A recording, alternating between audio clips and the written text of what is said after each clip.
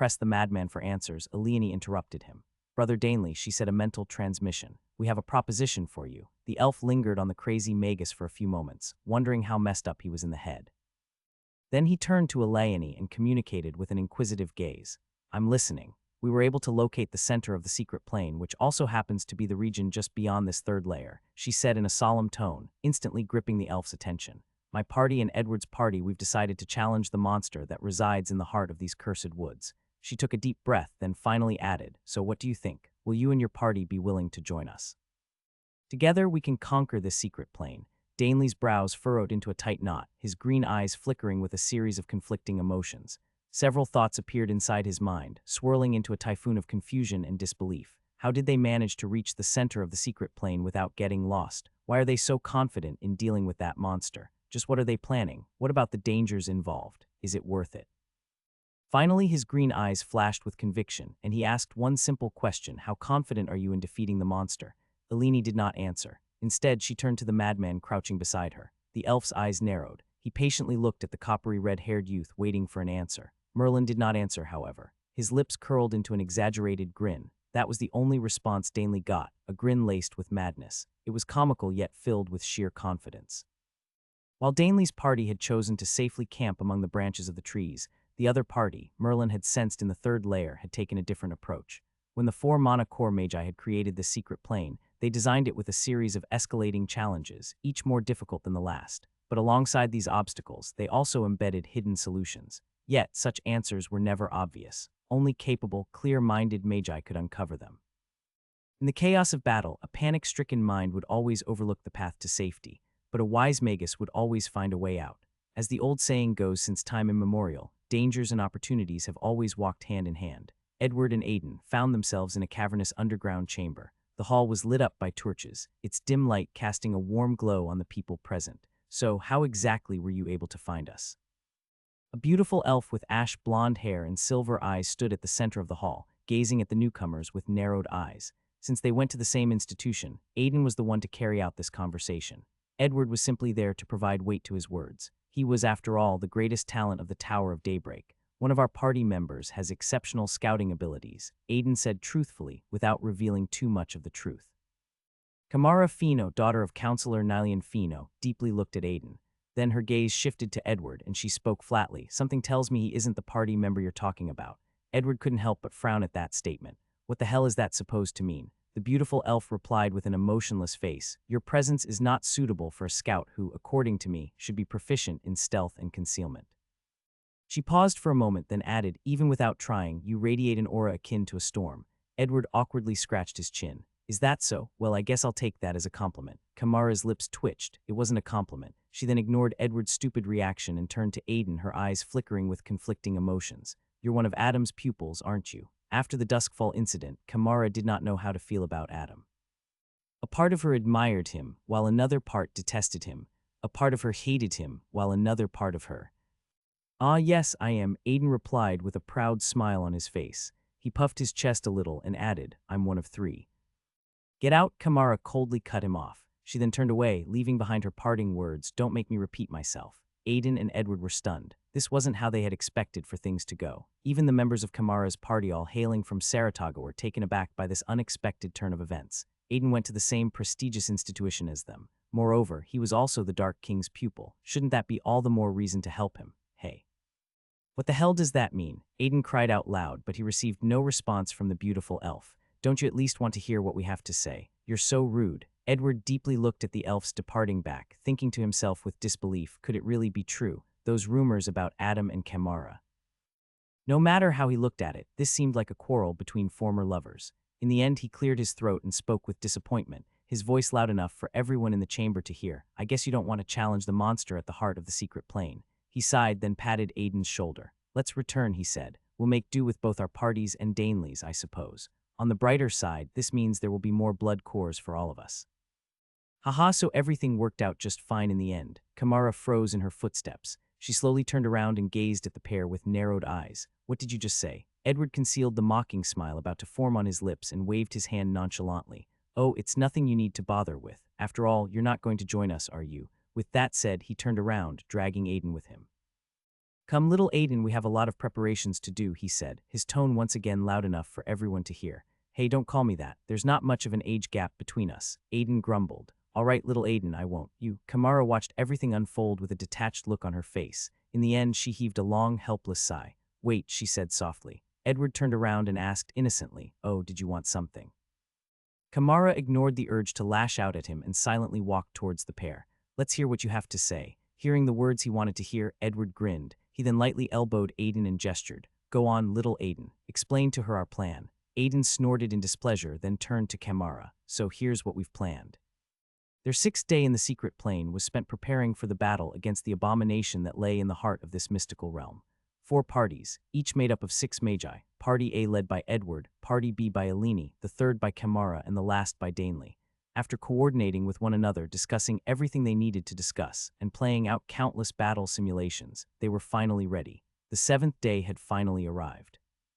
Through various concealment spells, the 4 parties traversed the 3rd layer and advanced toward the heart of the secret plane.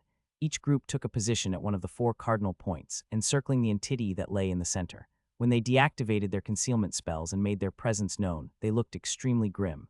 After all, the abomination before them was exactly that, an abomination, and as they laid eyes upon it, it too turned its murderous gaze upon them. An overbearing pressure descended upon the participants, making them shudder in horror. 36 young magi stood against an abomination at the peak of the mana liquefaction rank, and among the young magi was a wild card, one usually represented in a deck of cards as the Joker. The final battle of the 2nd trial had begun. What the hell is that thing? Standing at the edge of the 3rd layer, Charlie's expression paled. His voice was shaky and filled with grim resignation. How are we supposed to fight that monstrosity? Standing at the forefront of the group, Eleni had a dark look on her face. Her grip around the weapon tightened involuntarily, and a drop of sweat trickled down the side of her forehead. We can do it, she murmured. The abomination loomed like a small hill, a writhing, grotesque mountain of pulsating flesh. Countless bloodshot eyes blinked independently across its fleshy surface, some weeping blood, others darting around unnaturally to track every movement in its vicinity. Gaping maws filled with jagged teeth were scattered across its humongous body at regular intervals. They released guttural, inhuman sounds that shook the forest floor. An aura of dread permeated the air. It was so terrifying, so overbearing, that the young magi from the 4 parties found it difficult to even breathe. From the abomination's heaving mass, grotesque tendrils extended. They were long, sinewy limbs of flesh and muscle that twisted through the air like bloody whips. Although they were resting now, the magi could well imagine how these tendrils would move with terrifying precision, capable of skewering prey, tearing trees from the roots, or shaping themselves into nightmarish forms. The young magi instantly knew the moment they laid eyes on this titanic abomination. This was the source. The grotesque womb that birthed the blood beast stalking the sanguine forest, the crimson grasslands, and the bloody marshes. And the moment they laid eyes on it, it turned its gaze upon them as well. The abomination had already been aware of their presence long before they had deactivated their concealment spell. The fleshy surface of the anomalous entity trembled for a moment, the countless maws on its surface gradually opening wide, and then it let out a blood-curdling screech, so loud, so horrifying, that the young magi couldn't help but clutch their ears, collapsing to their ground as a wave of nausea assaulted their minds. A visible shockwave erupted from the abomination, rippling through the entirety of the secret plane. It tore past the young magi, slamming into them with invisible force. Then it surged into the cursed woods of the sanguine forest, shaking the twisted black trees. Then it rolled across the crimson grasslands, causing the tall crimson blades to sway like fields in a storm. And finally, it reached the bloody marshes, where the stagnant waters began to bubble and churn with violent fury. And then it happened. Rumble, the young magi held their breaths, their attention divided between the towering abomination before them and the unsettling changes taking place behind. The ground began to tremble, slow at first, then with growing violence. From every corner of the secret plane, the blood beasts had begun to move. Drawn by their mother's cry, they surged forward in a brutal frenzy, a tsunami of flesh and fury converging on a single point. Within minutes, the 4 parties would be trapped. They would undoubtedly be caught between the monstrous progenitor and its ravenous spawns. But this outcome, it was exactly what they had planned for. Merlin now, Eleni, without turning back, barked out instructions. The madman, who was standing at the rear of the group, grinned wildly. Ah, what a beautiful, beautiful day for a bloody massacre. With that said, he quickly drew back, weaving hand seals at a terrifying speed. But before leaving, he didn't forget to speak words of encouragement to his fellow party members. Try not to die, my dear friends. Although if you do die, I will be claiming all your belongings. Fafafa. As the last of his words echoed inside the young Magi's ears, Merlin had already vanished into the darkness of the cursed woods behind. "Damn that madman," Khan roared, but there was a wide grin on his face. After spending the entirety of the 6th day studying the strengths and weaknesses of the towering abomination, the Mother of Flesh, Merlin had come to a staggering conclusion. Despite the creature's powerful mana fluctuations and strength that seemingly surpassed the peak of the mana liquefaction rank, she was surprisingly easy to defeat, and the reactions of the countless blood beasts scattered across the secret plane further confirmed that unsettling speculation. On her own, the Mother of Flesh wasn't capable of eliminating the young Magi. No, for that it needed the aid of her brood. Her towering, fleshy body was far too resilient for ordinary rank 2 spells to inflict any lasting harm, but there were other ways to bring her down, and therein lay the key. Flesh, endless vulnerable flesh. Thus, the group of young Magi devised an ingenious plan, and the first step of the plan was to separate the mother from her children who, at this point, had gone completely feral. In the last 2 days, Merlin had used Adam's spirit parasite several times. He had used some of the blood beasts to mark the trees to guide the 4 parties towards the heart of the secret plane. He had used other beasts to study the Mother of Flesh, as well as the countless blood beasts that inhabited the 3rd layer. Finally, after the blood beasts had served their purpose, Merlin commanded them to collapse along the edges of the 3rd layer, forming a sparse, rough line of corpses occupying the area between the outer forest and the vast clearing at the center occupied by the towering abomination. After weaving the final hand seal, and before the first wave of the blood beasts assaulted the young Magi, Merlin slammed his palms to the ground, a vicious grin on his face. Rank 2 spell, Great Crimson Barrier. This was the result of fusing rune magic with the magic from the School of Warding. The corpses of the blood beasts, the ones that were infested with Adam's spirit parasite, suddenly began to shudder. A glowing crimson light pulsed from within, rising into the air like blinding flares ignited by the dead.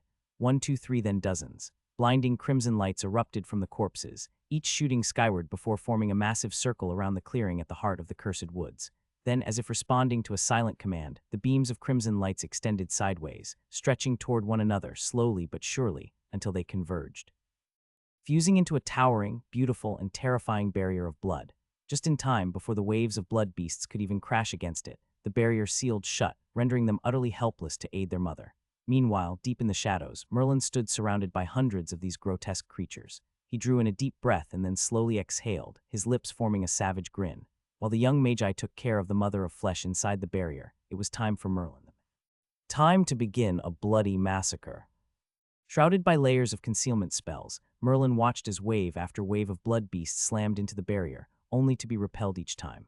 They clawed, bit, and hurled their bodies at it in a frenzy, but no matter how violently they attacked, not a single scratch appeared on its surface. In fact, many of the weaker beasts even died as a result of the brutal stampede, but none of that mattered. All these mindless beasts cared for at the moment was to get to their mother and aid her.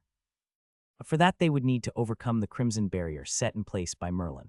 It was important to note that the barrier was far stronger than any rank 2 spell in general because it was reinforced by runic magic. The youth's knowledge of runic magic was considerable. Given that, he had enriched his understanding of it after studying several tomes from the Brotherhood's archives, the Founder's journals, and absorbing memories inside the Lotus. At this point, Merlin, or rather, Adam, could be considered an expert in runic magic according to the standards of Tron at least, so he was fairly certain that the waves of blood beasts would be unable to overcome the barrier he had set in place. He was also quite certain of the young Magi's capabilities to defeat the Mother of Flesh inside the barrier. Now, all that was left of him was to deal with as many blood beasts around him, ensuring that they did not put too much pressure on the barrier. They were also still an abundant source of blood cores. Well, now how should I deal with these beasts? He thought to himself, stroking his non-existent beard in a comical way. If one saw his temperament at the moment, they'd never believe that he was surrounded by hundreds of bloodthirsty creatures. Merlin was like a lone boat sailing through a stormy ocean of hunger and madness. Yet his expression was carefree and detached. It was as if he did not care about the threats these abominations posed. Or more precisely, they did not pose a threat to him at all. I can't use the Staff of Calamity for obvious reasons, he thought. Similarly, Night Hello is also out of the question. I'm sure those 3 runts will recognize it, so what do I do then? Slowly his lips curled into a smirk. Well, I've got the spirit of a jester, so shouldn't I just dance? Suddenly his eyebrows arched in surprise and his pale blue eyes flickered with realization and understanding. Wait, dance. He recalled one of the first techniques he had absorbed through the memories of one of the experts from the greater universe, the Astral Tyrant Manual. A body enhancement technique, one that taught the user to channel their mana within their body and wrap it around their limbs to enhance combat capabilities. An extremely rare and precious technique, it had been discovered by the expert within the depths of an ancient ruin, belonging to a long-lost civilization drowned by the river of time. The manual comprised of 3 parts: a method to constantly strengthen the body and advance through the ranks, a set of hand-to-hand magic combat techniques, and finally a footwork technique. These 3 laid the foundation for unbridled carnage through sheer, relentless battle. The magic combat technique was called the Hand of Doom, whereas the footwork technique was known as the Stellar Steps. The Astral Tyrant manual also contained a close-quarter technique that contained a series of moves discharged from the fists, elbows, knees, and feet, effectively using almost every body part as a weapon. When utilized, the technique caused the user to move like a specter caught in a drunken dance. Graceful, unpredictable, and utterly terrifying to behold. The phantom dance, Merlin muttered under his breath. It was strange. Despite being one of the first legacies he had inherited, he still didn't know much about this elusive battle art. After all, he had never properly used it. In battles, he would mostly always depend on his wide arsenal of magic spells and the techniques from the Hand of Doom. But the phantom dance. The number of times he had utilized this battle art could be counted on one hand. Merlin sighed, thinking to himself, such a precious battle art, and I've allowed it to catch dust in the vast memory vault inside my mind. Have I started taking things for granted? He breathed in deeply, then exhaled a long sigh. Then he sacrificed a wolf's nail, weaved a simple hand seal, and cast a spell. Rank 2 spell, Werewolf Claw. Mana surged through his arms, his veins pulsing with raw, bestial power. His fingers twitched, then cracked inhumanely as bones and muscles shifted. Thick, black fur sprouted along his forearms, and his nails elongated into curved, obsidian claws resembling those of the creatures of the night, gleaming with deadly intent. Merlin canceled the concealment spell, instantly drawing the attention of blood beasts in the vicinity. He squatted a little, hands raised high into an unusual fighting stance. Then he burst into a phantom dance. His claws shot out in a whirlwind of violence as he dove into the horde of blood beasts. Merlin's grin turned wider as he channeled the sadistic persona of the Joker. Today, he would dance till his heart's content. There were hundreds of targets lying sprawled before him, after all, more than enough to master the basics of the phantom dance. Meanwhile, the situation inside the barrier was just as dire, if not worse than what the madman faced outside. Realizing that it was trapped within the terrifying crimson walls, the Mother of Flesh shrieked maniacally, its countless eyes locking in on the 4 parties of young magi surrounding her. However, before her tendrils even had the chance to move in order to squash them. The young magi had already made their move. Each of the party members hurled a wooden barrel skyward, each filled with a mysterious, volatile substance, every one of them aimed directly above the towering abomination. Enraged, the creature roared and lashed out with its meaty tendrils, swatting the barrels mid-air, and that was the beginning of its doom. The Mother of Flesh roared angrily and lashed out with its meaty tendrils, viciously swatting the wooden barrels the young magi had thrown at her. It was a creature of pure instincts, so it did the first thing that came to mind: destroy the projectiles hurled at it. But that was what spelled its doom. As the barrels shattered mid-air, they exploded into splinters, releasing a dark green liquid that burst forth like a volley of firecrackers, instantly drenching a large portion of the abomination's body.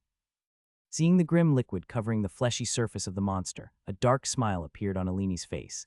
"Tell me how that tastes, monster," she said. "I concocted it with a lot of care." The Mother of Flesh froze for a moment, then its entire humongous body shuddered. Where the dark green substance touched, its tendrils began to wither and rot, sizzling as steam rose from the necrotizing flesh. Segments of outer layers bubbled and peeled away, revealing raw, vulnerable tissue beneath. Portions of its massive body began to sag, as though the weight of its own body was suddenly too much to bear.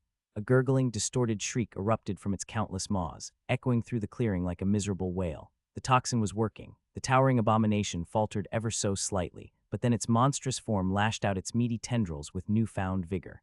It was simply too enormous, and the necrotic rotting liquid had only covered a portion of the fleshy surface area. But the young magi weren't worried about taking down this behemoth. Those barrels containing the necrotic liquid were only the first wave of their attack plan. They had many more things in store for the Mother of Flesh. However, for their plan to come into fruition, each of them had to ensure not to get caught in the whirlwind of tendrils that attacked them from every direction. Furthermore, because of the barrier all around them, they didn't have a lot of area to maneuver, so they had to be very, very careful. The members of the 4 parties quickly cast several layers of concealment spells on themselves once again and disappeared from sight. Although the abomination could still sense them, it was far less effective compared to before. First, it was extremely enraged and was simply lashing out with its tendrils randomly. Second, and more importantly, the necrotic liquid was slowly and surely beginning its work. The portions of flesh affected by it were gradually decomposing the organic tissues. Now it had become a battle of attrition. Either the mother of flesh would succumb to the corrosive rot eating away at its body end, whatever else the young magi had planted, or the young magi would be crushed beneath the relentless barrage of its writhing tendrils. Every second felt like an hour. Flesh slapped against the barrier, magic spells flared into brilliant lights, and blood painted the clearing. And above all of it loomed the abomination, wounded, yet still maddeningly alive. Outside the barrier, Merlin was indulging in brutal carnage. He circled the crimson barrier repeatedly, ensuring that the countless blood beasts did not put too much strain on it, while the young magi dealt with the mother of flesh inside. The youth was bathed in the blood of his enemies, and his pale blue eyes had seemingly lost focus. At the moment, he was completely and wholeheartedly focused on only one thing. Murder, murder, murder. He didn't know how much time had passed since he had begun slaughtering these blood beasts. A few minutes, perhaps a few hours, perhaps an eternity. Merlin found himself in a momentary trance, detached from everything else that was happening around him, everything except murder. He delivered blow after blow from his fists, elbows, knees, and legs. One shot was all it took to take care of the blood beasts, regardless of whether they were of the mana foundation rank or the mana liquefaction rank.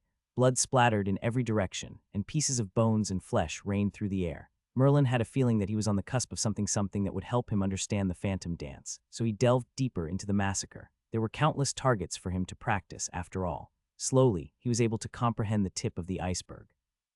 The true essence of the phantom dance lay in the paradox it embodied: chaos with control, brutality wrapped in elegance. At its core, the phantom dance was not merely a technique, but a manifestation of the user's will and presence. Every movement, be it a spiraling elbow, a sweeping knee, or a crushing fist, was imbued with the overwhelming force of tyrannical mana. The blood beasts exploded into pieces of flesh, bones, and organs the moment they faced his blow. Yet at the same time, the blow was delivered with such fluidity and unpredictability that it felt less like a martial form and more like a spectral dance. Gradually, Merlin became an enigma on the battlefield, leaving a trail of mangled corpses in his wake. Using the footwork technique of the Astral Tyrant manual, he became a blur of afterimages and echoing steps, vanishing and reappearing like a drunken wraith in full control of their madness. To an onlooker, it would seem like Merlin was teleporting in and out of existence, but in truth, that was just the product of pure speed. Each strike decimated the enemy, each step displaced reality, and each lash seemingly held the weight of a collapsing star. For the first time since he had gotten his hands on the Astral Tyrant manual almost 2 decades ago, was showing the true form of the phantom dance. Seeing him slaughtering enemies so gracefully felt like seeing a bloody storm take human shape, flowing like the wind, hitting like thunder, and leaving only silence in its wake. Yet despite it all, Merlin felt like he was missing something very crucial to his understanding of the phantom dance. It was like a fleeting dream. The more he reached for it, the further it slipped away. Unfortunately, it would seem that the elusive feeling would remain just out of Merlin's grasp. What felt like a momentary trance had, in reality, lasted for longer than he realized. And when he finally came to his senses, he was met with a startling sight. Every blood beast was dead. What? A look of utter disbelief shadowed Merlin's face. He looked around, only to see mangled corpses strewn everywhere and streams of blood flowing through the underbrush of the forest. Here and there, several trees had been decimated as well. No matter where he looked, all he could see was blood, corpses, and utter carnage. Merlin's heart grew cold. What the hell just happened? He muttered under his breath, his tone laced with incredulity. The perpetual smile that always hung on his lips was nowhere to be seen. Not even a shadow of it remained. Complete and utter shock. That was the expression Merlin wore on his face. He was terrified by what he saw before him. Hundreds of mana-like faction-level beasts and countless more mana foundation-level beasts now lay dead. Not a single one of them had a complete corpse. It was almost as if a murderous typhoon had just swept through the clearing, slaughtering anything or anyone that dared to stand in its way. And the most shocking thing was, the murderous typhoon in question. Merlin the Mad had no idea how all of this even happened. A chill crawled down his spine. Did I do all of this? He thought to himself. He remembered casting the great crimson barrier. After that, he also remembered getting into a brutal melee with the blood beasts around him. Merlin's plan was to use guerrilla warfare and take care of the enemy one by one, ensuring that they didn't put abnormal pressure on the barrier. But somewhere along the line, he had become so engrossed in the phantom dance that he had lost track of time, lost track of space, and lost track of self. It was almost as if someone else had taken control of him, while he remained submerged in an ocean of oblivion. No, it would be more precise to say. His body somehow moved on its own, animated by sheer instinct and an insatiable will to murder, driven by a sole purpose to understand the phantom dance. So while his mind struggled to comprehend the elusive battle art, his body guided by the very struggle danced on its own. A savage, spectral rhythm. Each motion etched the technique deeper into his being, not through thought, but through blood and instinct. But this doesn't make any sense at all. His frown deepened. Was my state of trance so deep that I didn't even? His thoughts came to an abrupt halt when he suddenly winced. Lowering his head, he saw that his body, which had been enhanced several times in the past, was now littered with scars big and small. His tunic had been shredded into pieces, and all that remained of his garments were a pair of tattered trousers that were stained red by fresh blood. Of course.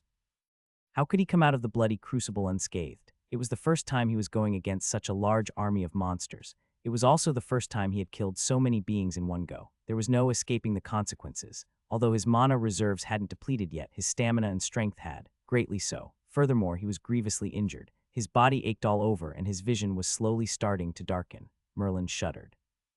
If at this point someone sneaked on him and landed so much as a single hit on him, he would be knocked out cold. That's how tired and weak he felt at the moment. But how did I even get to this point? He wondered. It didn't make sense. And to make matters worse, he couldn't shake this nagging feeling that he was on the verge of something. Like he had already grasped the basic fundamentals of the phantom dance and was only half a step away from mastering them, yet it remained just out of reach, as elusive as a fleeting dream. He conjured a potion of healing. With trembling hands, he brought the vial to his lips and consumed the magical potion. Slowly, he felt his body repair itself, but the damage was far too great to be solved with mere potions. Merlin felt that he needed deep rest and several rounds of recovery inside medicinal baths. Thunder, a booming sound erupted from the crimson barrier, making him flinch. He turned towards the clearing of the forest, his eyes narrowing. The space inside the barrier was illuminated with a blinding blue light. When the light faded, Merlin was finally able to see what was going on inside. His lips formed a faint smile. "Ah, what a wonderful sight," he said softly. The mother of flesh lay motionless at the center of the barrier, its countless eyes having already lost their luster. In some places, its body had begun to rot. In others, its blood had violently overheated. Certain parts of its flesh had mutated and collapsed, while elsewhere its soft tissue had exploded from within. Its tendrils sagged, its body crumbled in places, and its resistance faltered. And in that fleeting moment of vulnerability, Edward struck with everything he had, landing the final blow that brought the abomination to an end. They had done it. Through meticulous planning, grim determination, and unwavering courage, they had slain the monstrous entity that once ruled over the blood-soaked secret plane. And now it was time to reap the reward. The members of the four parties looked at one another, their faces etched with overwhelming exhaustion, yet lit by the unmistakable glow of hard-earned triumph. Their sense of accomplishment was magnified many times over by the fact that not a single life had been lost. "We did it," Eleni murmured as she knelt on the ground, gasping for air. Suddenly, the towering walls of the crimson barrier trembled. The red barrier flickered for a few moments before dissipating into countless motes of light. The great crimson barrier had been deactivated. All the young magi had gathered together in the clearing, standing before the humongous corpse of the mother of flesh. When the walls came down, they turned around, their gaze landing on the person without whom none of this would have been possible. But when they caught a glimpse of him, they involuntarily shuddered. Amidst a sea of countless corpses, only one man remained standing. Drenched in blood, he seemed like a devil that had clawed its way out of the depths of hell. How could one man go through so much carnage? How could one man be capable of such bloody murder? These were the thoughts that swirled in the minds of the young magi, until the familiar voice of their eccentric companion pierced through their reverie. Ah, it was indeed a beautiful day for a bloody massacre. After the fall of the mother of flesh, a somber and ominous silence descended over the entirety of the secret plane. The blood beasts had died too, after all. The ones who had surrounded the great crimson barrier had been slaughtered by Merlin. As for the rest, scattered throughout the secret plane, they died as soon as their progenitor breathed its last. There were other parties of young magi scattered throughout the 3 layers of the secret plane, stunned at the current state of events. These participants, they were the only living beings in this place now, whereas the 4 parties that had challenged the mother of flesh now found themselves utterly horrified. Despite slaying the strongest monster in the secret plane, they still felt extremely weak and insignificant in front of the man, who was most likely a monster even more dangerous than the towering abomination. Slaying hundreds of mana liquefaction-level beasts and an army of countless weaker beasts single-handedly was an unimaginable feat for even a mana vortex magus, let alone a mana liquefaction magus. Such an extraordinary and mind-boggling feat perhaps overshadowed even the Dark King's exploits when he had been a mana liquefaction magus. Seeing the bloodied figure of Merlin standing amidst a sea of corpses caused the young magi to shudder. Furthermore, the oppressive aura of palpable killing intent radiating from him made them unable to breathe properly. For the first time in their lives, they felt true terror grip their hearts, and the source of this feeling was not a monster but their own comrade. Edward cast his terrified gaze at the coppery red-haired youth, thinking to himself in sheer disbelief, is this really what a mana liquefaction magus is capable of? Is he even human? The very air seemed to twist around Merlin as if unable to bear the weight of his boundless bloodlust. The madman's lips parted and he spoke in a hoarse voice, "Take care of the blood cores, will you?" With that said, he slowly walked in their direction, causing them to involuntarily flinch simultaneously. Then, shaking his head, he silently walked past them, heading to the corpse of the mother of flesh. "I'll retrieve the blood cores out of this one," he added. No one stopped him. No one even spoke a word to him. They were far too scared, and when Merlin passed them by, they held their breaths. The aura of brutality and bloodthirst emanating from him made their skin tingle. Suddenly, Eleni gathered the courage and finally called out to him. "Hey Merlin, are you all right?" Merlin stopped in his footsteps. He turned around, glancing at his party members with tired, bloodshot eyes. Then his gaze shifted to his student, and he weakly raised a thumb, forcing a grin. "Always." Then he turned back around and dragged his body towards the towering corpse. Everyone watched in silence as he climbed the hulking, rotten body of the mother of flesh and slowly made his way inside. The party members were at a loss for words. They exchanged glances and then began collecting blood cores from the corpses strewn around the large clearing. Seeing the way these blood beasts had been mutilated, they couldn't help but nervously gulp. Not a single one of them had an intact corpse remaining. Meaning not a single one of them had died as a result of their progenitor dying. They had all been slaughtered by Merlin the Mad. Several hours later, the party members had finished retrieving most of the blood cores from the corpses. The rest, well, they had been destroyed by Merlin in his drunken dance. The madman, too, had emerged from within the corpse of the mother of flesh with a large, bulging bag hanging over his shoulder. When Edward glanced at him, he saw a momentary look of grim nervousness in the coppery red-haired youth's face. It was for a fleeting moment before he resumed back to his comical and carefree self. "These are the only ones I could gather," he said. "The rest have been corroded by the alchemical solutions." Everyone silently nodded. They were either too tired or too scared to strike up a conversation right now. Edward wanted to ask Merlin if he had come across something inside, but in the end, he chose to keep to himself. The party members rested for an hour in the sanguine forest. With the absence of the blood beasts, everything was peaceful, serene, and beautiful. They had completed the task of conquering the secret plane, and now all that awaited them was to return to the real world. Suddenly, the magical keys in their possession started to heat up, releasing a blinding light. The young magi were startled at first, but soon realized what was happening. The second trial was finally coming to an end. They had already spent 7 days inside the secret plane, and now, without a shadow of doubt, they could confirm that they would definitely be heading into the third and final trial of the Grand Magus Tournament. In the clearing of a grove somewhere in the verdant valley, the air suddenly trembled. Then 12 tears appeared mid-air, and a moment later, a dozen bloodied and battered figures emerged from them. "Oh my, looks like you all have gone through quite the trial in there. It is good to see you all in one piece." The pleasant voice of the kind and amiable Professor Mathilda Whittaker echoed in the young magi's ears. They greeted the overseer of the tournament with a forced, tired smile. The horrors they had gone through inside the secret plane were still fresh in their minds, and the greatest horror of them all was standing amidst them. Sensing the awkward atmosphere, Merlin stepped forward and excused himself. I guess I'll see you all later then." He was also too exhausted at the moment and wanted nothing more than to lie down and rest. Under the young magi's silent and slightly apprehensive gazes, he limped out of the clearing, heading towards Saratoga Castle.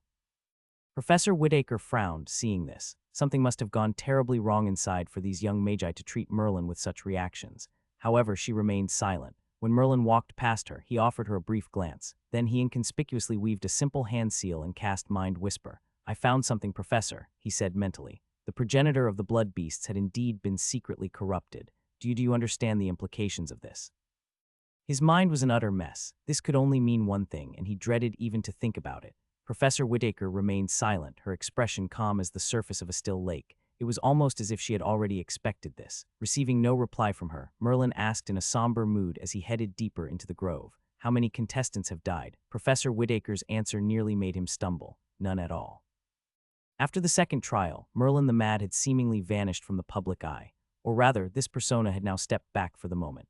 Constantine the tyrant had returned. He remained inside his dorm room in Saratoga, sleeping for as long as he possibly could. The raven-haired youth made no effort to join the other contestants in their victory celebrations, nor did he attend any social gatherings held in the days leading to the final trial. He just wanted to rest.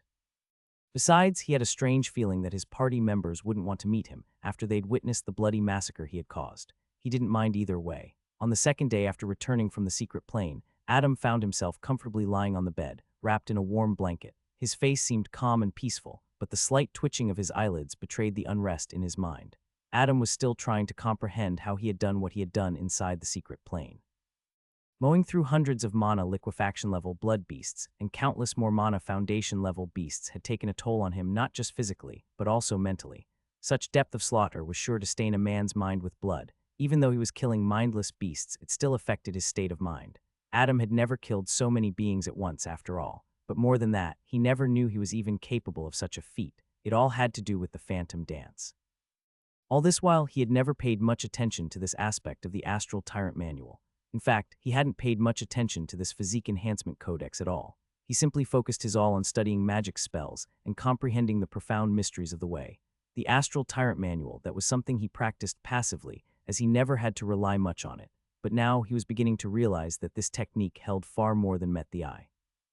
Setting aside the ingenious path of advancement in the Fiskeu enhancement system, the tyrannical techniques of the Hand of Doom, and the elusive footwork technique of the Stellar Steps, just the inclusion of the Fatum dance alone made the Astral Tyrant Manual immeasurably valuable in his eyes. In the end, the very thing he had paid the least attention to turned out to be the most precious of them all. Even in deep sleep, he subconsciously tried to recreate the feeling of wielding the Phantom Dance as he weaved through the horde of blood beasts. He was trying to figure out why he had done what he did and how exactly he had done it. However, that feeling remained as fleeting as a phantom at twilight, when the mind stood suspended between dreams and wakefulness. Adam still couldn't hold onto that feeling. He slowly opened his eyes, his vision slightly blurry. Seeing the familiar stone ceiling of his dorm room, he took a deep breath and sighed. The raven-haired youth scanned his cozy dorm room. It was warm, safe, and peaceful. It was utterly unlike the brutal carnage of the secret plane behind him, or the looming storm of chaos yet to come. As the days slipped by and the Grand Magus tournament drew to a close, a creeping sense of foreboding began to tighten its claw around Adam's heart. This time the feeling was very intense, greater than anything he'd ever felt before. In his youth, he had faced a reawakened vampire far stronger than himself, participated in a war against the orcs, and even stood against the powerful Gracie family. As a young man, he had battled a werewolf one entire rank above him, fought off the cultists in Blackshore, and triumphed despite being heavily outnumbered. Yet the sense of unease and foreboding he had felt during those perilous times paled in comparison to what he was feeling at the moment. It was like a dark, unseen claw had seized his heart and refused to let go, and with each passing day its grip only tightened. A strange, unnerving thought appeared within his mind: am I going to die? Adam's expression turned cold, his eyes flashing with ruthlessness. For now, he had to set aside the mysteries of the Phantom Dance and focus on the matters at hand. That thing I found inside the Mother of Flesh, he thought with grim apprehension. So that is what caused the abomination to increase its strength by leaps and bounds. That should have also been the reason for the rapid procreation of the blood beasts throughout the secret plane. But the question is... A dark scowl appeared on his face. How were they able to make secret arrangements deep within the territory of Saratoga? Either somewhere higher up within the Saratoga has been compromised. He got down from the bed and headed towards the tall, arched window. Gazing at the distant valley with an unreadable expression on his face, he mumbled, "The origin of the Mother of Flesh is highly suspicious." Right at that moment, a raven flew towards his window and perched on the outer ledge. It gazed at Adam with its dark eyes that flickered with a spark of intelligence. "You have been summoned, Constantine." The bird repeated the statement 2 more times before flapping its wings and flying away, disappearing behind one of the many turrets. Good timing, Adam muttered under his breath. He quickly freshened up and got dressed, donning a white silk robe. He, too, needed to report his findings to the Heesmaster. And not only that, he also wanted to find out how there were absolutely 0 casualties inside the secret plane. Given that the cult had tampered with the blood beasts within the secret plane, Adam figured there would be a lot of contestants perishing inside. But surprisingly, none had died. Casting a concealment spell on himself, he exited his dorm room and made his way towards the heart of the castle. He was in no mood to converse with other students and participants at the moment. Soon he arrived before the towering stone doors that led to the headmaster's office. Before he even had the chance to knock on them, the doors opened by themselves, allowing him to enter. Adam took a deep breath and stepped inside. There was a lot he needed to discuss with the mighty headmaster of Saratoga. The moment he walked into the room, however, his eyebrows rose in surprise. He had not expected to meet this person here at all. Inside the spacious chamber, 3 people had gathered. Headmaster Marcus Blackwood was naturally one of them. He sat at the head of the table, leisurely smoking from his long wooden pipe. Across from him sat two elderly women, both powerful mana vortex magi. Both of them had graduated from Saratoga, yet their paths had diverged. One had remained within the grand institution, guiding its young students with unwavering loyalty and compassion, while the other had pledged herself to the city of Ravenfell, ensuring to guard its prosperity. That last person Adam had not expected to see her here. He first turned to the old man, then pressed his hand against his chest and respectfully bowed. "Greetings, headmaster." Blackwood simply nodded, silently studying Adam for a good few moments. Exhaling a dense plume of smoke to the side, he remarked, "Must have killed a lot inside, eh?" Adam had an awkward expression on his face. He scratched the back of his head, answering with slight embarrassment, "Yes, my lord, I suppose so." Blackwood hummed in response, seemingly having lost interest in how many beings Adam had killed within the secret plane. The aura around the youth was deep and murderous, but nothing he hadn't seen before. The raven-haired youth turned to the elderly woman next and respectfully greeted, "Greetings, Professor." Professor Mathilda Whitaker nodded with a faint smile. "Sit, dear," she said, gesturing to the leather chair beside her. "We have a lot to talk about." Adam nodded. He then turned to the final person inside the room. "Greetings, Lord Marshal." Sabrina Benton gazed at him with a solemn expression, offering a light nod in response. What the hell is she doing here? Adam wondered as he took his seat. Perhaps the headmaster has disclosed the existence of the cult and their possible plans on Ravenfell. Yes, that makes sense considering she's the Lord Marshal of the city. Just before Adam was about to take his seat, however, he abruptly turned his gaze towards the fireplace. Seeing the two high-backed chairs empty, he squinted. Is that old geezer here as well? He wondered as he activated his sphere of resonance at full capacity, not that it was going to help him. If a monocore magus wanted to hide from him, there was nothing he could do about it. Especially considering that the Emperor Emeritus, Gerald Acadia, practiced a strange sealing magic that sealed his presence. Looking for something, Magus Constantine, the headmaster asked with an amused smirk. No, sir." Adam turned around and took his seat. He then added with a forced smile, "It's nothing, I think." Blackwood scoffed, then turned to the Lord Marshal of Ravenfell. He then spoke in a voice that lacked any emotion whatsoever, "So, tell me, Sabrina. How did that blood beast come to be corrupted? I hope you can give me a reasonable explanation, and you better not be lying." He paused for a moment, his eyes narrowing. "I'd hate for one of my own students to be in league with the vile cult." Adam's eyes trembled. "What?" Sabrina Benton's expression darkened, but she did not refute the accusations. After all the evidence pointed towards her at the moment. "Headmaster, what is going on?" Adam couldn't sit still anymore. "What do you mean?"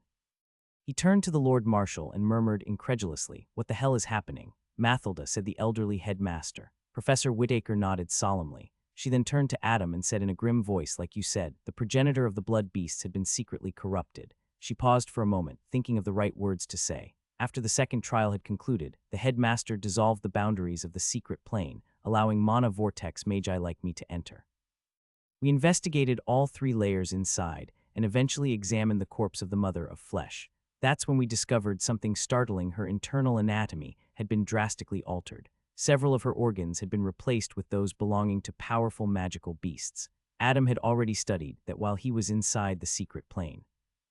In fact, this had been the very reason why the abomination had grown so powerful and was able to reproduce at such an astonishing rate, giving birth to countless blood beasts in the process. If not for the restrictions imposed by the secret plane in its inception, he speculated that the mother of flesh would have long since evolved to a mana vortex level beast. He had already deduced that the mother of flesh had been secretly altered beforehand. And he knew for certain that the cult of bones was behind it. After all, this was the surest and most subtle way of taking out the young magi while they were inside the secret plane. After all, apart from mana liquefaction magi, no one else was allowed to even set foot inside. It would be more precise to say that they couldn't enter. But what was Sabrina Benton's role in all of this? Was she truly in league with the cult of bones? Adam vaguely felt that this was not the truth. But then again, this was the cult he was dealing with. The truth and lies were often distorted. The cultists, or rather, the cult leader subtly warped the minds of the enemies, making them accept a lie as the truth even when the truth stared them right in the eyes. But why would the headmaster think that she was involved with the cult? Adam thought to himself, a seed of realization emerging inside his mind. Unless... He asked Professor Whitaker while his gaze lingered on the Lord Marshal, professor who was responsible for selecting the beast used in the second trial. The elderly woman smiled bitterly. Before she could reply, however, the Lord Marshal of Ravenfell turned toward him, her face cold as ice. "It was me," she said with narrowed eyes, her voice cold and filled with ridicule. "What, are you going to accuse me of being a cult spy as well?" Adam remained silent, deeply observing Benton's facial expression, body language, emotions, and peripheral thoughts through his sphere of resonance. The raven-haired youth's pupils constricted and his mind worked in overdrive. Eyes narrowed, not in fear but in challenge, he thought. There is no dilation of the pupils, no sudden spike in adrenaline suggesting guilt. Rather, a glare meant to deflect, not deceive. Jaw clenched. Anger or restraint, perhaps. Yes, she's containing herself. The kind of tension that doesn't come from the anxiety of exposure. Her lips pressed tightly after speaking. No smirk, no fidgeting. Yes, not the habits of a liar. This is restraint. Her pride is wounded. Arms crossed. Classic defensive posture. But her shoulders, they're squared, not hunched. She's defending her honor, not concealing the truth. Her breathing is subtly shallow, not from panic. No, it's the pain of disbelief. She feels betrayed. Emotionally reactive, yes, but not erratic. Her sarcasm is more like armor than a weapon. Conclusion. No signs of deceit. Adam took a deep breath, his pupils returning to normal. He deactivated the sphere of resonance. He looked at the Lord Marshal and offered a faint smile. His following response caused everyone to be taken aback. I believe she's innocent.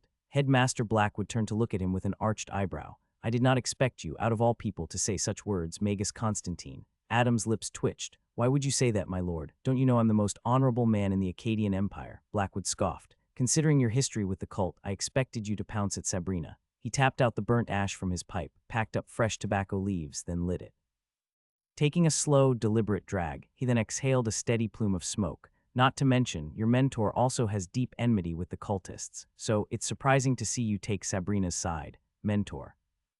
Adam's expression turned somber. He couldn't help but wonder, how is your advancement going, old man? Are you all right? He quickly discarded these thoughts to the back of his mind. Looking at the elderly Monocore Magus, he solemnly said, I'm old enough to not let emotions cloud my judgment, my lord.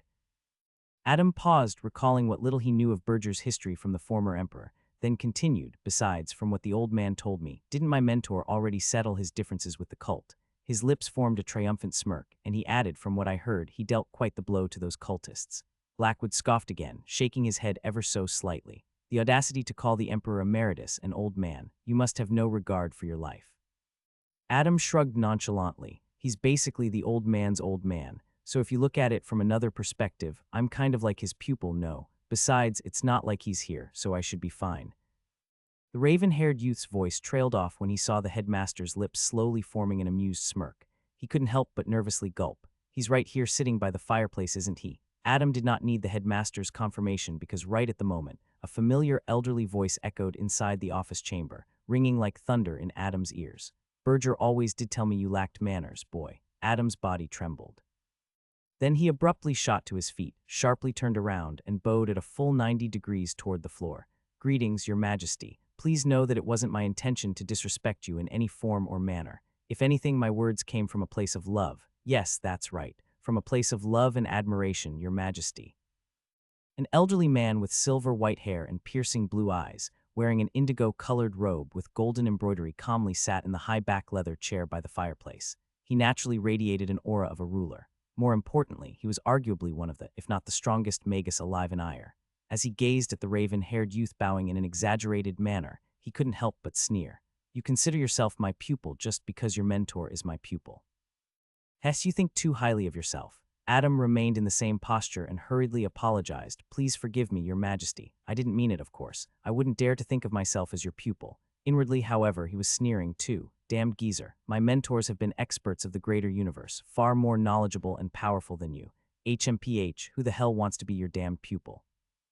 The Emperor Emeritus shook his head, then turned his gaze towards the two women, who had a look of utter astonishment marring their faces. It was evident that they, too, didn't know about the old man's presence in the room. Adam noticed this as well, but something told him they weren't even sure of the man's identity, not until now, that is. Gerald Acadia's gaze lingered on Sabrina Benton, causing her to shudder involuntarily. What is your conclusion, my lord? Headmaster Blackwood asked in a respectful tone. The Emperor gazed at Sabrina for a moment longer before slowly closing his eyes. His lips parted and he said evenly, it is as the boy said. She's innocent and so is her eldest son, whom she delegated the responsibility of acquiring the creature. Sabrina Benton's eyes gradually widened. She couldn't help but think in alarm. He was even able to learn that I sent Nash to make the purchase. After all, this was something that she hadn't even divulged to the headmaster yet, that it had been Nash Benton, who had traveled west to inspect the Mother of Flesh and subsequently purchase it for the tournament. I was of a similar mind, said the headmaster. He went into deep thought, then spoke several seconds later. I suspect the cult performed a precise divination to determine where Nash would search for the monster. Either they sold it to him directly, or the seller was merely a middleman working for them. Either way, it is difficult to say for certain. Gerald Acadia nodded ever so slightly. With his eyes still closed, he said slowly, the cult was aiming to drive a wedge between the upper echelons of Ravenfell. This is just the sort of tactic they're known for. Sabrina Benton had a complicated expression on her face. First, she utterly despised being used by the cult in such a manner, making her hatred for them grow by several times. And second, she couldn't help but wonder all this while, her eldest son's life had been hanging by a delicate thread. The very thought caused her heart to be gripped by fear. Sabrina, is it? The Lord Marshal flinched. She hurriedly rose to her feet, then immediately got down on one knee and greeted, "Yes, Your Majesty." She paused for a moment before adding, "It is an honor to be in your presence." Gerald Acadia gazed at her kneeling figure, his expression softening ever so slightly. "Your actions in service of Ravenfell and its citizenry have been noted with due approval. I expect you will persist in upholding your duties with the same diligence and resolve." "Yes, Your Majesty." The former emperor turned to Mathilda Whitaker, who at some point had also knelt on one knee to offer her respects, and added, "And you, Mathilda, commendable work. Owing to your supervision, the young ones were able to emerge safely from the second trial. It is my duty, Your Majesty." Adam suddenly stood back up. He had always been confused about this matter. How was there absolutely no casualties in the second trial? Truth be told, he had expected quite a lot of the contestants to die, and for Ravenfell to be thrown into chaos once the other factions learned of this news. But none of that happened. He cleared his throat, then asked, "Professor, how did all the contestants manage to stay alive despite staying inside the secret plane for a week? To be honest, I expected a lot of them to die, considering the sheer quantity of the blood beasts inside."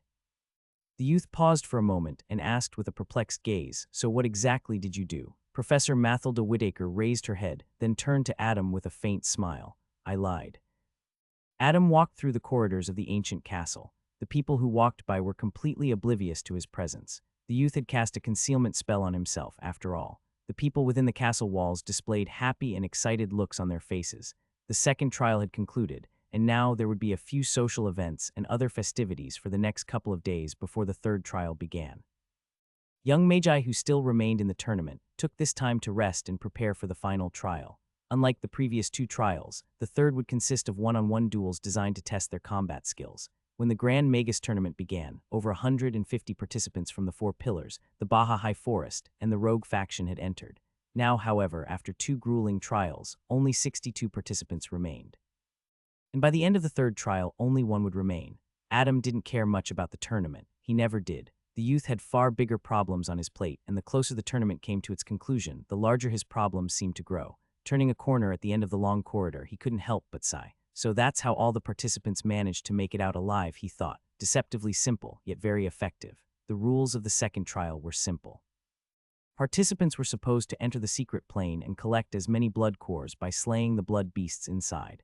The more cores they accumulated, the higher the chances of them advancing to the next round. It was also important to note that the participants had to stay inside the trial for 7 days straight, and that until and unless those 7 days were over, the participants would not be able to exit the secret plane. But that turned out to be a lie. Professor Mathilda Whitaker had purposely spread disinformation regarding the second trial since the very beginning.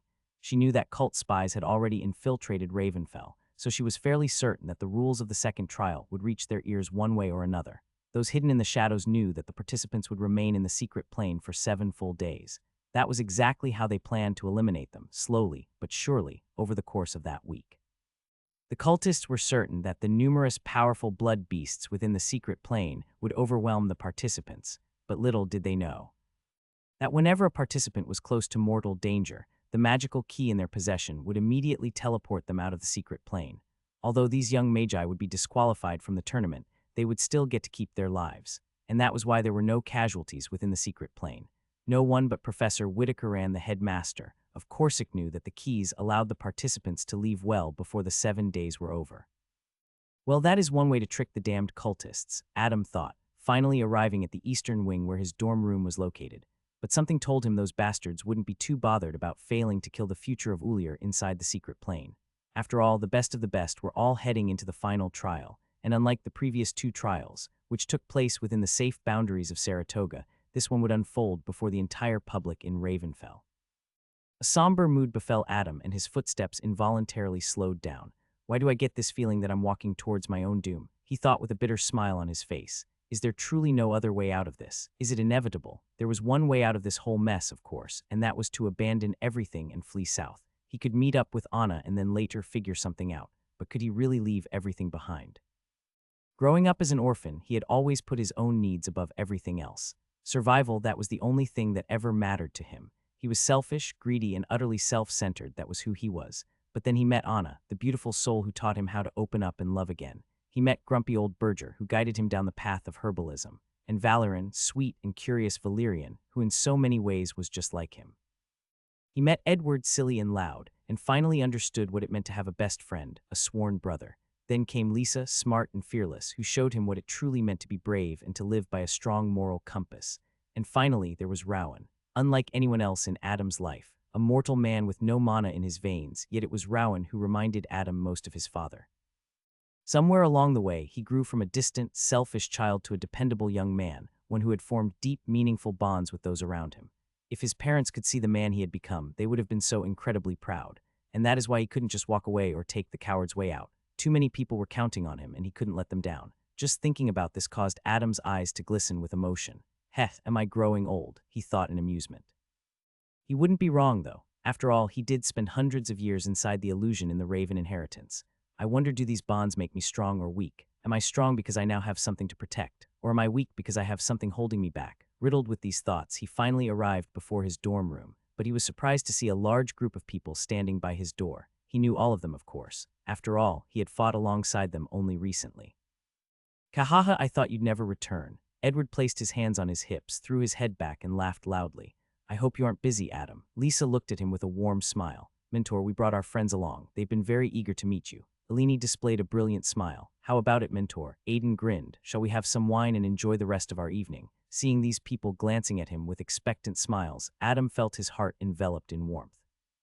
His lips curled into a genuine smile as he nodded. All right, let's go. Bonds, isn't that what made life meaningful? To be truly seen by another, to matter in someone else's life, is what anchored us to the world. Love, friendship, loyalty, they were not distractions from the journey. They were the journey. Somewhere in the outskirts of Ravenfell, inside an underground chamber, several shadowy figures had gathered. The very air in the room seemed to shudder from the sheer pressure emanating from these individuals. They were all mana core magi, after all. They stood in a semicircle, facing the man leading them on this mission. It was none other than the master, the mysterious elder from the inner circle of the Cult of Bones. As usual, the man wore a dark, hooded robe that shrouded his face in shadows. And even if someone managed to peer through them, their gaze would meet an enchanted mask. From the beginning, the identity of this mana core magus had been a complete mystery. Perhaps other mana core magi knew who he was. Perhaps they didn't. That too remained unknown. Is everything ready? He asked, his tone low yet steady. The mana core magi exchanged glances with one another, then nodded. One of them turned to the masked man and said evenly, everything is in place. As soon as you give your word, we can begin. The masked man hummed in response. What about the contingency? As discussed earlier, all of our contingency plans are on standby. Should anything unexpected occur, we will tackle it efficiently, said the old magus, his tone laced with confidence. A moment later, he added with a light smirk, although I do believe that the Akkadian forces won't know what hit them. This elicited a round of amused chuckles from the magi gathered. Of course, the masked man did not find it funny one bit. Do not underestimate them, he said flatly. The sound of soft laughter died down gradually. The old magus from before asked with a frown, my lord, do you perhaps think that there might be a chance we'll fail? Anything can happen, said the masked man with a tilt of his head. In life, things rarely go according to one's plans. He paused for a moment before adding, his tone turning colder, had things gone the way they were supposed to, then we wouldn't be having this conversation today. A deathly silence descended in the underground chamber, turning the already cold atmosphere even more dark and grim. The old magus spat one word, Constantine. The masked man nodded his head ever so slightly. He scanned everyone in the room with a calm and indifferent gaze. These people would be heading an army of magi and death in the Battle of Ravenfell. A few moments of silence ensued, then he spoke. The Grand Magus tournament concludes 2 days later. The most promising youths of Ulir will gather in the Ravenfell arena. Your mission is simple, kill them all. The magi nodded, their lips curling into a cruel grin. What about our allies? One of them asked, his eyes flickering with disdain. Another magus couldn't help but voice out his opinion. My lord, about Ballard, was it wise to send him away? Ah, rabid dog, that one. The master chuckled darkly. Having such an unpredictable element by our side would do us more harm than good. That fool is blinded by blood and vengeance. Thinking back to the events leading up to Ives Ballard's departure from the city, he couldn't help but sneer. What a hypocrite. Whether he succeeds in his revenge or dies trying, it doesn't matter. His absence has already achieved exactly what I wanted. What about the other two? Asked one of the magi. The masked man remained silent for a few moments, then answered, We'll divulge the plan to them on the day we take action. He paused for a moment, then added, I still don't trust them. Should we kill the two counselors then? Asked the old magi, his tone dripping with bloodthirst. The master deeply looked at the man, then said in an even tone, Not yet. He paused for several moments, then concluded, Prepare the men. Make sure everything is ready. We will attack on the final day of the Grand Magus tournament. The magi nodded. Some of them had solemn expressions on their faces, while others displayed dark excitement. One by one, they disappeared from the room, leaving only the masked man behind, and soon he too disappeared from the underground chamber. When he reappeared a few moments later, he was already standing on the outer walls of Ravenfell, gazing at the bustling city that sprawled before him. In the dark of the night, the city's hometown looked splendid, just like stars scattered across the velvety sky. From where he stood, far above the streets, the glow of lanterns and gaslights seemed to flicker like distant constellations. It was beautiful. It was peaceful. The masked man's shoulders loosened ever so slightly. As his gaze shifted to the uptown quarter, his eyes flickered with conflicting emotions when he saw a particular estate. Bonds, aren't they just chains dressed as comfort? He wondered. To be seen by another, to matter in someone's life, what was that if not dependence? A tether to weakness, a leash around the soul. Love, family, loyalty, these weren't the journey. They were detours, distractions, soft lies meant to keep one grounded when the skies called above. The master's eyes flashed with grim resolve. I have no intentions of being grounded, he thought with conviction. To ascend, one had to let go, cut every tie, burn every bridge. There was no room for hesitation at the summit, only solitude and strength, because true power was never found in holding hands. It was found in standing alone. That was the philosophy the master lived by. He turned his head, his cold gaze drifting into the distance, seemingly fixed on the ancient walls of Saratoga, where Adam currently resided. His thoughts were unreadable, locked away in silence. A gust of wind blew, and the next moment he vanished. In the blink of an eye, 2 days had passed, and the third trial of the Grand Magus tournament had finally arrived. A lone figure stepped out from the wide gates of the arena. The crowd stirred, anticipation rippling through the stands as they laid their eyes on the commentator of the tournament. He crossed the vast field and came to a halt at the very center. Lifting his gaze, he swept it across the arena, at the countless spectators packed into every corner of the Colosseum, their faces lit with excitement and awe. And then he smiled, a brilliant showman's smile that lit up the entire arena. He took a deep breath, and then with a flicker of mana, his voice was magnified, booming through the air like rolling thunder, shaking even the highest rafters of the great stands. Ladies and gentlemen, it's time. Northern Quarter, Ravenfell. The Grand Arena of Ravenfell was a colossal marvel of magic and engineering. It was an open-air coliseum carved into the heart of this district, its towering walls inscribed with complex runes that shimmered under the sunlight. From the outside, it appeared to rise a solid 60 meters into the air, but from within it was something else entirely 3 times the height. Inside, the arena expanded far beyond its external shell. It was enchanted with spatial magic from the school of summoning that unfolded dimensions like petals. What looked compact from the outside opened into a colossal amphitheater, large enough to host titanic duels, armies, and spectacles of unimaginable scale. Tier upon tier of seating rose like waves, packed to the brim with spectators from every corner of Ulier. A rough estimate would suggest that the number of people in the audience numbered close to 100,000. The atmosphere was unlike anything the city had ever seen. Anticipation, whispers, laughter, and the mystical buzz of mana permeated the air. And the higher one sat, the more the air tingled with spells of sight and sound, ensuring that even the farthest spectators could see and hear every detail as though they stood on the field. The central field itself was vast, surrounded by invisible barriers that protected the audience from the mayhem that was about to unfold. The grassy field was far from a simple, flat expanse, however. It was a dynamic battlefield shaped by design and magic. While much of it was covered in soft, verdant grass, various other terrains had been seamlessly woven into the landscape to test the adaptability and creativity of the combatants. In some areas, jagged stone formations jutted from the ground, offering both cover and elevation for strategic maneuvers. Sandy patches of land shifted subtly underfoot, threatening to throw off balance or slow down movement. Somewhere, a shallow stream of water snaked through one side of the arena, glistening under the radiant light of the sun and occasionally shifting its course at random intervals. Elsewhere, a small cluster of trees and low brush formed miniature forests, perfect for ambushes or hiding traps. Some areas even featured a magical fog, summoned by the arena's enchantment, obscuring sight and further adding to the chaos. The field was alive, unpredictable, and constantly evolving. It was designed to test not just brute strength, but tactical awareness, elemental affinity, and the ability to adapt under pressure. This was no ordinary dueling ground. It was a smelting trial, one worthy of the Grand Magus tournament. As more and more people filled the bleachers, their excited cheers made the air and the very earth tremble. All kinds of people had gathered, mortals and magi, young and old, men and women, all waiting in eager anticipation for the main event to begin. Naturally, the audience had picked a side they were supporting. Above the highest seating area, the banners of the 6 factions fluttered in the wind, suspended between levitating pillars. The gray banners stood for Saratoga Castle, yellow marked the Tower of Daybreak, blue signified the Coral Cove, and green belonged to Greenfield Ridge. These were the mighty 4 pillars of the empire. As for Baja High Forest, throughout the entirety of the tournament, they bore no banners or colors up until now, that is. Their pristine white banner bore the image of a vast, ancient tree embroidered in rich green thread. As for the faction that represented the rogue magi, they had a simple ash banner with no sigil etched on it. Evidently, this faction also had the least number of spectators supporting it. Suddenly, a lone figure stepped out from the wide gates of the arena. When the crowd laid their eyes on him, they went wild with excitement. He was a man of tan skin, short cropped hair, and keen brown eyes. Draped in flowing robes of black and gold, he moved with the effortless grace of someone long accustomed to being watched.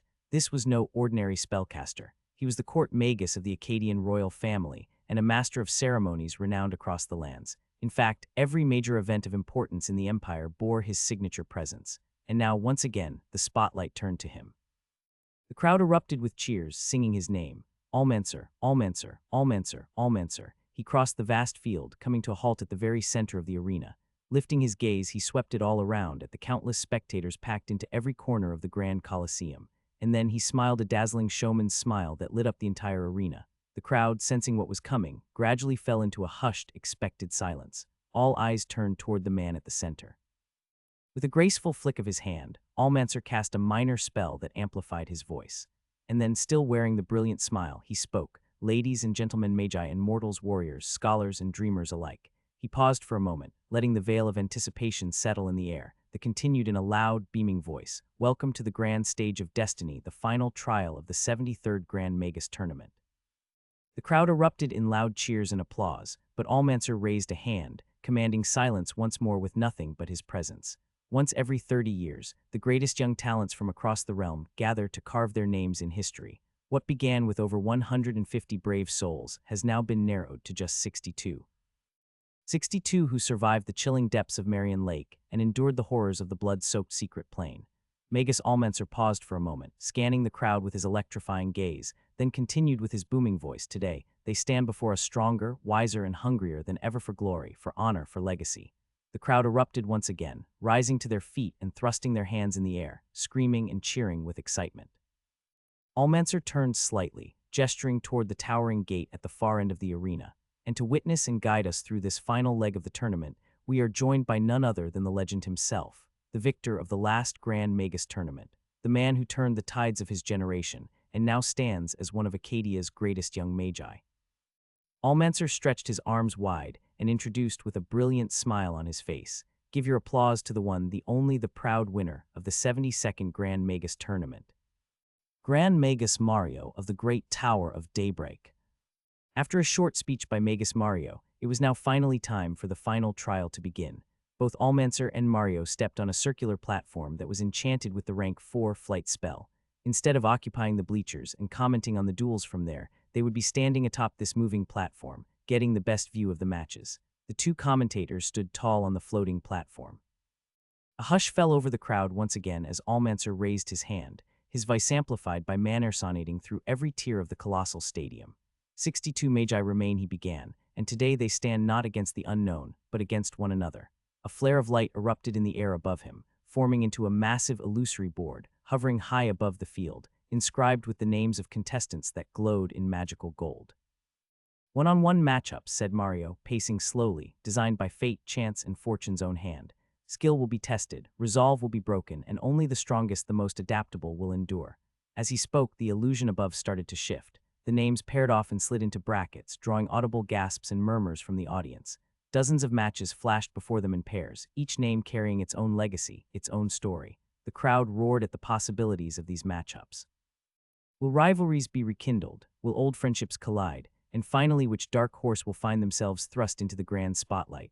Almancer's lips curled into a knowing smile as he spoke with theatrical flair. Allow me to draw your attention to the first match of the final trial. It promises not just power, but poetry. It is a clash of ideals, ancient history, and a stage worthy of a legend. He gestured to one of the entrances, to the eastern gates of the arena, and loudly declared, from the heart of the ancient wilds, the bearer of nature's wrath and serenity alike, a proud elf of the Baja High Forest Ilarion. A tall, graceful figure stepped onto the grassy field. He was clad in a living armor of bark and silver, emerald eyes glowing softly beneath a circlet of woven leaves. The crowd gasped in awe as they witnessed the grace and beauty of this proud elf from Baja. A moment later, they erupted in cheers. Ilarion ignored the reactions of the crowd. A solemn expression shadowed his dashing face as he gazed at the towering western gates, all the way on the other side of the arena. Unlike the spectators, the remaining participants were already aware of the magi they would be fighting. When Ilarion learned who he was going up against in the first round, he couldn't help but curse his misfortune. He knew about this person, after all. Every surviving participant did. Add to that, Danley Ambermind had given him a simple word of advice on how to deal with his opponent. It was one simple word, but it brutally shattered Ilarion's pride. Forfeit. That is what Danley had advised him to do. Damn that bastard, I'll show him, he thought, gnashing his teeth as a dark scowl appeared on his face, and standing against him. Almancer's voice rang through the corners of the Colosseum once again, a free magus from the rogue faction Merlin Matthias. Compared to the flowery words used for Ilarion, the words used by Almancer to introduce Merlin were quite bland. It was understandable, though. Even the crowd didn't show much of a reaction. After all, they didn't expect much from a rogue magus anyway. To them, it was a given that the scion of the great Baja High Forest would win the match, but they would be wrong, so wrong. An entire minute passed, yet no one stepped inside the arena from the western gates. Almancer's lips twisted and he introduced once again. Magus Merlin, everyone. Another minute passed, yet nothing happened. 2 minutes turned to 4, 4 turned to 8, and then 8 turned to 15. For 15 whole minutes, nothing happened. By now, the faces of the people in the crowd were aghast as they ruthlessly booed Merlin, a man whom they hadn't ever seen before, for wasting their time. Almancer displayed the same professional smile, but inside he was seething with frustration. Damn this brat, who the hell does he think he is? Magus Mario, on the other hand, had a deadpan expression on his face, his thoughts a mystery. And somewhere in the crowd, for the seats reserved for the participants, Lisa watched everything unfold with a slightly stunned look on her face. She couldn't help but wonder, doesn't all this seem a bit too familiar? On the battlefield, Ilarion, he was the one with the most fury bubbling inside his heart, however. He had expected a tough fight, but his opponent hadn't even shown up. What was Danley even talking about? This bastard has no respect for the rules, he thought. He turned to Almancer, intending to raise the possibility of disqualifying Merlin for arriving late to the tournament. But right at the moment, the sound of footsteps echoed in the dark corridor leading up to the western entrance of the arena. And soon a strange figure appeared before the eyes of the crowd. It was a young man with coppery red hair and pale blue eyes. His face was painted stark white, his left eye marked with a blue star, and the right with a green square. And his lips, they were painted a deep red, stretched almost to his ears in a permanent exaggerated smile. He wore a flamboyant ensemble that mirrored the clothes of a court jester. It was tailored in mismatched patches of deep violet, white, black, and gold. His shoes were pointed, and his white tunic had a high collar. His sleeves were wide and ruffled, his black trousers tucked into knee-high boots that gleamed with polished leather and mischief. Merlin looked like a walking contradiction, part fool, part menace, impossible to ignore and harder still to forget. His lips curled into a crazy smile as he glanced at the crowd, then at the two commentators, and finally at his opponent. The madman took a deep breath and screamed at the top of his lungs, "People of Acadia, it is an honor for you to meet me." A heavy silence descended upon the entire arena, the people in the crowd utterly dumbfounded by the madman's words. Merlin, on the other hand, scratched his chin and thought out loud, "I think that's how the greeting went, or was it the other way around?" Then he straightened his back, turning to the dumbfounded elf on the other side of the field. Merlin grinned from ear to ear and asked innocently, "Say, little elf, what are you waiting for? Shall we begin? It's already quite late, isn't it?" Ilarion was seething with boundless rage. "You Damon Jester, you dare. After making everyone wait for so long, you dare to say those words to me." Only now did the crowd snap out of their daze and started vehemently booing Merlin. If it wasn't for the invisible barrier surrounding the field, the youth would have been drowned in litter by now. Oh my. Merlin gasped, pretending to be offended. "Looks like someone woke up on the wrong side of the bed today. I wonder why you're so angry." "You bastard!" The more Ilarion heard Merlin speak, the angrier he became. In the end, he glared at Almancer and roared, "Announce it." Now, Almancer glanced at Ilarion with a frown. Meanwhile, Mario turned his gaze towards Merlin with a pondering look in his eyes. A moment later, Almancer returned to his usual self and began: two worlds, two philosophies, one battlefield. The crowd patiently waited to see Ilarion dragging Merlin's clown face through the mud. Almancer took a deep breath and loudly declared, Ilarion versus Merlin. Let the third trial begin. A strong gust of wind blew through the arena, and under the stunned gaze of the spectators, Ilarion vanished from his spot like an angry, elusive typhoon. Then everything was over in an instant. Silence fell over the Colosseum, heavy and stunned. And then, breaking through the stillness, came a strange, comical laughter, fa-fa-fa. Everything had happened in an instant. The cheers and the boos off the crowd came to an abrupt halt as they gazed at the outcome of the battle with wide eyes. Utter silence. Not even the sound of breathing could be heard. Standing atop the floating platform, Almancer and Mario couldn't believe their eyes. When the match began, they saw Ilarion disappearing from his position. A moment later, they saw him appear before Merlin. Then they saw the madman disappear and then reappear several meters behind the elf. And as Ilarion fell to the ground, his eyes rolling backward, Merlin threw his head back and laughed, breaking the still silence that permeated the arena. Fa-fa-fa. Then he turned to the commentators and grinned. What are you waiting for, you guys? Go ahead, announce the champion of this duel. Or do you want me to do your job for you? Almancer snapped out of his shock, staring at Merlin as if he were looking at a monster. In a heartbeat, he swept away the astonished look on his face and spoke with great professionalism. Ladies and gentlemen, the winner of this match, Merlin Mathias. Fa-fa-fa, now that's more like it. The madman grinned. It was only then that the crowd of spectators was brought back to their senses. They gazed at Merlin, then at the unconscious Ilarion, then finally back at Merlin. And then they burst into. Boo, you damn cheater, you have no honor, cheater, liar, go to hell, boo-hoo, damn clown, go back to the circus, loser, loser, loser, loser, loser. In an instant, the arena erupted in a cacophony of boos and insults, all hurled towards one man and one man only. The man in question, Merlin, took everything in with a wide smile on his face. He then bowed in an exaggerated manner in all four directions, before turning around and strutting toward the western gates, all the while whistling a merry tune. It would appear that the insults of the crowd didn't leave so much as a scratch on his monolith of self-confidence. Long after Merlin had disappeared, the boos and insults of the crowd still persisted. It seemed they were highly dissatisfied with the start of the final trial. More than that, they had greatly come to despise the jester. Not only had he appeared late, insulting the rules and regulations put in place for the tournament, he was also extremely arrogant and did not take anyone seriously. Lawless, egomaniac, madman, that's what they called him. And from the way he grinned at the world like it was all one big joke, they weren't wrong. As the sound of the crowd gradually disappeared behind him, Merlin came across a group of young magi seemingly waiting for him at the turn of the expansive underground corridor. Did you really have to, do all that? Eleni had an exasperated look on her face. Do all what? Merlin asked with an innocent look. Eleni opened her mouth, then closed it. She opened it again, then shook her head. Forget it. The smile on Merlin's painted face widened. You see, he said, his eyes twinkling with mischief, the battle of the mind is as important as the battle of the body. After all, why trade blows when you can simply let your opponent punch himself into madness? Eleni, Arthur, Aiden, Khan, and Charlie, they looked at him with a dumbfounded gaze. Anyways, good luck with your duels. Don't lose, unless you're matched up against me, of course. Then you may lose. Fa-fa-fa. With that said, he walked away. Suddenly, Khan called out to him, Merlin, wait. Merlin stopped in his tracks, then turned towards him with an inquisitive gaze. Khan thought of the right words to say, then began, you weren't there with us the day before when we met the Dark King, so you probably don't know this. Oh, the Dark King, the madman's eyes shone brilliantly. You all got the chance to meet him. Why didn't you tell me? Damn it. Ah, envious, I'm so envious. Khan was at a loss for words. Luckily, Charlie stepped forth and said awkwardly, you see, Merlin, we tried to look for you, but we couldn't find you. I had absolutely zero idea where your living quarters were. Ah, no worries, said the madman with a sad look on his face. Anyways, what did the Dark King say? Anything philosophical?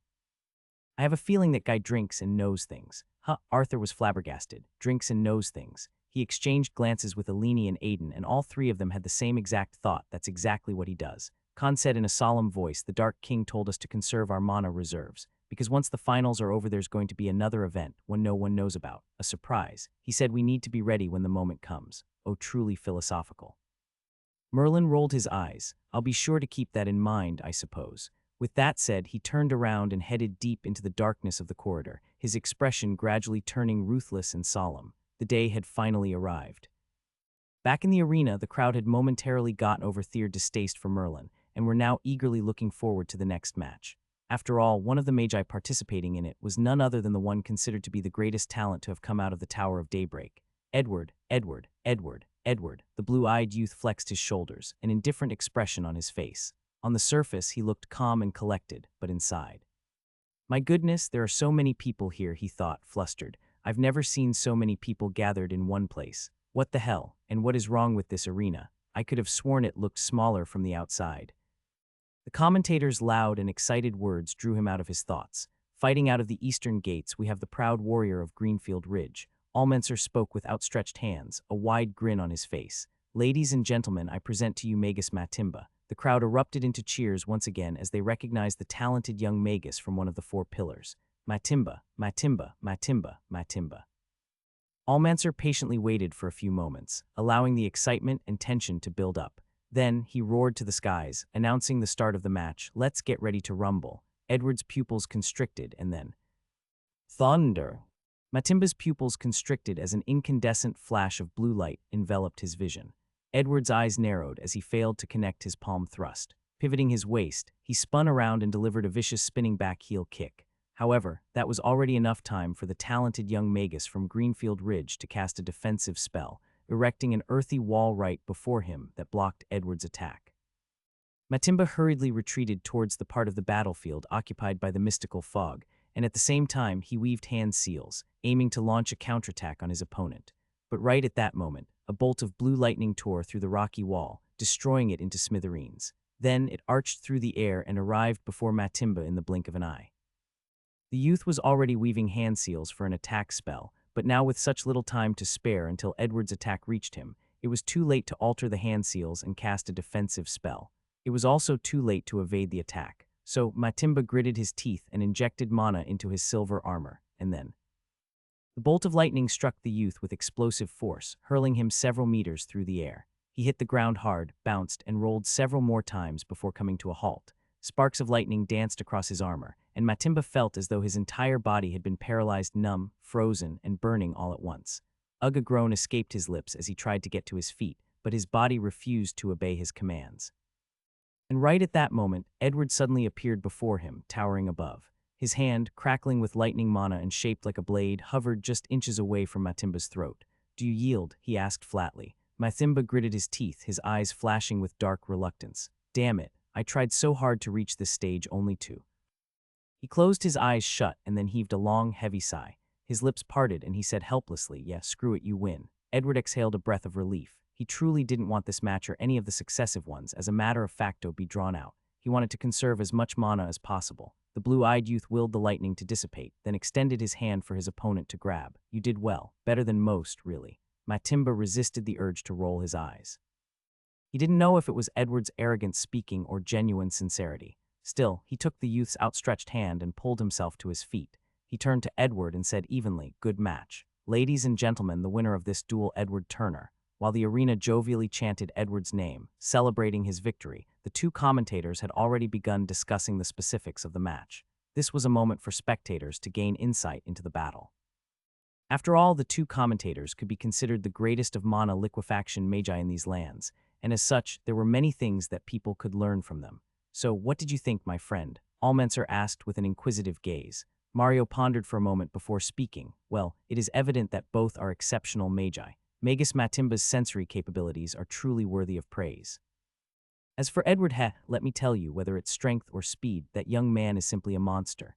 It would appear that the two of you share a history," said Almancer with an arched eyebrow. "Haha, of course. I'm his senior at the tower after all. We've sparred many times in the past," said Mario with a proud smile on his face. He turned to his friend and spoke in a mysterious tone, "And believe me, Almancer, what Edward's shown just now isn't even a fraction of what he's capable of." "Oh goodness, Arcana," Almancer exclaimed, perhaps a little exaggeratedly, for the previous winner of the tournament to speak such highly of Edward. Seeing that half of the spectators' attention was on them, while the other half was watching Edward and Matimba exchanging words, Almancer's lips curled slightly. "So it is safe to assume that you're going to bet on Edward of Daybreak to win this tournament?" he asked with a chuckle. And right at that moment, the entire Colosseum began chanting Edward's name with fervent zeal. However, Mario's next words were completely out of Theron Almansaur's expectations. "If I'm being honest," he began, "my bet would be on the biggest dark horse this tournament has seen in years, someone no one saw coming." "Boo-hoo, this fraud, why is he here again? Get out now, you suck, you suck, you suck, you suck." Merlin strutted out from the towering gates, chest puffed, arms swaying wide, his long strides full of swagger like he owned the whole damn place. Hearing the boos of the crowd only made his grin stretch wider. The first round of the final trial was already over. 30 young magi had already been eliminated. Now, the remaining ones would fight against one another in this round. Merlin stood at the center of the arena, taking in the boos and the insults of the crowd with a wide grin on his face. He was excited, oh so excited to meet his next opponent. He'd been wanting to meet him for a very long time. The madman took a deep breath and roared like a lunatic. Oh, how long I've waited to deliver justice. Oh, those poor little sisters, those poor little aunties. He threw his hands into the air and screamed at the skies, watch over me, aunties. For today I, Merlin the Handsome, will exact vengeance. Fafa. The crowd looked at him like he had lost it. Perhaps he already had. They were stunned for a moment before bursting into laughter and hurling insults once again.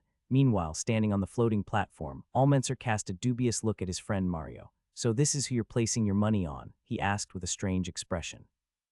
Mario's lips curled into a faint smile. Merlin the Handsome, more like Merlin the Mad. Yes, that's got a nice ring to it, doesn't it? Allmenser's lips twitched, then he proceeded to introduce Melrin's opponent. Fighting out of the eastern gates from the Tower of Daybreak, ladies and gentlemen, I present to you Slade Shipley. A young man with dark hair and pale skin emerged from the eastern gates. The moment he made his presence known, the crowd immediately began cheering for him. Truth be told, they would cheer for anyone except Merlin. They truly wanted the fraud to lose. Slade was clad in black armor and was already wielding a sharp saber. His expression dripped with arrogance, and the way he looked at Merlin cold and dismissive was as if he was staring down at an insect. Seeing the hideous face paint and the bizarre and colorful clothes the man was wearing, Slade couldn't help but sneer, his tone oozing with disdain. Fucking clown. Merlin's smile deepened. We meet again, Slade. The youth from the Tower of Daybreak frowned. He couldn't recall ever meeting this clown. I'm going to enjoy hurting you, Merlin said with a wide grin, and when I'm done with you, you'd wish you were dead. Slade's eyes narrowed, and he said evenly, his tone cold and heavy, you're lucky this place forbids us from killing, clown, or else you'd be. Merlin interrupted him. Turning to the commentators situated in midair, he loudly said, Hey, Almond, begin the match already. My hands are itching for blood. It's Allmenser, said the commentator with a forced smile. Merlin put on an innocent look. What'd I say? Allmenser vanquished the dark thought of strangling Merlin to the ground. He displayed a professional and enigmatic smile and declared, Merlin the Mad versus Slade of Daybreak, and fight. In an instant, Slade coated his lower body with mana and dashed towards the clown, arriving within fighting range in seconds. Then he viciously thrust his blade towards Merlin's jugular vein, a devious glint in his eyes. Yes, he wasn't attempting to kill the man, but he sure as hell was going to make him suffer for all those words he'd said to him. Merlin remained standing motionlessly, as if completely unaware of the danger about to befall him.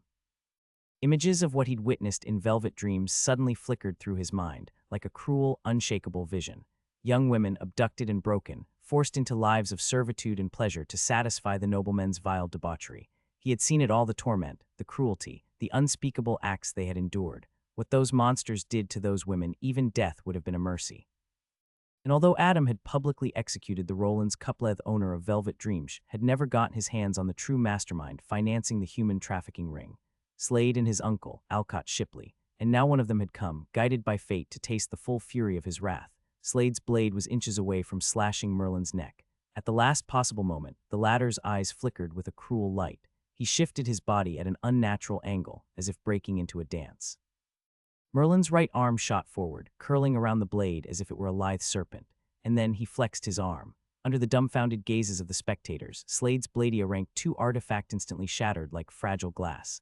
Merlin's arm moved unhindered, then viciously grabbed the back of Slade's neck. You know, the madman said in a cold, measured voice, the best part of being a herbalist, at least for me, isn't that I can heal people. He leaned in slightly, a maniacal glint in his pale blue eyes. It's that I understand the human body well enough to inflict pain no one should ever survive. Slade was still trying to recover from the shock of his weapon being destroyed, so he was too late to notice Merlin's free hand shoot toward his throat. The madman coated his index finger with mana, and with surgical precision, pressed 2 points around Slade's vocal cords, instantly robbing him of the ability to speak. Slade's eyes widened in horror. His lips parted and he screamed for help. Alas, no one could hear him, not even himself. Crack, an ominous sound echoed through the battlefield, gradually causing the spectators to quiet down and watch the violence unfolding with bated breath. Merlin had viciously shattered every bone in Slade's weapon hand, which was still caught in his grip like a snake catching prey mid-constriction. Ah, what a wonderful sound.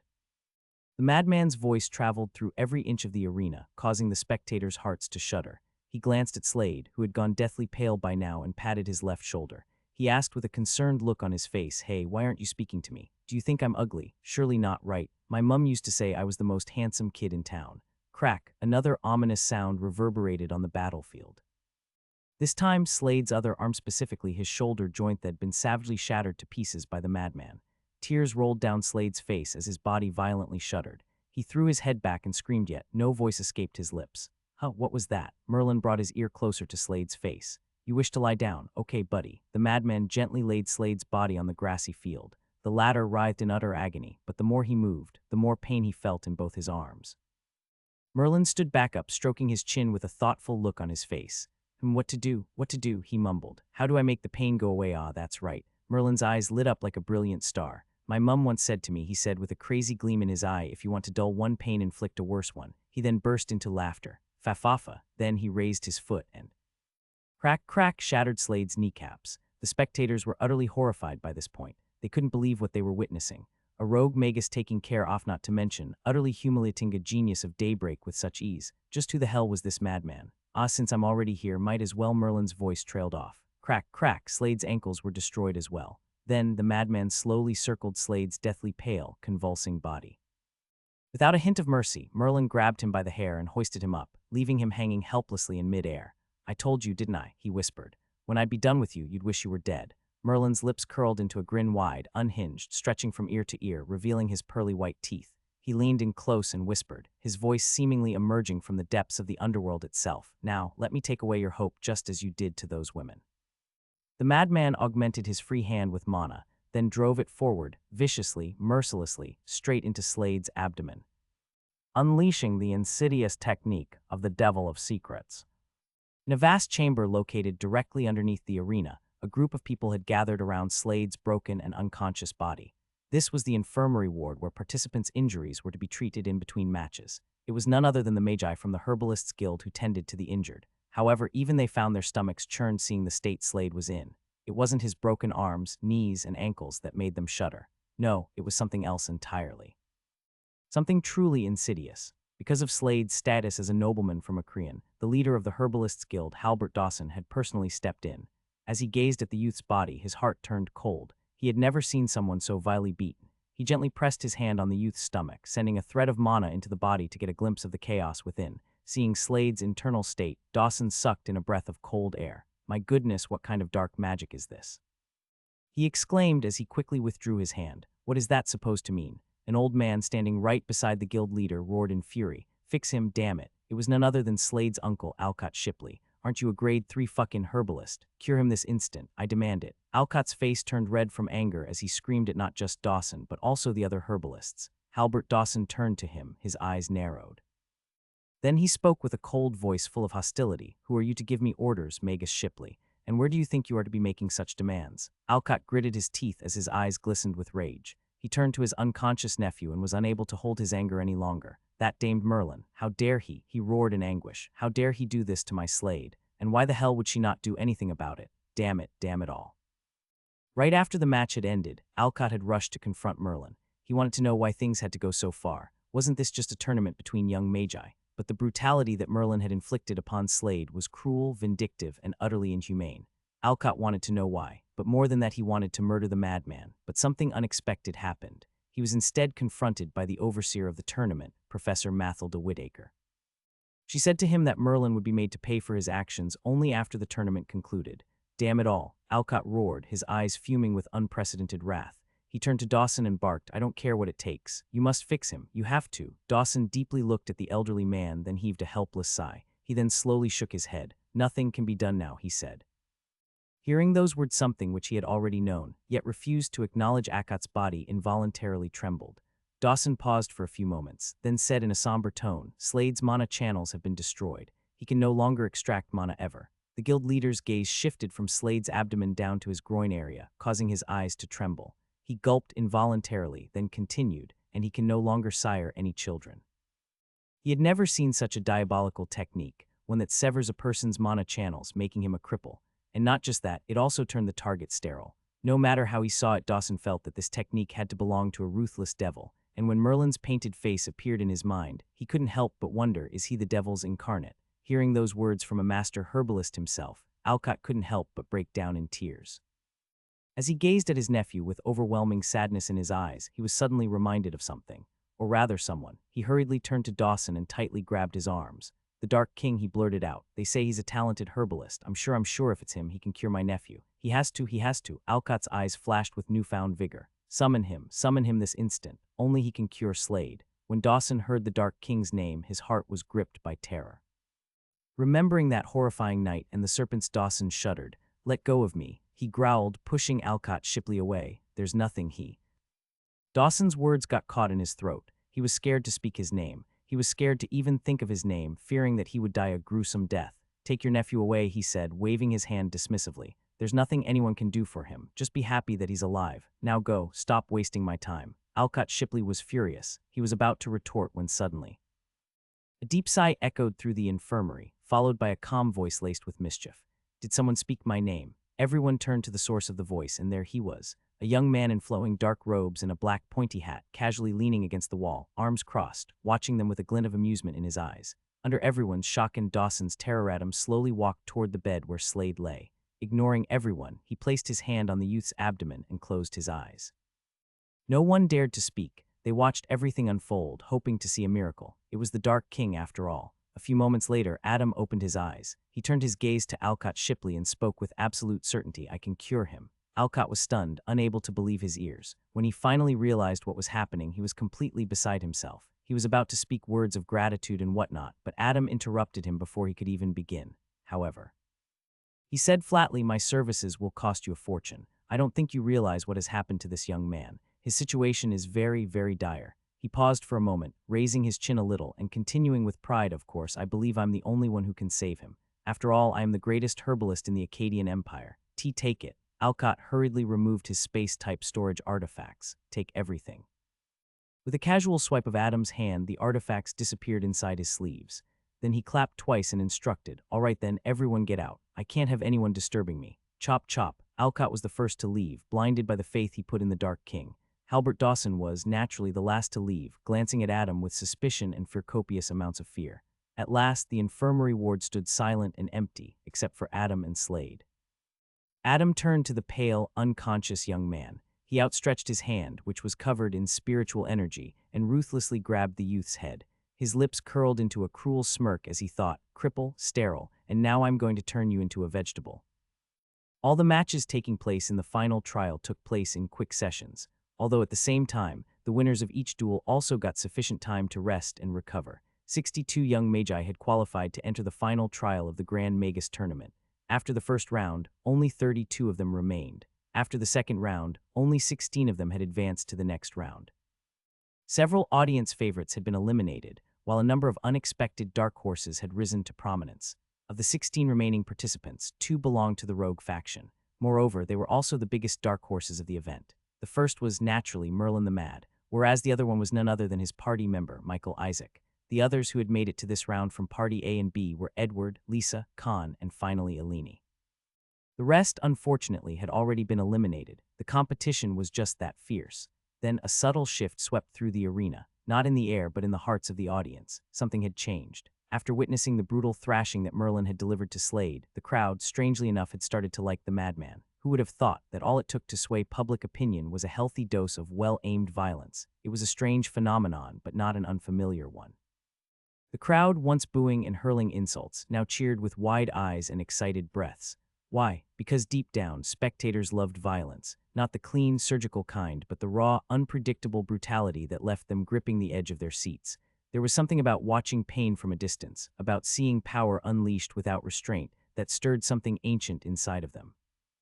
In the safety of the stands, they could indulge that primal hunger for blood and dominance without feeling the consequences. Some said it was justice, although they had no idea for what, while others called it entertainment. But in truth, it was all about catharsis. To watch someone like Slade, arrogant and untouchable, get absolutely demolished by a madman in face paint was more satisfying than any speech or moral lecture. Although the crowd was under the impression that Merlin had delivered unrestrained punishment upon Slade, the truth couldn't be far from it. The madman had shown plenty of restraint. In fact, he was fighting, if one could even call it that, while restricting his strength by one entire rank. Had he used his full power, not a trace of Slade would have been left in this world. But the crowd didn't need to know that. All they saw was the madman turning pain into a performance, and they happily ate it up. And so that's why, when the madman appeared out of the western gates to participate in the third round of the final trials, the crowd went absolutely mad. Merlin, Merlin, Merlin, Merlin. Once again, the coppery red-haired youth strutted out from the towering gates, chest puffed up in pride and showmanship, arms swaying wide as if made out of rubber, and his long strides full of immaculate swagger like he owned everyone and everything. Hearing the crowd chant his name with crazed excitement, the smile on his face widened. Just an hour ago, you all were booing me, and now.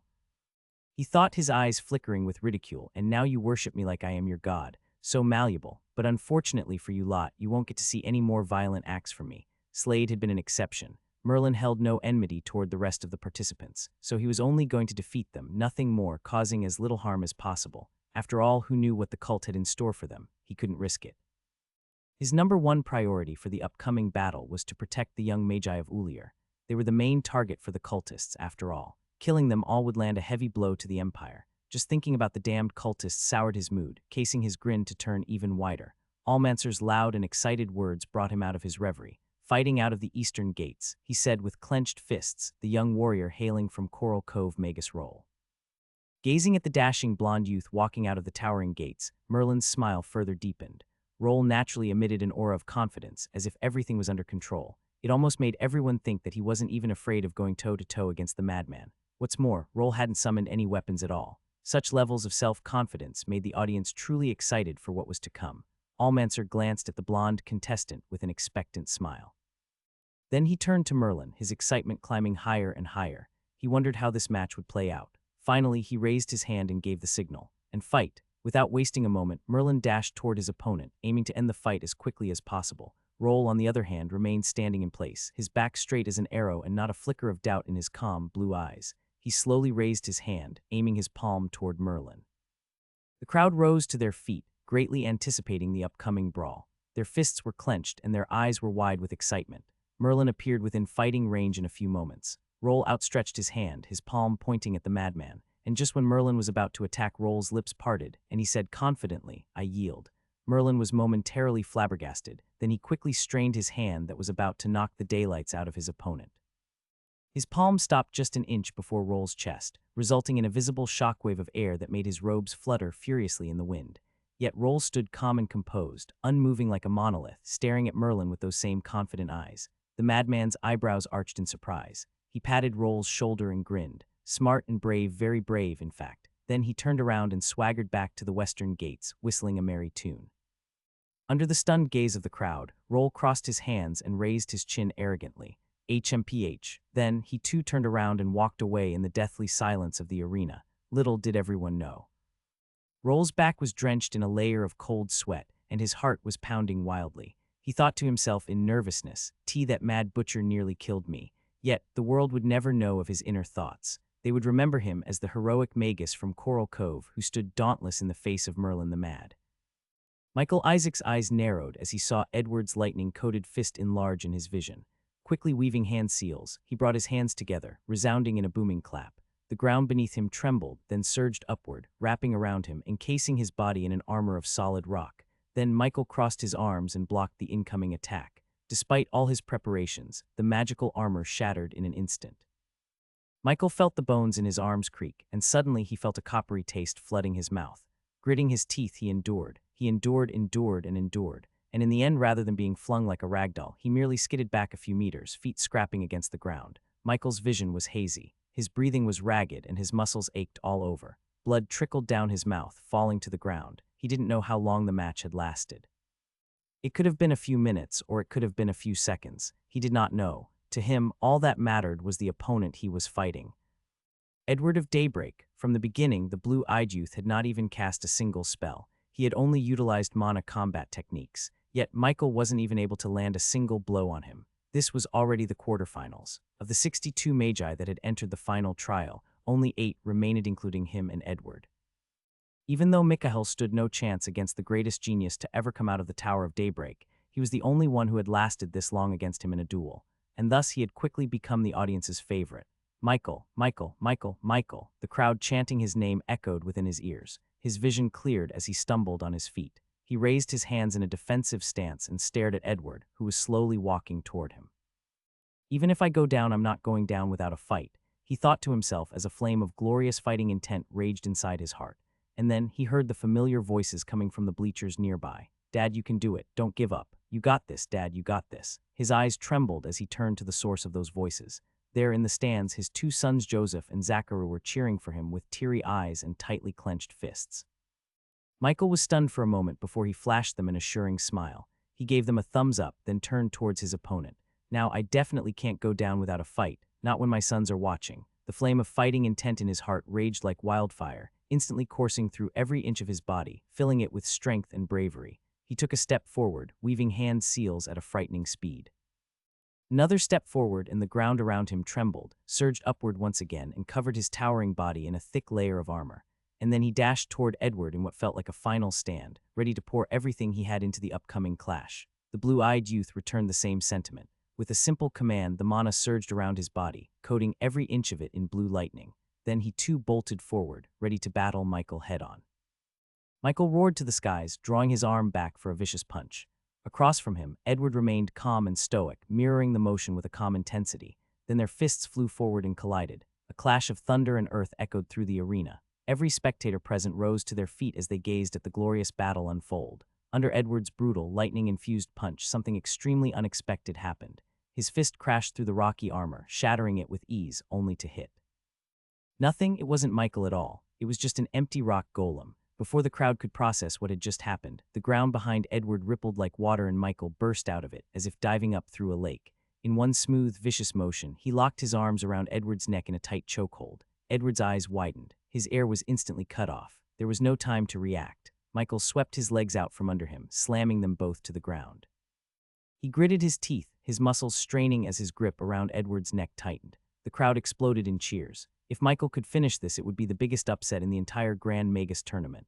While the crowd madly cheered his name, Michael wrapped his legs around Edward's torso like a serpent coiling around its prey. Moreover, he kept Edward's arms spread apart, locking them down to stop any chance of forming hand seals.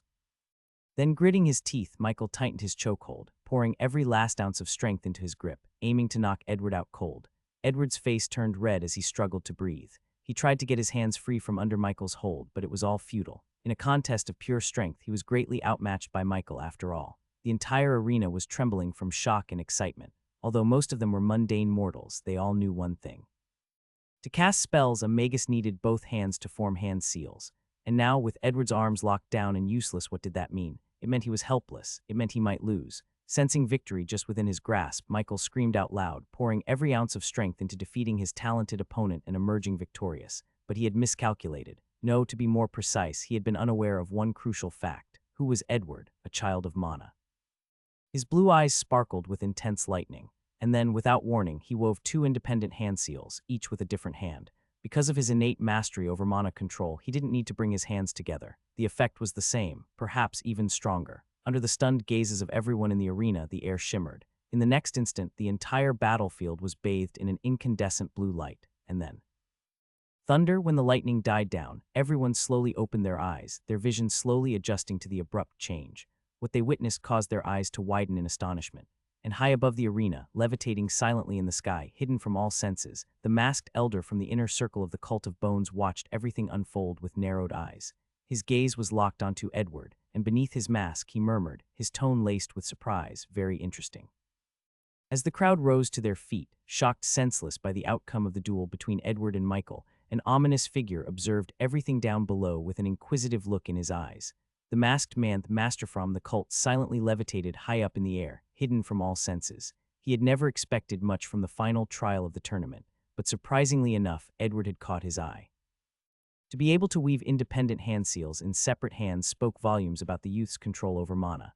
Moreover, from the energy fluctuations, he could tell it was a powerful rank 2 spell. Now that was quite the feat. It was enough to draw the attention of even the mighty and powerful mana core magus. As a magus advanced through the ranks, they would require fewer and fewer magical components to cast spells of preceding ranks. For example, a mana vortex magus could effortlessly cast rank 1 spells without needing to weave hand seals, offer material components, or materialize the model's structures. But Edward had just cast a rank 2 spell using only hand seal separate and independent at that. No materials, no model components. That could only mean one thing. He was extraordinarily gifted in the art of wielding mana. The master's eyes narrowed as he gazed at Edward rising to his feet, then helping Michael get on his. He deeply looked at the youth, his thoughts a mystery. Then he turned away and flew towards the uptown quarter, his eyes flickering with conviction. At last, reckoning had arrived, inevitable and absolute. As the morning sun glided over the pale blue sky, reaching past its highest peak and slowly moving across, the matches continued to happen in quick succession. By the time the sun would have set below the horizon, the final trial of the 73rd Grand Magus Tournament would have already ended, and the winner would have been crowned. But strangely, a grim atmosphere had descended over the arena. No one could pinpoint exactly when it started or why it had started, but the crowd had a vague feeling. A sense of foreboding festering in their hearts. Yet, watching the spectacular matches being played out and enjoying the violence being presented in the arena, they chose to ignore it. Most could not even properly identify it, to be honest. But the same couldn't be said about the magi present in the stands. Even for a Mana Foundation magus, their souls were powerful and greatly attuned compared to the mortals. Thus, they were able to immediately notice the shift in the atmosphere. It was like their intuition was warning them that something very terrible was going to happen. But what confused these magi was that they were in the heart of Ravenfell, protected by the powerful security forces of the city. So how could any danger befall them? Not to mention, the experts from the other pillars in Baja High Forest were also in attendance. But more importantly, the city was under the protection of the mighty Mana Core Magus, the headmaster of Saratoga Castle. This left them feeling perplexed, and when they saw the change in the expressions of the Ravenfell magi inside the arena, the feeling of foreboding started to grow deeper, like an invisible hand gripping their hearts and slowly filling their very beings with dread. So while the crowd obliviously cheered for the contestants in the arena, the magi present began to take matters into their own hands. They began asking their fellow magi, who knew the locals, about what was going on, about what was going to happen. Although they did not cause any commotion, their actions did not go unnoticed. Some of the keener mortals also started to notice the subtle shift in the air. Alas, most of their fears and paranoia were bound to drown underneath the grand performance happening in the center of the Colosseum. And just like that, from the 8 magi participating in the quarterfinals, only half of them moved to the next round semifinals. The matches got longer since the remaining contestants were the best of the young magi the Empire had.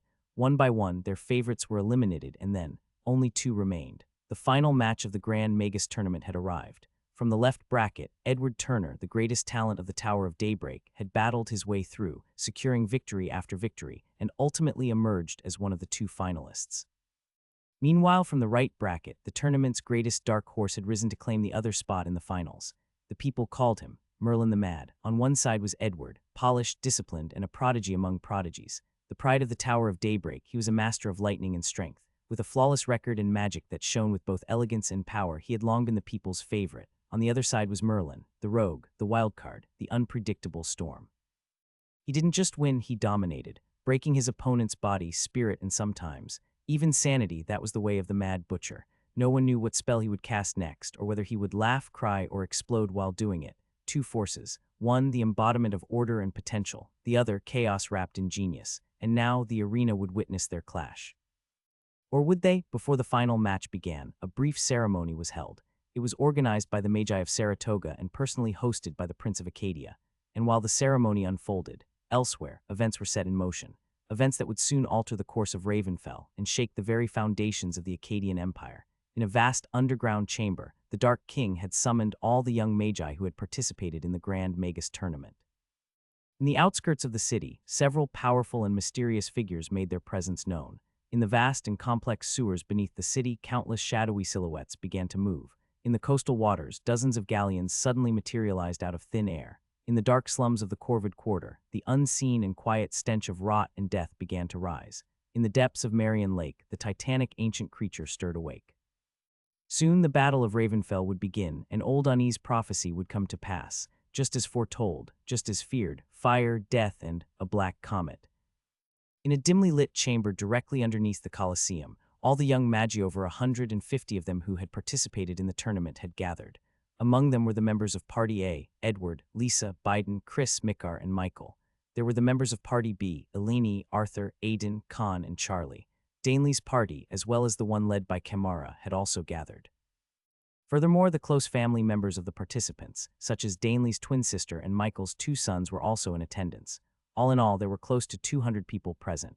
They did not know why the Dark King had summoned them, but they all probably thought it had something to do with the conclusion of the Grand Magus Tournament. Perhaps the famed magus was going to give them a speech, or perhaps even a gift. Either way, they were quite eager to meet the Dark King. However, a handful of people among them wore dark expressions on their faces. Edward Danley and Adam's 3 students did not share the same enthusiasm as the rest.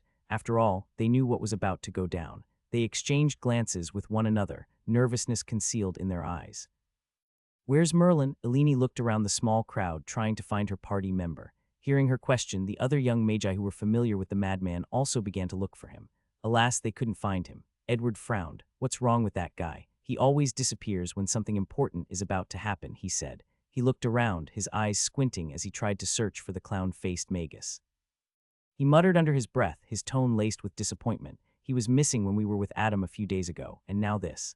Lisa, who was standing beside him, suddenly felt her brows furrow into a light knot. She had this gnawing suspicion about Merlin ever since his first duel in the final trial. He purposely came late to the match to anger and frustrate his opponent. Then there was that familiar face paint. A flicker of realization shone in her beautiful emerald eyes as she wondered, could it really be? The more she thought about it, the more it made sense.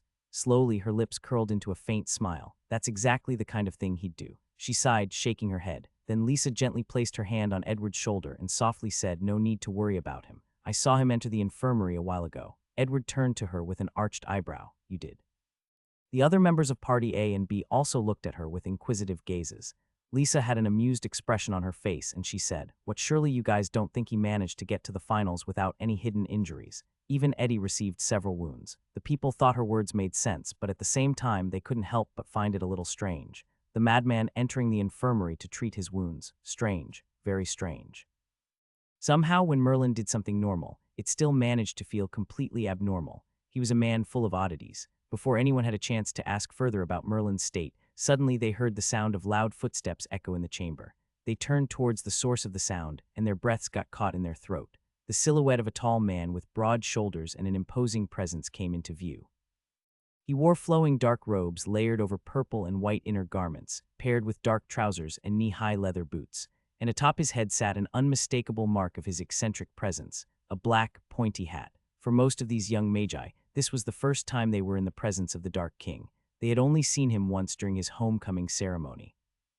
Except for Danley and his twin sister, Adil, Kamara, members of Party A and B, and of course, a handful of students from Saratoga, it was a surreal experience for the rest to be standing so close to the Dark King. He was undoubtedly the most famous person in the Empire at the moment. But more than that, it was said that he was unrivaled in the Mana Vortex rank despite just having advanced. Such a person was truly worthy of respect and admiration. This was a revered figure, worshipped and idolized by the vast majority of young magi across the lands. So the moment he arrived in the chamber, a ripple of hushed murmurs and barely concealed excitement flowed through the crowd. Moreover, there was someone else who had arrived with Adam. A chubby gray cat perched upon the raven-haired youth's shoulder, gracefully licking his paw. From time to time, this cute feline would curiously glance at the magi with his piercing topaz eyes.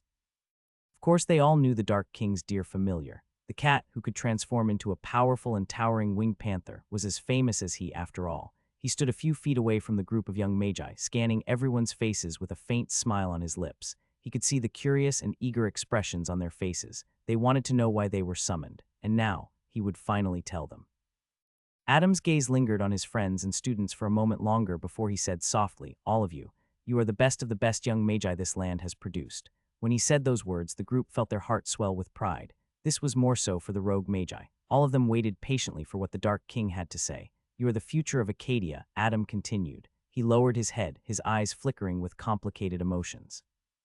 His lips parted and he muttered under his breath, "That is why you all must be protected, no matter the cost." Edward frowned, Danley's expression darkened, and Adam's students' hearts sank. Before they could ask what he was trying to say, or trying to do, the Dark King looked at them and offered an apologetic smile. "I hope you can forgive me." He raised his hand and weaved a simple seal. Then his dark eyes flickered with a holy white gleam. Rank 3 spell, Compel. In the western outskirts of the city, several mysterious figures wearing dark robes suddenly made their presence known. It was as if a deep and ancient veil of concealment had been shed away, and the moment it did, the boundless and overbearing strength of these figures radiated outward, seemingly making the ground tremble. Moreover, these figures were never on land to begin with. No, they levitated in the air, coldly gazing down at the city of Ravenfell that sprawled before them. The moment they appeared in the skies, several magi guarding the city walls, the vast majority of them being at the Mana Foundation rank, paled almost immediately. They felt a chill crawl down their spines, and it felt like someone had viciously gripped their hearts, causing them to be unable to breathe. At once, all of them faced these mysterious magi, and when they laid eyes on them, they instantly knew Monocore Magi. This was the peak of strength in this world, their existences so hallowed that magi would spend their entire lives without having met one. Yet now, 4 of them hovered in the air, each one of them radiating boundless hostility and bloodthirst. The Monocore Magi of the Cult of Bones had finally appeared. Beneath the grand city of Ravenfell lay an ancient, sprawling complex of sewer tunnels. These were built along with the founding of the city hundreds of years ago. These tunnels were used for water management and waste disposal. Through the ingenious fusion of engineering and magic, the sewer system worked independently. Only minor maintenance work was required once or twice every decade, but due to this very reason, the sewer complex had been abandoned and forgotten by the vast public. But now, something stirred in its depths. The Cult of Bones had long since infiltrated these tunnels. They had also been previously used by the people working for the Duskfall couple, as well as the members of the Red Fists. Now the main force of the cult slithered through the darkness like rot beneath the surface of the city. Unseen and unchecked, they begun using the Forsaken Labyrinth as a staging ground, moving weapons, gathering forces, and positioning themselves for an all-out siege on the city above. Of course, to go unnoticed, the cult had had great assistance from the traders of the city. Otherwise, it would have been nigh impossible for them not to draw any attention. What was once a forgotten part of Ravenfell's past had become the underbelly of its looming destruction. When the signal was given, countless explosions erupted across the 5 districts of the city. Gaping holes tore through the manholes and sewer gates scattered throughout Ravenfell, and from them, the cult's army began to rise. It was important to note that Ravenfell had 6 sprawling districts, yet the explosions only occurred in 5 of them. The cult seemingly left the last district untouched, and this was not by chance. After all, the 6th district was Corvid Quarter, and the cultists had grand plans for it. In the coastal waters, a dozen galleons suddenly materialized out of thin air, the same way the Monocore Magi had earlier. These were vast, towering ships with black sails and hulls that groaned like ancient beasts of prey. Their sudden arrival churned the waves, sending ripples toward the shore as startled seagulls took flight in a chaotic frenzy. Each vessel flew the same eerie banner, a white skull wearing a black crown. From the decks of these ships, magi clad in dark robes and armor stood in grim silence, staring toward the looming city with cold purpose. Yet the madness and the bloodlust in their eyes could not be hidden. The magic that cloaked their approach faded like morning mist under the gradually setting sun, revealing a fleet carrying hundreds of cultists. It almost seemed as if they hadn't sailed the vast Galestein Ocean, but instead teleported right into enemy territory. And high atop Ravenfell's coastal watchtowers, the Magi stood with telescopes and scrying crystal balls in hand, scanning the sea. The sky was clear, the waves were gentle, until they weren't. The Magi froze, their eyes widening. They suddenly saw a dozen ghost-like silhouettes that hadn't been there a moment ago. Within seconds, the massive galleons surged into existence, their dark sails billowing with unnatural wind, their hulls cutting through the water with ruthlessness. Although the Magi stationed at the watchtowers knew that there was a great possibility that the city would be attacked while the tournament was going on, they still hoped that that wasn't the case. And now, everything changed. Those galleons had to be carrying at least 1,000 Magi in total. Without wasting another breath, one of the guards scrambled for the alarm bell, yanking the cord with frantic urgency. A deep, sonorous clang rang out, echoing through the cliffs and the streets. But amidst the thunder of explosions, their warning may have been drowned out. At once, panic erupted. Ravenfell had been surrounded, from the sewers below and now, from the sea. In the dark slums of the Corvid Quarter, where decay clung to the broken walls and the air was thick with the stench of rot, something suddenly stirred, something that had been in the making for the better part of a decade. Within a crumbling, forgotten house lay a corpse. It belonged to an old man who must have died because of a lack of nourishment for the body. Things like these were quite common in the slums, but something about this corpse seemed odd because it suddenly twitched. First, it was the finger. Then the hand, with a sickening crack, the body convulsed upright like a puppet yanked by invisible strings. Hisno, its milky and lifeless eyes snapped open. The door to the shack creaked open with an eerie groan, and the thing that had once been a man stumbled out. Its skin was cold and flaking, parts of its face barely clinging to the bone. Then it lifted its head to the sky and let out a shriek. It was a sound that curdled the blood of all who heard it. And then it lunged forward, its mouth opening ravenously. A woman walking the street barely had time to scream before the creature pounced on her, its shriek devolving into guttural snarls as it dragged her to the muddy ground. And from the shacks and houses around, more doors began to open. Ravenfell Arena, Northern Quarter. The people of Saratoga prepared a brief ceremony right before the final duel of the Grand Magus tournament took place. It was presided over by none other than the representative of the Acadian royal family. a middle-aged man with dark brown hair, streaked with silver at the temples, calmly walked through the arena with a gentle smile on his face. Faced with the applause and adoration of the people in the crowd, he waved at them in a friendly manner. His striking blue eyes swept over their faces, enveloping them with warmth. These were the people of his land. These were the people he would one day rule over. Clad in white robes accentuated by golden embroidery, Cedric Acadia walked toward the small podium at the center of the arena. His white mantle trailed behind him, and the sun caught the gleam of his silver circlet. As he stepped on the podium, the crowd gradually quietened down. They glanced at him with veneration and respect, and Cedric. He liked it very much. With a barely concealed smirk appearing on his face, his voice, which was augmented by mana, rang through the vast Colosseum, clear and commanding. People of Ravenfell, citizens of Acadia, and honored guests from every corner of this land. He paused for a brief moment before continuing. Today, we stand on the edge of greatness. We have witnessed fire and fury, talent and tenacity. We've seen the best of our youth rise through the trials in the depths of Marion Lake and the blood-stained silence of the secret plain. Now only two remain. Instantly, the crowd was divided into cheering factions. They clenched their fists as they rose to their feet, screaming in anticipation. Merlin, Merlin, Edward, Edward. Cedric Acadia patiently watched everything unfold with a gentle smile tugging at his lips. Only when the crowd calmed down a little did he continue. Two names carved into the hearts of the people. One, a prodigy raised in discipline, bathed in lightning and forged in tradition. The other, a madman, a mystery, a storm wrapped in a smile, tearing through the expected with the unexpected. His lips formed a bright smile as he stretched his hands wide and declared, Edward Turner and Merlin the Mad. Once again, the crowd erupted in a cacophony of cheers, this time even louder than before. The entire arena seemed to tremble from the sheer excitement being radiated from the audience. The moment they had all been waiting for had finally arrived. So let this final duel be a celebration, Cedric said with great enthusiasm, not just of power but perseverance, not just of skill but of soul. He paused for a few more moments, letting the anticipation in the air build up and reach the zenith, and then he added to our brave finalists, fight not for victory alone, but for the spirit that brought you here. And to everyone watching, remember this moment. For years from now, you will say, I was there when legends were born. Cedric Acadia clenched his fists and passionately roared, let the final trial be. Boom, boom, boom, boom, boom, boom. However, before he could finish his words, he was interrupted by a chain of thundering explosions that rang throughout the city. Several explosions went out in quick succession across 5 of the 6 districts, including the one where the Ravenfell Arena was located. These explosions were small-scale, only powerful enough to blow a hole through a limited layer of earth, but the sheer number of them caused a chain reaction and compounded several times over. For a moment, it felt like an earthquake had descended on the city of Ravenfell. Many buildings and structures near the explosions instantly collapsed, and smoke and fire rose from them. In an instant, hundreds of casualties emerged. As for the Colosseum itself, it felt as if it was violently swaying and could collapse any moment now.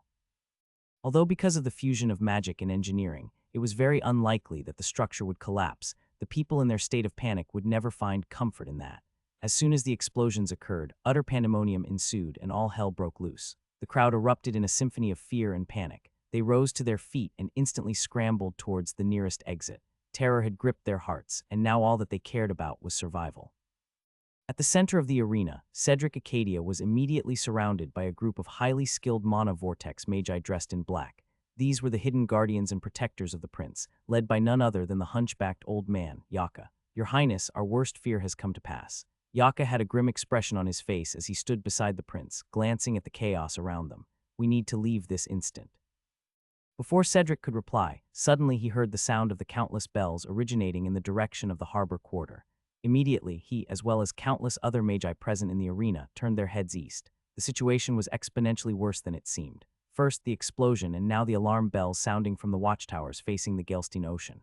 Your Highness, we need to leave this instant. Yaka roared, his expression dire. The city is being attacked from the seas as well.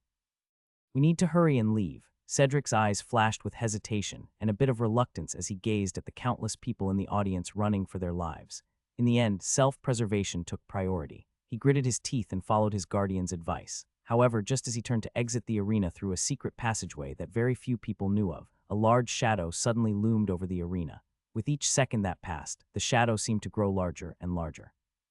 Cedric and Yaka raised their heads, and what they saw made their hearts sink. In an instant, all hope of escape was snuffed out like a dying flame. One by one, the crowd followed their gaze. Mortals and magi alike turned their eyes skyward, and there it was, their doom. A colossal asteroid hurtled towards the arena, its roar splitting the skies. Death was coming, and there was no stopping it.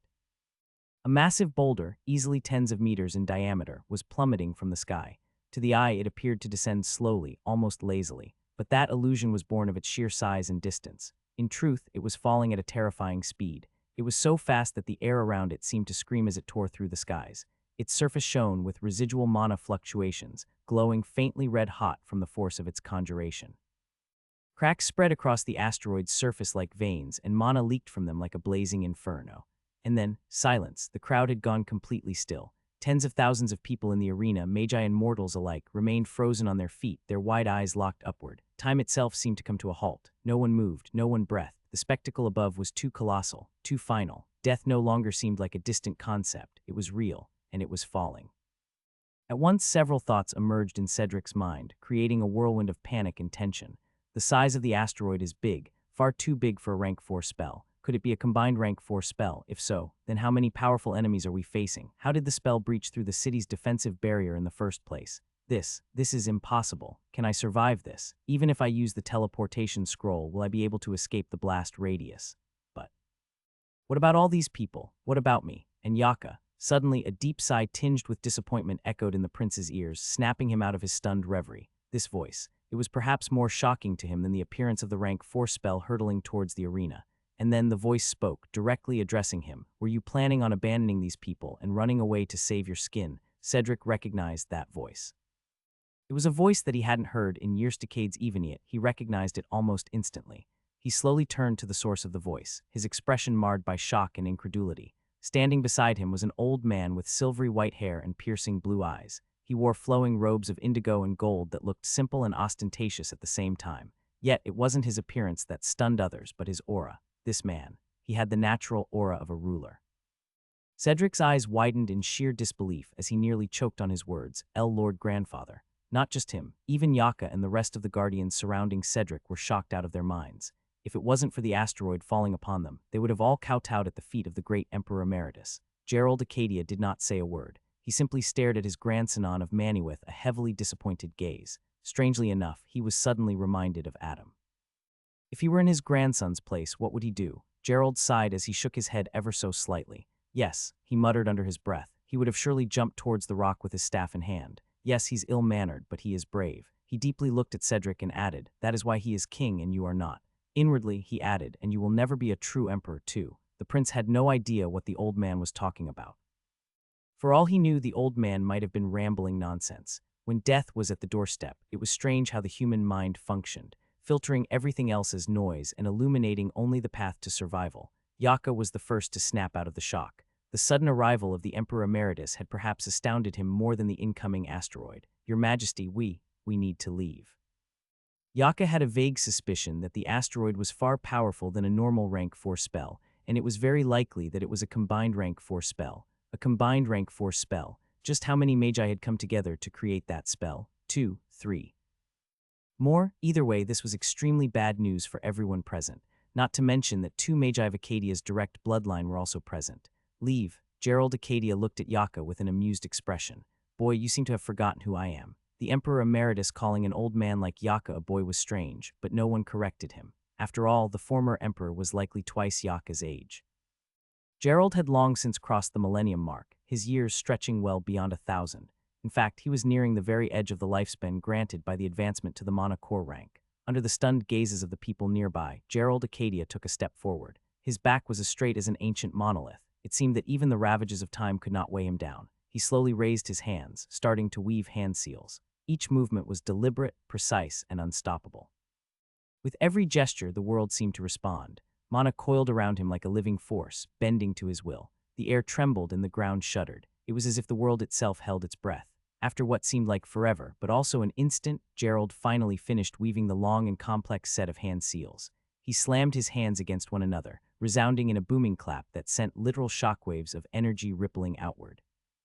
He raised his head, coldly gazing at the incoming asteroid with utter disdain. No words left his lips. None were needed. His mana would speak for him. And then, the Emperor Emeritus cast his magic. Rank 4 spell, Gerald's heavenly chains, the world froze. It was as if time itself had ceased to exist, suspended in a breathless moment. An eerie silence fell over Ravenfell, so complete that it felt unnatural, as if the city had slipped into the space beyond seconds. Then, a sound. Suddenly, every living being in Ravenfell heard the echoing rattle of chains. 4 colossal portals materialized into existence around the descending asteroid, each one crackling with thick mana and aligning with unmatched precision. From within them, titanic chains surged forth, covered in ancient rust and glowing with arcane runes long forgot. They wrapped around the asteroid with the force of judgment itself. The very sky shuddered, and just like that, the asteroid stopped, completely arrested mid-fall, ensnared by the celestial bindings. The looming shadow of death that had suffocated the arena vanished, shattered by the sheer will of a single man. The boulder of annihilation now hovered motionless above the Ravenfell arena, frozen in time. But that was not all, because just as the Emperor Emeritus had finished sealing the asteroid, something else stirred. All across the city, the countless ravens suddenly took flight. The owners of these silent, watchful eyes that always perched upon trees, rooftops, and towers suddenly took flight, their wings beating like war drums. All across the city, countless ravens stirred into action.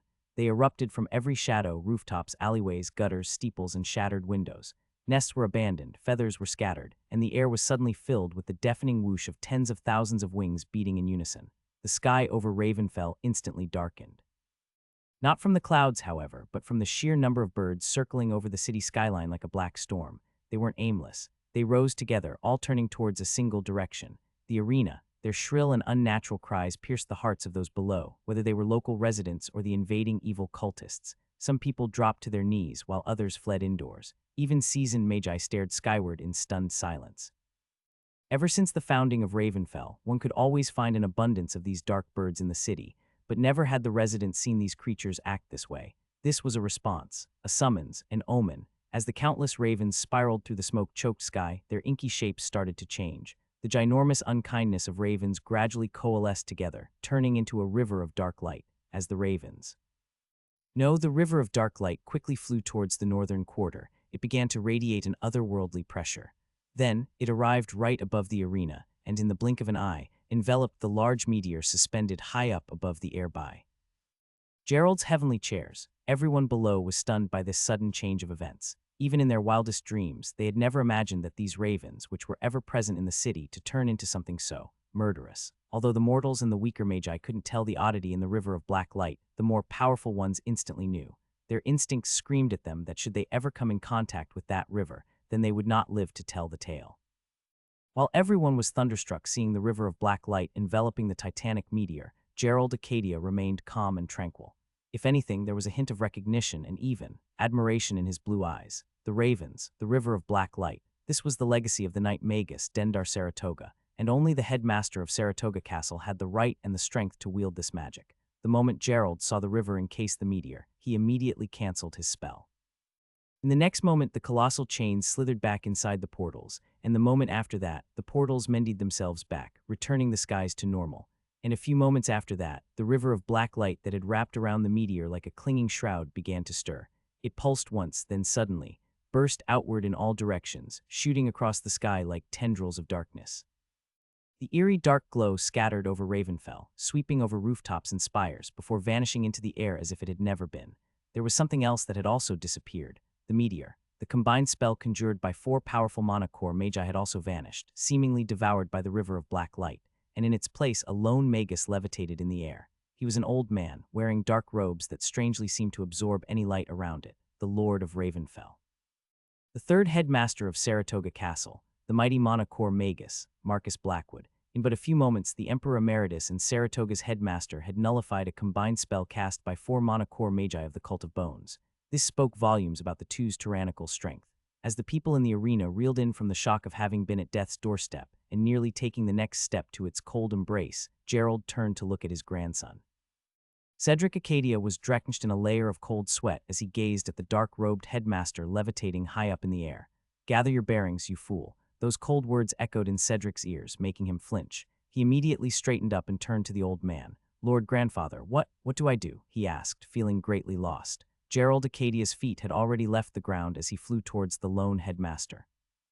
Without looking back, he left behind his parting words, "Do what a ruler must, protect your people." Cedric felt his body tremble. Those were only a few words, but each of them contained boundless weight that bore down on his shoulders. Protect your people. He repeated those words inside his mind as he saw his grandfather levitate beside Saratoga's headmaster. The two monocore magi exchanged glances, then gazed at the four dark-robed cultists hovering a little distance away from them.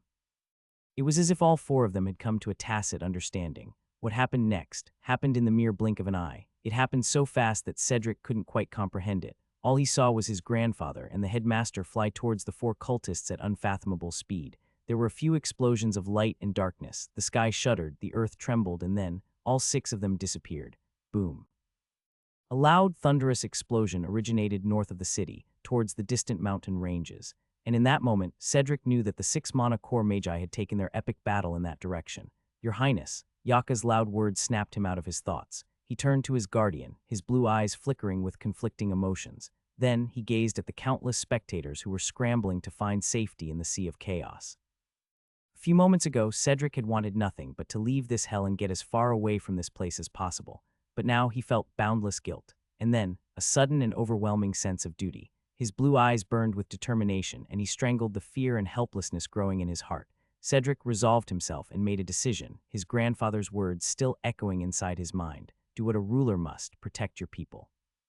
Underneath Ravenfell, in the vast and complex labyrinth of sewers, Adam had an extremely dark expression on his face as he led close to 200 people behind him. The contant rumbling above and the falling of dust and debris, add to that the vicious sound of explosions, made one thing certain. The Battle of Ravenfell has already begun, he thought, gritting his teeth. For now, he was responsible for one thing and one thing only, protecting the lives of the people behind him. The future of Acadia. They were the cult's primary target after all. I need to reach my estate as quickly as I can. Suddenly his eyes narrowed and he raised his hand, clenching it into a fist. The crowd behind him came to an abrupt halt, their motions almost mechanical. Adam's eyes narrowed. Through his sphere of resonance, he sensed a large, hostile group of people ahead of him. His expression twisted into a dark scowl when he realized something else. They had sensed him too. 10, 15, 20. There are more than 20 cultists crossing the junction up ahead. Adam thought to himself with a grim expression on his face. The problem was that half of them were mana vortex magi, while the rest were mana liquefaction magi. In usual circumstances, Adam wouldn't have much of a problem dealing with them. In fact, he wouldn't even face these enemies, instead choosing to remain hidden and conserving his enemy reserves. But now, both of those options were out of the question. Not only did he have to deal with these enemies, but he also had to do so without drawing more attention, which was a big task in and of itself. Back in the bloody secret plane, Adam had no problem dealing with over 100 mana liquefaction level blood beasts. However, he did have to make quite the sacrifice to come out victorious. He had been scarred both physically and mentally, but here in the underground tunnels, he had to be utterly inconspicuous in dealing with his enemies. He couldn't risk it. If more cultists were drawn here, then it would get significantly tougher for him to move the contestants to his manor. Damn it, how the hell were they even able to infiltrate the city's sewer systems? He thought to himself, his dark eyes flickering with a dangerous light. Just how long have they been plotting right underneath our noses? Such large-scale planning would have been impossible without powerful anti-divination tools and help from inside, these damn traitors. The moment I find out who they are. His thought came to an abrupt halt when suddenly a delicate hand grasped his arm from behind. Adam turned around and gazed at Lisa's tense face. He took a deep breath and cast. Mind whisper, there's a group of enemies ahead, he said mentally. He paused for a moment, then added, I think we'll have to split up. We can't risk being in the same place for too long. The sewers are teeming with cultists. Out of everyone present, Lisa was the only one whom Adam hadn't cast a spell on.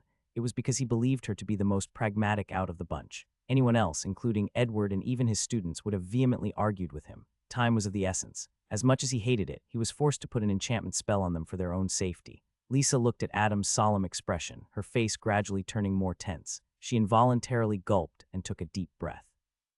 Everything had happened so quickly that she didn't even have time to properly process things. Unlike Edward, she didn't know in advance that the city would be attacked by evil forces. Adam had disclosed this to her right before the final duel in the arena was about to take place. Still, she tried her best to keep her composure and help Adam in any way she possibly could. If Adam claimed that the city would be too dangerous for them, then it had to be dangerous for them. If he claimed that their best chance of survival was reaching his estate, then it had to be that. She didn't argue. She didn't emotionally react. She acted practically and did as Adam instructed. She trusted him that much at least, or perhaps she even trusted him with her life. Lisa took another deep breath, at the same time casting a simple hand seal, then spoke through. Mind whisper, what do you need me to do? Adam tapped the side of his forehead, then retrieved a glowing, ethereal thread. He then willed it to fly towards Lisa. Rank 1 spell, Memory Strand. This contains my memory of the underground sewer passage leading to my estate, said Adam through mental transmission. Follow the route. At the same time, he weaved a complex set of hand seals, then pointed his palms towards the group of contestants. Visible waves of energy rippled outward, gently enveloping the 200 or so people. This is to conceal any sound produced and partially hide your figures in the darkness. Adam spoke with a grim expression. Still, I need you all to be as silent as possible. Be alert at all times. Lisa's lips quivered. She looked Adam in the eye and asked softly, "What about you?" The raven-haired youth smiled. "Don't worry about me. I'll be fine. I'll see you in a minute. After I deal with these insects, that is." There was a lot Lisa wanted to say, but she too knew that time was of the essence. So she simply nodded at Adam with slightly tearful eyes, then led the group of magi away. Adam's smile gradually vanished as the contestants soon disappeared from his view. His expression turned ferocious, and his eyes spewed a murderous light. He turned around, just in time to see the silhouettes of the cultists approaching him from the other side of the large tunnel. The reason they had found him in the first place was because of the vibrations their movements caused. There were close to 200 people, after all. But more than that, Adam had never expected the cultists to use the tunnels to lay siege on the city. It was evident that the cult had invested a lot of their resources for this battle. They must have used a highly potent anti-divination spell that could deceive the eyes of even a monocore magus. Well, whatever, now that you're here. Might as well hand over your souls. Adam's mind was shrouded in cold apathy and the singular will to murder his enemies. This was going to be a battle unlike anything he had ever participated in, even the war with the orcs in the Southern Federation. He had to give it his all. He had to kill or be killed. The raven-haired youth flicked his hands, and 2 sharp daggers shaped in the likeness of a raven's feather appeared in them, gleaming with cold intensity. Night Hello. It was a rank 4 artifact, and more than just a dagger. It was a symbol of death and silence. Each strike sent the victim into an abyss of eternal night, their screams silenced before they ever escaped their lips. Despite the dagger's strength being limited to the strength of the wielder, it was still the perfect weapon for Adam to use, given his current situation. The next moment, his body slowly dissipated into wisps of smoke. Then he completely disappeared from sight, as if his existence had been erased, and now the carnage would begin. In the coastal waters of Ravenfell, a terrifying battle was about to erupt.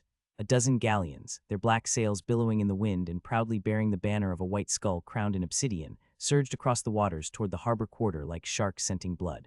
The waves churned in their wake, and the sound of war drums echoed faintly over the crashing surf. On deck, armored magi moved with cruel purpose, each vessel being led by a powerful mana vortex magus.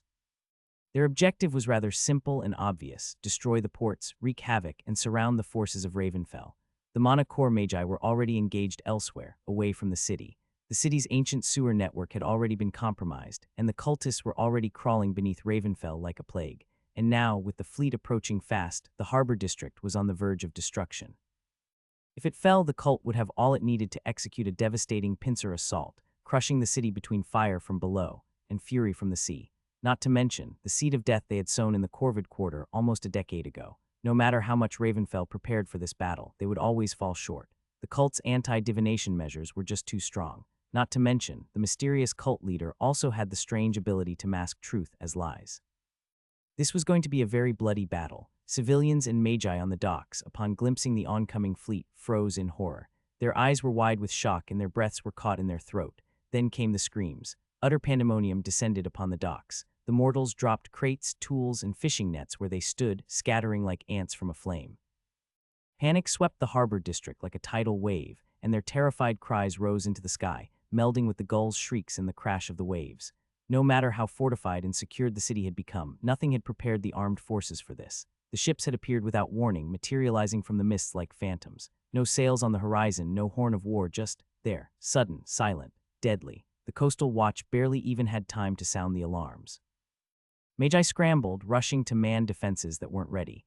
Magical ballistas were still being loaded. It was too fast. The cult's fleet was too precise, too well-timed. Slowly, it became clear. This wasn't a raid. It was a coordinated strike, and Ravenfell's flank had been ripped wide open. But what truly shocked the armed forces of the city was that the defense barriers had not been activated at all. It was as if someone had tampered with it beforehand, knowing that the cult's fleet would secretly arrive in the coastal waters. The city's safety and security were handled by the Lord Marshal and her people, but all the defense mechanisms had failed. It was the same when the meteor appeared out of nowhere, threatening to destroy the Ravenfell arena. What had happened to the city's magical barriers? Who deactivated them? one simple yet deadly thought emerged in the minds of the city's force. There were traitors among their midst. This discovery instantly made some of the magi give up, thinking that their doom was near.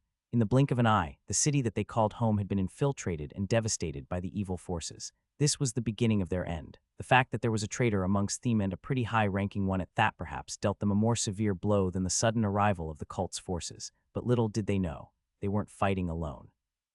The coastal waters suddenly trembled, massive ripples surging outward in concentric waves.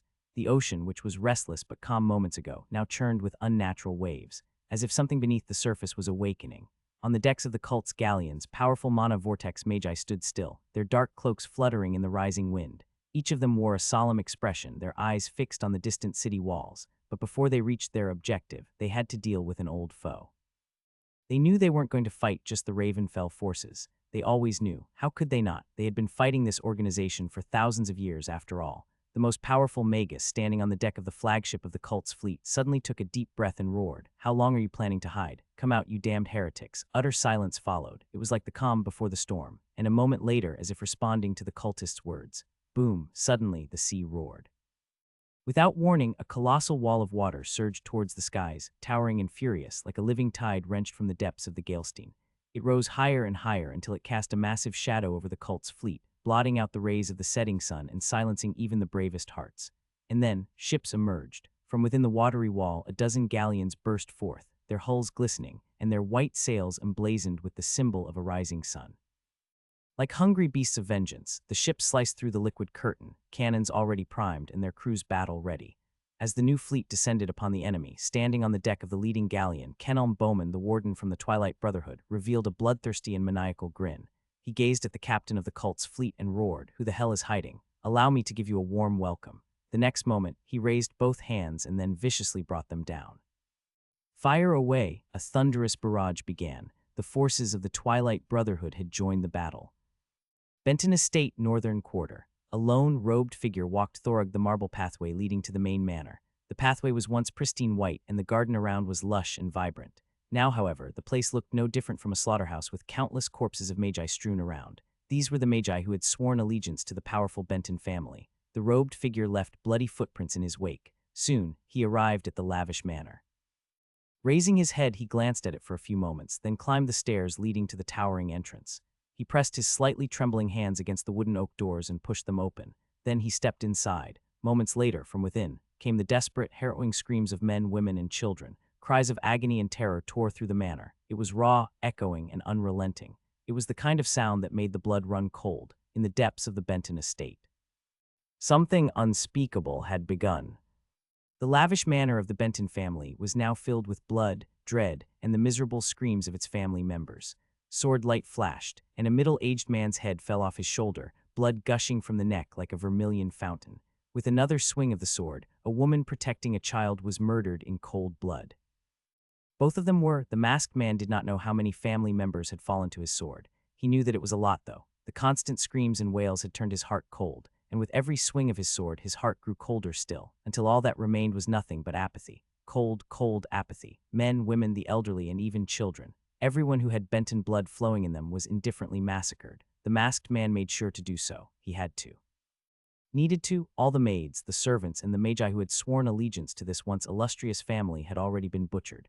Most of the family members had already been sent to the cold embrace of death. The rest remained hidden in the manor, desperately hoping to survive. But that wouldn't last long, though. The masked man seemed to know every nook and cranny of this place. His senses encompassed the entire manor, or rather, the entire estate. He was a mighty mana core magus, after all. As an elder of the inner circle of the Cult of Bones, his strength and magical prowess were profound. Not even powerful mana vortex magi could hide from his senses, let alone weaker magi and mortals. As the surviving members of the Benton family scrambled to survive the brutal massacre, their numbers were slowly but surely reduced. However, the three most powerful magi of the Benton family were not present. The matriarch Sabrina Benton, her eldest son Nash Benton, and her youngest son Marden Benton.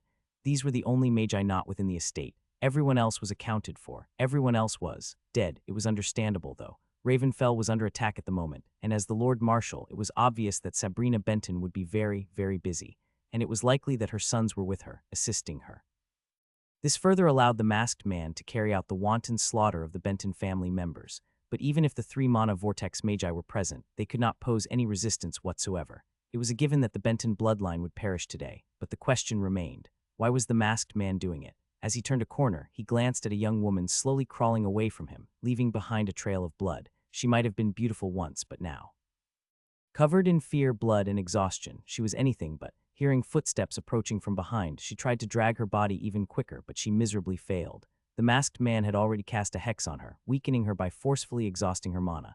Her mana reserves were now completely emptied. Exhausted, she rolled over, facing the ceiling, and stopped moving completely. Her chest heaved up and down as she struggled to breathe. Finally, the masked man arrived before her. Glancing at his wooden mask, the woman's eyes blazed with sheer hatred and anger. "You demon, why?" The masked man's shoulders trembled ever so slightly. Then he raised his hand and thrust his sword right in between the woman's eyes. He gave her a swift death, just as he did to the rest of the family. Quick, swift, painless. Yes, he ensured that none of them felt any pain. He wanted them to find peace in death. Finally, after what felt like a torturous eternity, he had done it. He had slaughtered every member of the Benton bloodline in the manor. Now only a few remained. The masked man returned to the main hall of the manor and stood still at the center. Glancing at all the corpses strewn around and the streams of blood that flowed across the once pristine white marble, he felt nothing at all. He stood silently, facing the main entrance of the house. From time to time, his weapon-wielding hand would tremble. From time to time, his shoulders would shudder. And from time to time, a muffled groan would escape his lips. Bonds, weren't they just chains dressed as comfort? A tether to weakness, a leash around the soul? To ascend, one had to let go. Cut every tie, burn every bridge. There was no room for hesitation. "Only solitude and strength," said the masked man, his voice tinged with soft yet unyielding resolve. He shifted. Just then he felt a few strong presences approach the manor. The people he was waiting for had finally arrived. The masked man inhaled deeply and straightened his back. He strangled any hints of emotions that were rising in his heart. His eyes flashed with ruthless conviction. Finally, two figures appeared in his vision, standing at the entrance to the manor. Sabrina Benton and her eldest son, Nash Benton. The moment they saw the carnage inside the manor, they instantly paled, a myriad of emotions flashing in their eyes. Seeing the corpses of her beloved family members, something broke inside of Sabrina and she fell to the floor, her breathing heavy and ragged. Meanwhile, her son, Nash, was seething with rage. Tears streamed down his face and he gritted his teeth. Unprecedented fury coursed through his being. He saw the lifeless corpses of every one of his family members, including his wife and children. Finally, his gaze landed on the person responsible for all of it. "What have you done?" The masked man silently looked at Nash Benton. A moment later, he calmly answered, "This is the price of freedom. Die." Nash lunged at the murderer, his bloodshot eyes spewing hatred, anger, and venom. He knew that the masked man was more powerful than him. He knew that he wouldn't last against him. Yet he attacked nonetheless. Perhaps he was overcome by anger and wanted to avenge his loved ones. Or perhaps he was overcome by helplessness and wanted to join his family in the afterlife. Nothing mattered anymore. He did not care anymore. As drops of tears trickled down his face and were carried away by the wind, Nash finally arrived before the masked murderer. His palm, augmented by mana, was inches away from stabbing the man in the heart. But in the next instant, the masked man disappeared, and Nash felt his world spin and slowly darken. With a soft thud, he fell to the ground, his gaze landing on his own headless body.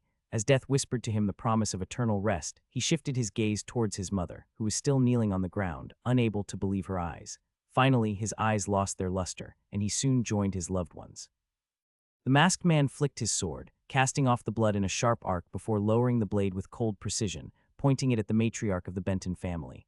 Sabrina Benton, pale and heartbroken, finally raised her head and glanced straight at the masked man, her eyes devoid of any feelings. As tears incessantly trickled down her face, her lips parted, and she weakly said, "Why did you do it, Marden?"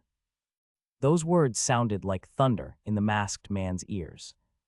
What? Sabrina's eyes flickered with a trace of emotion, but when her gaze swept past the corpses of her family members, her eyes once again turned emotionless. A part of her died when she looked at the corpses. A part of her died when she saw her eldest son die right before her eyes. And a part of her died when she saw her youngest son, being responsible for it all. Pain, betrayal, anger, resentment. But more pronounced than any other emotion was the boundless shock growing in her heart. She looked at the figure of the masked man. He wore a wooden mask that concealed his appearance not just from sight but also from the magical senses. He wore dark robes and a black mantle. He stood tall and upright, radiating an aura of immense strength. "Did you think I wouldn't recognize you just because you put on a mask?" she said, her voice tinged with overwhelming sorrow and fury. She gritted her teeth, her eyes turning bloodshot from rage. "So tell me why you did it," the masked man No, Martin remained silent for a few moments before answering. I told you, this is the price of freedom.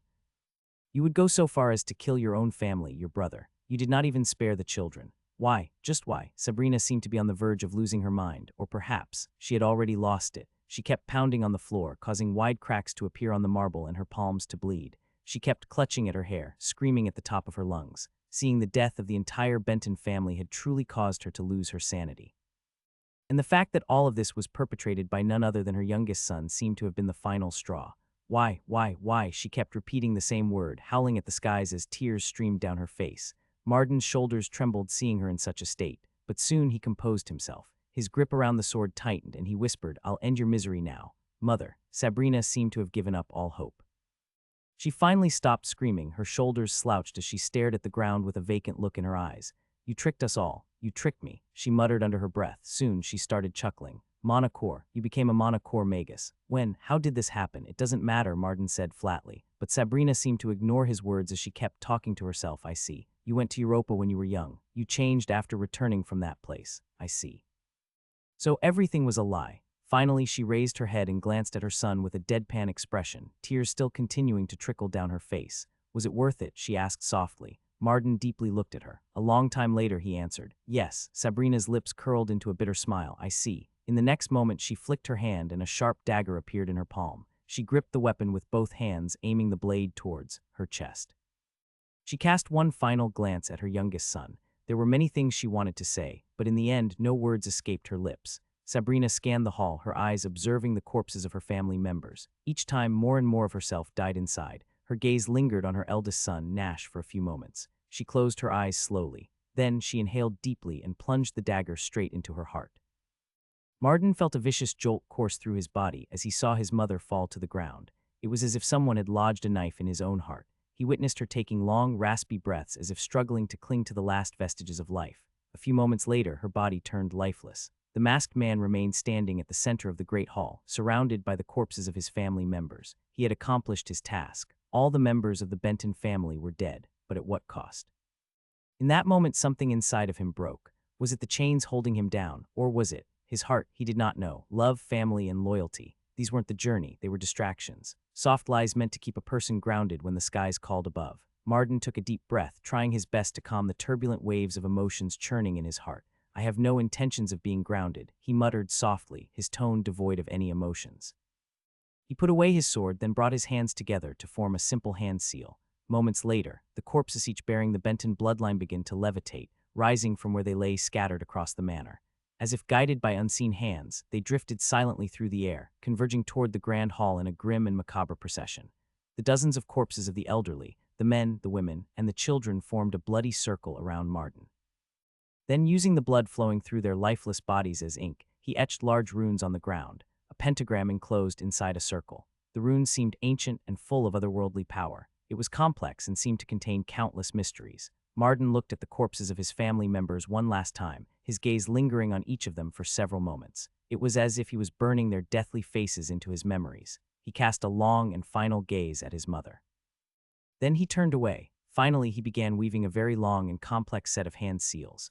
As the bloody runes on the floor and the dozens of corpses lit up with a blinding crimson light, he recited a beautiful poem, one full of sorrow, longing, and ambition, bound by blood, chained by soul, a lifetime lost to silence and command. Today the seal is broken. The wind carries my name. I am no one's weapon. I am Martin. I am free. The grand hall was enveloped in an incandescent crimson light.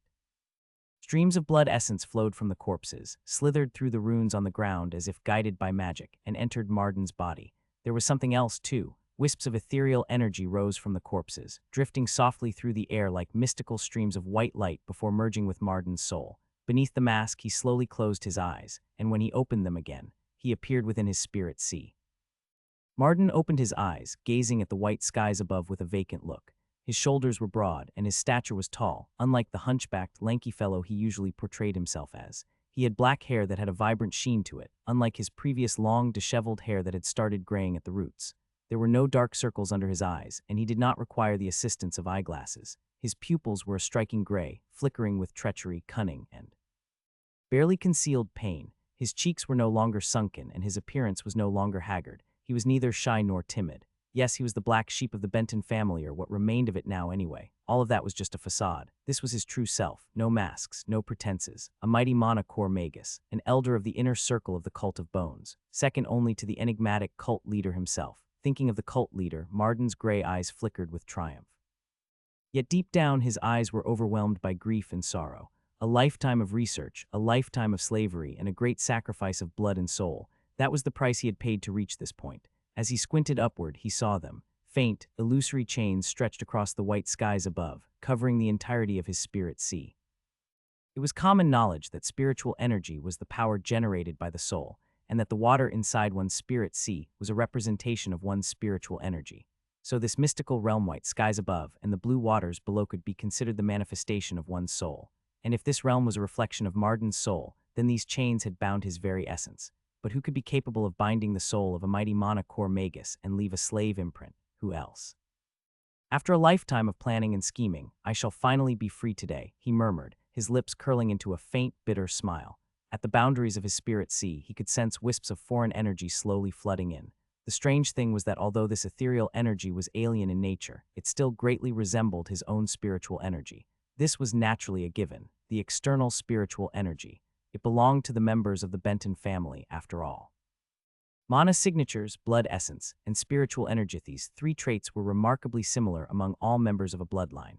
That was the reason why he needed the spiritual energies of the Benton family members. He was not planning to break the cult leader's shackles on his soul. No, that would only alert the man, ruining all of Marden's plan. What he wanted was something else entirely. He wanted to shift the target of the shackles from his soul to something else that closely resembled it. And that would be the combined spiritual energy he had harvested through the slaughter of dozens of Benton family members. This was the price of freedom. This was the only way to break free from the shackles of slavery the cult leader had placed upon him and countless others who served him. And though absorbing the souls of others would drag him to the brink of madness, he did not hesitate. Sanity was a small price to pay for freedom. He took a deep breath, staring at the colossal, ethereal chains covering the sky. His gray eyes flashed with conviction as he began weaving a complex set of hand seals.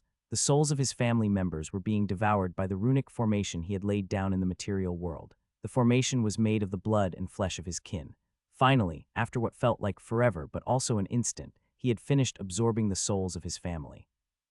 Their spiritual energies entered his spirit sea and floated upward, slowly enveloping the vast chains. At the same time, while the target of the slave imprint was being shifted from his soul to that of his kin, something else was also taking place. A large influx of memories and experiences started to merge with his own vessel, making him question his identity and sanity. One moment, he was a newborn, glancing at his mother with warmth and adoration. The next moment, he was an elder imparting arcane knowledge to the children. Suddenly, he was a child playing with other children in the family. He then became a beautiful young woman, sneaking out of the manor to meet her lover under the twin moons. Then he was Sabrina Benton, discussing the city's administrative matters with other counselors. A few moments later, he became Nash Benton, practicing mindfulness or spending time with his wife and children. Marden experienced all of these memories. He became a man, he became a woman, he became a child, he became a teenager. He became everything, everywhere, all at once. An excruciatingly pained scream escaped his lips as he struggled to hold on to the last vestiges of his sane mind. As the souls of his family members slowly but surely clung to the slave imprint, he began to lose himself. He had known, of course, he had known that this would happen. The soul was composed of three parts: the will, which held the personality and individuality, the vessel, which carried the memories and life experience, and the spark, the core of spiritual energy that bound the soul to the physical body. When Marden absorbed the souls of his kin, he absorbed not just their spiritual energies, but also their personalities and their memories. Now, he was no longer just Marden. He was slowly becoming the amalgamation of the Benton family. Whether or not he survived the ordeal and retained his sense of self, breaking free from the slave imprint etched into his soul, depended on one thing alone: his willpower. In the sprawling sewer complex underneath the city, the cold light of night hello flashed in the darkness, reaping the life of the last mana vortex magus from the cult. Adam exhaled slowly, gazing at the corpses of the cultists with cold, murderous eyes. That wasn't so bad, he thought to himself, wiping the blood from his blade with the edge of his sleeve. Not wasting any moment, he rushed in the direction of the group of contestants. It didn't take him long to catch up to them. But then his eyes widened slightly. He had sensed something through his sphere of resonance. There were more ahead, a dozen corpses, and standing before the group was a lone mana vortex magus barring their path. Adam's eyes gradually widened, and he immediately picked up the pace. But soon he learned of the identity of this mana vortex magus. Realizing that, he couldn't help but breathe a sigh of relief. Still, his footsteps did not slow down. Soon, though, hints of suspicion crept up inside his heart. What is she doing here? He wondered, perplexed. Soon, he arrived before the group of contestants. Most of them greeted him with excited smiles, relieved that he was all right. However, none of them had realized that they were under an enchantment spell Adam had cast. Compel on them, making them think that it was utterly imperative they leave Ravenfell. This was a directive that involved their safety. Thus, they never thought anything was wrong with it. If anything, they only thought that this was the most logical choice. Even someone as talented as Edward was still unaware of the fact that he was currently under a spell. The raven-haired youth nodded at everyone, then arrived at the front. There, he greeted Lisa. Then he glanced at the dozen or so corpses strewn before them in the distance. 3 of them were mana vortex magi, while the rest were mana liquefaction magi. Of course, all of them were dead. Did she do it? Adam asked Lisa, his gaze slowly shifting towards the shadowy silhouette standing in the distance. Although it was dark, Adam could still see the elderly woman's kind and amiable smile despite being surrounded by bloody corpses. Yes, she took care of all of them, Lisa muttered softly, still quite unsure of what she had just witnessed. Everything had happened in an instant after all, but she was certain about one thing. The woman was not fighting alone, even though she now stood all by herself. You dispatched those cultists rather quickly, Adam dear, said the elderly woman with a faint smile. Adam deeply looked at the woman standing before her. Finally, he said, his voice barely concealing caution, Professor. What are you doing here? Professor Mathilda Whittaker deeply looked at Adam, then replied with the same smile, well, isn't it obvious? I'm here to escort the children, of course. She isn't lying, Adam thought to himself. He was still critically observing the elderly woman's facial expressions, body language, and peripheral thoughts. Seeing him act so guarded against her, Professor Whittaker couldn't help but shake her head, cautious as ever. Right at that moment, a loud explosion took place somewhere above ground close to their location. As dust and debris fell from the tunnel's ceiling, everyone's expression turned solemn. Professor Whittaker spoke with a grim look on her face. The headmaster and the Emperor Emeritus have already joined the battle. The battle on the coastal waters has begun, too. And as for the city, she inhaled deeply before adding, it's quite bad out there. Adam nodded with a somber expression. He had already felt the powerful mana fluctuations above and knew that the mana core magi had made their move. He also knew that they had shifted their battle away from the city. While the Brotherhood's forces were battling the cult's naval fleet, the armed forces of Ravenfell were facing off against the cultists in the heart of the city that had suddenly emerged from underground, not to mention the horror in Corvid Quarter. It was utter chaos. And in the midst of it all, he found himself underneath the city, leading a group of 200 people to safety.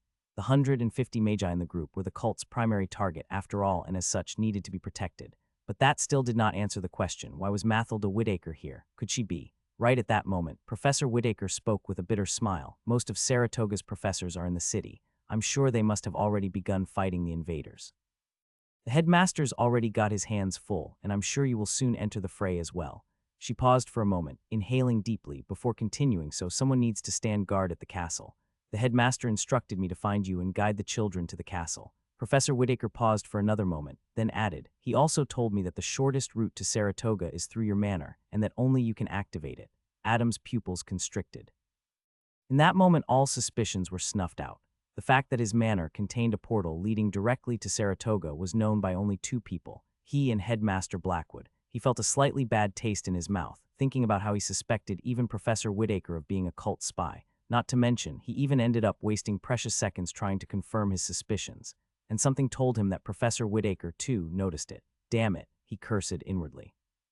I shouldn't be so guarded against people I trust. But when he thought of Helene Godfrey, his heart was consumed by conflicting emotions once again. Adam quickly strangled any distracting thoughts and led the group of magi towards his manor. On the way, they came across several squads of cultist stragglers, the lot of them. The raven-haired youth himself would have been more than enough to deal with them, but now with Professor Whittaker helping him out, they made quick work of these cultists. Soon, the group of magi arrived at the Constantine estate, or more precisely, beneath it. Adam expanded his sphere of resonance to its maximum output, his heightened senses easily piercing through several meters of bedrock that separated him from the surface. But the input he received instantly caused his face to darken. Countless dark-robed cultists had gathered at the edges of his compound, most concentrated near the main gates, trying their hardest to break through the mana barrier guarding his estate. At a rough estimate, there were dozens of them, and most of them were mana vortex magi, and even more were joining them as the seconds ticked by. Adam had already expected this. He knew that, other than the group of contestants behind him, the cult's other target was none other than him. So it was understandable that these cultists would head straight for his estate after they infiltrated the city. But he didn't think they'd arrive so quickly. What is it? Professor Whitaker asked him, her voice tinged with concern. Adam turned to her and solemnly answered, I'm afraid there won't be enough time for everyone to safely teleport away. Constantine Estate, Uptown Quarter. A dozen mana vortex magi stood before the towering metal gates of the estate, staring at the invisible mana barrier with grim expressions. They'd been bombarding the barrier with spells and mana-augmented physical attacks for the last several minutes, but nothing happened. Nothing at all, not even a crack. The mana barrier seemed to encompass the entire estate. Furthermore, it was constantly fueled by the ambient mana in the surroundings. The barrier consisted of a highly complex runic formation that constantly repaired and replenished itself. Thus, despite there being so many mana vortex magi attacking a singular point in the barrier all at once, they were still unable to break through. But how long would that last? The integrity of the mana barrier was steadily weakening, and it was only a matter of time before it crumbled.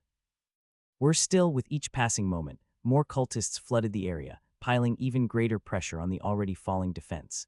Theoretically, the mana barrier set up by Adam was capable of withstanding a full-powered attack or two by a mighty mana core magus. It could withstand dozens upon dozens of attacks by less powerful magi, but it wasn't invincible. Soon, a group of powerful magi huddled together a few meters away from the barrier. They were planning on using a combined rank 3 spell to deal a heavy blow to the barrier, and it appeared that this time, they might just succeed. The other magi surrounding them had bloodthirsty looks in their eyes. They had all heard about the legends and the exploits of the Dark King. Oh, they were afraid to face him, but with so many of them banded together, they also found courage. As the group of magi prepared to cast the combined spell on the mana barrier, suddenly a gust of wind blew through the cobbled street, causing the leaves on the trees to violently flutter. Most of the cultists did not think much of it, fully concentrating on their task at hand. Some of the more idly or utterly stressed out ones turned around, wondering what could have caused that sudden change in the wind, and then they saw it. Atop the rooftop of the building across the street, a dark-robed figure stood in silence, hands clasped behind his back. The hems of his magus robes fluttered gently in the wind, and perched upon his head was a black, pointy hat. The Dark King did not speak a word. He silently glanced at the cultists trying to break into his home with a murderous look in his eyes. It's him, the Dark King. He's here, behind us. The moment they heard the words, Dark King, everyone felt their bodies trembling ever so slightly. The mana vortex magi abruptly stopped conjuring the combined spell and quickly turned around, gazing at the rooftop of the building across the street. And there they saw him, the Dark King silently gazing at them with furious, bloodthirsty eyes. For a moment, there was utter silence on the street, with only the distant sounds of thundering explosions echoing from time to time. Finally, one of the more powerful mana vortex magi gathered courage and stepped forward, roaring, "What are you all waiting for? Get him. The ones to capture him will be rewarded by the elders themselves. Or have you forgotten about all of that?" At once, the eyes of the magi gleamed with an avaricious light. Within the cult of bones, there was a bounty put on the Dark King's head. Of course, they needed to capture him alive to be able to be eligible for the rewards. The rewards were extremely generous and bountiful, to say the least. Mana extraction techniques, mana combat techniques, precious artifacts and potions, valuable ores and magical herbs and ingredients, etc. So, although these magi felt deep fear gazing at the towering figure of the Dark King, they also found a semblance of courage. Their greed, too, instilled some bravery in them. Of course, the most important thing was that they were in a large group at the moment, and there were several mana vortex magi among them. Additionally, more and more of them were joining by the minute. So then what was there to fear? The moment the mana vortex magus barked out his order, several magi dashed forward, vaulting across the street, scaling the building, trying to surround the Dark King from all sides. Within a few moments, they had finished preparing for their long-range spells, and then all hell broke loose. All manner of wondrous and fantastical spells, flames, ice, earth, lightning, poison, even writhing vines rained down upon the Dark King, threatening to bury him beneath their overwhelming force.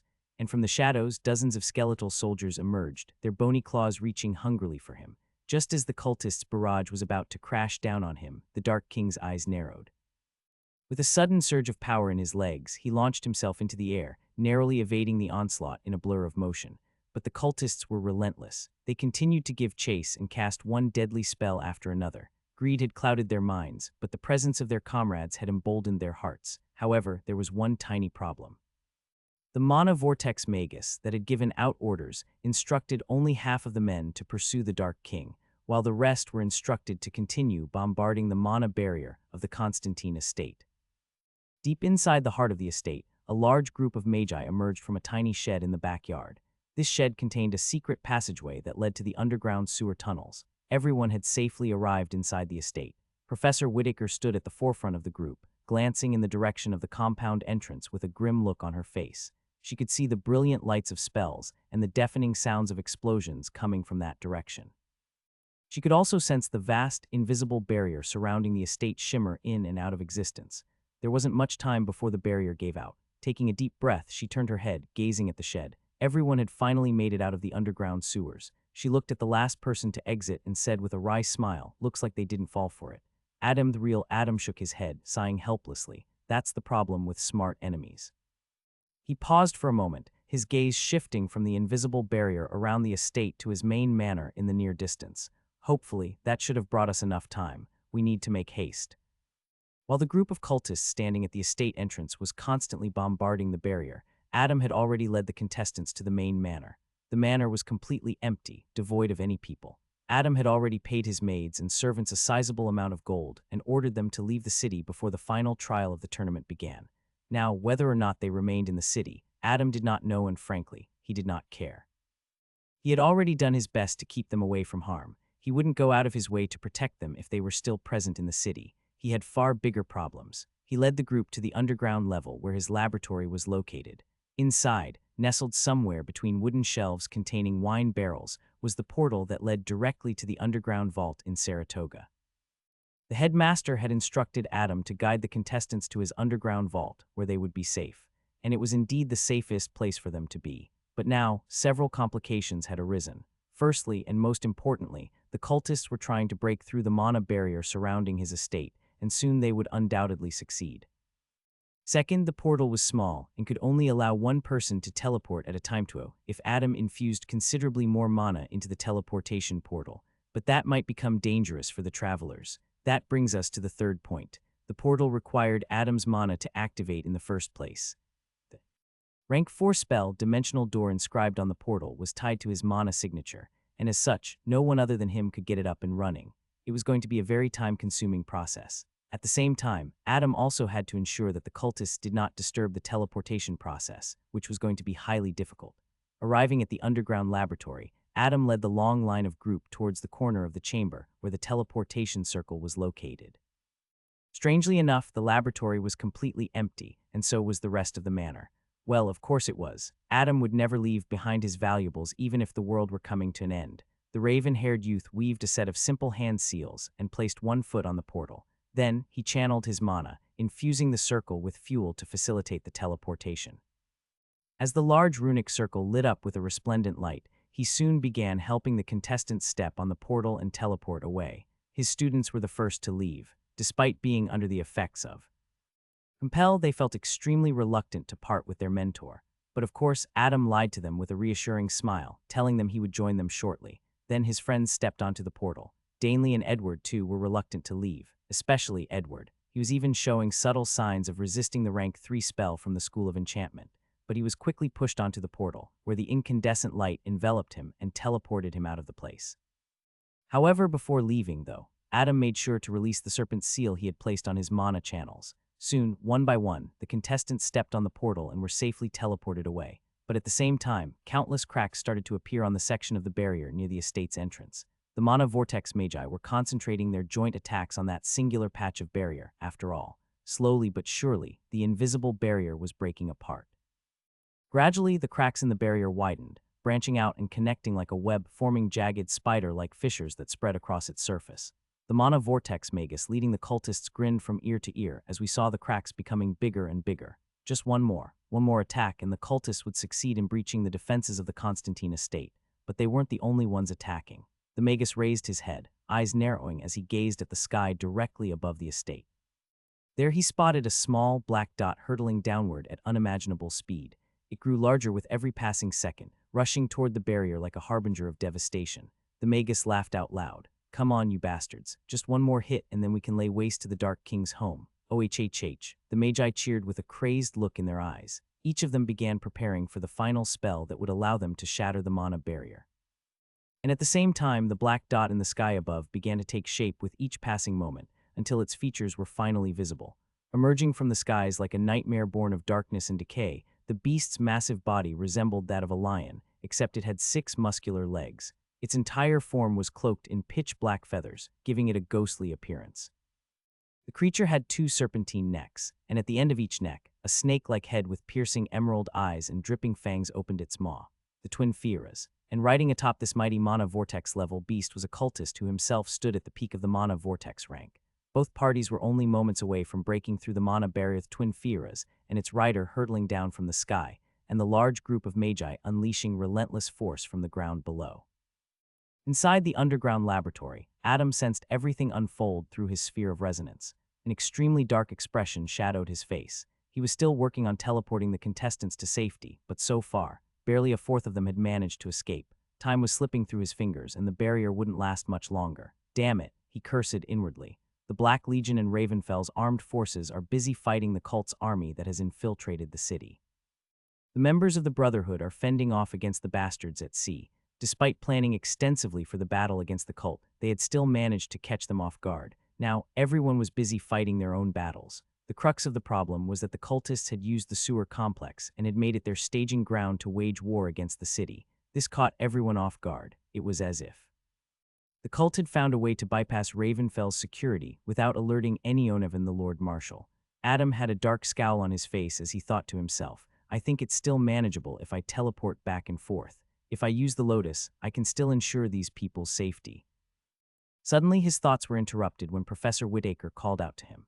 Adam, do you know what your trouble is, dear boy? Huh. The raven-haired youth turned to look at the elderly woman who was looking back at him with a gentle smile. You always think it's you against the world. You've carried everything on your shoulders, never once asking for help. Even with allies beside you, you charge ahead as if you're utterly alone. Adam opened his mouth to say something, but no words escaped his lips. Then he closed his mouth. He didn't know how to retort. Professor Whitaker placed a hand on his shoulder and said warmly, You must learn to trust others, my child. With that said, she winked at him and walked away. Professor, where are you going? Adam blurted out, his eyes flickering with concern. Ho ho, where do you think? The elderly woman chuckled. I'm going to buy us some time until the children have teleported away. But Adam gritted his teeth. There are a lot of mana vortex magi out there. Professor Whitaker stopped, turned slightly to face Adam, and said softly, You underestimate me, dear boy. Her emerald eyes flashed with a peculiar light as she added, There's a reason the headmaster appointed me as the department head of the School of Summoning. She paused, her lips curling into a confident smirk. It's because I'm strong. A brilliant magic circle lit up under her feet, followed by the sound of lightning, and then she disappeared. The twin Fieras and its rider were seconds away from breaking through the dome of protective barrier. Its rider, a mana vortex magus, had a mad grin on his face as the two plummeted from the skies. Dark King, let's see what you're made of, he thought to himself, his eyes flickering with wild intensity. On the ground, the group of magi had finished preparing for the combined rank 3 spell. They, too, were a second or two away from piercing through the barrier near the estate's entrance. Right at that moment, an elderly woman with a kind and amiable face suddenly appeared in the sprawling, lush garden. Although she looked friendly, the sparks of fighting intent blazing in her eyes suggested anything but. She cracked the joints around her neck, exhaling a deep sigh. Ah, how long has it been since I've had to join the front lines? She muttered under her breath. Quickly evaluating the dangers surrounding her, she deemed the aerial attack far more concerning than the one on the ground. Raising her head, she glanced at the mystical creature and its rider, her lips curling into a faint smile. All right then, you first. In the next few moments, several things occurred simultaneously. The cultists had finally and ruthlessly shattered the barrier. 2 massive breaches tore open, one high above at the apex of the dome, and the other near the estate's grand gates. Like a great mirror shattered into countless fragments, the 2 breach points splintered outwards, sending deep cracks spidering through the surrounding sections of the barrier. But that was the least of Professor Whitaker's concerns. Like blood from an open wound, the cultists surged in through both gaps. They were relentless, unbending, and hungry for chaos. The elderly woman chose to ignore the ground forces for the moment, directing her spell towards the rank 3 magical beast and the mana vortex magus approaching her from the sky. Finally, she completed the 3 magical components of her spell, and then, the space right in front of the beast and its rider was viciously torn open, and a direct portal to the spirit world was formed. The scene inside was breathtaking, yet filled with untold horrors. As the portal quickly stabilized, the rider found his eyes widen in shock. He could see a myriad sea of colors inside the enormous portal, and countless shadowy creatures moving in the backdrop. Suddenly, a fantastical beast with its maw wide open barreled towards the portal, hearing the call of its summoner. With a thunderous roar, the creature dove through the rift in the fabric of reality and emerged into the waking world, its cavernous jaws brimming with razor-sharp teeth, intent on devouring the Twin Feara's whole. It resembled a killer whale, its obsidian-black body pulsing with ancient power. Its eyes were cold, predatory, and sparkling with flames of intelligence as it locked onto the Twin Fearas with unmatched precision and unrelenting force. The air visibly trembled as its massive jaws opened wide. Because of the speed and the downward momentum of the Twin Fearas, it was unable to change its trajectory. Then, in one unstoppable, fluid motion, the spectral whale clamped down on its prey, engulfing the Twin Fearas entirely. Right on time, Professor Whittaker conjured another portal in front of her summoned beast. The screech of the beast was drowned in the sudden crash of magical force, as the portal soon sealed shut. In but an instant, the whale had arrived in the material world, devoured the Twin Fearas, and promptly returned to the spirit world. And just like that, Professor Whittaker had swiftly dealt with one powerful enemy. Yes, only one. Silence followed for a few moments before the winds picked up again. The rider of the Twin Fearas found himself rapidly falling to the ground. The last possible moment, due to his quick reaction, the Magus was able to jump off his familiar before the whale devoured it. With a dark expression etched across his face, he cast a spell to slow his descent. His body began to levitate gently towards the ground, his robes fluttering around him. And as he drifted lower, he cast a seething, hateful glance toward Professor Whittaker, his eyes burning with unspoken fury. But soon his eyes widened yet again as all that met his gaze was bam. With a thunderous roar, a white-furred ape had launched into the air at some point right after the whale had devoured the Twin Fearas. Then its massive fist, glowing with raw mana, slammed into the Magus in midair. The blow shattered the cultist's defenses and sent him flying like a broken doll, crashing into the ground with a violent thud. Moments later, the ape landed on the ground near Professor Whittaker. It looked calm and unshaken, clearly satisfied with how he had dealt with the enemy. The ape turned to the elderly lady and lowered his furry head, its intelligent eyes locked onto her. "All right, little bee, you did well," Professor Whittaker said with a light chuckle as she patted the giant ape's head. The beast thumped his chest several times in joy, then turned towards the enemy, growling. Meanwhile, the cultist staggered to his feet, clutching his chest where the ape's punch had landed. His ribs were clearly fractured, and he had suffered internal bleeding. Just then, the other cultists who had breached the barrier from the ground below arrived, surrounding him in a loose circle. Their eyes shifted to the kind, elderly lady standing before them. Their expressions twisted into unease. There was something about her, something that made even the Mana Vortex-ranked cultists hesitate. And then there was that white-furred ape and the killer whale from earlier, who knew just how many more creatures she could summon.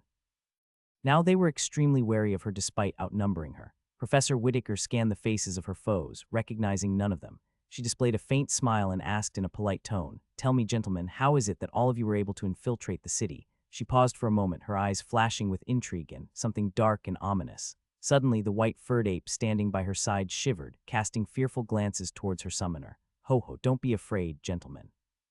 I'm just an elderly woman. Tell me, did someone on the inside help you? If so, would you mind telling me who these traitorous scums are?" Right at that moment, the ape suddenly covered his eyes, as if unwilling to witness what was about to unfold. And then, the ground beneath the cultists shifted. A low, nearly imperceptible tremor rippled throughout the Constantine estate.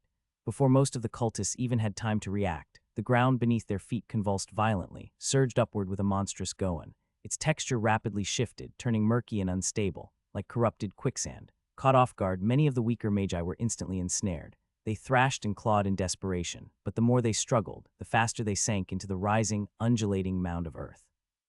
Their miserable cries were choked as the earth claimed them one by one. Within moments, over a dozen mana liquefaction magi had vanished, dragged down by an unseen force. Then the earth trembled once again, pulling its prey deeper still. In mere seconds, all traces of them were gone, swallowed whole by the cold, unrelenting embrace of the land. All that remained in its wake was a slick, oil-like residue coating the ground. It was a dark, glistening stain upon the earth where the living quicksand had surged moments ago. The patch of land now stood eerily silent, as if nothing had happened. The surviving dozen or so cultists, all of them, naturally, Mana Vortex magic-glanced at the dark patch of land with grim expressions. Then they shifted their gaze towards the elderly woman and the giant ape standing behind her. This woman was very dangerous. Within a minute, not only had she dealt with the Mana Vortex-level beast, the Twin Fearas, but now she had also incapacitated over a dozen Mana Liquefaction Magus. If the surviving cultists were in her place, they weren't sure if they would be able to bring out the same results. Suddenly, the rider of the Twin Fearas narrowed his eyes, his pupils flickering with recognition. I see, he muttered softly. You're Mathilda Whitaker, Blackwood's right hand. Ho ho, I am flattered. The elderly woman chuckled heartily. Now, why don't you tell me who the traitors are? Her eyes gradually narrowed, flickering with a cold light. I promise to make it a quick and painless death if you do so. You pathetic wench, you dare look down upon us. One of the cultists, enraged by the loss of his followers, screamed in fury. Professor Whitaker ignored the clown. Her gaze lingered on the twin Fira's rider. Just from a cursory glance, she could tell that he was the strongest magus present and was most likely their leader. So, what's it going to be? Will you tell me? Or do I have to kill a dozen more of you before you open your mouth? The elderly woman spoke with a gentle expression on her face. It was quite unnerving for the cultists to see her words and expressions contrast so drastically. The rider narrowed his eyes as he coldly gazed at the elderly woman.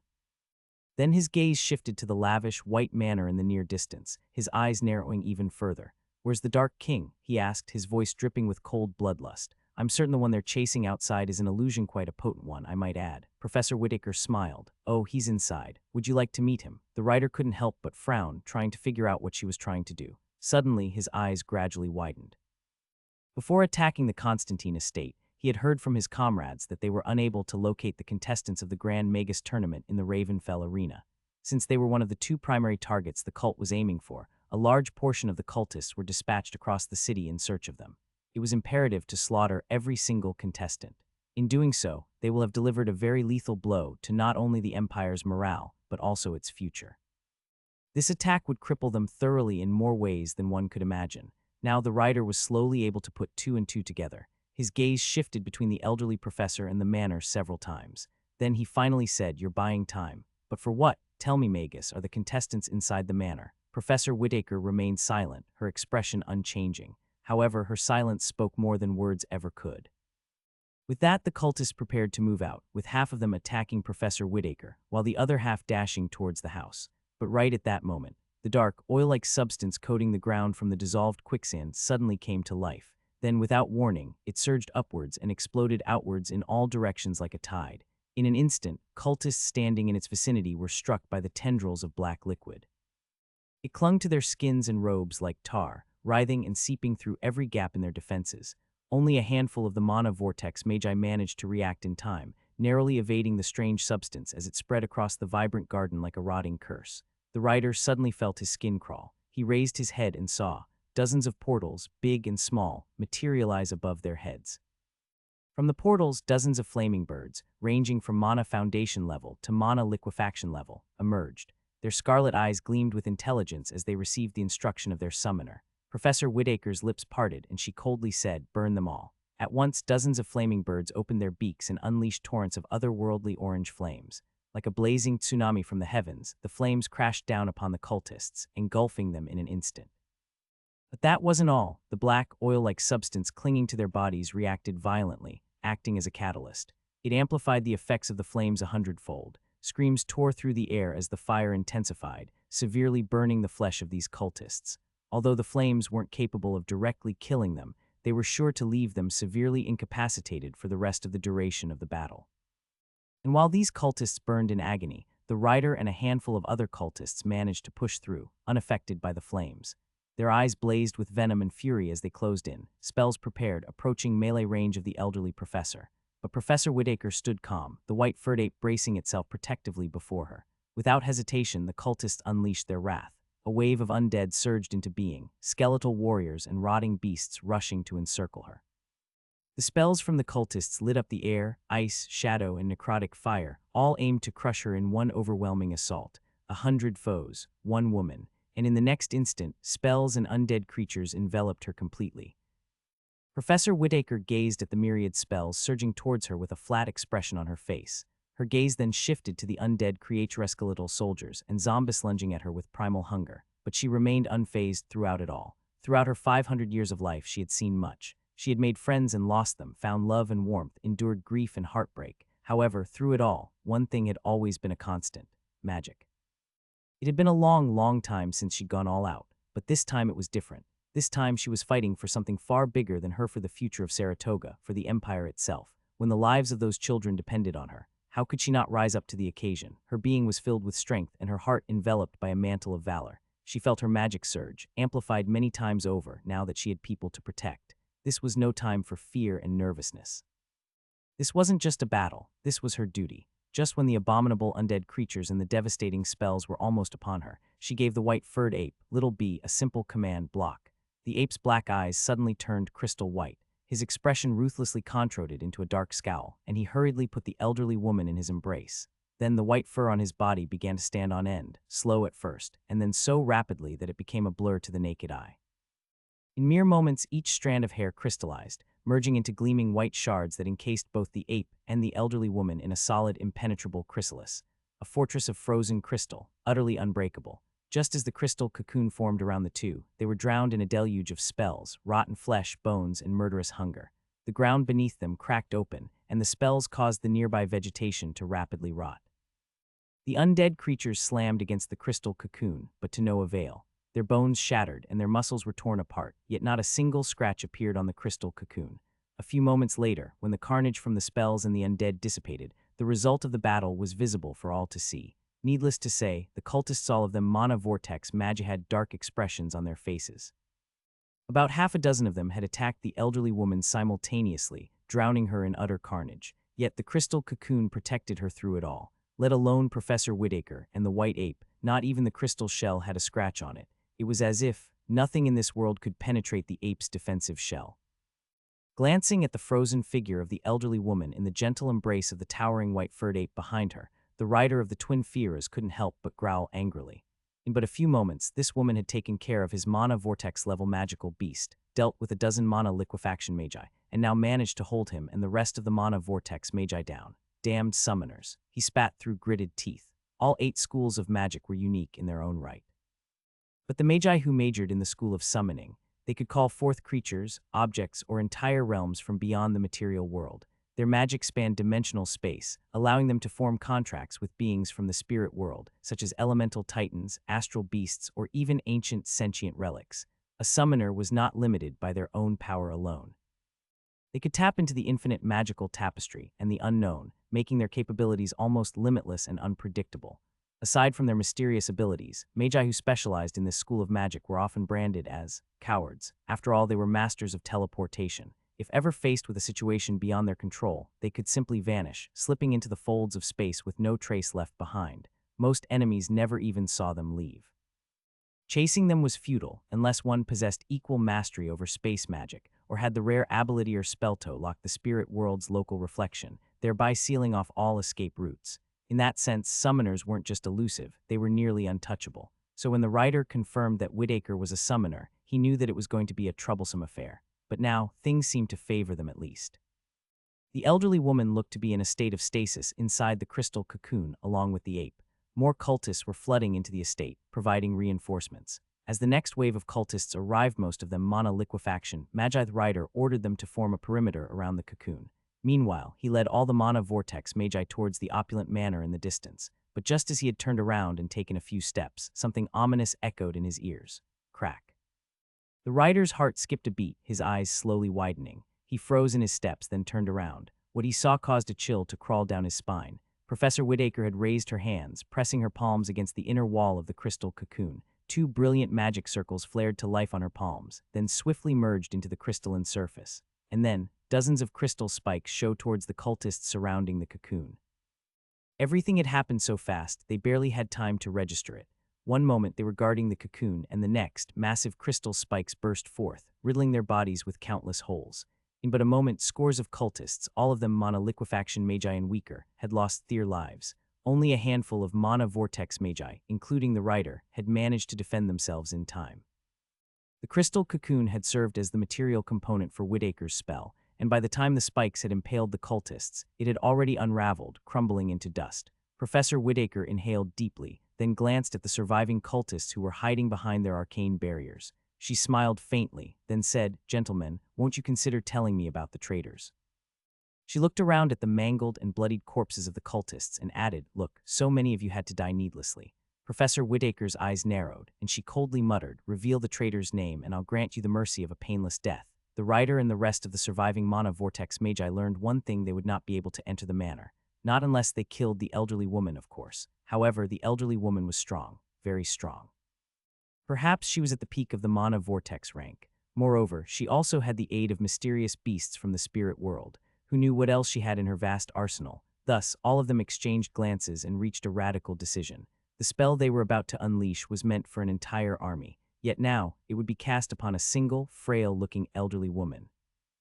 Inside the underground laboratory, the number of participants was quickly dwindling in numbers. In the beginning, there were about 200 of them, including their close friends and family members, but now only a couple of dozen remained. Adam had been continuously supplying mana to the teleportation portal, and Swifty transporting the Magi to his underground vault in Saratoga. If not for his vast mana reserves, thanks to forming a familiar bond with Valerian, would have long since run out of energy.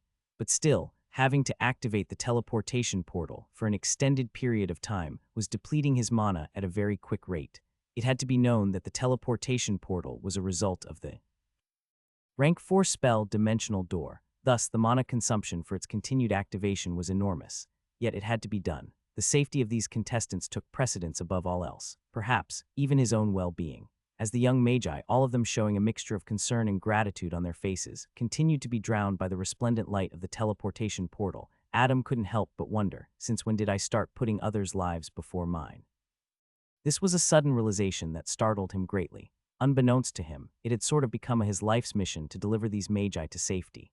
Would the old Adam ever do such a thing? He did not know. The raven-haired youth continued down his train of thought, his dark eyes distant as ever. Sending 200 people to Saratoga through the portal will consume a large chunk of my mana reserves, and then I even have to fight against the cultists, and who knows what else they've planned for the city.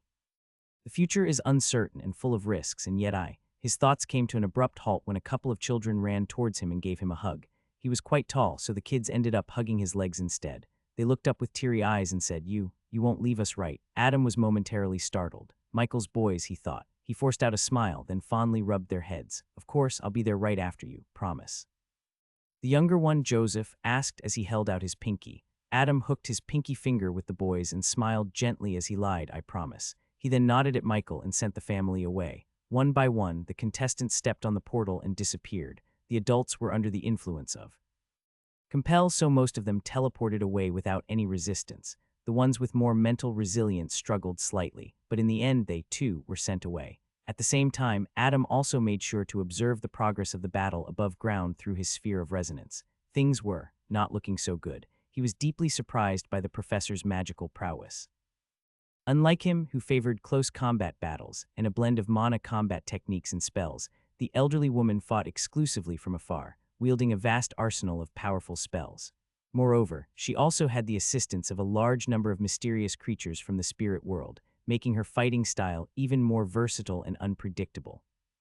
She had already dealt with over a dozen mana liquefaction magi and a mana vortex-level beast. Now, she was preventing a small army of magi led by a handful of mana vortex magi from entering the manor. It had already been close to 10 minutes since their battle had started, and until now, she hadn't received a single scratch on her body. She used defensive spells ingeniously and attacked in a timely manner, dealing the greatest damage with minimal effort. However, Adam could tell that her mana reserves were rapidly decreasing. He had almost never had to worry about his mana reserves, but the vast majority of magi had to. Mana was a precious resource, and especially so during battles. If casting spells and utilizing mana combat techniques were considered important, then the circulation of mana and its efficient expenditure could be considered equally important. Not everyone was blessed with vast mana reserves like Adam, let alone Edward. Most magi had to consciously ration their mana, ensuring not a single drop went to waste, for their very lives depended on it. And now, so did Mathilda Whittaker's. Damn it, just a little more. Adam gritted his teeth, his heart beating rapidly. There were only a few more contestants left. It would take about a minute at most to teleport them away. But would Professor Whittaker survive that long? Hold on. Suddenly, Adam's pupils constricted when he saw the mana vortex magi come together to pool their mana, then summon a ghastly abomination. Adam had fought a similar creature back in the coastal waters of Blackshore, but this one was bigger and stronger than the one he'd fought. In that moment, Adam weaved a simple hand seal and sent a mental message through. Mind Whisper. This was not an opponent that Professor Whittaker could fight. She was already so dangerously low on mana. There was absolutely no way she could survive even a single attack from the colossal abomination. Quick, hurry, Adam roared, his expression darkening by the moment. The contestants flinched at his grave expression, but they quickened their pace. One by one, they stepped onto the portal, vanishing in bursts of light. Suddenly, the sound of lightning echoed in the laboratory. A brilliant flash lit up in the chamber, and Professor Whittaker appeared out of nowhere. Her knees buckled at once, but before she could collapse, Adam was already at her side, catching her. The elderly woman glanced at Adam with a pale face and whispered, "We need to leave." Adam said with a gentle smile, "Of course, I was waiting for you." As he led her to the portal, she muttered weakly, "That thing. I don't know how they created such a monstrosity, but Adam, you cannot fight it. You must leave with me this instant." Adam remained silent. He gently placed her on the portal, then instructed the last couple of people to stand with her. He looked at the elderly woman and smiled, "I know. I'll be right there, I promise." Before Professor Whittaker could even protest, a brilliant light engulfed her along with the final batch of contestants. In the next instant, they were all gone. Adam's smile gradually faded. He looked down at the glowing runic formation for a brief moment, then lifted his foot and destroyed the portal. He then summoned the Staff of Calamity. The moment it appeared, the entire manor violently shuddered, and then it all came crashing down on him. Professor Whittaker felt disoriented for a moment or two. She felt the ground underneath her shift and the world around her change. A faint gust of wind rustled her hair, and she suddenly arrived at a completely different place in the blink of an eye. When she opened her eyes again, she found herself inside a sprawling vault with arched ceilings and dozens of thick pillars supporting it. She looked around, perplexed. Where am I? The participants around were also wondering the same. This was a place that even Professor Whittaker had never visited before. Perhaps only Adam, and before him, the headmaster, might have been here. But the strange and mind-boggling thing about this place was, it was filled with gold. Even the elderly woman, who was wealthy in her own right, had never seen such a quantity of wealth. There were mounds of gold coins, precious gems, and jewelry. Some were so massive they almost formed small hills. Needless to say, everyone was thunderstruck. Even the scions of the four pillars had never seen this kind of wealth before, and all of them could be considered to be very rich. How did Adam come to acquire so much wealth? Professor Whittaker thought in a daze. Don't tell me. Is this his reward for passing all the trials of the Raven inheritance? What kind of inheritance makes one so wealthy? As she thought of Adam, she hurriedly turned to look at the spot a few meters in front of her. It was situated in a corner of the vault, close to the walls. It contained a small landing platform. 1 second passed, then another, and another. Slowly, the elderly woman's eyes flickered with realization, and she couldn't help but smile wryly. "I should have known better." Suddenly, there was a light commotion at the front of the group. The crowd parted, and Edward quickly approached Professor Whittaker. His expression was shadowed by utter panic. He walked up to her and blurted out, "Where's Adam?" Professor Whittaker deeply gazed at Edward's blue eyes, then she looked away. She shook her head as she answered, still in Ravenfell. Edward felt like his heart was gripped by a tight, cold claw. He gritted his teeth and muttered under his breath, Why did he have to do that? Why can't he trust me to fight by his side for just once?" He hated that Adam had to put a spell on him to ensure that he left for Saratoga. He hated that he couldn't fight side by side with Adam like the old days. He hated that he was so weak. Despite all the boons he had received since birth, he still couldn't catch up to Adam, let alone walk side by side as an equal. He hated it. He really, really hated it. Professor Whittaker saw the range of conflicting emotions flash across the blue-eyed youth's face. In the end, she couldn't help but heave a long, helpless sigh. She walked over to him and placed a hand on his shoulder. Ravenfell's become a battlefield, and Mana Foundation and Mana Liquefaction Magi are dying like flies. That is why Adam sent you all here. Edward did not reply. He lowered his head, silently gritting his teeth. His shoulders slowly started to slouch. Lisa approached him from behind and gently held his hand, looking at him with concern. Professor Whittaker lingered for a moment, then thought it would be wise to leave Edward on his own. For now, she had to guide the young Magi to the heart of the castle. She also had to preside over a lot of other important matters since the headmaster was away. The situation was dire and the future uncertain. Professor Whittaker inhaled deeply, then glanced at the contestants, who seemed lost and nervous. She flashed a gentle smile and said, with that said, she turned around and navigated her way through the vault filled to the brim with riches. Several minutes later, they had found the exit and made their way out of the vault and into the depths of the castle. While the young Magi found a fleeting moment of respite, the situation back in Ravenfell was growing increasingly dire with each passing moment. And as fate would have it, Adam found himself caught in the eye of the storm. Constantine Estate, Upton Quarter. At some point, in order to deal with the nagging threat of Professor Whittaker, the Mana Vortex Magi from the cult had utilized a combination spell and summoned a towering abomination. This undead creature emerged from the depths of the summoning circle. It was a flesh golem stitched together from the mangled remains of countless Mana Liquefaction and Mana Vortex Magi. Standing at nearly 20 meters tall, its grotesque body was a patchwork of flesh, bone, and sinew crudely sewn with thick necrotic threads. Dozens of arms, some skeletal, others bloated or decaying, dangled or protruded at odd angles from its torso. Faces peeked out from various parts of the body, some frozen mid-scream, others eyeless and stitched shut. The creature's skin, if it could even be called that, was gray in color with green patches, oozing noxious and poisonous fluids from between its seams. As it rose, hunched over from the summoning circle, thick black smoke emanated from his body, spreading the stench of death and rot. Every breath it took hissed with venom, and with every movement it released clouds of toxic miasma into the air. Even the cultists retreated several steps, unwilling to come in contact with the toxin. Massive clawed hands twitched and stretched towards the abomination's target. From its back, several bone spikes jutted out, pulsating with acidic poison. The summoning circle beneath it crackled violently, seemingly unable to contain its corrupted form as it rose from the ground. At some point, Professor Whitaker had disappeared, prompting the cultists to switch the abomination's target from her to the opulent white manor. Roaring to the skies, the flesh golem took a thunderous step towards the manor. Then it took another step, and another, until its gait turned into a slow jog. When the towering monstrosity neared the manor, it vaulted high into the air and brought down dozens of malformed arms, crashing down like a meteor. Boom! The ground ruptured beneath the terrifying impact. Walls crumbled as shockwaves blasted out in all directions. The manor groaned under the force, and then it began to fall apart. Tumultuous waves of fury rose within Adam's heart. When he witnessed dust and chunks of stone falling from the ceiling, he couldn't help but gnash his teeth in rage. The underground laboratory was supposed to be the safest place in the entire manor, yet the walls and ceilings were already crumbling down. If that was the case, then how was the rest of the manor above ground faring? Not good at all. This manor, this estate, was more than just stone, marble, and timber. It was his sanctuary, his first true home, built and shaped to his very liking.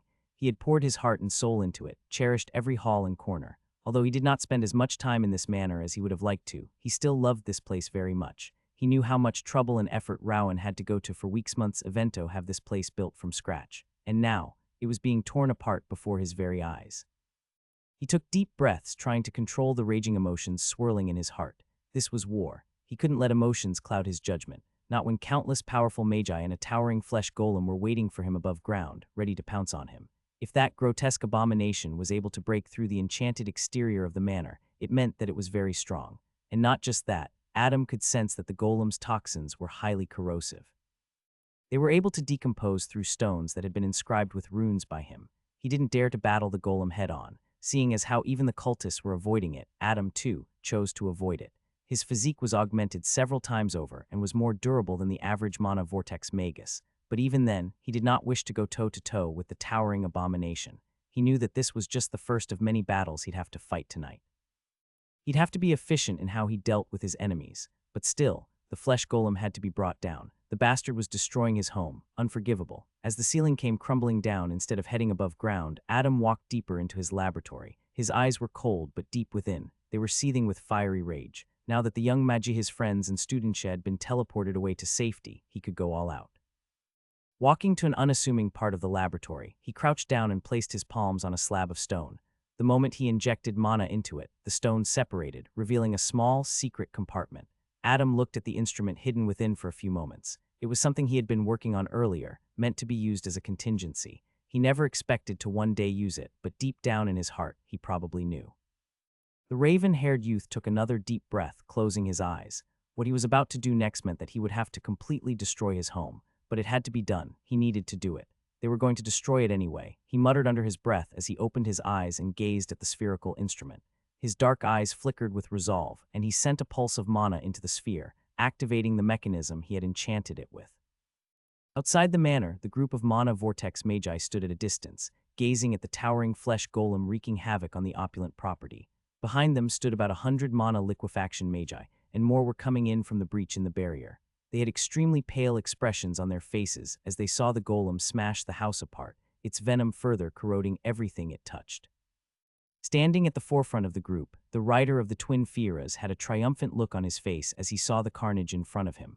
"Leary, what do we do if the Dark King appears?" asked a cultist standing beside the rider. "Our orders were not to bring any harm to his."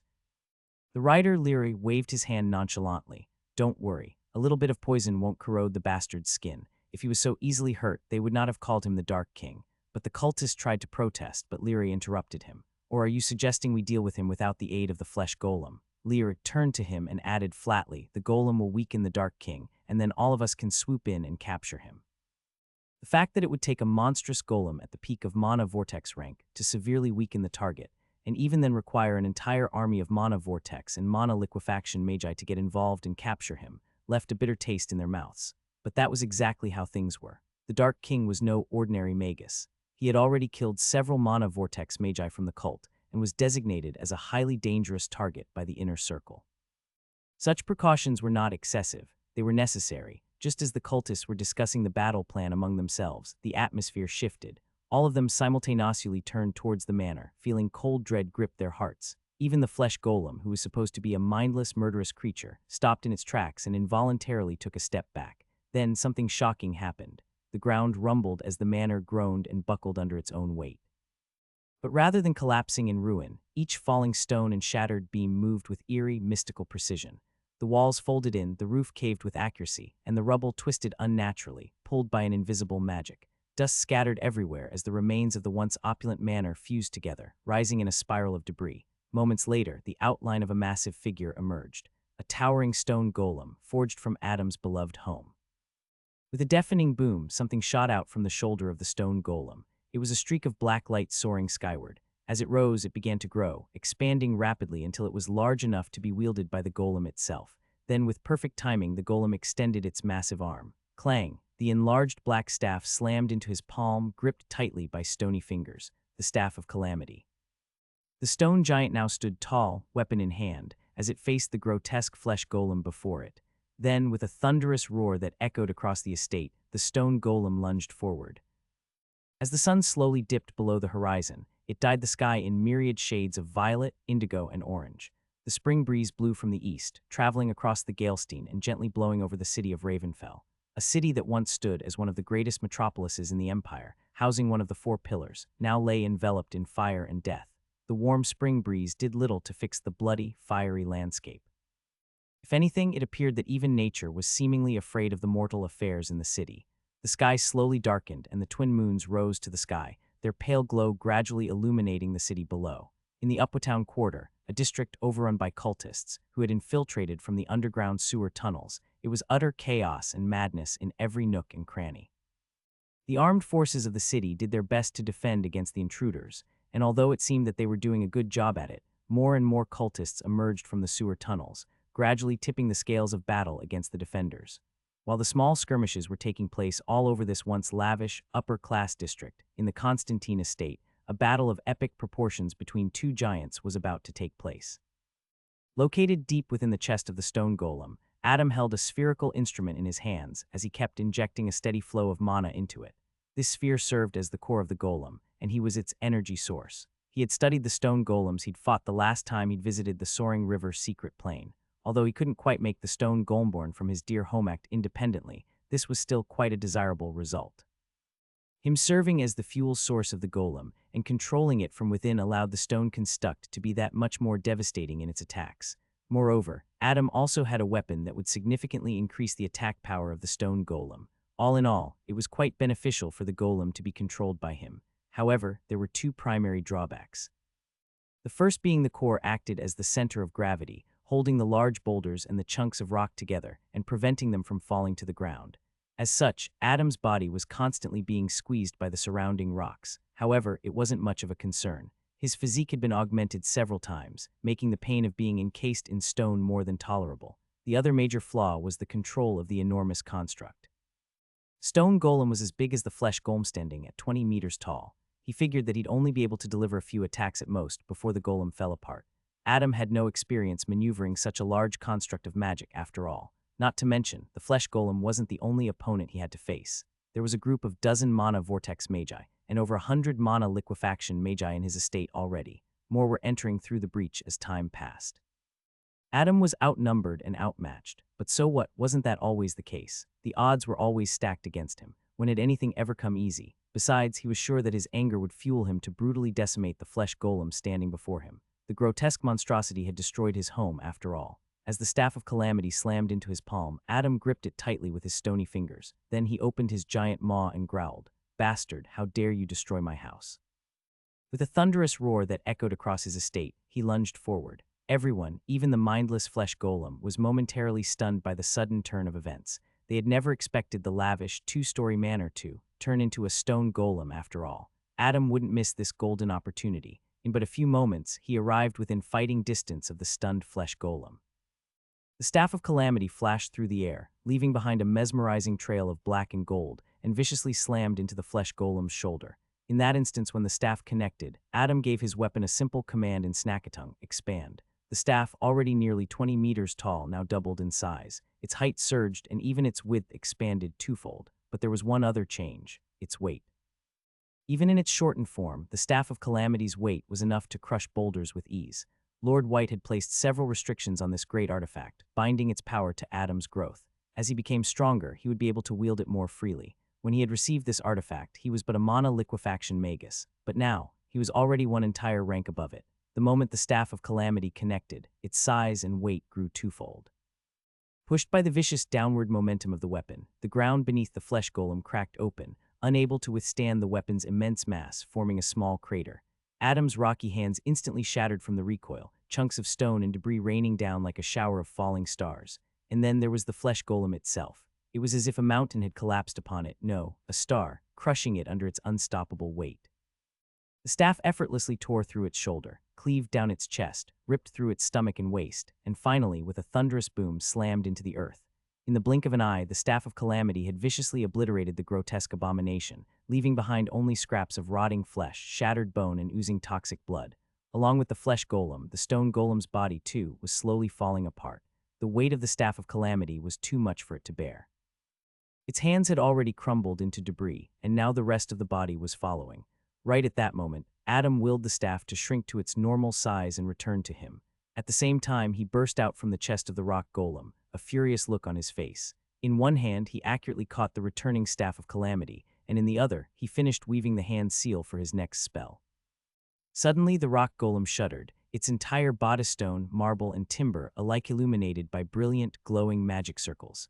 And then, rank 3 spell, Rockslide. The disturbing mangled corpse of the flesh golem was still squirming despite being pulverized by the heavy strike of the Staff of Calamity. Adam knew that the golem was an undead creature, to begin with. It wouldn't go down so easily, but he had already planned how to permanently kill it. Again, while the cultists were still reeling in from the shocked raven-haired youth's home transforming into a towering golem, and then the golem wielding an even bigger staff to destroy the flesh golem, I struck again. Using the body of the stone golem as material components, he cast a spell, ingeniously making use of the resources readily available around him. Rank 3 spell, Rockslide. The body of the rock golem, or whatever remained of it, anyway suddenly trembled, then collapsed and surged forward, pouring over the mangled corpse of the flesh golem like an unstoppable tsunami of immense weight, instantly burying every last piece of the undead creature. But Adam wasn't done yet. His anger still hadn't subsided. "Bastard, do you have any idea how much I spent building this entire property?" he roared furiously, even before the mangled corpse of the flesh golem had been covered by the rockslide. Adam had already hurtled half a dozen barrels over the wave of rocks. With a simple wave of a hand, 6 magic missiles streaked through the air, piercing the large barrels, shattering them and spilling the black liquid within. The black, tar-like substance fell over the blanket of rocks and immediately covered almost every inch of it. One look was enough to tell that the black liquid was highly inflammable. Finally, Adam cast the final spell to completely obliterate the flesh golem from the face of this planet. Still in midair, he sacrificed several red crystals, instantly reducing them into crimson dust. A large, resplendent magic circle flared to life before him, and using the crimson dust as fuel, it unleashed a roaring flaming sphere. Rank 3 spell, Great Fireball. The flaming sphere descended like a judgment from the heavens, swelling with heat, light, and unrelenting fury. It struck the tar-soaked rubble with an earth-shaking roar, and in an instant the flames surged outwards, devouring the black liquid like a starving, gluttonous beast. The tar ignited violently, acting as a sinister catalyst. The flames turned white-hot, melting the stones covering the flesh golem as if it were wax. Slabs of rocks hissed and cracked, then slewed away in molten sheets, enveloping the rotten horror entombed beneath. And then slowly, agonizingly, the flesh golem's grotesque mangled body writhed as the molten rock clung to its skin. Chunks of flesh sizzled and peeled away. The flames weren't merciful at all. Adam had made sure of it. They lingered, eating through every layer of the abomination. It tried to move, to crawl away, but the fire was faster and the rocks were incredibly heavy, pressing down upon it. Its countless mouths stretched open in a soundless wail, eyes bubbling and melting into the flesh. And then at last the flesh golem collapsed. A heap of scorched meat, bone shards, and oily black blood. That was all that remained of it. The flames flickered over what remained, as if savoring their final kill. The cultists stood several meters away from the molten tomb of the flesh golem, watching in horror as the flames burned incandescently, lighting up the night sky.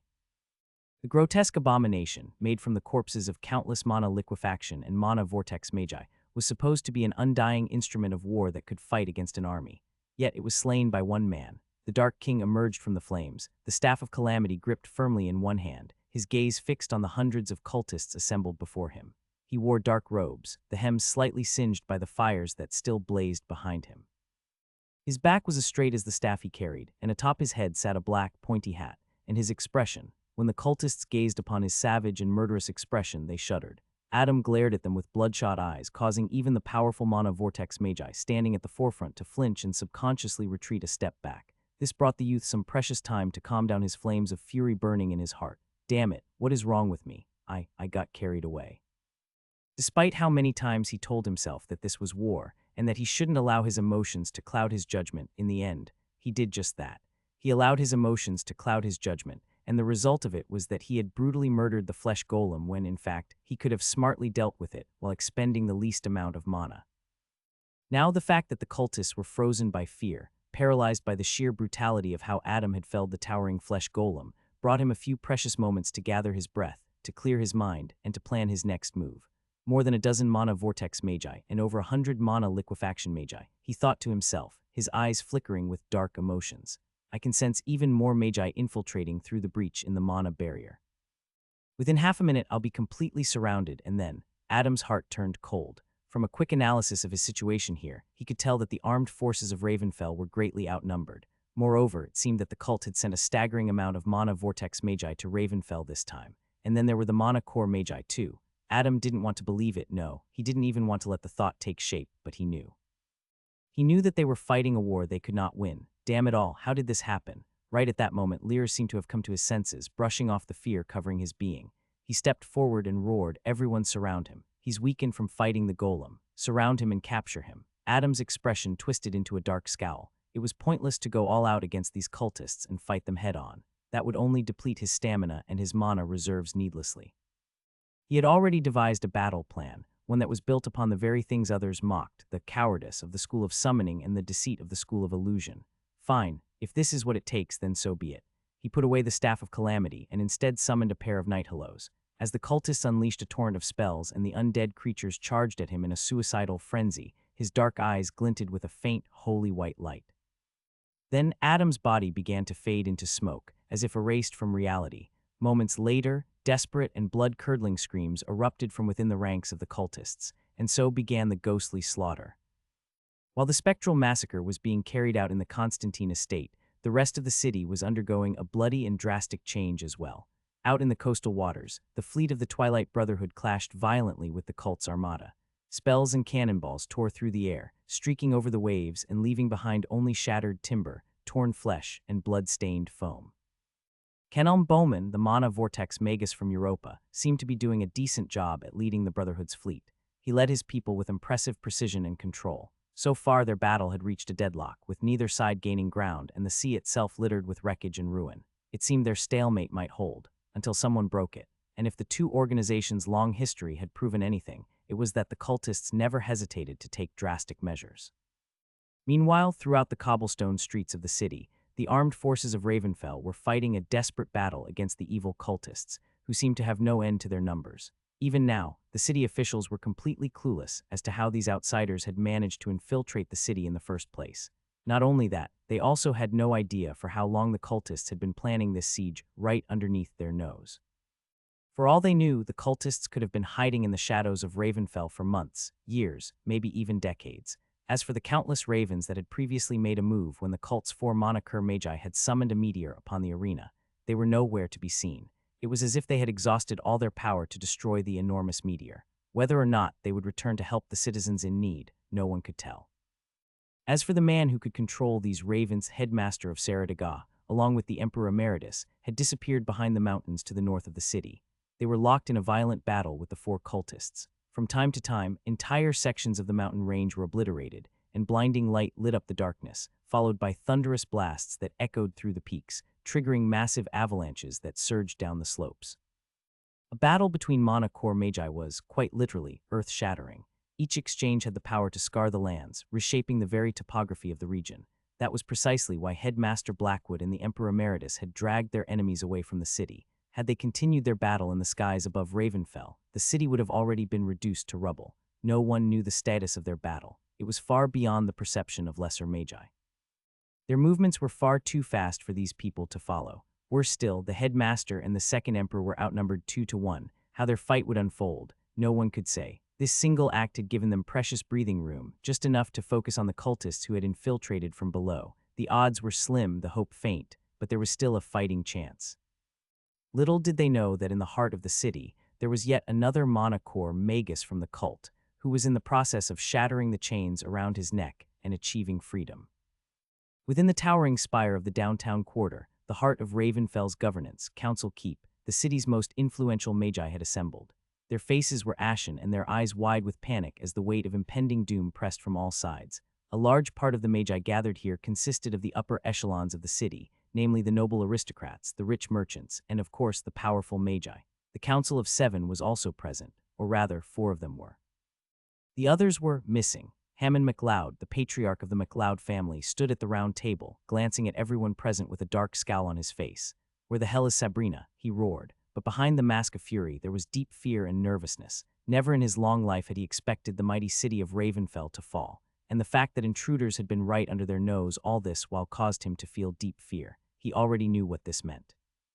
That there was a traitor in their midst, but who, though he had a suspicion, he couldn't bring himself to say it.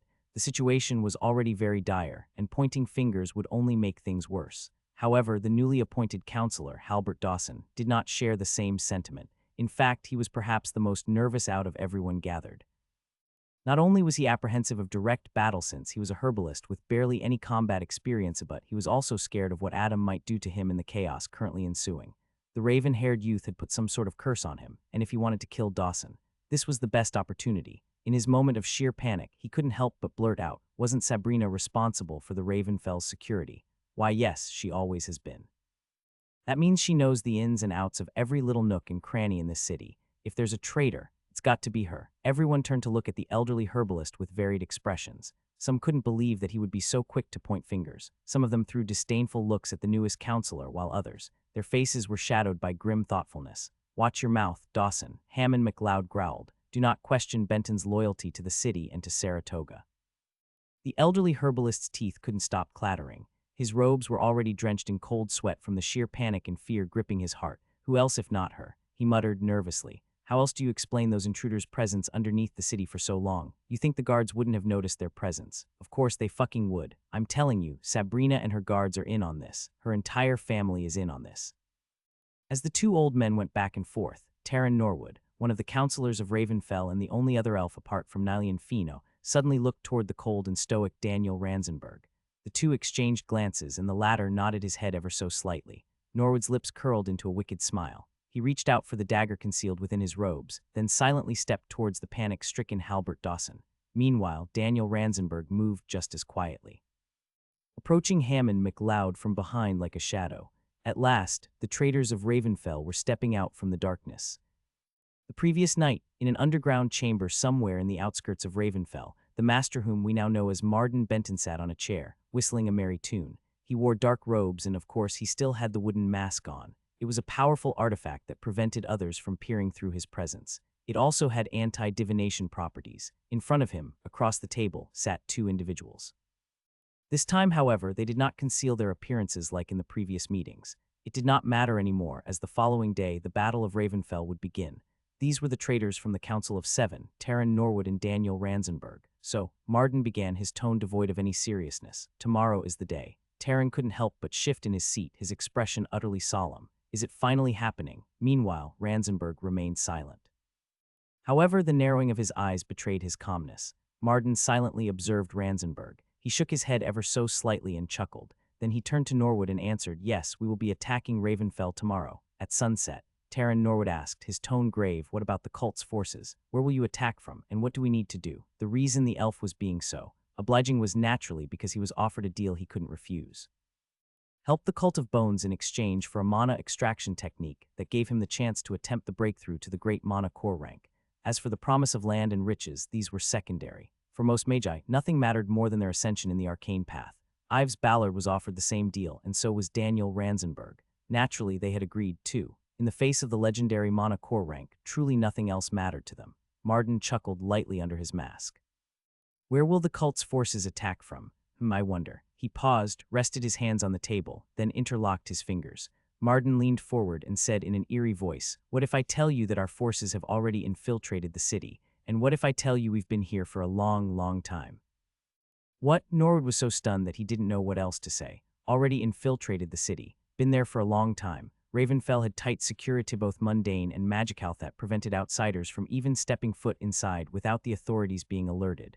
That was utterly impossible, unless the one responsible for the safety and security of the city was already in league with the Cult of Bones. But that very idea seemed so far-fetched that the two traitors simply refused to believe it. Similar to the Fino family, the Benton family was also staunch Saratoga loyalists. Not only did Sabrina's ancestors study at Saratoga Castle, she too completed her arcane studies and training in that prestigious institute. Even her two sons followed in her footsteps, laying the foundations to become powerful mana vortex magi and protectors of Ravenfell. So to even assume that Sabrina Benton was a traitor was simply ridiculous. Yet, from the masked man's insinuation, Norwood and Ransenberg couldn't help but begin to doubt Sabrina's loyalty. In the end, it was Daniel Ransenberg who asked, "Could it be that the Lord Marshal is?" He didn't even finish his sentence, unable to even believe that he was asking such a ridiculous question. Norwood, however, couldn't help but blurt out, "Is Sabrina Benton the cult's ally?" The masked man looked at him intently. For a brief moment, it seemed that the temperature in the underground chamber had drastically reduced. This caused the two counselors to tremble, not from the cold but fear. Why did the masked man react like that? That was what the two thought to themselves. In the next moment, that feeling of suffocation disappeared as if it had never been there in the first place. Sabrina Benton, a traitor. "Oh, I wonder," said the masked man, his posture now laid back.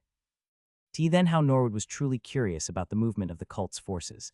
But before he could press for answers, he was interrupted. "You two have a very important role in tomorrow's battle," Marden said, his voice low yet firm. The two counselors immediately grew solemn. Ransenberg remained quiet, but Norwood asked in a soft voice, "What is it?" "It's quite simple, really." The masked man shrugged. He paused for a moment, his lips curling into a cruel smirk underneath the wooden mask. "When the Battle of Ravenfell begins, the counselors and the influential nobles of the city will move to Council Keep," he began. "Don't worry as to how they will move to that building, because I will make it so that they have no other option but to. And when all the important people of the city have gathered inside, that is when I want you to strike." He paused for a moment, letting the weight of his treasonous words settle onto the shoulders of the traitors. "You and your men will eliminate every key figure in that room. Once the head is severed, the body will collapse without resistance." Norwood shot to his feet, immediately protesting out loud, "You do know that apart from us and the two other counselors, there are plenty of other mana vortex magi in the city. How are we supposed to deal with all of them?" Marden glanced at the elf and calmly said, "Both Ballard and Fino are away from the city.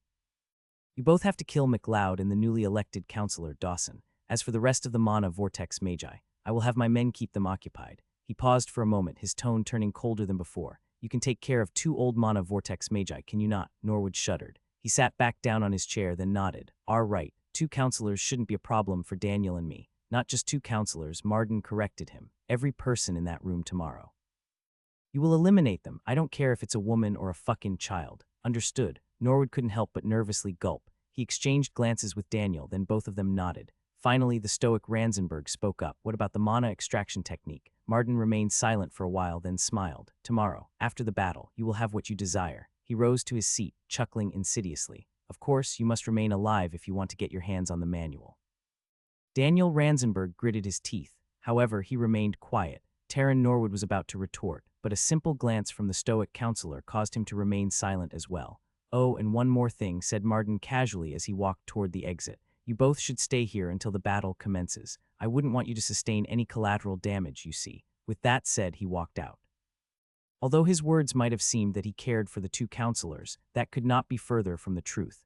Daniel and Taryn glanced at each other, then helplessly sighed. When the Battle of Ravenfell began the following day, they would have plenty of chances to prove their loyalty. And then, the mana extraction technique would finally be theirs.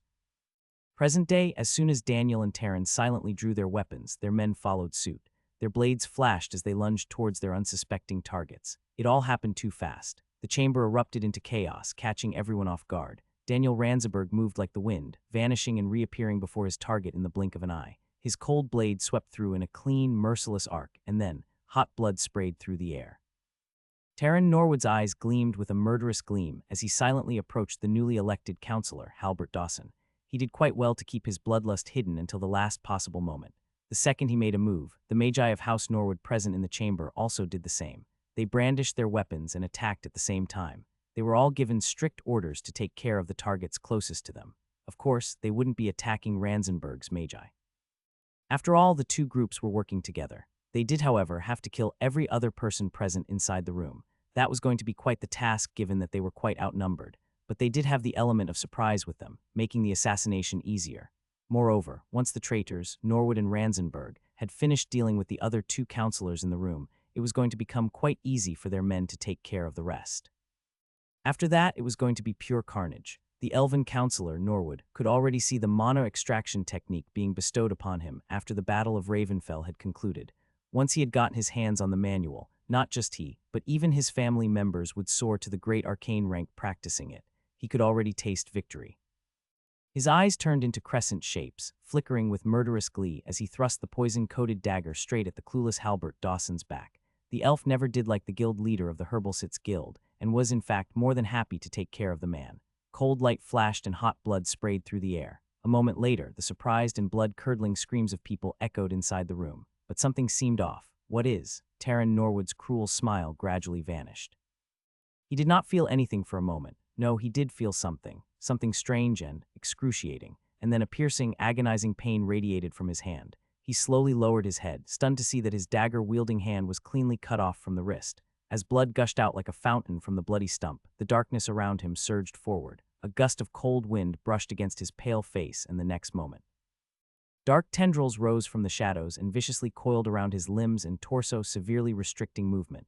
It all happened too fast. For a brief moment, he couldn't quite make sense of what was going on, but when his gaze landed on the shadowy tendrils, he knew whose magic that was. Daniel, he whispered, thunderstruck. A figure stepped out from the shadows beside him. He was slightly more than 6 feet in height and had a muscular and stocky build.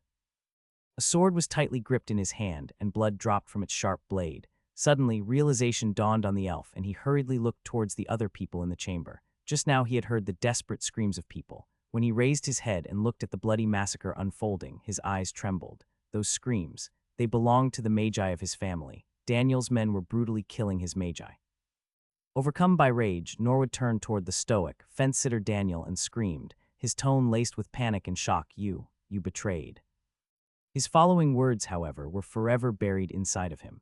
Daniel's sword flashed once again, this time cleanly severing the elf's head. With a flick of his sword, he cast off the traitor's blood from his blade. He glanced at the enraged expression still frozen on the decapitated head of the traitor and coldly muttered, "Fool, I never betrayed Ravenfell." By the time Norwood's bloodshot eyes had turned completely lifeless, Ranzenberg's men had already murdered the dozen or so men of the Norwood family.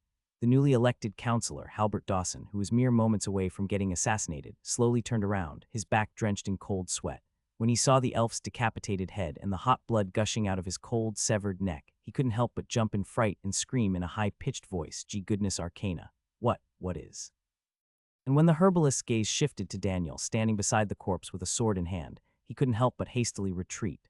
Pointing his trembling finger at the stoic man, he screamed yet again, Traitor, traitor, he's the one, guards, apprehend him." Daniel cast him a cold, disdainful glance as he sheathed his sword and put it away in his storage artifact. Seeing that the man did not speak a word, Dawson hurriedly ran towards Hammond MacLeod and hid behind him. "Counselor MacLeod, we've found the traitor," he barked, his eyes flickering with panic. The elderly man turned to him and scoffed, "Counselor Dawson, get a hold of yourself. Daniel is not the traitor." Dawson's eyes widened in sheer disbelief. "What are you saying?" Daniel and his men had just viciously slaughtered Norwood and the magi of his family. How could he not be the traitor? How did any of this make sense? But there was a fact only known to a very select few. Just like Nilian Fino and Sabrina Benton, Daniel Ranzenberg, too, had once been a pupil of the mighty monocore magus, Marcus Blackwood, and that he had been personally sent by the headmaster to infiltrate the cult's forces in Ravenfell as a spy. MacLeod was one of the few people who knew about this secret, of course. Gazing at Dawson, he couldn't help but sneer, wondering if this was what a counselor of Ravenfell was supposed to act in desperate times. Ignoring the herbalist, he calmly walked towards the stoic Daniel. He took a deep breath and looked at Norwood's decapitated corpse. So he was the traitor, he softly muttered, his old eyes flashing with conflicting emotions. Daniel remained silent for a long time. Then he said evenly, there is another one. Since he had been working with Cult all this while, it had become impossible for him to send crucial information to his allies. The cultists were always monitoring his every move, preventing him from doing most things. It was only now that Daniel was able to truly act, but it was already too late. The Battle of Ravenfell had already begun, and countless people had perished. MacLeod involuntarily clenched his fists. He had a good guess as to who the other traitor was. Ballard, he spat through gritted teeth. Daniel silently nodded his head. He then looked around at the bloody scene in the chamber. Norwood's men lay dead on the floor, while the rest of the people gathered had pale and thunderstruck looks on their faces. His brows furrowed into a knot, and he couldn't help but ask the question that had been pressing on his heart all this while: where is Sabrina? Deep in the mountain ranges north of Ravenfell, an earth-shattering battle was currently taking place. On one side, there were the third headmaster of Saratoga, Marcus Blackwood, and the second emperor of the Akkadian Empire, Gerald Acadia, whereas the other side consisted of 4 powerful manhwarecaps magi from the Cult of Bones headquarters in Europa. Both sides were locked in a violent battle of epic proportions. Since the clash began, entire sections of the mountain range had been obliterated. Blinding flashes from rank 4 spells lit up the dark night, followed by world-sundering blasts that echoed across the snowy peaks. Their battle had just crossed the 1-hour mark, yet both sides remained deadlocked. This spoke volumes about Blackwood and Acadia's magical prowess since they were outnumbered 2-1. However, despite the current results, both of them had grave looks on their faces. From the beginning, their enemies had only used simple magic spells and mana combat techniques.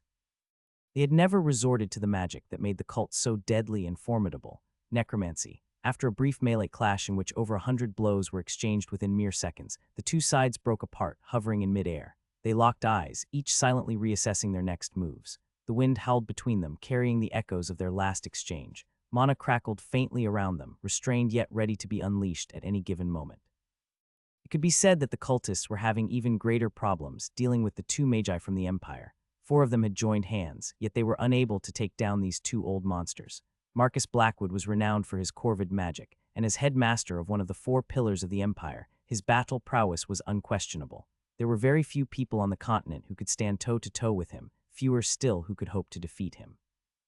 And then there was the Emperor Emeritus, a magus even more fearsome than Blackwood. With his sealing magic, it was rumored that he could contain anything that drew breath on this planet. Fighting against these 2 monsters was very, very tricky. In fact, the cultists were not even sure if they could kill them with the 4 of them combined. At the same time, Blackwood and Acadia were also not suited to fight battles like the Senate to mention, while being outnumbered. Blackwood excelled in battles where it was him against an army of relatively weaker foes. His magic had been shaped and refined for overwhelming control and battlefield dominance. That wasn't to say he couldn't handle an opponent of equal strength. He could, but in such a duel, he was less efficient than a magus whose magic focused purely on offense. Gerald Acadia, on the other hand, was better suited for a supportive role in battle. His magic specialized in sealing and containment, designed not to destroy, but to suppress and control. Where Blackwood carved through battlefields like a storm, Acadia was the force that neutralized threats before they could escalate. Together, they formed a devastating balance, and that was exactly how they were able to battle 4 cultists simultaneously. But this deadlock wouldn't hold for much longer. Several minutes ago, all 6 of them felt a very ominous and overbearing presence suddenly make itself known in the heart of the city. When the cultists sensed this aura, their expressions twisted into cruel delight. As for Blackwood and Acadia, their faces turned completely ashen.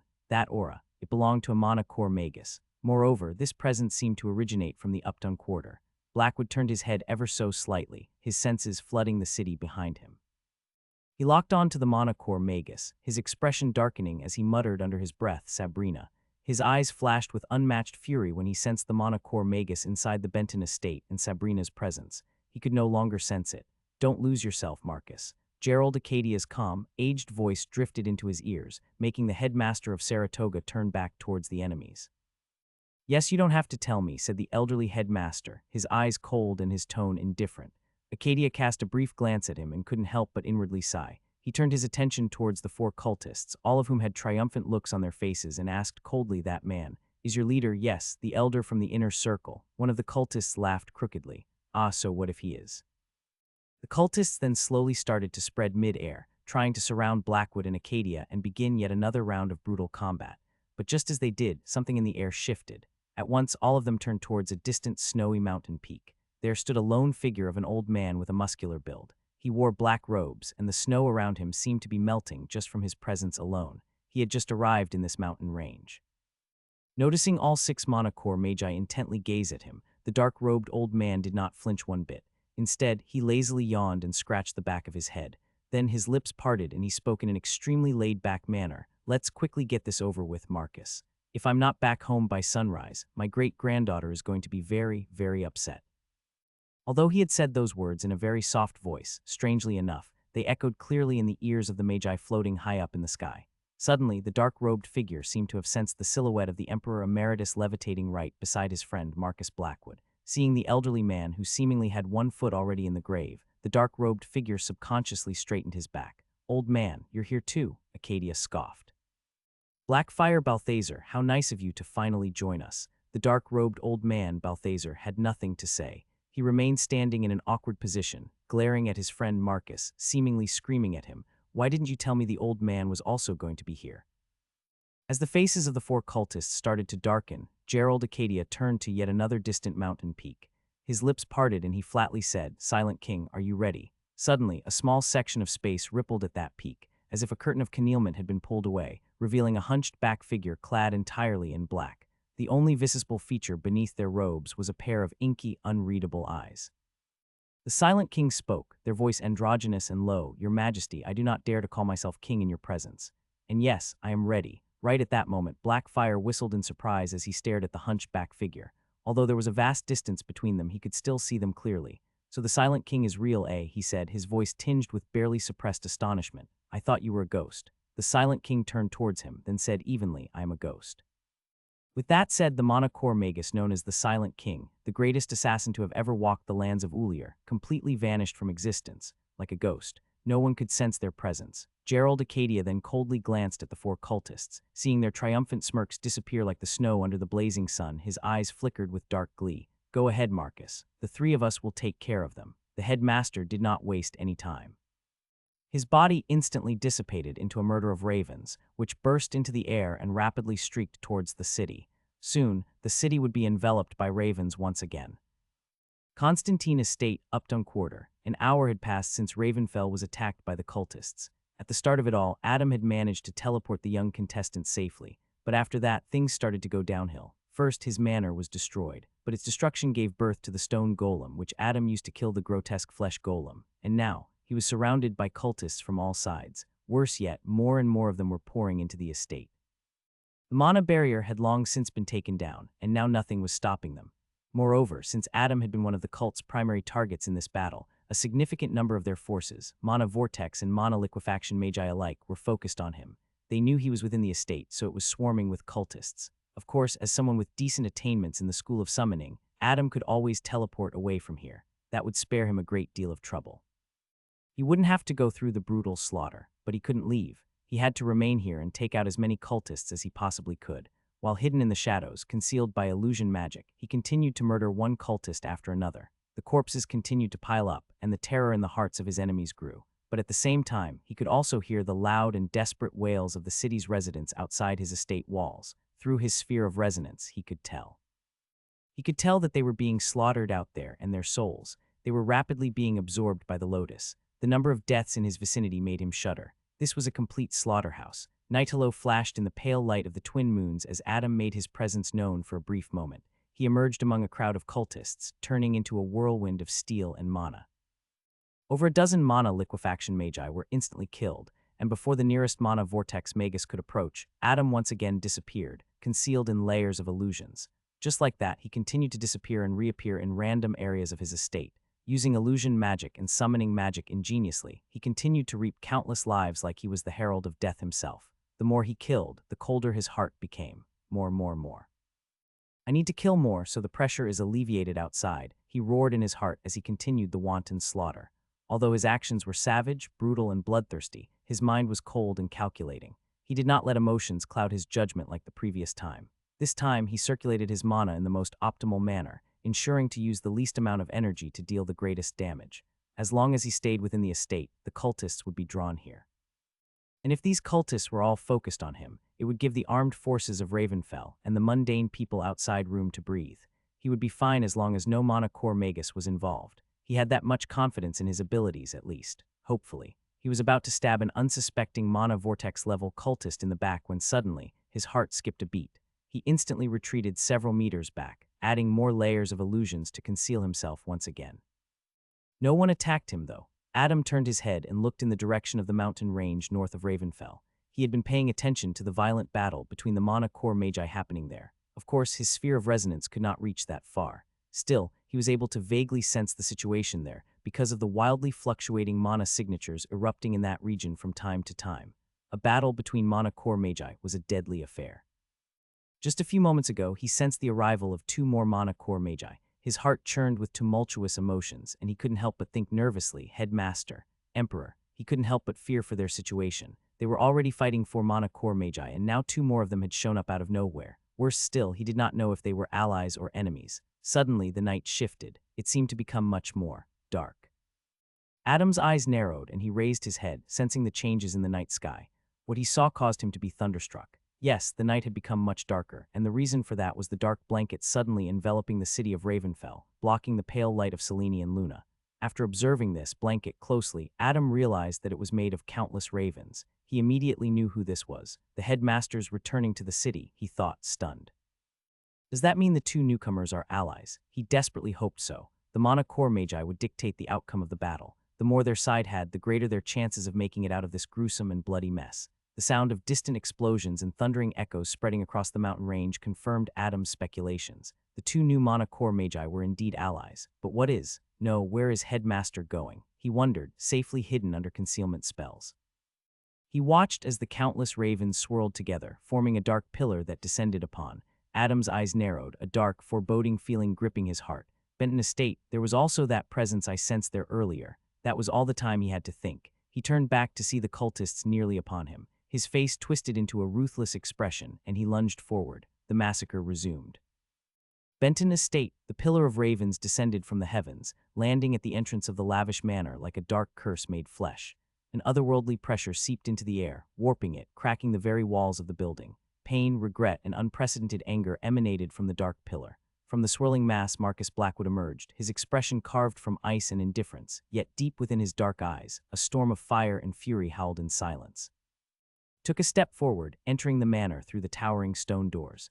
As he scanned the corpses of men, women, and children sprawled out in the main hall, organized into a large circle, his heart turned cold. A dark ritual, and these people, they are. Blackwood spotted a lone masked figure standing at the center of the circle of corpses, seemingly waiting for his arrival. However, he spared the man only a passing glance. His eyes were fixed on the lifeless body at his feet. It was his student. Sabrina. The radiant light of the morning sun filtered through the lush canopy, providing warmth to the small group of magi gathered in the grove by Marion Lake. On a sturdy boulder, an old man wearing dark robes and a cape that seemed to be made up of countless raven feathers looked at the 3 young teenagers before him with a gentle smile. These 3 were the most promising Mana Foundation-level students at Saratoga Castle, so Marcus had taken it upon himself to personally guide them. The 3 were also born and brought up in Ravenfell, their families bound to the city by a long and storied lineage. An elven boy, a human girl, and finally a human boy. Now how should I begin? Marcus closed his eyes and stroked his beard, pondering. Today was their first day of training, so the headmaster thought of starting with something simple. However, before he had the chance to, the young elf with ash-blonde hair suddenly shot him an intense glance. "Mentor," he said, "are you strong?" Marcus couldn't help but chuckle at that question. He raised his one eyebrow in amusement and said, "Oh, I'm fairly strong, I suppose. I'm the headmaster of Saratoga after all." The elf lowered his head, thinking deeply. Several moments later, he looked at Marcus and asked another question. "Do you think one day I can be as strong as you?" Marcus smiled faintly, thinking to himself, the boy has ambition. Good, but before he could reply, the girl standing next to the elf scoffed. "Do you think just anyone could become strong like Mentor? HMPH, my mother said he's a Mana Core Magus and one of the strongest in the Empire. Do you even know what that means? Only the truly talented can reach that realm." The elf's eyes narrowed as he looked at the girl. "Sabrina, do you think I'm not talented enough?" The little girl with dark brown hair wanted to retort, but seeing Nalian's deep frown, she quickly turned away. "HMPH, why are you asking me? I've only known you for a couple of days, idiot." Nalian frowned even more. Apparently he was dissatisfied with not receiving any validation from his fellow students. He then turned to the other boy, standing beside Sabrina, and asked with sparkling eyes, "What about you, Daniel?" he asked with barely surprised eagerness. Surely you think I'm talented, right? Daniel, the boy with short, dark hair, fidgeted with his fingers and spoke shyly. I think you're very talented, Nylian. Suddenly feeling Sabrina's piercing gaze, Daniel hurriedly added, and I think Sabrina is very talented too. Seeing his three students interacting with one another in such a wholesome manner, Marcus felt his heart caressed by gentle warmth. He loved teaching little children, guiding them on the path of Magi, and these three would one day grow up to be the future of Saratoga and Ravenfell. He knew it in his heart. His lips parted and he gently said, Children, I'm going to ask you all a very serious question, okay? Nalian immediately straightened his back. His expression radiated confidence, but deep down he was feeling hints of nervousness.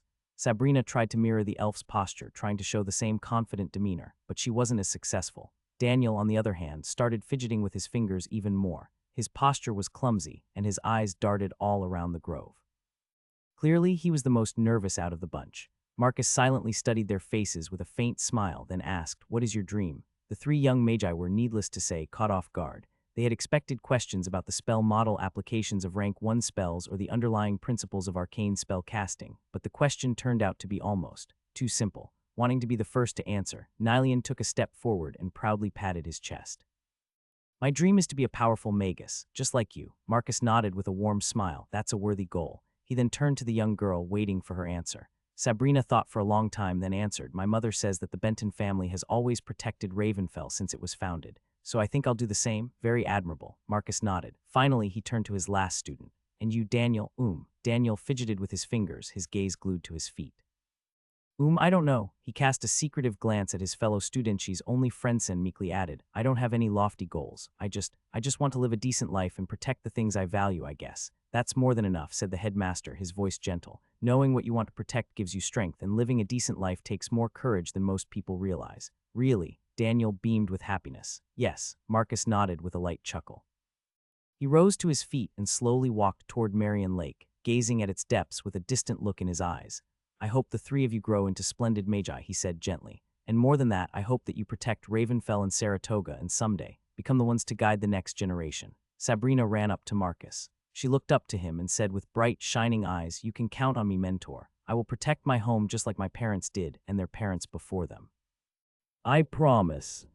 Those bright, shining eyes had now lost their luster. Marcus knelt on the marble floor, gently holding onto his student's cold, lifeless body. His expression was devoid of any emotions, but his eyes, they contained a storm of agony. He looked directly into Sabrina's eyes. They told a story of shock, fear, sorrow, and heartbreak. Tears were still streaming down her lifeless eyes as they stared back at Marcus. The old headmaster's heart trembled. He then raised his hand and lowered her eyelids.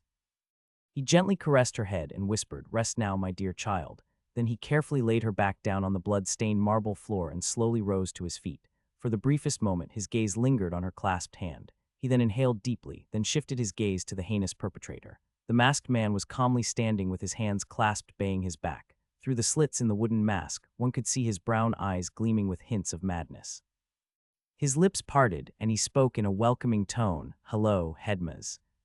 But he never got to finish his words. Marcus had already appeared before him. His hand was like a vice, viciously clamping down on the masked man's face. Cracks spiderwebbed across the wooden mask as the Heesmester shot forward, dragging him along and blasting through the manor in a violent eruption of stone and splinters. Silence fell over the Benton manor, surrounded by the ones she loved. Sabrina slept peacefully, forevermore. Fury, unprecedented, infinite, blazing fury. Marcus wanted to dig his fingers into the man's head and viciously shatter his skull, killing him in the most agonizing way possible. But the damn mask was getting in the way. The headmaster exerted great strength into his grip and flew into the air. Meanwhile, Martin, stunned by the sudden violent reaction, tried his best to break free to no avail. In but a second or two, the pair had already flown past the city and arrived at the farmlands to the south of the city walls. With a vengeful scowl etched on his weathered face, Marcus infused his hand with mana and hurtled the heinous murderer to the ground. That very action of his produced a sonic boom, causing the air to violently ripple outwards. And then, with a thundering crash, Martin struck the farmlands, carving a massive crater and causing the surrounding ground to cave inward. Marcus Blackwood slowly descended onto the ground, his dark cape billowing behind him. Though his face appeared cold and indifferent, there was a storm of fire and anger burning in his eyes. The aura around him was so vast, so overbearing, and so wrathful that the very air around him started to distort. It was as if the very world was reacting to his emotions, to his mana, to his existence. This was the wrath of a mana core magus. As his feet touched the ground, he lowered his head to look at the shattered pieces of the wooden mask in his palm. He clenched his fist, reducing the pieces to dust. Then he shifted his gaze toward the elder of the inner circle, who was gracelessly climbing out of the crater. He called me. Headmaster, he thought, a terrible foreboding feeling welling up inside his heart. Meanwhile, the elder gradually rose to his feet and straightened his back. He brushed his hair back, then finally looked at Marcus with a crazed smile. That was a rank 4 artifact, said he, his tone laced with slight surprise. It was bestowed upon me by the cult leader, yet you so easily destroyed it. As expected of the Lord of Ravenfell, I suppose. When Marcus finally saw who the heinous perpetrator was, his pupils shrank. Though he did not show it on his face, he was utterly stunned. Marden, yes, headmaster, it is I. Marden grinned. Surprised? You. Marcus was at a complete loss for words. He could not even begin to fathom the man's objectives and what him being a cultist meant. The cult's presence in the underbelly of Ravenfell, how they were able to bypass the city's strict security, and how they were able to completely catch everyone off guard. It all started to make sense. Sabrina was the Lord Commander of Ravenfell. She was the sole person responsible for the safety and security of the city. She knew the ins and outs of every nook and cranny of the city like the back of her hand. She was given such great responsibility and had access to deep secrets because she was wholly trusted by Marcus and everyone else on the council, for that matter. But if the leader of the cult's forces also had access to those secrets, then it would all make sense. It was because Marden was privy to everything Sabrina knew. He may even have manipulated her from the shadows from the very beginning. A furious storm raged inside the headmaster's cold heart. You would kill your mother just so you could sneak your men into the city. The smile on Marden's face slowly vanished, replaced by something far more sinister. Just so I could sneak my men, he asked, his voice dripping with malice. Do not reduce her death to something so trivial, headmaster. Then why? The mana around Marcus surged, and suddenly the world seemed a little bit darker. Marden remained silent for a few moments, then broke into a wide grin. Mother's death served a glorious purpose. So did brother's and everyone else's. He paused for a moment, slowly raising his arms wide. You see, headmaster, although it was Saratoga that introduced me to the arcane path, it was the cult that showed me what it means to be a magus, but my background was a little questionable. So I had to slaughter my own people to prove to the cult leader where my loyalty truly lies to him and his grand plan for this world. Marcus intently observed the light of madness in Marden's eyes. He did not want to ask about the bloody ritual that the murderer had conducted with the corpses of his family members. It did not matter anymore. As the darkness surged around him, his shadow started to take shape. It started to grow deeper, darker, forming a connection to a distant place with unknown horrors.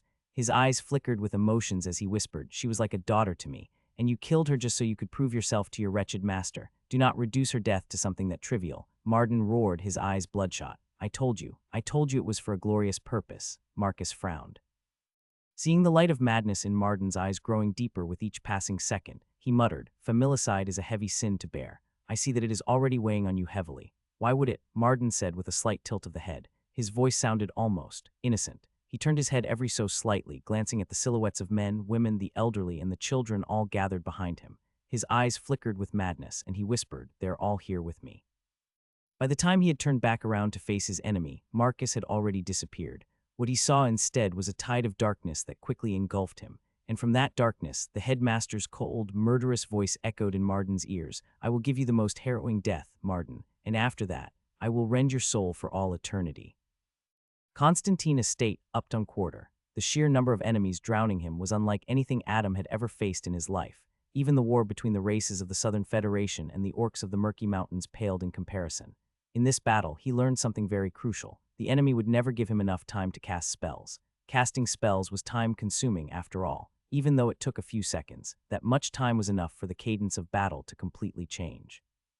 Adam could only rely on his mana combat techniques and his weapons for the most part, and something else he never thought he'd have to use in battle: herbalism. He was going to take this craft meant to save lives and twist it into a tool to gift death to his enemies. Adam had forgotten how many people he had killed at this point. Time seemed to be moving at a snail's pace. The stench of blood constantly assaulted his nostrils, and the corpses continued to pile up everywhere he appeared. All he could tell was that the death toll of the Mana Foundation and the Mana Liquefaction Magi was significantly more than that of the Mana Vortex Magi. Who the hell even sends Mana Foundation Magi for such a battle? He thought grimly as he appeared from the darkness, slit a cultist's throat, then once again disappeared. They were nothing but disposable body bags, and so were Mana Liquefaction Magi, if he was being honest. In a battle where Mana Core Magi were involved, being anything weaker than a Mana Vortex Magus meant death. That was why he had sent his friends and students away to Saratoga, and that was why he constantly reprimanded little Val to remain quite within the safe confines of his spirit sea. Damn it, what the hell is happening? I can't go on like this for longer. I need to take drastic measures. He hid amidst the rubble of his broken home, concealed from everyone's senses by layers of illusion spells. The youth scanned his estate that had turned into a battlefield, his heart turning cold. Corpses everywhere, corpses of humans and undead creatures. Moreover, the fact that none of the armed forces of Ravenfell, the Black Legion included, had come to lend him a hand meant that the situation they were facing was extremely dire. What are Radon and the men going through right now? Are they even alive? Adam gritted his teeth, still unable to quite believe how the battle that they had planned so long and meticulously for had turned out. All their planning had dissolved like snowflakes under the furious light of the sun.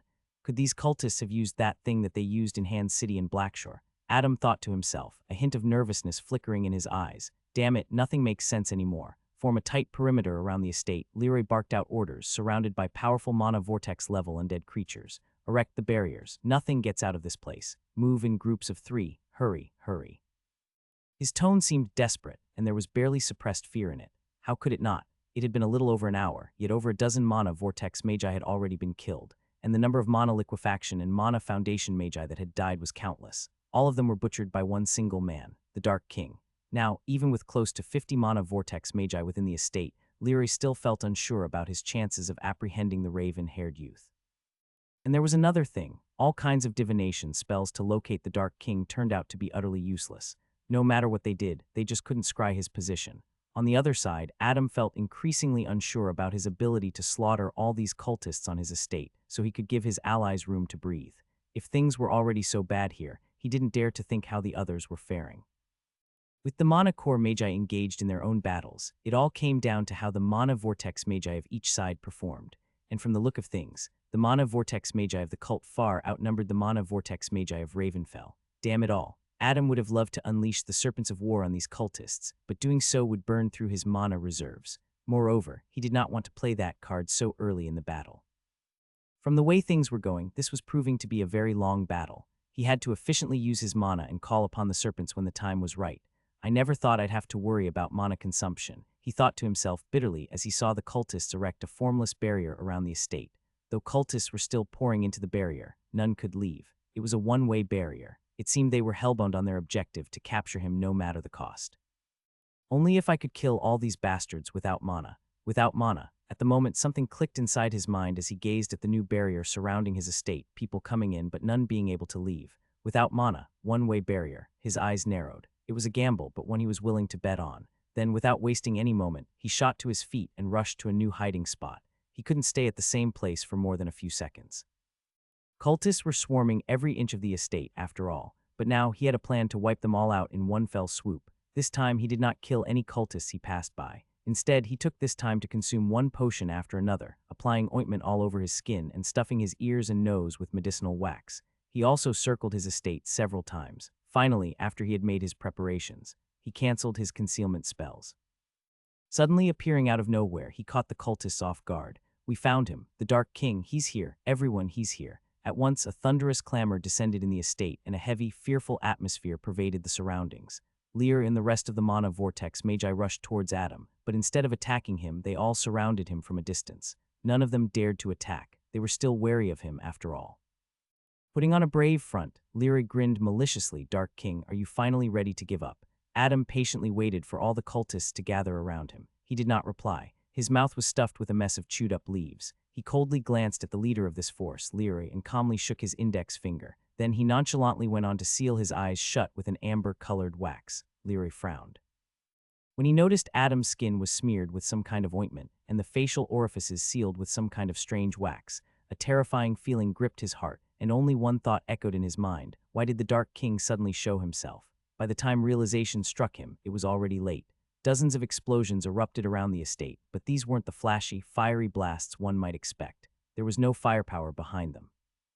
Instead, dozens of barrels filled with dark purple liquid burst open, releasing a pungent, shadowy miasma that spread throughout the estate. At once, the air grew thick with a toxic mist, and soon, it reaped its first victim. Dozens of barrels filled with dark purple liquid burst open all around the estate. Each of them released a pungent, shadowy miasma that spread throughout the surroundings. The air grew thick with a dark purple, toxic mist. Everything that the mist touched instantly started to decay. The contents of these barrels were extremely poisonous and, in theory, could even corrode hard metals. And now, this poisonous liquid, which was slowly transforming into mist as it came in contact with oxygen, was released within the estate. Soon, the first cultist, a mana foundation magus, fell to the mist's silent, toxic embrace. The man had inhaled the poison, and within moments his internal organs had been corroded. As more and more cultists fell to the poison, their screams merged together to form a terrifying melody of death. Standing at the center of it all, with every inch of his body smeared in some kind of ointment and his facial orifices stuffed with wax, Adam sighed heavily. He did not care about the deaths of these cultists, but his estate. Once the toxic mist had done its job, there would be nothing left of this place he called home. The raven-haired youth stood motionlessly, thinking about the repercussions of his actions and what the future had in store for him. Meanwhile, the mana vortex-level cultists and their undead creatures that had surrounded him looked around in utter horror. Mana Foundation Magi were dying like flies. Mana Liquefaction Magi were holding their breaths, desperately struggling to survive. Lastly, although nothing was happening to them Mana Vortex Magic, they knew it was only a matter of time. Just what did this bastard do? Leroy covered his nose and mouth and glared at Adam.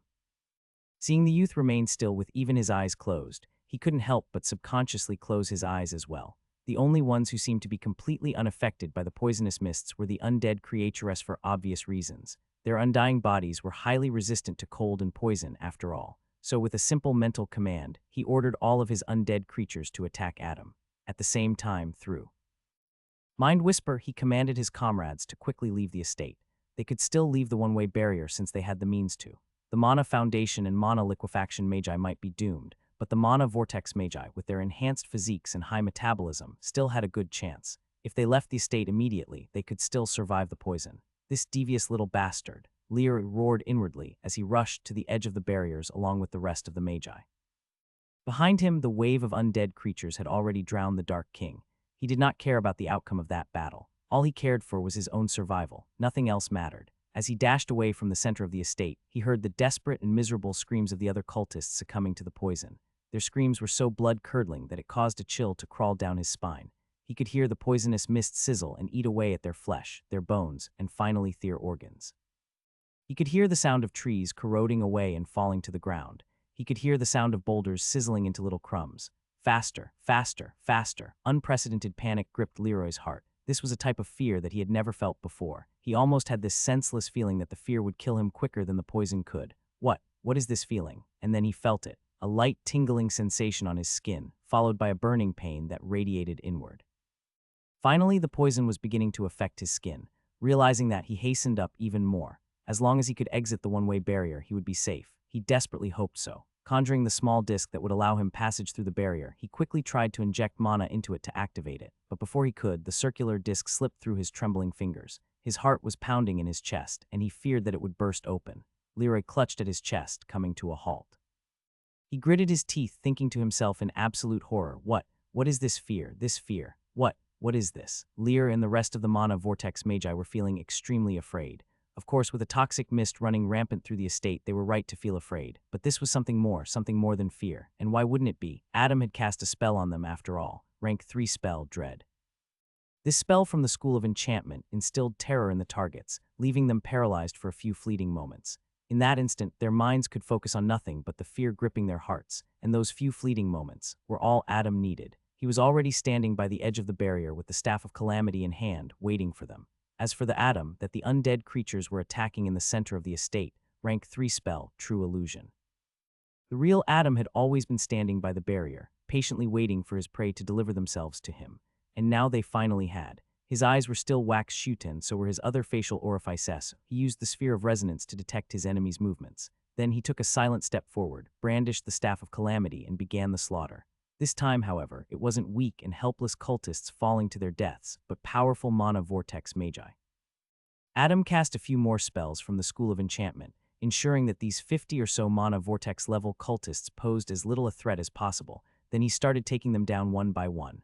About half an hour later, the dark purple mist within the barrier had grown so dense that nothing but the poison could be seen. It seeped into every corner of the estate, drowning it in rot and terror. Thankfully, the barrier was able to contain it. That was the gamble Adam had taken, and fortunately it had paid off. It was truly a one-way barrier, not even allowing the mist to escape. A few moments later, a lone, naked figure emerged from within the barrier. Tattered scraps of corroded robes clung to his body, which was slick with oily ointment, and his facial orifices were sealed with amber wax. Once outside, he infused mana into the small circular disc, adjusting the barrier's parameters, now ensuring nothing could enter from outside as well. Adam peeled away the wax, sealing his eyes, then turned around to face the giant barrier containing a sea of dark purple mist within. His gaze drifted to the metal plaque lying among the rubble that once marked the boundary of his estate. It read, Constantine Estate.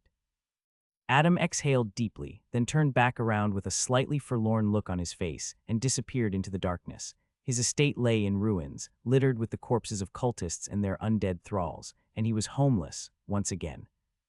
The armed forces of Ravenfell had found themselves in a world of trouble. Initially, they had positioned themselves around the boundaries of the city, stationed on the walls and in the harbor watchtowers. Never in their wildest dreams had they imagined their enemies had already infiltrated the city, emerging from the sewers long before anyone realized. Or perhaps, the magi commanding the armed forces had already taken this scenario into consideration. These were mana vortex magi, they were not foolish.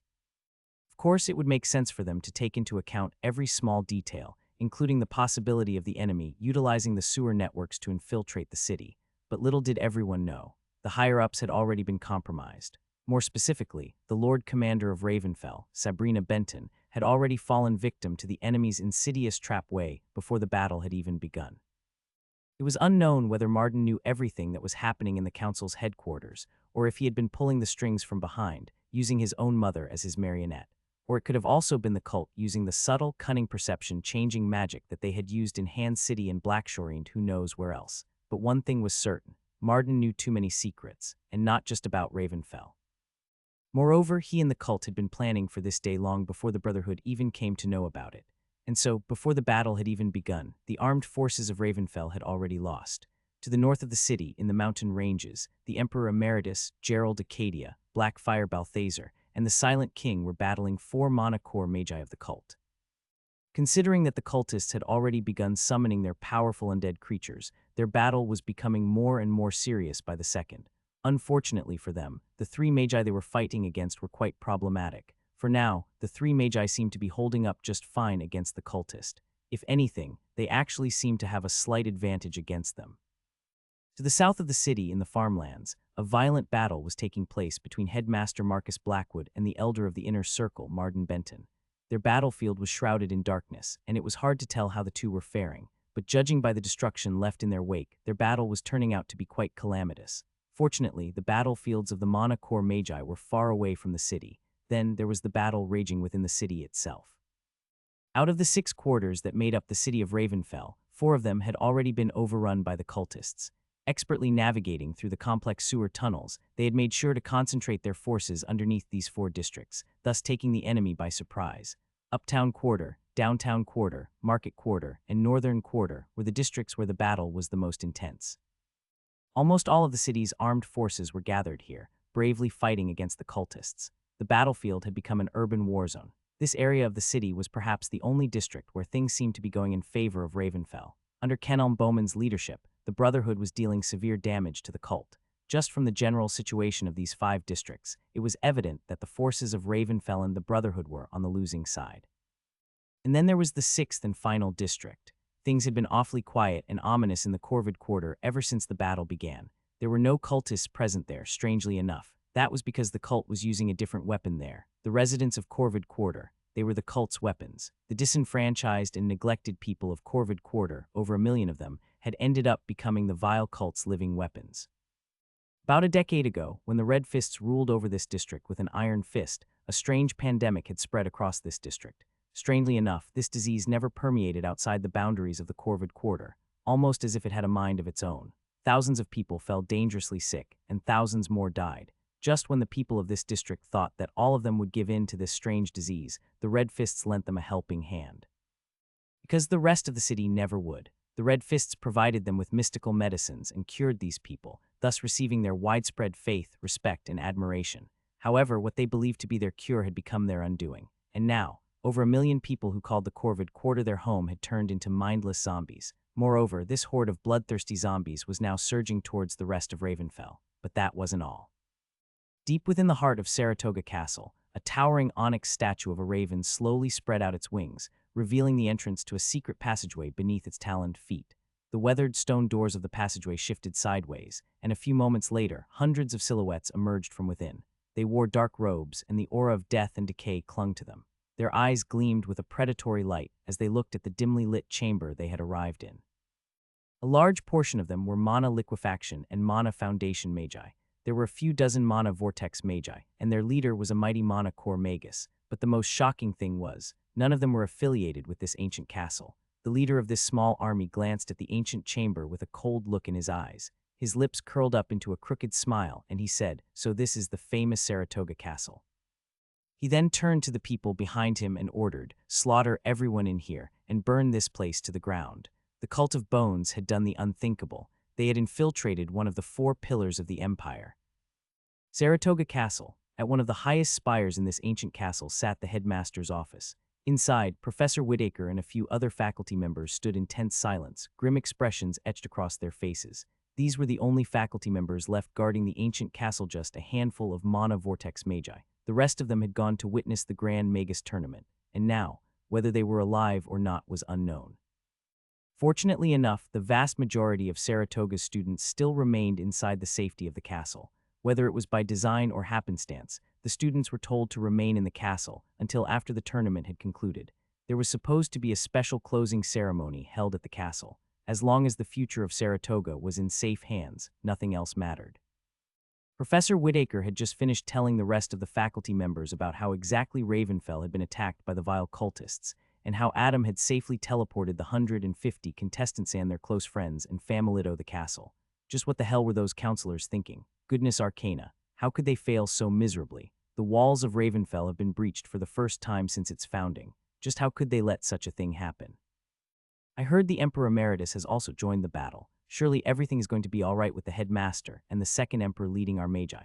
While the faculty members were discussing the Battle of Ravenfell within the headmaster's office, Professor Whitaker was standing by the tall, arched window, gazing at the twin moons' reflection on the surface of Marion Lake. Indeed, how could the cultists breach the city walls so effortlessly? She thought with a solemn expression. What was Sabrina thinking? From the way the tournament was organized, I was sure that it was meant to lure the cultists into a trap, but we're the ones who have fallen into their trap instead. I just don't understand. Suddenly, one of the faculty members called out to her, interrupting her train of thought. "Professor Whitaker, what are the headmaster's orders?" The elderly woman turned to the speaker and said after a moment of deliberation, "It is our duty to keep the students of Saratoga, as well as the young magi of the other pillars, safe. That is the headmaster's orders." Subconsciously, many of the faculty members heaved a sigh of relief. These were old men and women who were scholars by profession. It had been a long, long time since they'd set foot on a battlefield. If these faculty members were to fight on the front lines, the outcome, more likely than not, would not have been what one would expect of a mana vortex magus. Now, with the headmaster ordering them to stay put in the castle and protect the students instead, they were visibly relieved. After all, the safest place for them to be was within the walls of this ancient castle, or so they thought. Seeing their expressions, Mathilda Whitaker couldn't help but slightly frown. She was about to tell them not to lower their guards when suddenly she heard the familiar sound of the flapping of wings. She abruptly turned her head towards the window. Out there in the dark sky, a small raven was quickly flying towards her, and it seemed to have come from the direction of Ravenfell. Suddenly, the elderly woman's heart was gripped by a foreboding feeling. Soon, everyone else in the office was also alarmed by the arrival of the raven. It was the headmaster's messenger, after all. Why would the headmaster suddenly send a raven to Saratoga? As the faculty members waited with bated breaths, the raven finally arrived before them, gently landing on the ledge of the window. Its face looked oddly nervous. Before Professor Whitaker even had the chance to speak, the raven screeched, "Martin Benton. Enemy, enemy, activate Inc. protocol. Martin Benton, enemy, enemy, activate Inc. protocol." The strange bird repeated the warning several more times, ensuring those words were carved into the recipient's heart before dissipating into wisps of darkness and vanishing from everyone's view. The raven had only spoken a few words, but those few words echoed thunderously inside the faculty members' minds. In the dire heat of battle, the headmaster had sent a raven messenger to them and given them new orders. Inc. protocol. It can't be. How can this be possible? While the rest of the faculty members felt their world crumbling like a fragile mirror, Professor Whitaker had an extremely pale look on her face. Unlike them, she was focusing on something else entirely. Martin Benton, enemy, she thought to herself incredulously. Sabrina's youngest son is in league with the cult. In that moment, everything fell into place.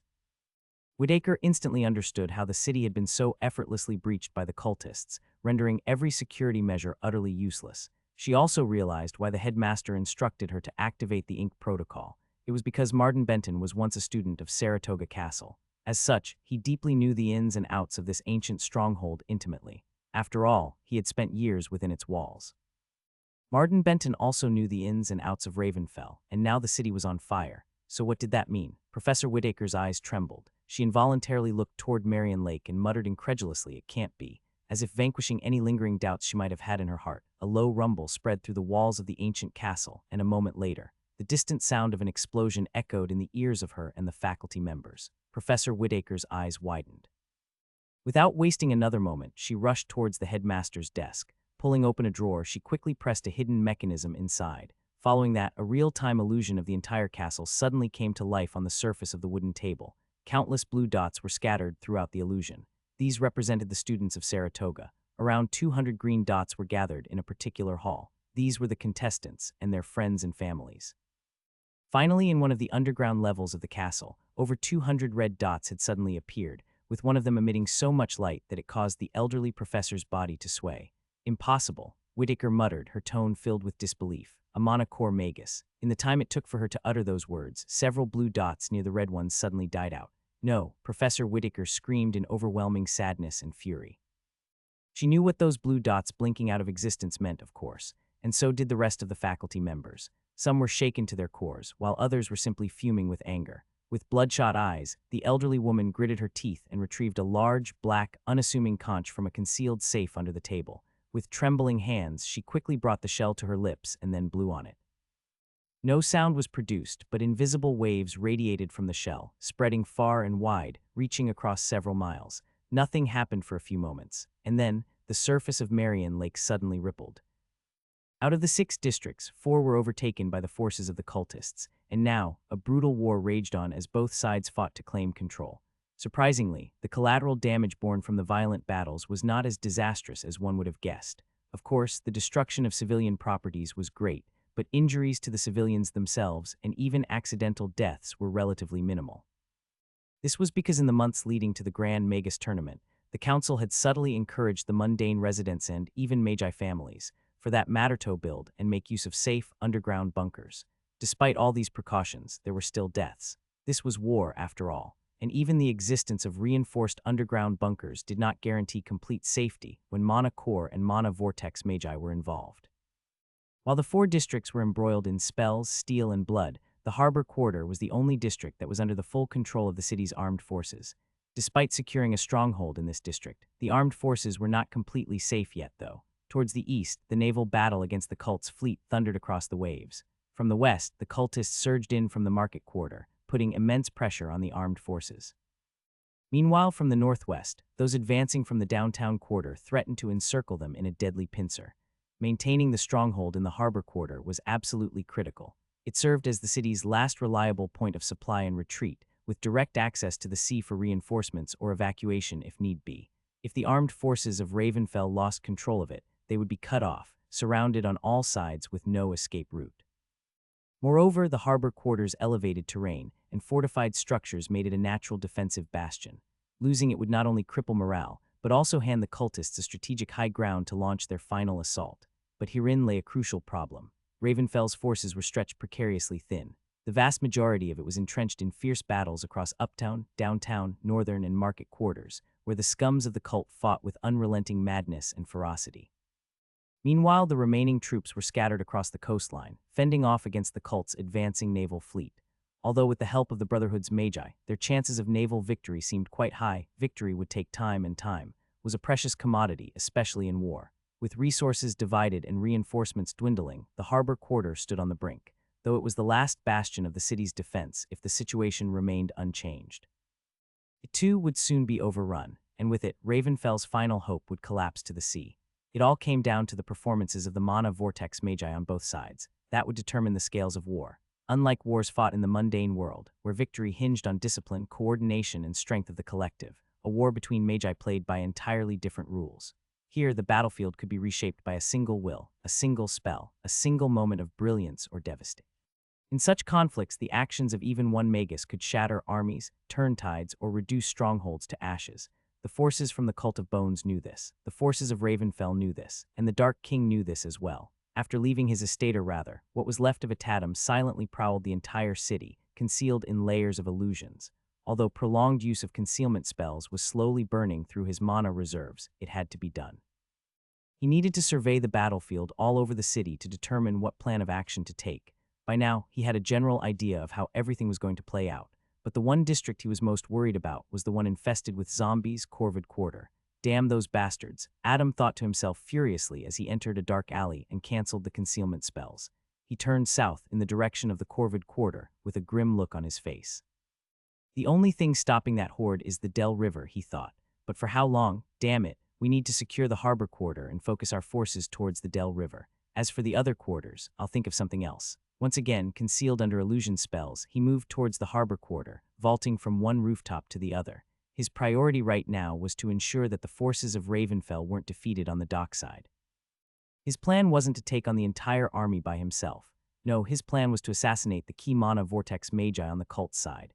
That was sure to change the tide of battles in Ravenfell's favor. But just as he was planning to eliminate the key fighters within the enemy ranks, the cult was orchestrating a similar strike of their own, targeting the vital pillars of the city's resistance. The question was, who would strike first, and more importantly, who would come out on top? It was hard to tell. Ravenfell had become a storm of madness. Hundreds of mana vortex magi tore through the streets, their auras blazing like miniature suns, colliding in violent bursts of mana. Spells of terrifying magnitude, lightning arcs, earthy chains, walls of flames burned through buildings and bodies alike. The air trembled with mana, distorting vision and warping sound. It was as if the very fabric of reality was bending beneath the immense strain of so much unleashed magic. It was complete and utter chaos. Thousands of mana foundation and mana liquefaction magi battled in the crumbling streets. Spells flew like arrows, illuminating the smoke-choked air. Blades clashed in alleys, and the public squares were slick with blood. The cries of the wounded were drowned out by the roar of collapsing towers and the thunderous deafening of powerful spells. Corpses piled high, sometimes indistinguishable in the soot and gore. Civilians who hadn't taken shelter in time now lay cold and lifeless beside armored soldiers and dark-robed cultists who battled one another. Entire districts were reduced to rubble, and the familiar cityscape of this grand city now lay unrecognizable. And above it all, the war between elite magi continued, each duel causing devastating damage to the city, and each death slowly shifting the scales of war. The city was dying, fire and death. Old Ani's prophecy was slowly but surely coming to fruition. In the midst of the chaos, Adam moved through the battlefield like a phantom, reaping life after life and easing the burden on the city's forces defending the harbor quarter. Meanwhile, elsewhere in the city, a mighty and powerful individual from the cult hunted for him, and the aura he gave off was that of a mana core magus. The day before Ravenfell was attacked, Marden had gathered all the mana core magi who would be participating in the upcoming battle. This meeting took place right after he had finished speaking with Taryn Norwood and Daniel Ransenberg. Somewhere in the snowy mountain range, north of Ravenfell, 7 people including Marden had gathered in an abandoned outpost. They all radiated vast, overbearing auras, their strength capable of dividing the clouds and rendering the lands. Scattered across the mountain range were several outposts, each positioned at key strategic points. In the distant past, the Magi of Ravenfell had built and used these fortresses during a brutal war against a terrifying species of magical creatures that once ruled these peaks. It was centuries ago, and the threat those creatures posed to Ravenfell was immense, so much so that the city's Magi had united to wage a relentless war that lasted decades. In the end, the creatures were driven to extinction, and peace returned to the mountains. But now, in an ironic twist of fate, one of these very outposts, which had once been a beacon of Ravenfell's triumph, had secretly been occupied by their enemies. The mana core magi of the Cult of Bones now plotted to do what those extinct magical creatures never could: exterminate the people of Ravenfell. Sitting at a rusty table, Marden Benton, still wearing his wooden mask, looked out of the window and gazed at the distant snowy peaks. His brown eyes flashed with reminiscence, and he said, "I was but a child when the Magi fought the fearsome Yeti tribes of the mountains. They were a primitive bunch, but very powerful. They'd also tamed a massive army of direwolves, which made them all the more dangerous." He turned to the 6 Magi sitting before him and scanned their faces. Then he continued, "In the end, we were able to achieve victory, but at a great cost. Many of our people died. Yet in the decades that the war waged on, not a single time did these monsters breach the city's walls." Marden leaned forward, smirking underneath the wooden mask. "In fact, ever since its founding, Ravenfell has never been breached even once." He paused for a few moments, shifting his gaze from one magus to the other. Then he said in a low voice, "We will be the first to breach their defenses, and we shall do it in the most glorious manner. Glory to the cult." The 6 monocore magi sitting across from him thumped their chests and loudly proclaimed. Marden's eyes flashed with a peculiar light as he, too, a moment later, mirrored their salute. Glory to the cult. He looked at 4 of 6 cultists present and spoke solemnly. Axar, Ramsey, Cassius, and Electo, you 4 will participate in the opening act. When I deactivate the city's defensive barrier, you need to draw the attention of the monocore magi hiding in the city. Ramsey frowned. Isn't it just the headmaster of Saratoga, and maybe 1 or 2 more of his allies? You underestimate Ravenfell's influence. Marden scoffed. Also, have you forgotten about the Twilight Brotherhood? Ramsey's face darkened. I hoped that the Brotherhood would have their hands full with the secret war going on in Europa, but it seems that I have been too optimistic.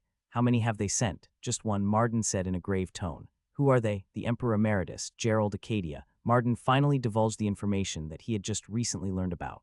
All 6 magi present shifted when they heard the name of the 2nd emperor of the Akkadian Empire. They had never imagined that the great sealing master to personally involve himself in this battle between the 2 major factions of Tron, but considering that the war was taking place in his empire, it made sense. Still, it was a surprise for the Emperor Emeritus himself to join the battle. It's just the 2 of them then, said Axar, a bald old man, and there are 4 of us plus our undead. It shouldn't be a problem. Good. Marden nodded at the bald old magus.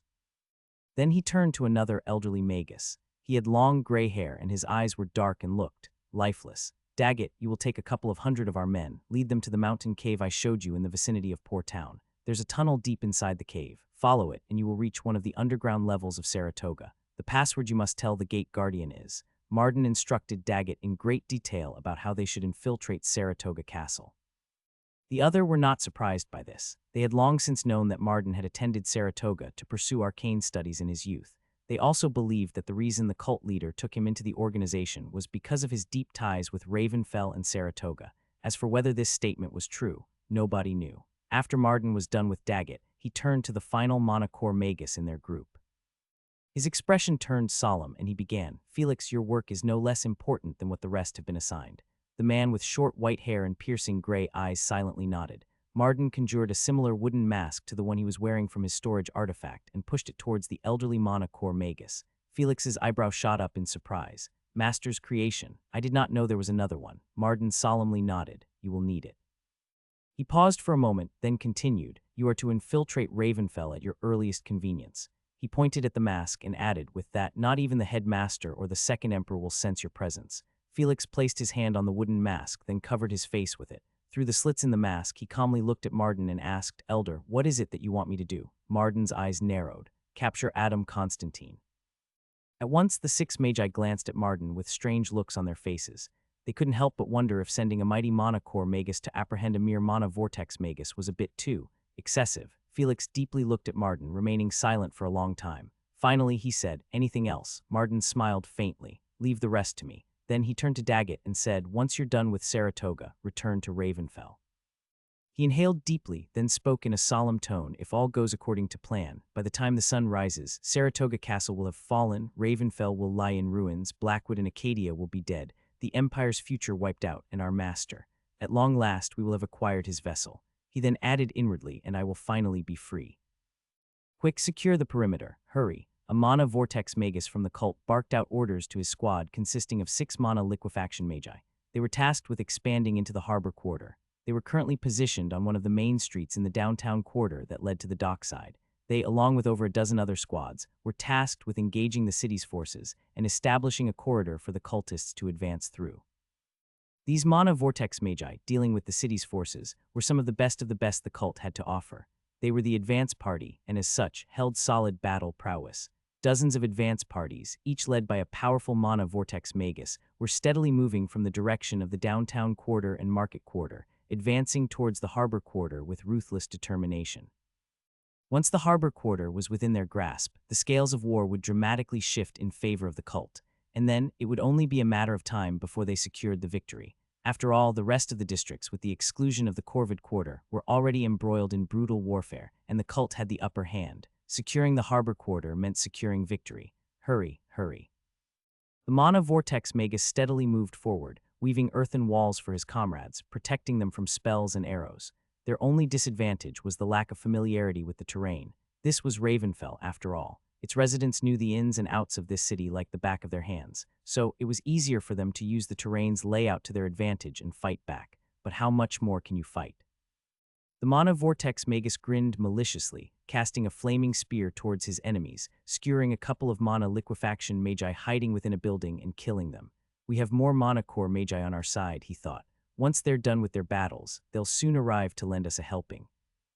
Suddenly the man's pupils constricted, and he heard the intense sound of warning bells ringing inside his mind. He abruptly turned around and defended the incoming attack with his sword, didn't have enough time to cast a defensive spell. Just as he raised his sword in a horizontal position, he saw the figure of a tall, dark-robed man with broad shoulders suddenly materializing from nothingness. And by the time he noticed the black, pointy hat on the newcomer's head, it was already too late. Adam viciously struck the cultist with the Staff of Calamity, swinging it in a downward motion. A thunderous boom echoed in the surroundings, causing the man's squad members to turn towards them in horror. They'd be too late to react, though. The Staff of Doom effortlessly shattered the sword artifact the cultist was wielding. However, the latter was still an expert of the cult and had plenty of battle experience. As soon as his sword shattered, he gritted his teeth and used his arms to defend himself. Blood spurted out of his mouth as he felt the bones in his arms shatter into countless pieces.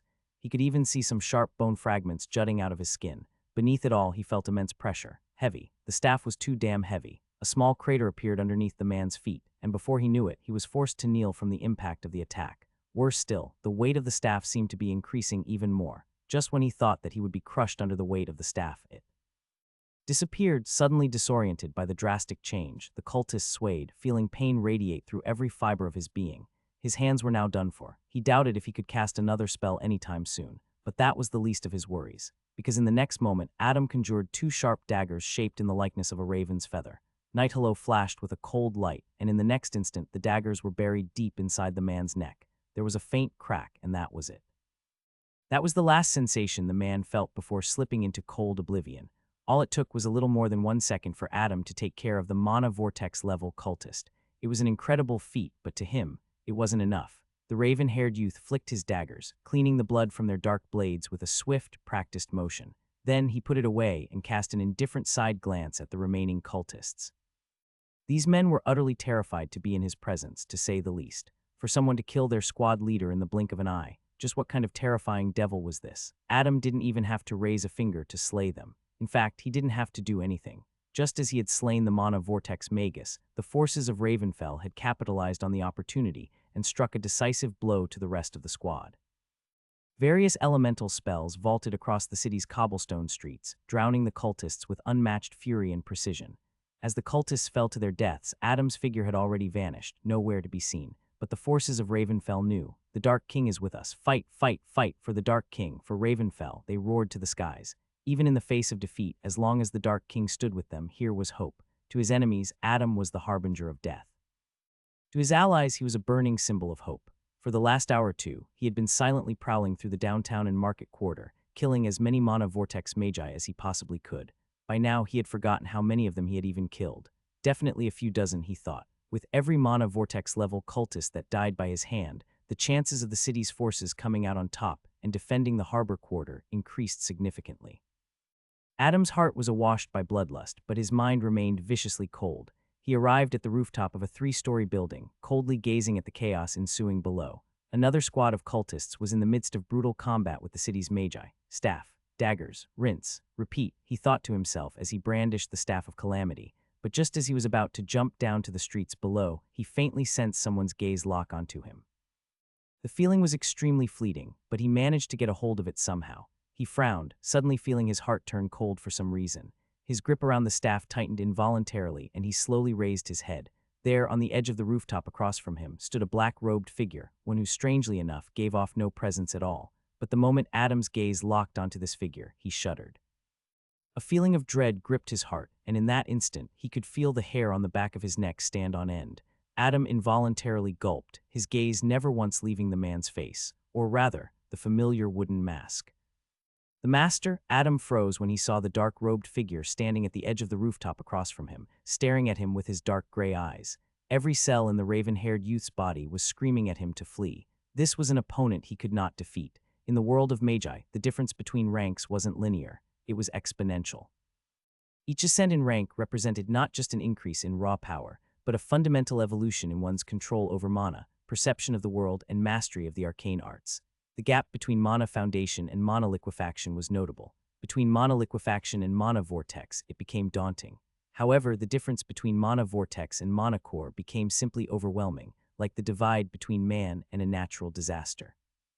The mana core rank was the peak of magical mastery in Tron. A mana core magus could bend the elements, distort space, and devastate armies. They became forces of nature, singular in power and few in number. The gap between mana vortex and mana core was not a step. It was a chasm. Mana vortex magi may be elite, but before a mana core magus, they were outmatched in every conceivable way, in strength, speed, spellcraft, and sheer arcane pressure. No amount of numbers or clever tricks could bridge that divide. Mana core magi stood at the arcane summit of Tron. They were peerless, untouchable, and feared. And now, one such existence was obstructing Adam's way. A drop of sweat trickled down the side of his forehead and his heart started to beat wildly. What is the master doing here? How come the others were unaware of his presence? Wait, that mask. Adam's eyes narrowed. With great difficulty, he suppressed his fear and willed the sphere of resonance to work at full capacity. He fully absorbed this person's appearance, and it was then that he realized. This person and the master were not the same person. This man before him seemed aged and was short in stature. The master, on the other hand, was tall and full of vitality. It was easy to overlook that stark difference when one's mind was clouded by terror. Still, that did not change the fact that the person before him was a mighty mana core magus, and there was nothing he could do to win in a battle against him. Adam believed himself to be a splendid spellcaster and a brilliant combat specialist, but even he wasn't so naive as to think he stood a chance against the peak of magic in Tron. He could not even withstand a single attack from the White Eagle, one of the four great guardians of the Soaring River secret plane and a mana core rank existence. Moreover, the magical beast had gone easy on him at the time since it wished to test him, but this cultist in front of him would not go easy on him. Damn it. Adam gritted his teeth, his gaze never leaving the figure standing in front of him. What do I do? What do I do? Fear crept into his heart with each moment that passed. If this mana core magus were allowed to rampage through the city, then everyone would die. There was no one capable of stopping him since the headmaster and the Emperor Emeritus were busy with their own battles. Wait a minute. Adam's pupils constricted. This man has been secretly lying in wait since the beginning of the battle. Why hasn't he joined the battle yet? Could it be? Adam straightened his back, trying to appear as calm as he possibly could. His lips parted, and he asked evenly, Magus, were you looking for me? The sound of distant explosions and the clashing of swords and spells echoed around them. For a moment, the masked man, Felix, did not answer, but then he slowly raised his hands. Adam's eyes widened in shock because he was able to notice something else. As the cultist raised his hands, they turned into a blur for the briefest of moments, and then he vanished. Dimensional door. That was all the time Adam had to think of the spell the cultist had just cast. Suddenly, he felt a vast and overbearing presence appear behind him. The masked man's piercing gray eyes were cold as ever. He even gave off the feeling that whatever he was doing was utterly beneath him. With sheer indifference, he reached out to grab Adam from behind. Too late to block with the staff. Too late to cast a defensive spell. Adam's mind worked in overdrive as he thought of various ways to get out of his predicament. He knew that if the enemy got hold of him, it was over. But no matter what solution he tried to come up with, none would work against an existence such as a mana core magus. In the end, he did the only thing he could do, rely on his instincts. In that moment, Adam's dark eyes began to radiate an otherworldly, divine glow. Then the faint outline of a flower took shape within his inky pupils. The lotus pattern in his eyes lit up with a wholly resplendent light, and in the blink of an eye, Adam vanished. Felix's eyes widened slightly in astonishment. He was certain that he'd be able to catch the youth off guard and pin him down, but in the end, all he managed to grasp was empty air. He slowly raised his head and looked at the edge of the rooftop, where he had previously been standing. There he saw Adam standing and looking at him with a pale, solemn expression. When Felix caught a glimpse of the raven-haired youth's eyes, he immediately looked away in action that shocked him more than Adam teleporting away without the usage of any magical components. Those eyes. Felix thought to himself with a grim expression. He looked at Adam once again, this time making sure not to look away. He gazed intently at the youth and coldly asked, "How did you do it?" Adam remained silent, the white glow in his dark eyes slowly diminishing, yet the lotus pattern remained etched on his pupils. Felix noticed the white gleam in the youth's eyes. Then he said in a grim voice, "I see. No wonder the elder asked me specifically to capture you." His hands blurred once again, and in the next instant he vanished. When he reappeared, his voice came from right beside Adam, "Because I am the only one who can." The difference between a mana vortex magus and a mana core magus may be overwhelming. A mana vortex magus may be outmatched by a mana core magus in terms of strength, speed, and spellcraft. Sheer numbers and clever tricks may not be able to bridge the gap between these two arcane ranks. A mana core magus may stand at the arcane peak of Tron. They may be peerless, untouchable, and feared. A mana vortex magus may be nothing in the face of a mana core magus. But Adam wasn't just any mana vortex magus, was he? When Felix appeared beside him again, he had already begun plotting the coordinates for his next teleportation. The masked man viciously thrust his hands forward as he snarled, "Because I'm the only one who can." Once again, just as his hands were about to grasp onto the raven-haired youth, the latter disappeared once again. His teleportation was seamless and utterly beautiful. Felix knew this because he, too, had majored in the School of Summoning. It was true that he was shocked by Adam not having to use any magical components to teleport, but what shocked him even more was how flawless his transition to the spirit world and then back to the material world was. It was truly breathtaking to look at. To Felix, it almost seemed like Adam was a fish, slipping effortlessly in and out of the water, vanishing and reappearing between the two worlds with fluid, unnatural grace. "He's good," the cultist couldn't help but praise inwardly. He turned his head and looked in the direction where he was earlier standing, where Adam had initially been standing. The space rippled there ever so slightly, and the raven-haired youth appeared out of thin air. The youth's eyes flickered with a holy white gleam. He looked at Felix with a solemn expression and forced out a smile. "How about we talk this through, eh? You know, like civilized men." Felix stood straight and gazed at him with a cold look in his eyes. "How are you able to cast teleportation spells without utilizing any magical components?" Adam remained silent for a few moments, then said, "It's a secret." Felix's eyes narrowed. "It's those eyes, isn't it?" Adam's lips curled into a cold smile. "Oh, what gave it away?" This time it was the cultist's turn to remain silent. Several moments passed, causing Adam to become extremely tense. Finally, the cultist said, "No wonder Master is so interested in you. It all makes sense now." Adam's eyes narrowed. "The Master? Does he mean the cult leader? He's interested in me. Why, no, is he interested in my eyes? Does he know about the lotus? That is impossible. So then why?" The more he thought about it, the more questions arose inside his mind. The eternal soul lotus was his greatest secret, and apart from Valerian, no one in this world knew about it. Suddenly, for there to be a mana core magus, arguably the strongest existence on this planet, who might be interested in his most closely guarded secret, caused him to shudder in fear. It was a lapse of judgment, and one he couldn't afford to make while facing a mana core magus. The moment he shifted his attention away from his enemy, he was attacked. But this time, it wasn't Felix himself who attacked him, well, directly at least. Warning bells were blaring inside his mind. Adam's eyes widened in horror when he sensed a deadly attack headed his way from behind him. He had just enough time to position his staff between him and the incoming attack. At the same time, he jumped away from the direction of the attack, trying his best to minimize the damage to his body. But was that enough to defend against the spell cast by a mana core magus? Dozens of ebony tentacles, as thick as his waist, emerged from the darkness all around him. Some of them surged forward to coil around his limbs and restrain him, but they were unable to get a hold of him. Adam was fast to dodge, but not fast enough. One of the tentacles whipped through the air, producing crackling sounds before slamming into Adam's lower back. The Staff of Calamity was able to diminish some of the damage, but not all. The raven-haired youth felt the wind knocked out of him. At the same time, he felt his ribcage crack. Without a shadow of doubt, several ribs had cracked. The force of the tentacle was so immense, it was unlike anything he'd ever felt before, and this was after he had managed to block the attack. Adam hurtled through the air, coughing large mouthfuls of blood. But instead of relief at having managed to block a rank 4 spell, a cold dread gripped his chest. His heart sank to a bottomless abyss when he sensed Felix move. The cultist leapt off the rooftop, soaring towards Adam with relentless intent. He stretched out his hand, his palm suddenly reinforced by a thick layer of mana. This time he was going to pin the boy down for good. He closed in on the youth from the front, while the swarm of ebony tentacles twisted and surged after Adam from behind. Trapped between both fronts, the raven-haired youth looked like a broken rag doll, barely clinging to consciousness, his breath shallow and strained. Now, all Felix had to do was capture the slippery bastard before he teleported again. And even if Adam did manage to teleport, it wouldn't matter. He was wounded, weakened, and slower than before. Next time, Felix would be ready. Beneath the mask, the cultist's lips curled into a confident smirk as he thought to himself, "Got you." But what Adam did next caught him completely off guard. Even if he teleported away from this situation, he knew Felix would get to him the moment he reappeared. He had to buy enough time. He didn't just have to think of his next move, but his next dozen moves. A vicious light flashed in his dark eyes as he brought his hands forward and positioned the Staff of Calamity before him horizontally, ensuring that one end faced the bloody cultist and the other faced the dozens of tentacles. And then, he coldly muttered in Snackatongue, "Expand." Everything happened too quickly.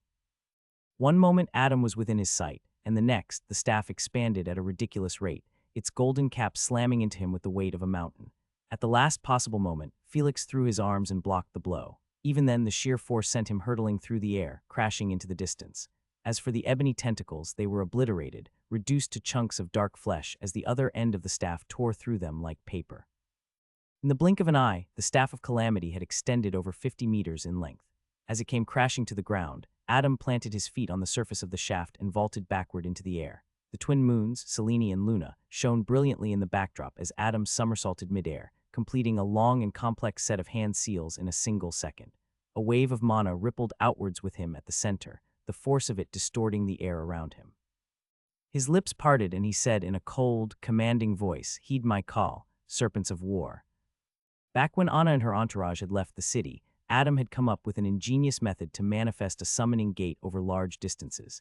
He would carve the spell model of the summoning spell into a strand of his hair. This itself was an incredibly difficult endeavor. It required not only a deep understanding of runic magic, but also exceptional precision and the focus to etch runes onto something so delicate and minute. Fortunately, Adam qualified in both aspects.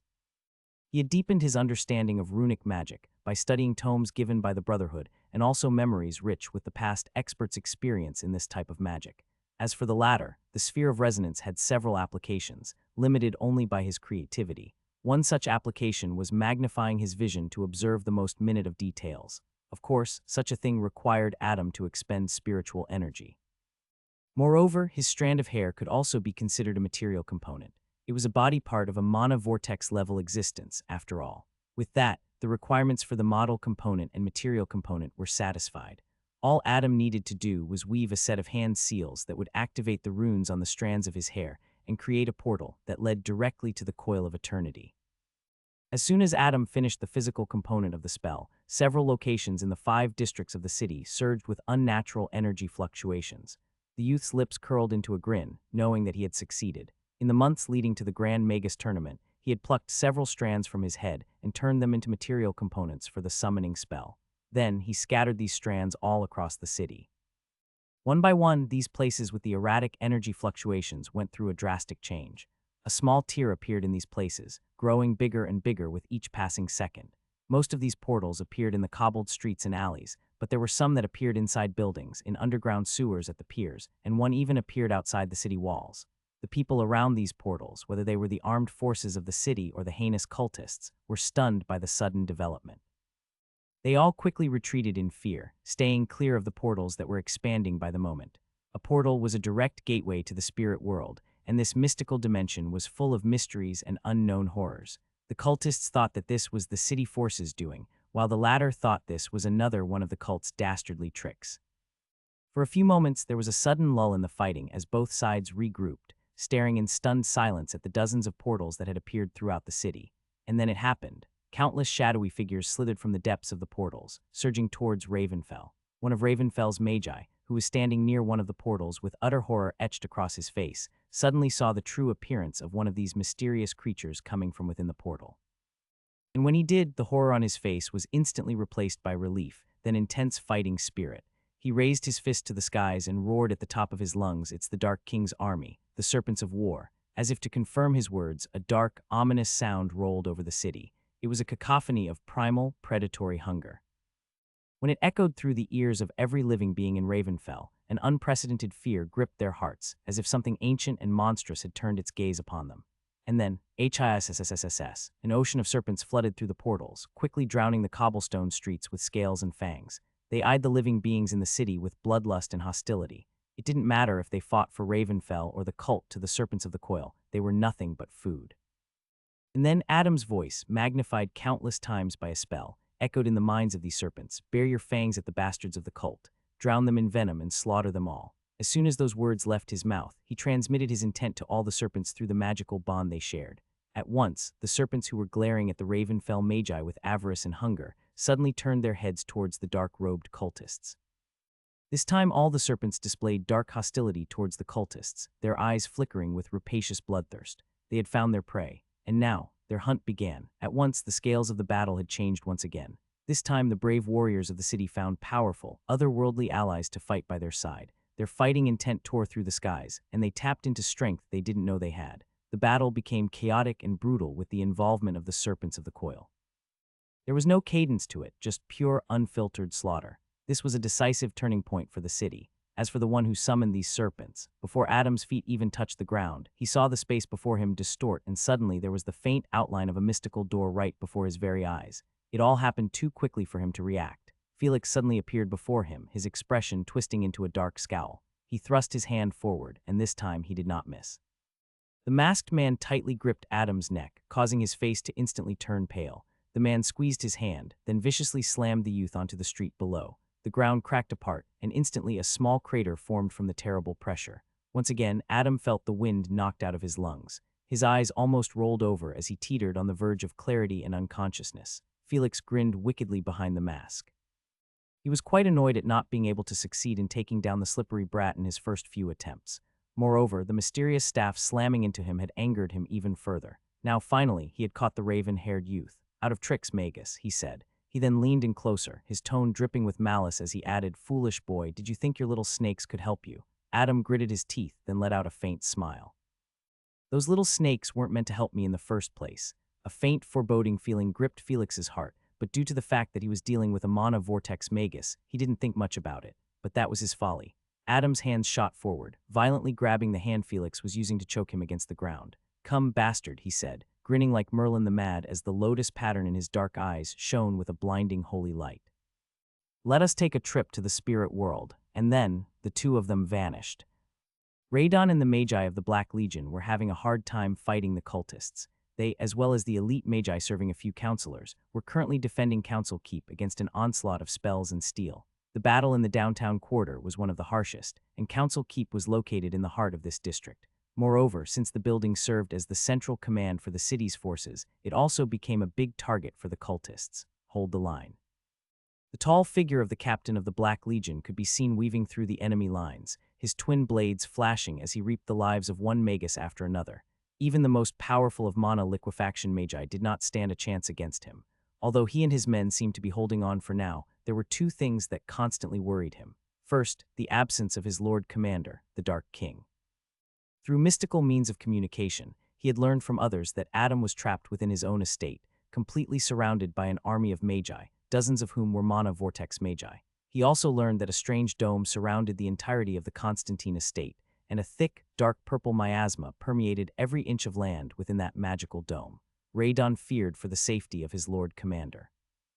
Yes, Adam was a mana vortex magus, but no matter how strong he was, could he really stand a chance against a small army of cultists? Second, and his most immediate concern, there were no mana vortex-level cultists in the vicinity of Council Keep. It was only a sea of mana foundation and mana liquefaction magi, which was precisely the reason he and his men were able to hold on for as long as they had. It kept gnawing at him. Council Keep was one of the most obvious targets for the intruders, yet they hadn't sent a single mana vortex magus to conquer it. Just what were the cultists planning? Of course, if he'd known that the enemy was already inside the building, he would have felt his blood turn cold. Regardless of the current situation, he and his men continued to fight tooth and nail to defend Council Keep. Inside, there were 4 counselors and various other influential and powerful magi, who were currently going through a plan of action in order to turn the tide of war. But no matter how Radon saw it, this did not seem like a battle they could win. As more time passed, more and more enemies emerged from the damned sewers, and more of his allies fell to the cold embrace of death. Bloody hell, how long do we have to keep up with this? He thought to himself with a grim look on his face as he dodged. Magic missile aimed at him. He arrived before the attacker in the blink of an eye. His blades flashed with a cold light, and the next moment the cultist was beheaded. "Hold the bloody line. I'll kill you if you die," he roared again. Hoo-ah, the warriors of the Black Legion happily obliged. They were bred for war, and as such, compared to the other battle units of Ravenfell, were quite efficient at warfare. In fact, they much preferred wars to social events. Suddenly, a small shell attached to Radon's color started emitting faint mana fluctuations. Following that, a panicked voice sounded from it. "We have spotted the Dark King. I repeat, we have spotted the Dark King." Radon's eyes widened in shock. Finally, did he manage to leave his estate after all? He slashed his sword, brutally injuring an enemy, then stepped back, allowing his allies to take care of the rest. He then quickly drew back towards Council Keep. Once he was away from the heat of battle, he infused mana into the shell and said in a loud, booming voice, "Where is the Lord Commander? Is he injured?" A moment later, the voice resounded from the shell once again. He is fighting a mana core magus. They're currently in the market quarter." The sound of explosions and the clangor of blades mixed in with his voice. But despite the disturbances, Radon could hear him clearly. His body trembled in astonishment. fighting a monocore magus. Does he have a death wish? No. More importantly, there was such a powerhouse hidden within the city walls all this time. A few magi who were taking turns resting and replenishing their mana reserves couldn't help but turn deathly pale when they overheard Radon's conversation. A mana vortex magus fighting a mana core magus. Just what kind of ridiculous concept was that? Had the Dark King truly lost it? Suddenly, the sound of buildings crumbling to the ground could be heard through the shell, followed by a loud scream. Just as Radon was about to ask the man's status, the atmosphere suddenly shifted. A cold feeling of dread permeated the air. Something primal, something truly evil, was about to descend. Radon felt the hair on the back of his neck stand on end. This feeling. He thought, his eyes flickering with terror and hope. He had felt something similar in Blackshore. It was during the battle that his Lord Commander had earned the moniker of the Dark King. And then it happened. The space in several parts of the city was torn open by unseen hands, and the next moment, several humongous portals materialized in the waking world, some on the streets, some within broken buildings, and some even underground. And then they appeared. HISSSS. The Serpents of War had arrived. One portal just happened to tear open in the vicinity of Council Keep. As the portals stabilized, countless serpents of all colors, big and small, ranging from Mana Foundation to Mana Liufaction level, and a handful of even Mana Vortex level, descended upon the cobblestone, bloodied streets of Ravenfell. Their predatory eyes blazed with bloodlust and hunger as they brandished their razor-sharp fangs. Then something in their eyes sparkled. A hint of intelligence, an echo of a command. The following moment they lunged at the cultists, ripping them to shreds. As a brutal massacre ensued, the Magi of Ravenfell found themselves in a state of utter disbelief. One moment they were being drowned in pressure, and the next, that insurmountable veil seemed to have completely vanished with the arrival of these predators from the spirit world. Their shock only lasted for a few moments before they roared in excitement and once again began their slaughter. This time they were fighting side by side, with the Serpents of War summoned by the hero of Ravenfell, the Dark King. Amidst the carnage, Radon seemed to have turned into a lifeless statue. His expression paled incomparably when he heard the last few words spoken by the person connected to the other side of the shell. He grabbed the shell that clung to his collar with a trembling hand and said, his tone filled with disbelief and panic, "What? What do you mean the Lord Commander and the enemy Monocore Magus have disappeared?" The brutal battle between the forces of Ravenfell and the cultists raged on. Except this time, there was an entire army of otherworldly serpents involved. They fought side by side with the Magi of the city, slowly but surely overwhelming the ocean of intruders. From the northern quarter to the uptown quarter, from the downtown quarter to the market quarter, and finally the harbor quarter, several summoning gates had opened in these 5 districts. The army of serpents had descended through these gateways and begun their slaughter. Yet amid it all, one glaring inconsistency remained. Ravenfell had 6 districts, the last one being none other than the Corvid Quarter. Yet Adam had never made any arrangements for that particular district. He hadn't left behind any strands of his hair in that area. Perhaps even he did not know that he had overlooked it. Something foul and insidious was at play, but none of that mattered now. He wasn't here. Now the key factions of the Battle of Ravenfell consisted of the city's forces, the cultists, and the Serpents of the Coil. Several hours had passed since the battle had begun. Cold corpses were strewn around in streets and alleys, blood flowed past them in sanguine streams, and the once tall buildings and structures now lay in ruins. As for the residents of the city, no one knew their current status. It was hard to tell how many of them might have survived this brutal battle, despite taking shelter in reinforced underground bunkers.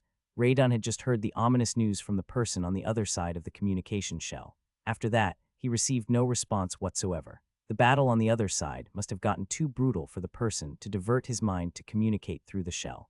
The captain of the Black Legion was unable to believe what he had just heard. Lord Commander and that Monocore Magus have disappeared, he muttered under his breath, his voice shaky. How can that be possible? Where did they go? All around him, the Magi of the Black Legion, alongside the elite Magi from several aristocratic families, were locked in bloody combat, fighting shoulder to shoulder with the newly summoned Serpents of War. The moment the serpents arrived, it was as if a second wind had swept through their ranks, reigniting their fury.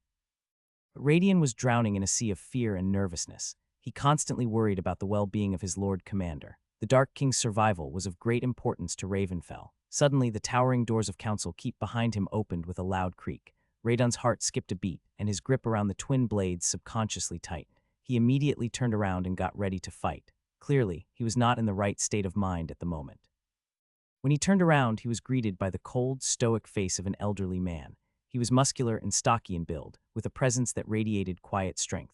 Behind him were a dozen Magi, all at the peak of the Mana liquefaction rank, clad entirely in black. The only parts visible were their cold, unblinking eyes and the crests on their foreheads. All of them radiated an aura of lethal danger. Daniel Ranzenberg first scanned the battlefield.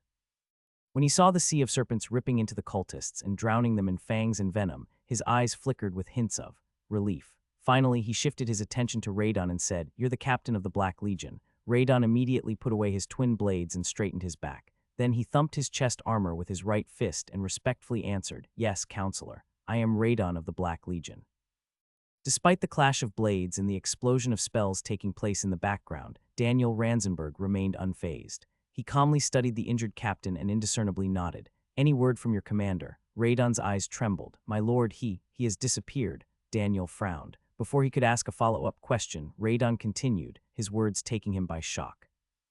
"Along with an enemy mana core magus." The frown on Daniel's face deepened. Just what the hell is he thinking? He thought to himself. Even he knew the importance of Adam's survival. The Dark King was the symbol of hope for the city of Ravenfell. As long as he was alive and his serpents fought alongside the brave warriors of the city, there was hope, no matter how slim. But now, for the Dark King to suddenly disappear from the city, that too with an enemy mana core magus.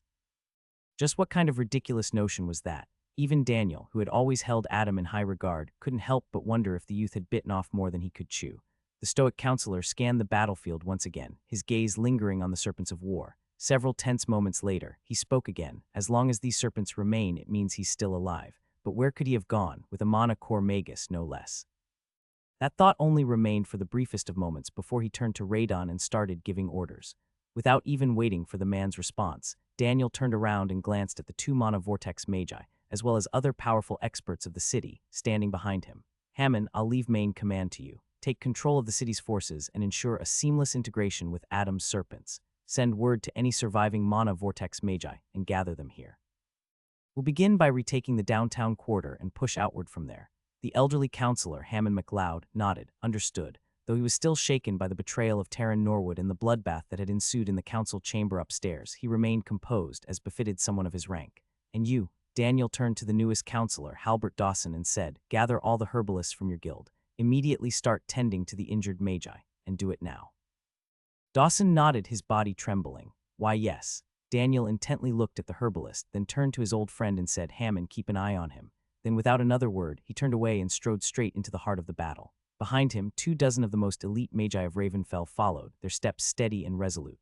Radon finally gathered some courage and asked, "My lord, are we going to look for the Lord Commander?" "He can take care of himself," said the stoic counselor. It wasn't that he didn't care about Adam, but because he truly believed the youth was capable enough to get out of his predicament alive, even if he was fighting against a mana core magus.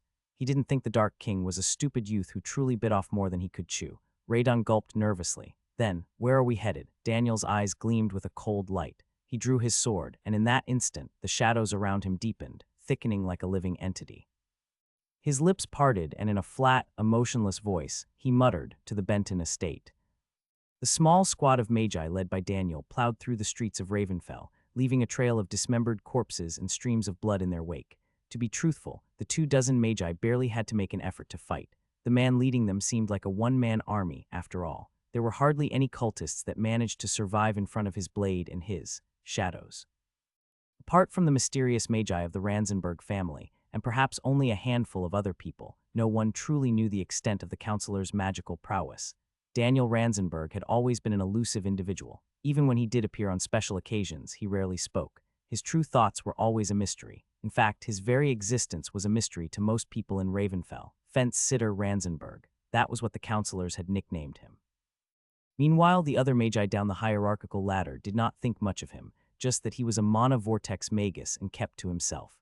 Today, for the first time, people got to witness the terror of this man. Underneath the calm, stoic exterior lay a deep and formidable power. Just like his mentor, Daniel was a practitioner of shadow magic. In fact, he was the only one among Blackwood's 3 students to have inherited this rare arcane art.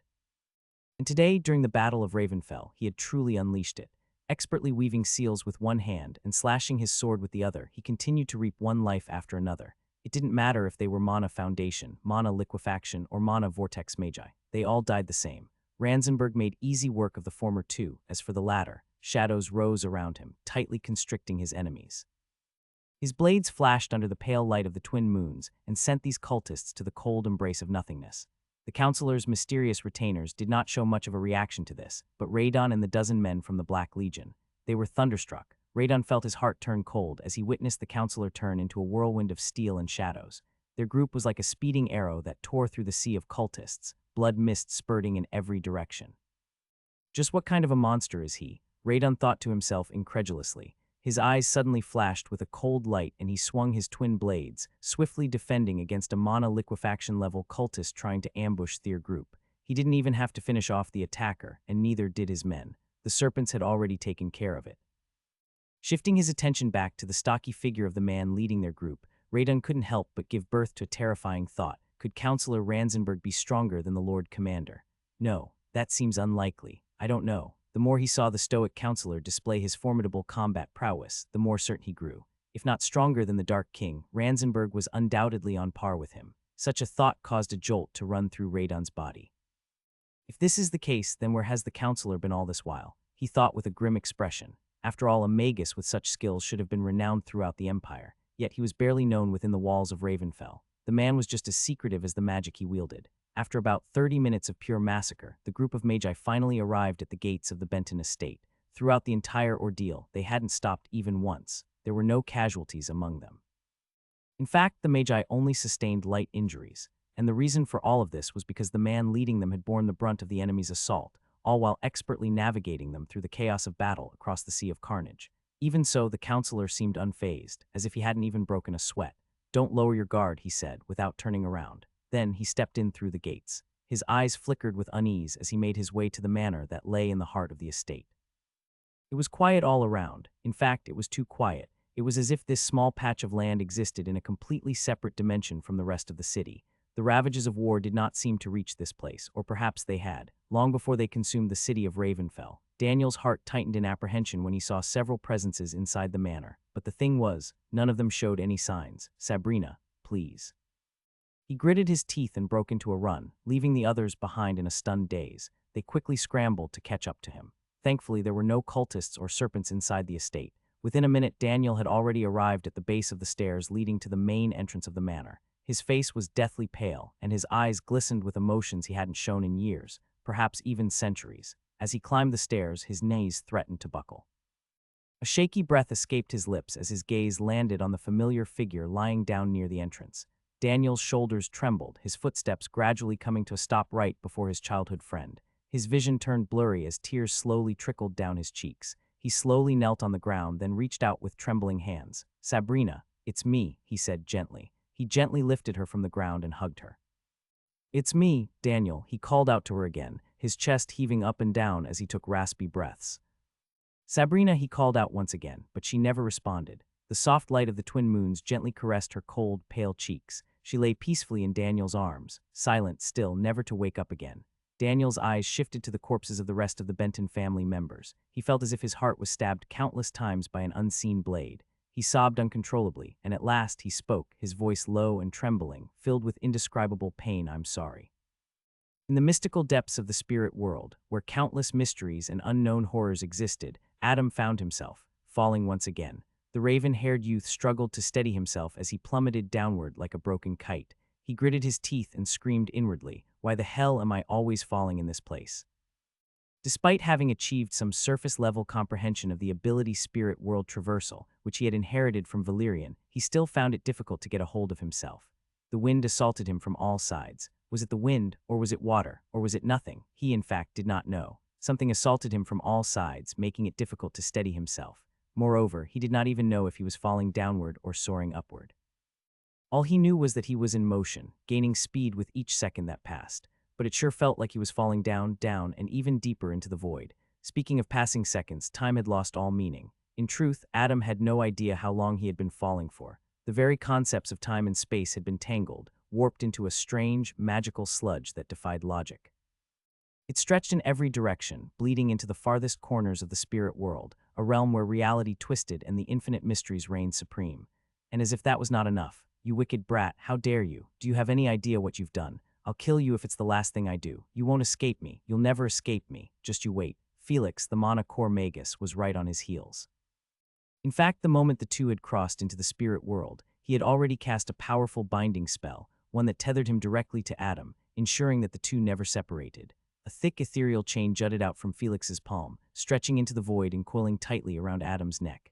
Now, no matter where Adam went, Felix would follow without fail. The words spoken by Felix echoed inside Adam's ears all at once. It took a short while for the youth to understand what he was saying, but none of that mattered. His plan to trick his enemy and exile him into the depths of the spirit world had failed, spectacularly. He gritted his teeth and tried to break the chain around his neck, but no matter what he did, it just wouldn't budge. Adam, who had his eyes closed all this while, suddenly opened them, then immediately closed them back. In that brief moment, he felt as if he'd seen a lifetime's worth of moving images and scenery.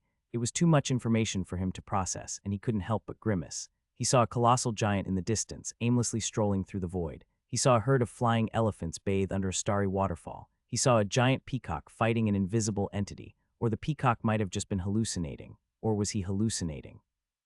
The last thing he saw before closing his eyes was a group of humanoids wearing pink garments and dancing in front of a rock. Was he imagining it, or did the rock seem pleased with their performance? Focus, he screamed inwardly. He was getting carried away by the myriad wonders of the spirit world, while a vengeful manhwarecaps was in hot pursuit. Adam even felt that Felix no longer cared about the cult leader's strict orders of apprehending him. He felt that Felix would kill him without a shadow of doubt. What to do, he thought to himself, apprehension gripping his heart. His plan had been simple but bold, to forcefully drag Felix into the spirit world, then in the blink of an eye teleport back to the material world, leaving his enemy trapped in this mystical dimension for all of eternity. In theory, it seemed entirely doable. Unlike the cultist, Adam had two powerful anchors tying him to the material world. The first was the Staff of Calamity, bound directly to his soul, its presence acting like a beacon. The second were the Serpents of War, still rampaging through the streets of Ravenfell, maintaining an active link to the summoner. Moreover, with spirit world traversal and both anchors in place, returning to the material world should have been simple. It should have, but who would have thought that the cutlass would have been so quick on his feet? As soon as Felix realized that he had arrived at the spirit world and had no way of returning to the material world, he took a gamble and tied himself to his target. He had a feeling that the raven-haired youth surely knew of a way out, or why else would he bring him to this mystical dimension? He didn't think the Dark King was foolish enough to battle him in a suicidal manner, and his gamble had paid off. Now, whenever Adam chose to return to the material world, Felix, too, would be able to leave with him. Quickly get us out of this hell. You hear me, boy? Get us out now, or I'll kill you. Once again, Felix's voice echoed inside Adam's ears, his words overlapping, ringing all at once in a jarring cacophony that stirred confusion, frustration, and a hint of dread. Adam covered his ears in annoyance. Shut the hell up, you bastard. Inwardly, he thought to himself in fury, I took such a big risk to bring you here. Do you really think I'll return empty-handed? A slightly crazed glint flashed in his dark pupils. His grip on the chain around his neck tightened, and he murmured, if I can't break this, I'll break you then. He quickly scanned his surroundings, which were still fast-moving. A sea of myriad colors, a fountain of rainbow, and the vast starry sky. The spirit world was truly breathtaking. But behind its beautiful facade lay the unknown, and that was what Adam was aiming for. His eyes locked onto a patch of a floating island with a snowy hill at the center. Everything seemed fine except for the fact that the island was upside down, floating in the vast nothingness of a sea of colors. Adam's eyes flickered with resolution, and the next moment, he used spirit world traversal to fly towards the mysterious island, forcefully dragging Felix behind him. And before he knew it, there was a sound of mirrors breaking. The world around Adam shattered into countless fragments, each reflecting his visage from multiple different angles. Then he felt like he had passed through a thick, or perhaps a thin membrane, or was it a curtain? At last, he landed gracelessly on solid ground. The next thing he knew, he was surrounded by snow, and a freezing wind howled from all sides, cutting through him and making his body shudder violently. Then came a heavy thud behind him. Adam's eyes narrowed as he turned to see Felix's figure sprawled in the snow, looking battered and momentarily stunned. And in that very moment, the lotus pattern in Adam's dark eyes glowed with a cunning, calculating light. Felix was momentarily knocked out. He had no idea how long he had been falling for. In truth, he didn't even know if he had been falling or soaring upward. However, when he crashed into the mirror barrier, at least, what he thought was a mirror barrier, sustained some minor injuries from the abrupt stop. And the next thing he knew, he came crashing down on a snowy ground. His eyes shot open, and he hurriedly got to his feet, looking around in alarm. Underneath the wooden mask, his eyes flickered with apprehension. He was in an unknown land, in an unknown realm, in an unknown world. Felix had never ventured this deep into the spirit world before. He knew all too well that every corner of this mystical dimension was filled with unspeakable dangers and ancient horrors that could drive a person to madness with nothing more than a single glance. So the first thing he did was to scan his surroundings and check for any immediate danger. A gust of cold wind blew by, making him, who was a powerful monocore magus, shudder.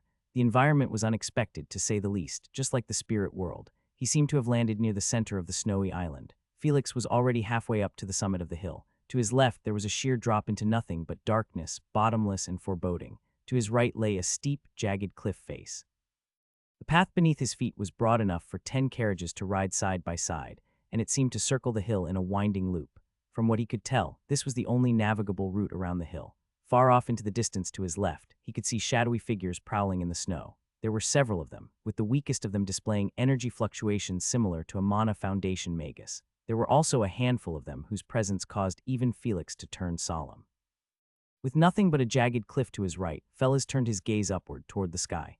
Above him stretched a breathtaking canvas of deep violet, painted with countless white specks that glittered like stars. It was beautiful yet alien, the sky not born of any world he'd known. At the far edge of the violet canvas, something shifted. In the next moment, Felix witnessed as an entire patch of the sky turned stark white, as if someone had simply erased it.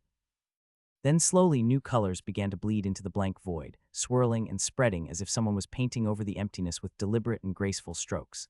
Felix immediately looked away, a sharp chill creeping down his spine. He knew better than to stare too long at something in the spirit world. Whatever was happening above him, whoever or whatever was behind it, he had no desire to find out. All he needed to do at the moment was get hold of Adam and escape this horrifying dimension.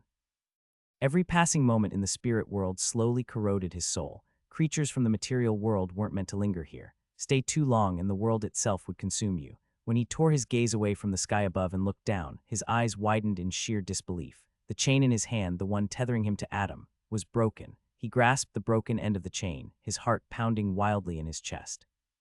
The links had been snapped apart with brute force, and the chain felt lighter in his hand than it should have.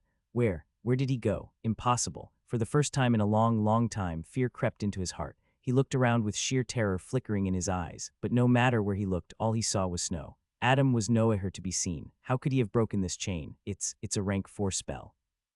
But more importantly, with the chain now broken and his connection to Adam severed, Felix had no way to return to the material world. So what if he was a mighty mana core magus? This was a completely different world with its own set of laws. With nothing anchoring him to the material world, he was now adrift, doomed to be lost and wander this mystical and horrifying dimension.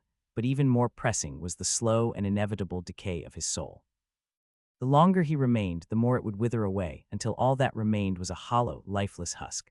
The same principle applied to the spirit world creatures who stayed for too long in the material world. Being a mana core magus, Felix would be able to survive for a bit longer. Maybe a few days, perhaps a few weeks. But what about after? He was truly doomed if he didn't find a way back to the material world. Was this his plan all along?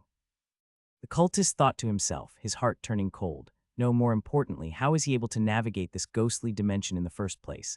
I clearly saw him flying towards the particular floating island. Just how? Then a terrifying thought appeared inside his mind. If the boy can truly navigate through the dangers of this world, then he must have already returned to the material world. Could it be? Felix felt lost and utterly terrified. His thoughts were chaotic, and he couldn't make sense of anything happening to him, around him. This was a world made up of abstract information and symbolisms after all. Inside this mystical dimension, time and space had lost their meaning. He may have been standing in the blizzard for a few seconds or perhaps a few hours. He had no way to know. He could not discern the direction, nor could he discern his past and present. The Battle of Ravenfell felt like a memory of the future. But the most dangerous aspect about the spirit world wasn't its environment. It was the hidden existences that lurked deep within its fold. Ancient, unfathomably powerful entities dwelled here, and drawing their attention was something no traveler wished for. But that is exactly what Felix had done the moment he had encroached upon the territory of one such existence. The instant he shattered the barrier and landed on the snowy hill, its ruler had already taken notice. Dust, debris, and chunks of ice tumbled down from the summit of the hill, crashing onto the wide pathway. Even through the roar of the howling blizzard, Felix could feel the sudden disturbance. His instincts screamed. Without hesitation, he circulated the mana in his body and got into a combat stance. He turned towards the jagged cliff, where shards of ice and clouds of dust were still falling downward. A grim expression formed beneath his mask, and he slowly lifted his head. And what he saw above filled every corner of his being with indescribable horror. At first, there was only the sound, the crunch of snow and stone being displaced above, slow but ominous. Felix's pupils constricted, and he cautiously took a step back, his eyes locked onto the dark summit of the hill.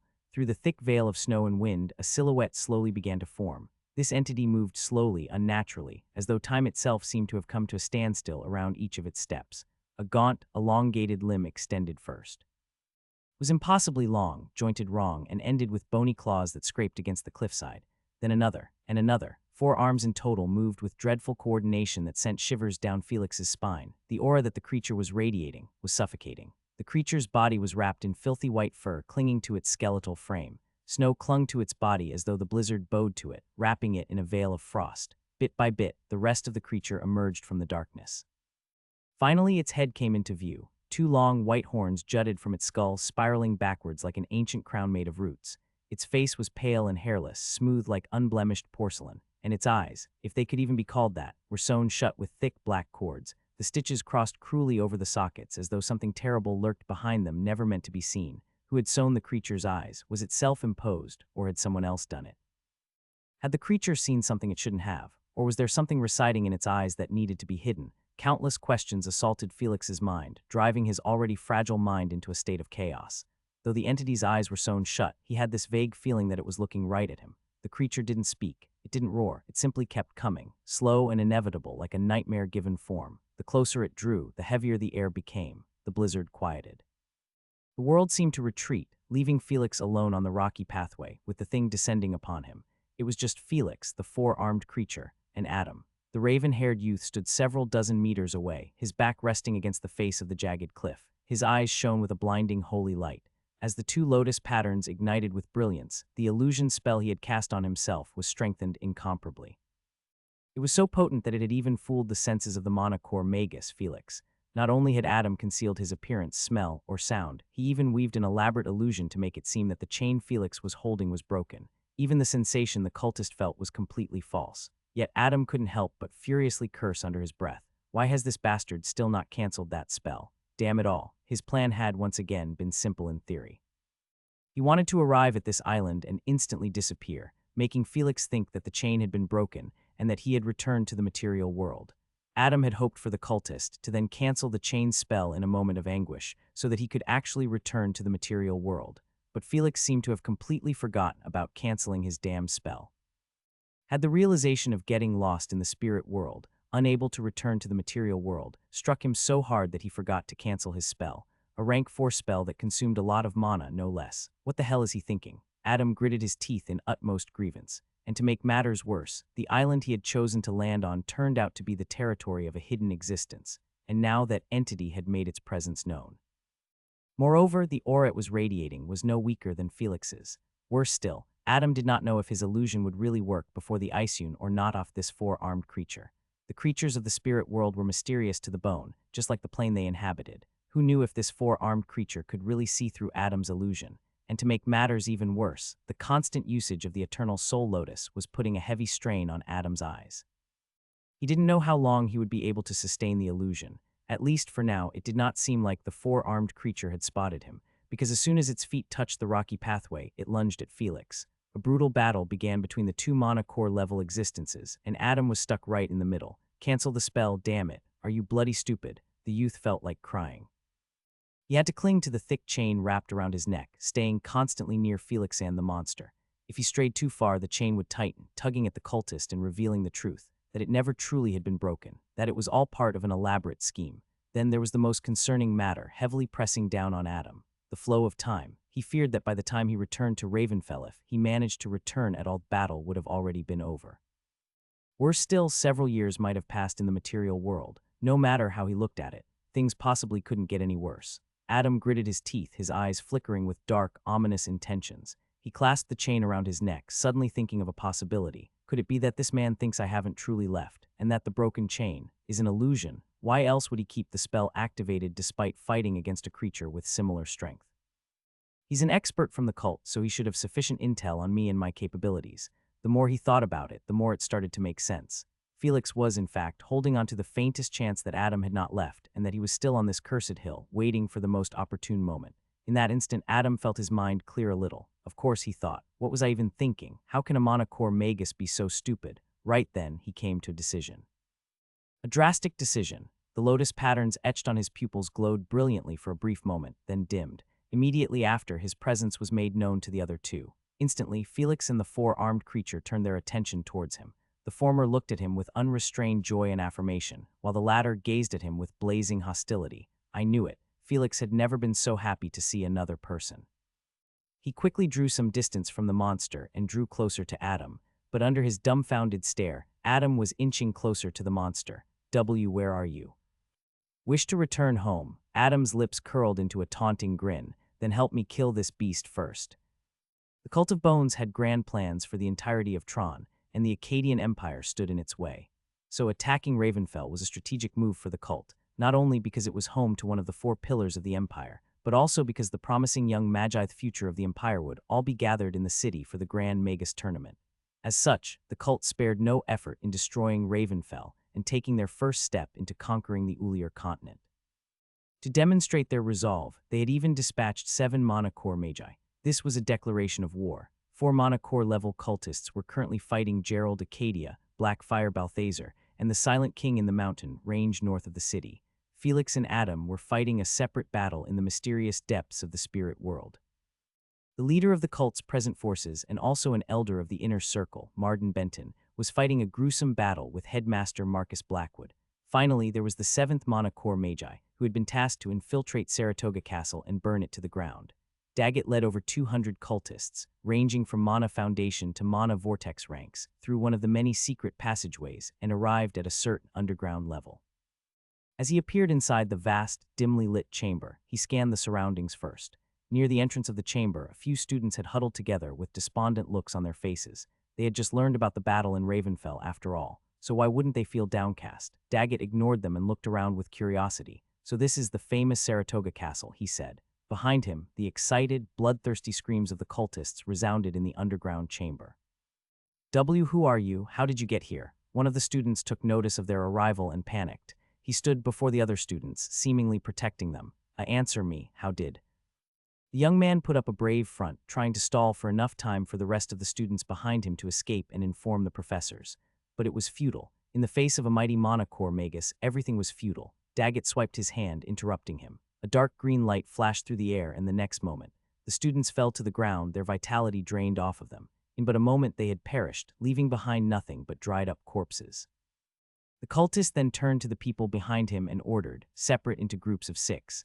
The elite cultists shall work alone, assassinating key figures in the castle. There are fewer than a dozen Mana Vortex-level professors here, so it shouldn't be a problem. But there are quite a lot of students, so unleash your undead horde accordingly. And lastly, his lips curled into a cruel grin, burn this place to the ground. Cultists were enveloped in a vile aura of bloodlust, their eyes flickering with the light of chaos and destruction. They had only one job, kill, and that was exactly what they were going to do. These cultists immediately scattered, leaving behind only Daggett. He stood quietly in the vast, empty chamber that once served as a training ground for spell casting. With his hands calmly clasped behind his back, he looked around the place through his lifeless, dark eyes. His lips slowly curled into a faint smile.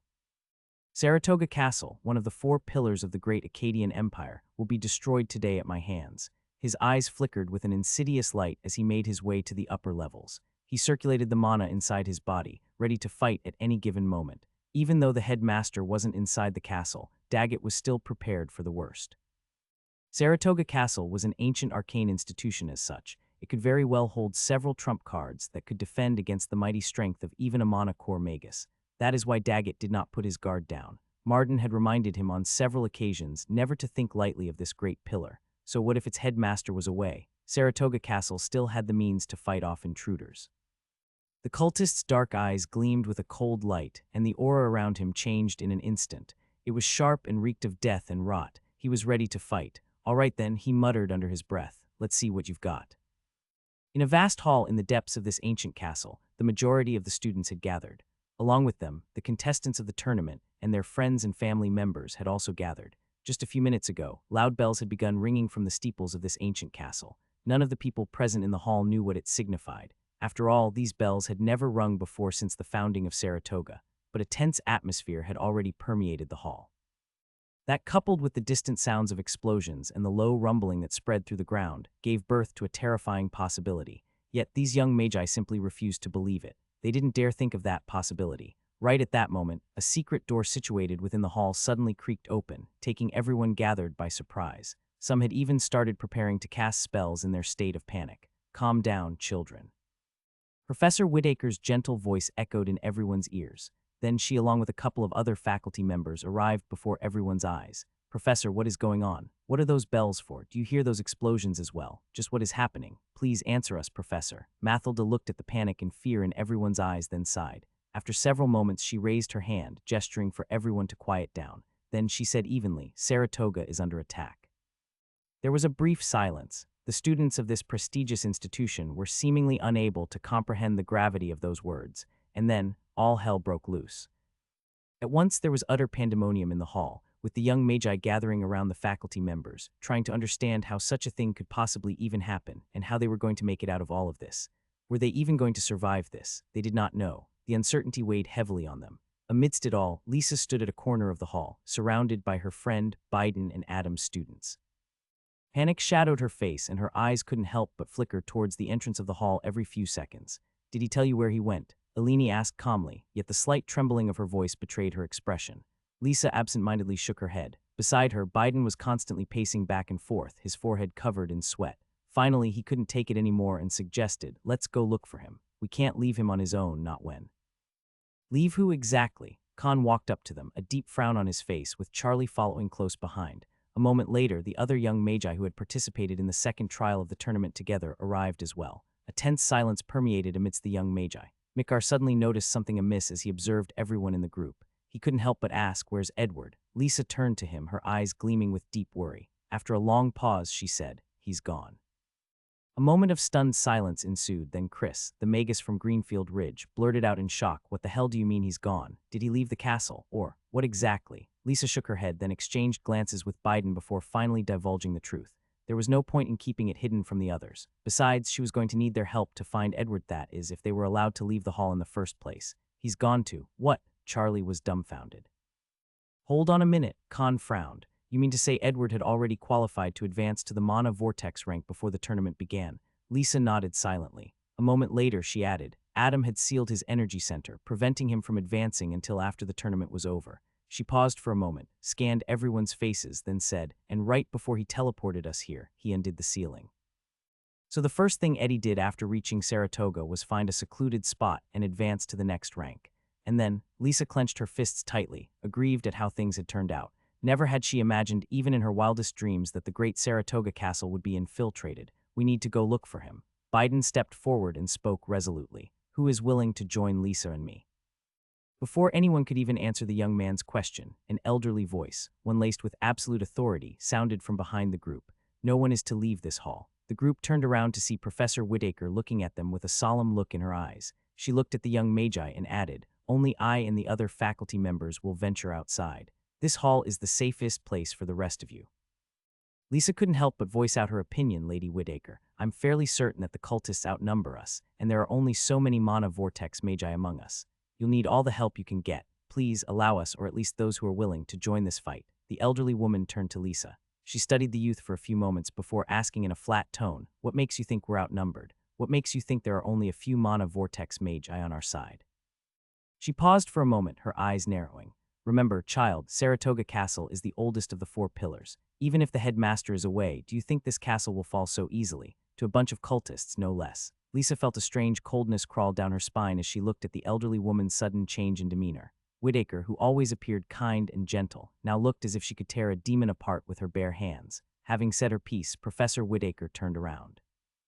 Right at that moment, a voice filled with conviction called out to her. I'm not saying the castle will fall, said the voice. I believe in its strength, I believe in its heritage, I even believe in your strength, Professor. But this isn't just about protecting the castle. Whitaker frowned. She turned toward the source of the voice. It was none other than Adam's student. Eleni's fists clenched at her sides as she took a steady breath and stepped forward. With all due respect, Professor.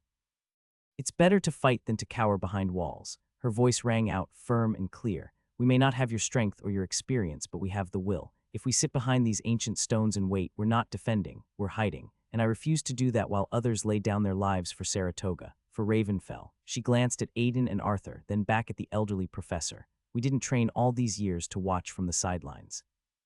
If Saratoga is to remain standing, it won't be because a few held the line alone. It'll be because all of us rose to meet the darkness. Whitaker deeply looked into Eleni's eyes. A moment later, she finally said, your mentor risked his life to ensure all of you were safe. And now, you wish to meet the dangers head-on and let everything he worked for go to waste. Alini subconsciously gulped, then said in a slightly shaky voice, "I'd be ashamed to face my mentor if I just stood by and let others fight for me." "That's right," Arthur stepped forward. "Mentor taught us to meet our challenges head-on." "Yes, Professor." Aiden too spoke with determination. "Let us fight." Like a spark igniting in the dark, one by one, determined voices rose throughout the hall. To everyone's surprise, the majority of the students gathered were ready to fight, to protect their home, Saratoga. Mathilda Whittaker turned around, glancing at the room full of unwavering individuals with a complicated look in her eyes. Even the magi from the other pillars were resolute in fighting against the scums of the cult. These were prideful magi, after all. It was just like Alini had mentioned. They'd rather fight than cower behind these walls. While a brilliant flame filled with hope and resolve was being kindled in the great hall, deep within the castle, lightning crackled around a towering, muscular figure seated silently in the corner of an ancient armory.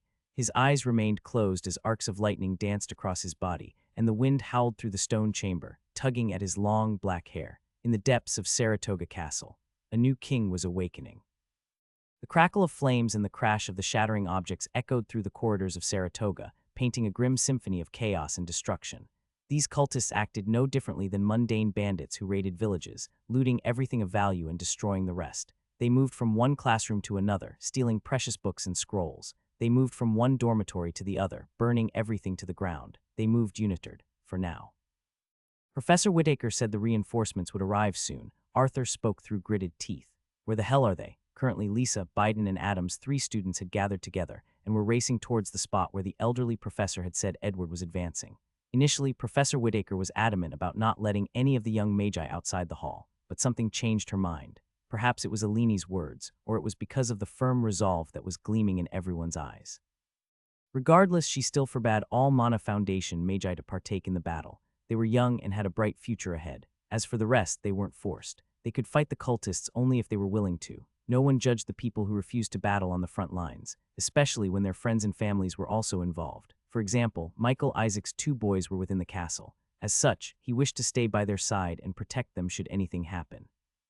The people who did, however, choose to battle the cultists were separated into groups. Then they were sent to specific locations inside the castle, places devoid of any enemy mana vortex magi. Meanwhile, Professor Whittaker and the rest of the faculty members had also joined the fight. They'd be fighting the mana vortex level cultists, to the best of their capabilities. They too had scattered throughout the ancient castle. There was one thing that the elderly woman had said to them that still echoed in their ears. "Powerful allies are coming. Why don't I see them?" Aiden retrieved his sword, which was lodged in the chest of a cultist, then wiped its blade. The group had just finished a small group of Mana Foundation magi being led by a Mana Liquefaction magus. It was an effortless task for them, but this was already the 6th group they had to face off against since they left the Great Hall. There are just too many of them. Biden gritted his teeth in frustration. He couldn't help but add in annoyance, "Are there any reinforcements at all? Or was that just a lie to appease the masses? All of Saratoga's powerful magi are in Ravenfell, either fighting or..." "Careful, Magus." Alini shot him a cold glance. Biden glared at her, gritting his teeth. In the end, he looked away and heaved a heavy sigh. "Forgive me, I'm on edge." Lisa ignored their interaction. She turned to Alini and asked with concern, "How far away are we?" "2 layers down, towards the northeast section of the East Wing," said the young lady. After catching their breath for a few moments, the group quickly resumed their journey toward their destination. In another secluded part of the castle, far removed from the echoes of explosions and the guttural growls of undead creatures, Mathilda Whittaker stood at the end of a long, wide corridor. To her left hung portraits of ancient, powerful magi who had once studied at this prestigious institution.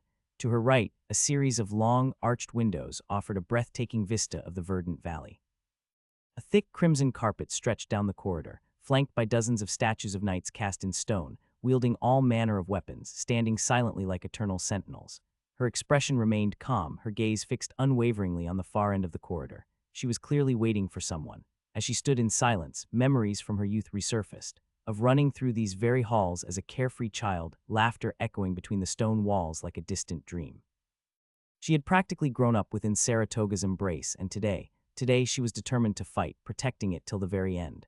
Her thoughts drifted to her pupil, who ventured to the spirit world and never returned, to Autumn, who had immense arcane potential, and how she never truly got the chance to properly guide her. She thought of Adam, dozing off during her lectures, and of the many students she had come to cherish over the years.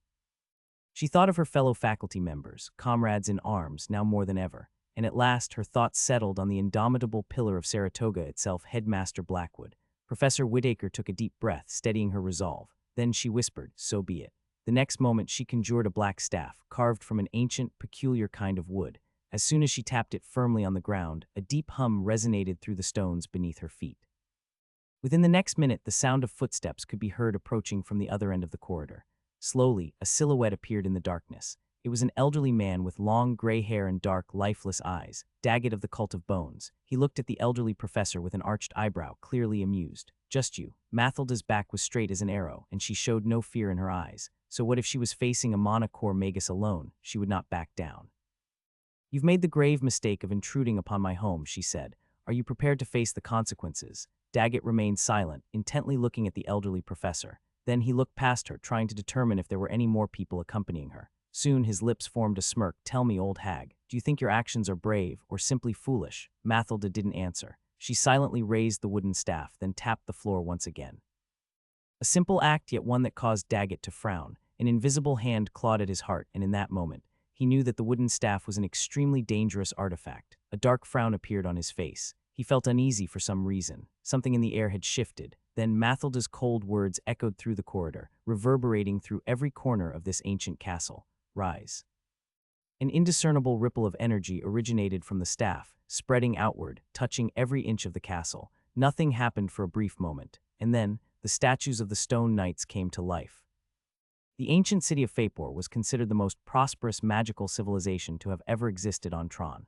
Thousands of years ago, this city was considered the shining jewel of the planet. It was a city of unmatched beauty and power. It was said that the ancient magi of Fapor had formulated spells so great that they could reach the stars and dance with the twin moons. Legend had it that the artifacts created by these experts were some of the best to have ever existed on this planet. Of course, the vast majority of these spells and artifacts had been lost or destroyed in the ravages of time. When the great calamity struck Fapor, its proud civilization, along with its magi, had vanished into legends. While many legacies and inheritances still lay hidden in the ruins of Mabai, waiting to be claimed by the destined, several had already found their way into the hands of the present-day magi. Some of these legacies left behind by the ancient magi of Fapor had been passed down through the generations. The magi who inherited them went on to become powerful arcane spellcasters who left their marks in the annals of Tron's history. The black staff in Professor Whitaker's hand was one such legacy. Dendar Saratoga, the first lord of Ravenfell and the founder of Saratoga Castle, had ventured to the lost city of Fapor, overcoming countless obstacles and life-threatening dangers to acquire this powerful magical staff.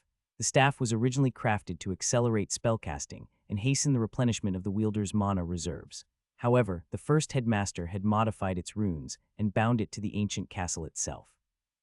In the hands of its wielder, the castle would no longer be just a fortress. It would become a weapon. With a simple tap, an indiscernible ripple of energy originated from the staff, spreading outward and touching every inch of the castle. The statues of the stone knights lining the pathway through the corridor suddenly shifted. Crimson light blazed from the narrow slits of their visors. Then one by one, they leapt down from their pedestals, their movements stiff, as though waking from a centuries-long slumber.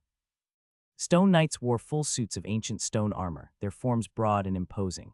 Moreover, each knight bore a unique weapon, suited to their individual battle style. One held a longsword, nearly as tall as a man, its edge gleaming unnaturally sharp. Another hefted a halberd, its axe head engraved with powerful runes. A third wielded a massive warhammer, so heavy it cracked the stone beneath its feet with every step.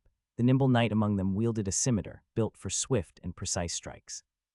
Standing tall at the rear, a knight cradled a long bow as tall as himself. Another bore a flail. Several of them moved in tandem, wielding swords and shields. Though they wielded different weapons, they all shared one unmistakable trait aside from their bodies being sculpted entirely from stone. Every single one of them radiated powerful energy fluctuations, each on par with a mana vortex magus. Witnessing these dozens of stone knights come to life, a terrifying, foreboding feeling welled up in Daggett's heart.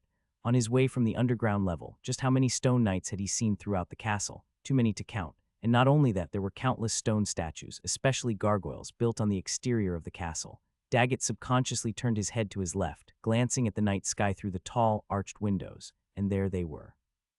Countless stone abominations flying in the distance. She's just a mana vortex magus. How can she wield so much power? He thought to himself, thunderstruck. The staff. Daggett abruptly turned his head, glaring at the black staff in the elderly woman's hand. It was difficult to see her figure since she was being shielded by several stone knights still. He managed to spot the staff in her hands, a grade 4 artifact. He spat through gritted teeth. But how can it be so powerful? There has to be a steep price to wield that staff. He shifted his attention to Whitaker, his eyes narrowing. Soon, his lips curled into a cold grin. I wonder how long you can sustain that artifact. As he had pointed out, wielding such a powerful artifact was too straining on a mana vortex magus like Mathilda. Just a simple command to bring the statues to life had already drained the color from her face. Still, her eyes blazed with unwavering resolve. I'll repeat my words again, Magus. You've made the grave mistake of intruding upon my home. Now, face the consequences. Tap. The stone knights surged towards the necromancer, their combined energy converging into a devastating tide of lethal force. It was like a tsunami of raw destruction, thundering down the corridor. Daggett met the challenge head-on. He rapidly weaved hand seals and summoned his undead army. From the darkness of his shadow, a swirling portal to the underworld tore open. One by one, the corrupted warriors and magi of old clawed their way out. Rotting flesh met rocky might as the undead surged forward, only to be met by the unwavering charge of the ancient guardians. One side reeked of decay and darkness, the other blazed with sheer will and conviction.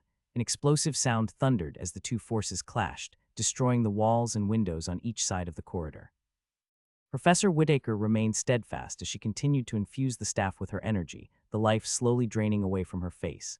Meanwhile, Daggett remained standing at ease, though he did have a solemn expression on his face. He wasn't worried about himself, but his men. There were countless other stone statues throughout the castle, after all. Now he was even beginning to wonder if the number of people he'd brought with him was far too few. Damn this castle, he cursed inwardly. For now, he didn't summon the mana core level undead creatures. They were his trump card, after all. Moreover, he still didn't know what else the elderly woman, or rather, the ancient castle, had up her sleeves. He was only going to summon them when, if the situation turned worse. And it did get worse far quicker than he had anticipated. The portraits that once hung on the wall were now scattered across the floor due to the initial clash between the two sides. At some point during the chaos, Mathilda had issued yet another silent command. Soon, the vivid colors within the portraits began to stir, like liquid paint awakened by ancient magic, and seeped out from the fractured frames, bleeding into the corridor beyond. And then, the world changed. Damn it, there are just too many of them. Biden grunted in frustration as he cast one spell after another, reaping the lives of the undead thralls that threw themselves at him and his group. After battling their way through over a dozen groups of magi, they had finally arrived at their destination, the armory where Edward was said to be advancing. This particular chamber was one of many within the castle, built to store and supply practice weapons used by students for training in mana combat. The group of 5 young magi had almost arrived at the gates of the armory, but at the last possible moment, they were suddenly attacked by a horde of undead creatures, and undead creatures could only be summoned by a mana vortex ranked necromancer or stronger. This was the first mana vortex magus they were facing. Moreover, the cultist was also leading a group consisting of 1 mana liquefaction magus and 4 mana foundation magi. Lisa had produced a thick barrier of vines around the group, shielding them from the mindless onslaught of the undead creatures. Meanwhile, Biden, Eleni, Arthur, and Aiden cast long-range spells from within. This was a very troublesome situation for them. Not only did they have to fight their way through the horde of zombies, but they also had to deal with the necromancer who summoned them. As long as their summoner did not die, the undead would keep reanimating, of course, unless they were completely pulverized, that is. But that was easier said than done when the group was quite literally drowning under a tide of hundreds of zombies and skeletal soldiers. The only thing protecting them was the dome of vines erected by Lisa and further reinforced by Eleni. Any ideas? Eleni said through gritted teeth as she pressed her palms against the interior of the vine dome, constantly supplying a steady stream of mana into it. Don't you have any artifacts given to you by the Dark King? Biden growled, destroying the heads of several zombies with his fire magic. What kind of a mentor does that? Arthur and Aiden exchanged awkward glances. Eleni, too, remained silent. Adam had, in fact, not given them any precious artifacts. He had only given them mana extraction techniques, mana combat manuals, and a small artifact that helped during mindfulness. And then, he had sent them off to travel the lands. Of course, the things he had given them were invaluable, and his teachings were even more priceless, but no other powerful artifacts. Arthur glanced at Biden and harumphed in displeasure. Shut the hell up. Mentor said that the body is the greatest treasure a magus possesses, and don't you speak ill of our men. You've been getting on my nerves from the very beginning. Yeah, Aiden chimed in. Where the hell are your artifacts? Didn't Magus Turner provide you with any? You sons of bitches, Biden growled. Is this really the time for infighting? You're one to talk. Bastard, you're the one who started it. Aiden and Arthur had had enough. Shut up, all 3 of you. Lisa turned around and heavily reprimanded them, instantly causing the boys to shrink back. Useless, the lot of you. She then turned to Eleni and asked in a much softer tone, do you have any solutions? We can't remain passive for long. Eleni remained silent for a long time. Finally, she answered, "We have to face off against the horde of undead and then the magi hiding at the rear. Not to mention, there's a mana vortex magus leading them." She paused for a moment, biting her lower lip. Then she said with slight hesitance, "Logically, we shouldn't even be fighting this battle, considering we're vastly outnumbered and outmatched." But there was a lot depending on their shoulders. They could not back down, not now. Eleni had thought of a drastic solution, but doing so would mean putting her in grave danger. Best case scenario, she would be completely incapacitated, and worst case scenario. Let's not think of the worst case scenario yet, she thought to herself. She tried to put herself in Adam's shoes and wondered what he'd do. A few moments later, she finally came to a decision. Her eyes flickered with resolve, and she said, "All right then, this is what we're going to do."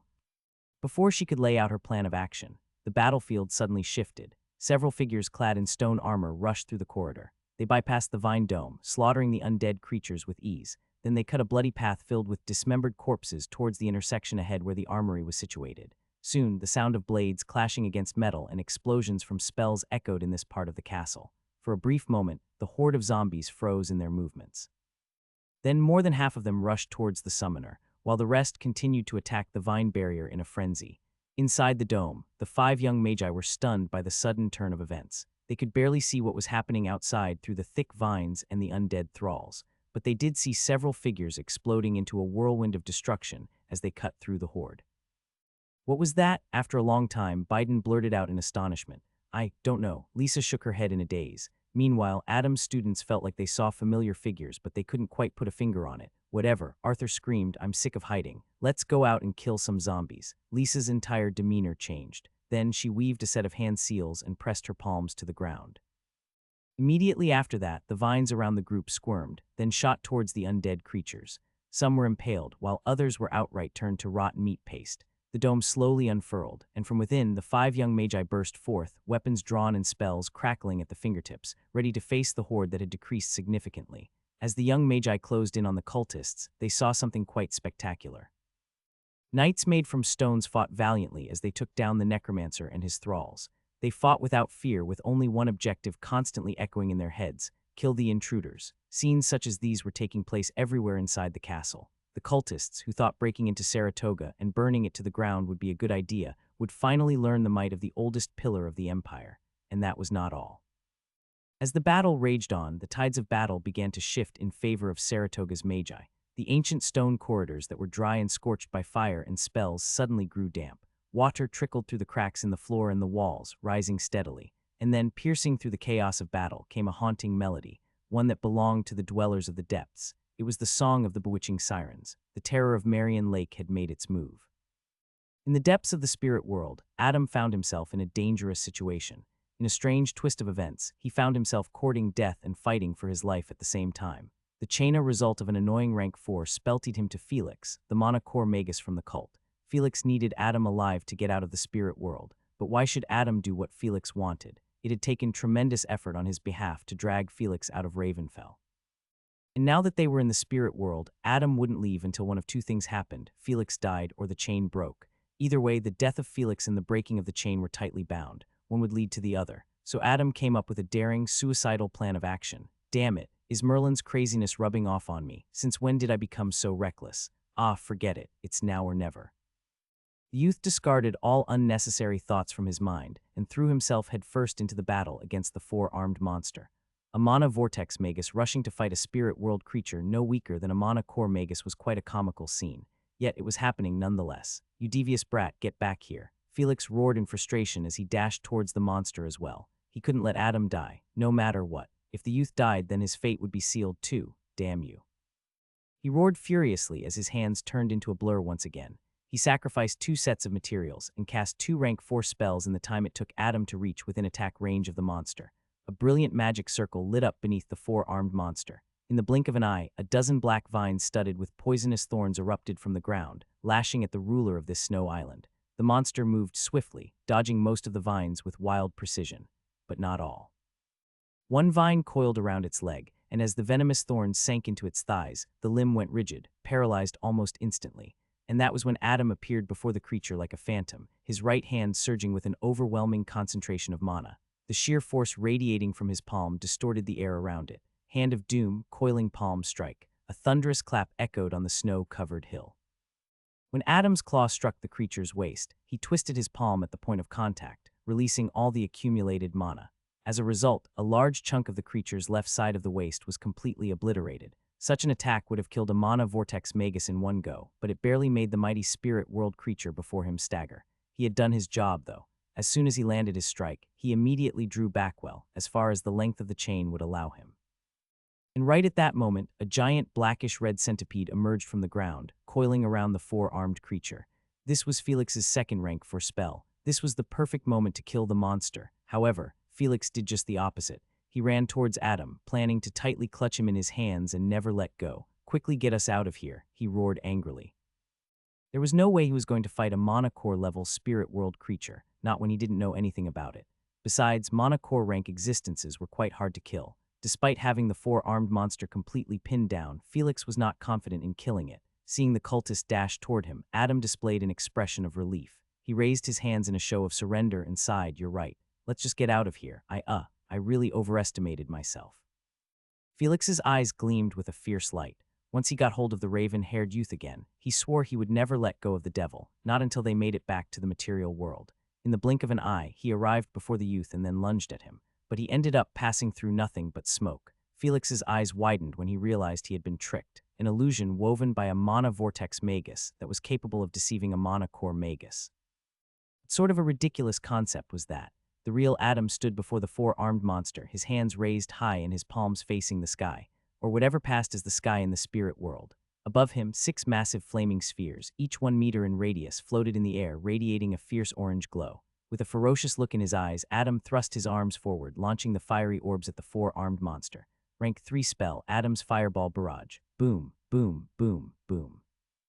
Boom, boom. Adam immediately drew back as he witnessed his target engulfed in a giant explosion.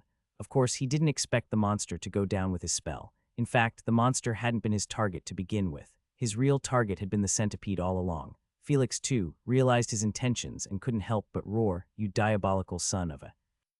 But he never did get to finish his sentence. As the explosion from Adam's spell subsided, the four-armed monster stepped out from the smoke, unharmed.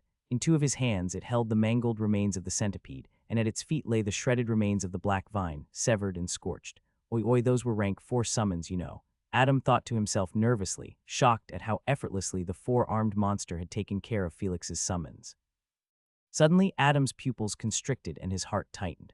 One moment, the monster was standing amidst smoke and flames the next. It had already appeared before him, its claws mere inches away from tearing his head off. In the last possible moment, Adam's eyes glowed with a brilliant holy light and he blinked out of existence. When he reappeared, the monster was no longer in front of him. It was behind him, slammed deep into the cliff face, cracks spiderwebbing out from the point of contact. Adam's blood turned cold as he thought to himself, that was close. He slowly turned around and saw the monster clawing its way out of the cliffside. Its once paralyzed leg was already back to normal, and the portion of his waist that was obliterated was now whole again, regenerated as if the damage had never occurred. The four-armed monster flexed his shoulders, then tilted his head, cracking his neck with an eerie motion. Though its eyelids were sewn shut, it somehow seemed to be coldly staring at Adam, as if peering into his very soul. A moment of tense silence settled between them. Then in an instant, the monster vanished. When it reappeared, it was already too late. Hot blood sprayed through the air, and before he even realized what had happened, Adam was already on the ground, with the left side of his body missing. Adam lay on the snow-covered path, glancing at the stars or whatever it was that shone brightly in the depths of the spirit world. His body felt cold, but the blood pooling underneath him felt warm. It was a strange sensation, to be so close to the embrace of death, only mere moments away from stepping through the gates of the afterlife. I truly overestimated myself, he thought bitterly. The left half of his body, from the shoulder to the waist, had been ripped off by the four-armed abomination. This was likely in retaliation for what Adam had done to it a few seconds ago. What made me think I could take on that creature? For all I know, it might as well be stronger than even a mana core magus. The pain was unlike anything he'd ever felt before, yet his mind felt strangely calm, cold, and calculating. It was as if the injury he had just sustained couldn't form a ripple of emotion inside his spirit sea. Regardless, he was now incapacitated, perhaps permanently.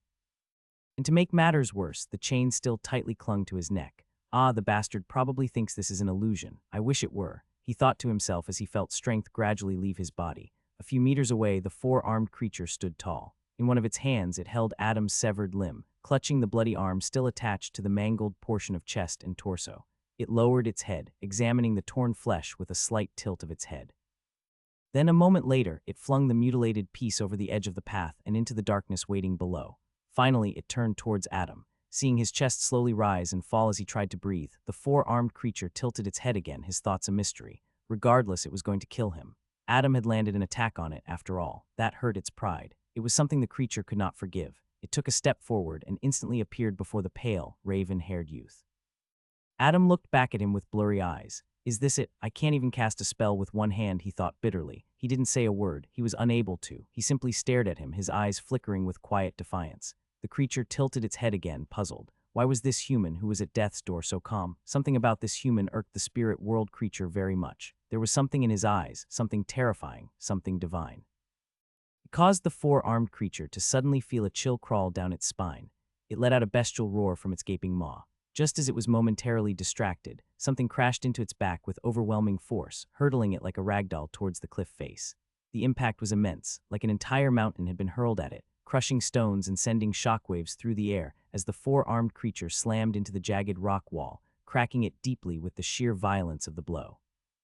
Felix suddenly appeared beside Adam. He looked at the youth with fear and panic as he knelt. Boy, are you all right? Can you still move? Adam rolled his eyes. Stupid bastard, does it look like I'm all right? He had no energy to speak, and not for a single moment did he think that the man cared for him. If anything, the cultist only cared for himself and his safety. If Adam died, then he'd die too. Felix's eyes flashed with a ruthless light as he reached out to inspect the youth's wound. But right at that moment, the sharp sound of crumbling stones echoed through the hill, followed by heavy footsteps and a low, guttural growl that caused him to shudder. As he turned his head towards the cliff, all he saw was a dozen sharp ice spears hurling at him and Adam with unmatched ferocity and accuracy. The cultist's eyes narrowed. He outstretched a hand and weaved a simple hand seal, then he swiped upward. Following that, a thick wall rose from the ground, protecting him and Adam from the creature's frozen projectiles. The ice spears collided with the earthen wall in a thunderous clash, shattering both forces upon impact. As the final spear struck, the wall gave way with a deep rumble. Dust and snow burst outward, blanketing the wide path and reducing visibility to near zero. Yet, despite that, and the fact that its eyes were sewn shut, the four-armed creature accurately located Felix and Adam. Not giving them any moment of respite, it immediately arrived beside them, its claws ready to strike like the force of nature. The creature was simply too fast. Its physical speed was akin to teleportation. Felix didn't even have enough time to cast a defensive spell. All he could do was augment his arms with mana and defend himself. The creature struck the human with wild ferocity. Though its claws didn't manage to dig into Felix's flesh, its blow was still able to hurl him through the air. Then, without wasting a breath, it raised its outstretched hands and brought them down, aiming to finish Adam once and for all. But before its claws could connect, Felix's chain snapped taut and yanked Adam away, dragging him out of harm's reach just in time and narrowly saving him from certain death. Not even a second had passed, and the four-armed creature had already dashed towards the location the two humans were sent flying. It was visibly furious now, and the temperature on the hill dropped significantly. The blizzard, too, turned violent. What followed was a brutal melee between Felix and the four-armed creature. Caught between their relentless crash, Adam desperately struggled to survive. His bloodied and battered body was dragged from one spot to another by the chain coiled tightly around his neck. Each time the two collided, he was yanked along like a ragdoll, barely conscious, barely breathing, but still alive somehow. He truly regretted his decisions that brought him to death's door. Adam felt like he would truly not make it back home. Felix realized that too. He knew that if he continued to drag the youth's injured body across the battlefield along with him, it wouldn't be long before Adam drew his last breath. Just the powerful shockwaves radiating from the two mana core level entity's blow was enough to deal lethal damage to the already injured youth. And it was indeed so. The more time passed, the more injuries accumulated on Adam's body just by being close to their fight. Felix had to take a gamble. Either way, his first priority was to leave this cursed place, and for that, he needed Adam alive. The youth was not dead yet. There was still a decent chance that he could be healed. For that to happen, he needed to be put in a stable condition first, and so he did something drastic. He canceled the chain spell tethering him to Adam. The magical shackle dissolved in an instant, dissipating into specks of mana, and when it did, Adam's lips curled into a smirk. Finally! It was hard, it was very, very hard, to deceive a mana core level existence. Adam felt like he had achieved significant mastery over the eternal soul lotus as he weaved an elaborate illusion to deceive Felix's senses.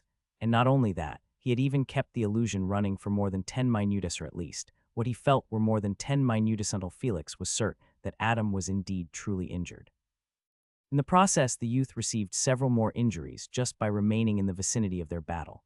A battle between two monocore level beings was truly frightening, to say the least. Moreover, Adam couldn't even protect his body with mana. He had to play the part of being on death's door otherwise. Felix would have never cancelled the chain spell. Considering how cautious and cunning the cultist was, Adam had to go to great lengths to deceive him. But Adam was able to deceive only him. For some reason, the four-armed monster had been immune to his illusions. Perhaps it was because it was blind, or perhaps something else entirely. But Adam knew that he had failed at deceiving the creature. That is why, when the creature had severed half his body, it examined his torn body part with confusion. Then the next thing it did was approach Adam to finish him off, knowing full well that its previous attack had somehow been dodged by the youth. Luckily, Felix had arrived just in time to save him. Also, fortunately enough, the four-armed creature was incapable of communication, or it might have given away the fact that Adam was completely unharmed. Still, Adam had to go to great lengths to fully deceive Felix. One could argue that more than fooling the man's senses, Adam's greatest achievement was deceiving his mind. After all, Felix had once seen through his illusion before, so what was stopping him from seeing through it again? That is why Adam risked his life to act completely incapacitated while still being bound to the chain. He risked being heavily injured and perhaps, even Dingby staying close to the two monocore rank beings' ferocious battle. And all that while, he didn't even raise a finger to protect himself. It was only then that Felix was convinced that Adam was truly incapacitated. It was only then that Felix was truly deceived. Trickery and deceit didn't always require magic. There was a philosophical truth in that statement, but Adam was in no position to reflect on it now. The moment he felt the chain around his neck disappear, he couldn't help but feel exhilarated. It might have seemed like nothing from the outside, but Adam had never risked so much to come out victorious. Moreover, he had won without using his fists. Despite being free from the chain spell, Adam still remained motionless, lying on the ground, gasping for air. He still kept the illusion of his mutilated body activated, just in case. His caution paid off, though. Felix spent another 10 minutes keeping a watchful eye on Adam while battling the four-armed monster. Only then did he shift the battle away from the youth. Adam had already sustained far too many injuries just from being near their battle. Any more and he wouldn't just be close. He would die. Stay calm, stay calm. You're almost there, he thought to himself, trying his best to prevent a wide grin from appearing on his face. His eyes were burning from overusing the lotus, but he endured the pain anyway. Adam closed his eyes, feeling his anchors in the material world. Several seconds passed, but nothing happened. Just when panic started to bloom in his heart, he finally felt it. It was the staff of calamity. He held onto the faint connection that anchored him to his home. After establishing his return route, he extended his sphere of resonance outward. Felix and the four-armed creature were still locked in a deadly battle. Furthermore, they were far away from him. Their battle took them further down the hill. Ah, luck is truly on my side today, Adam thought gleefully. The distance between them was safe, for now. The time it would take Felix or the monster to close that gap was just enough for Adam to weave his hand seals, conjure a portal, and leap through it. He continued to keep a watchful eye on the two's battle, while at the same time he canceled the illusion on himself and started weaving hand signs as fast as he could.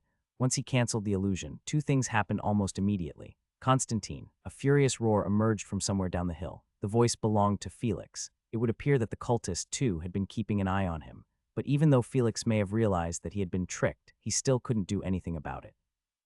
He was still engaged in a deadly battle against the ruler of the snowy island. However, he had already made arrangements. If I don't leave this realm, then neither will you. Felix's wrathful voice, filled with indignation, was heard once again before being drowned by the thunderous explosions of his battle with the four-armed monster. The second thing to happen was, boom, a blackish-red centipede erupted from the ground underneath the raven-haired youth. Caught off guard, he could only widen his eyes in shock as the summoned creature coiled around him in an instant, and then, viciously squeezed. Adam's spellcasting was interrupted, and the portal that was mere seconds away from materializing in front of him instantly flickered out of existence. He gritted his teeth, his dark eyes gleaming with a divine, holy light. And just before the centipede's claws were about to bite into his body and turn him into meat paste, he blinked out of existence once again, reappearing over a dozen meters away from the creature. He had committed a grave oversight. Earlier, while using the sphere of resonance, he only tried to sense his surroundings. He never thought about looking out for any potential dangers underground, and that was what led to his current failure.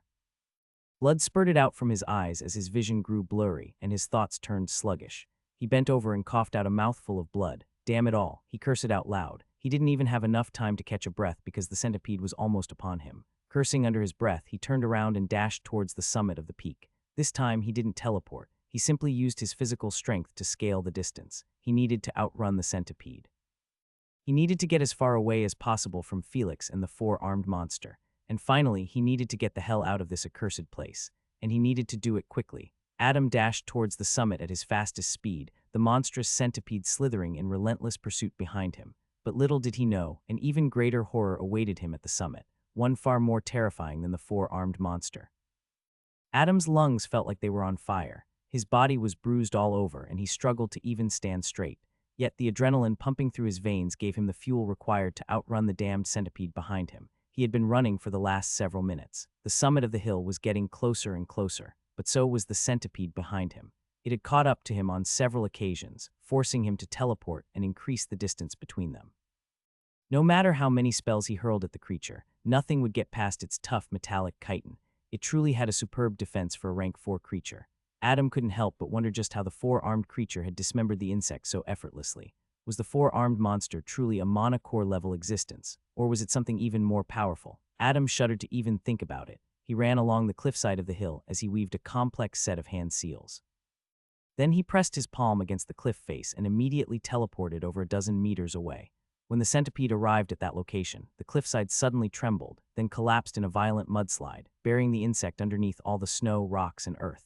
But that only brought the youth a few seconds of time. The centipede emerged from the heavy snow and once again continued its pursuit.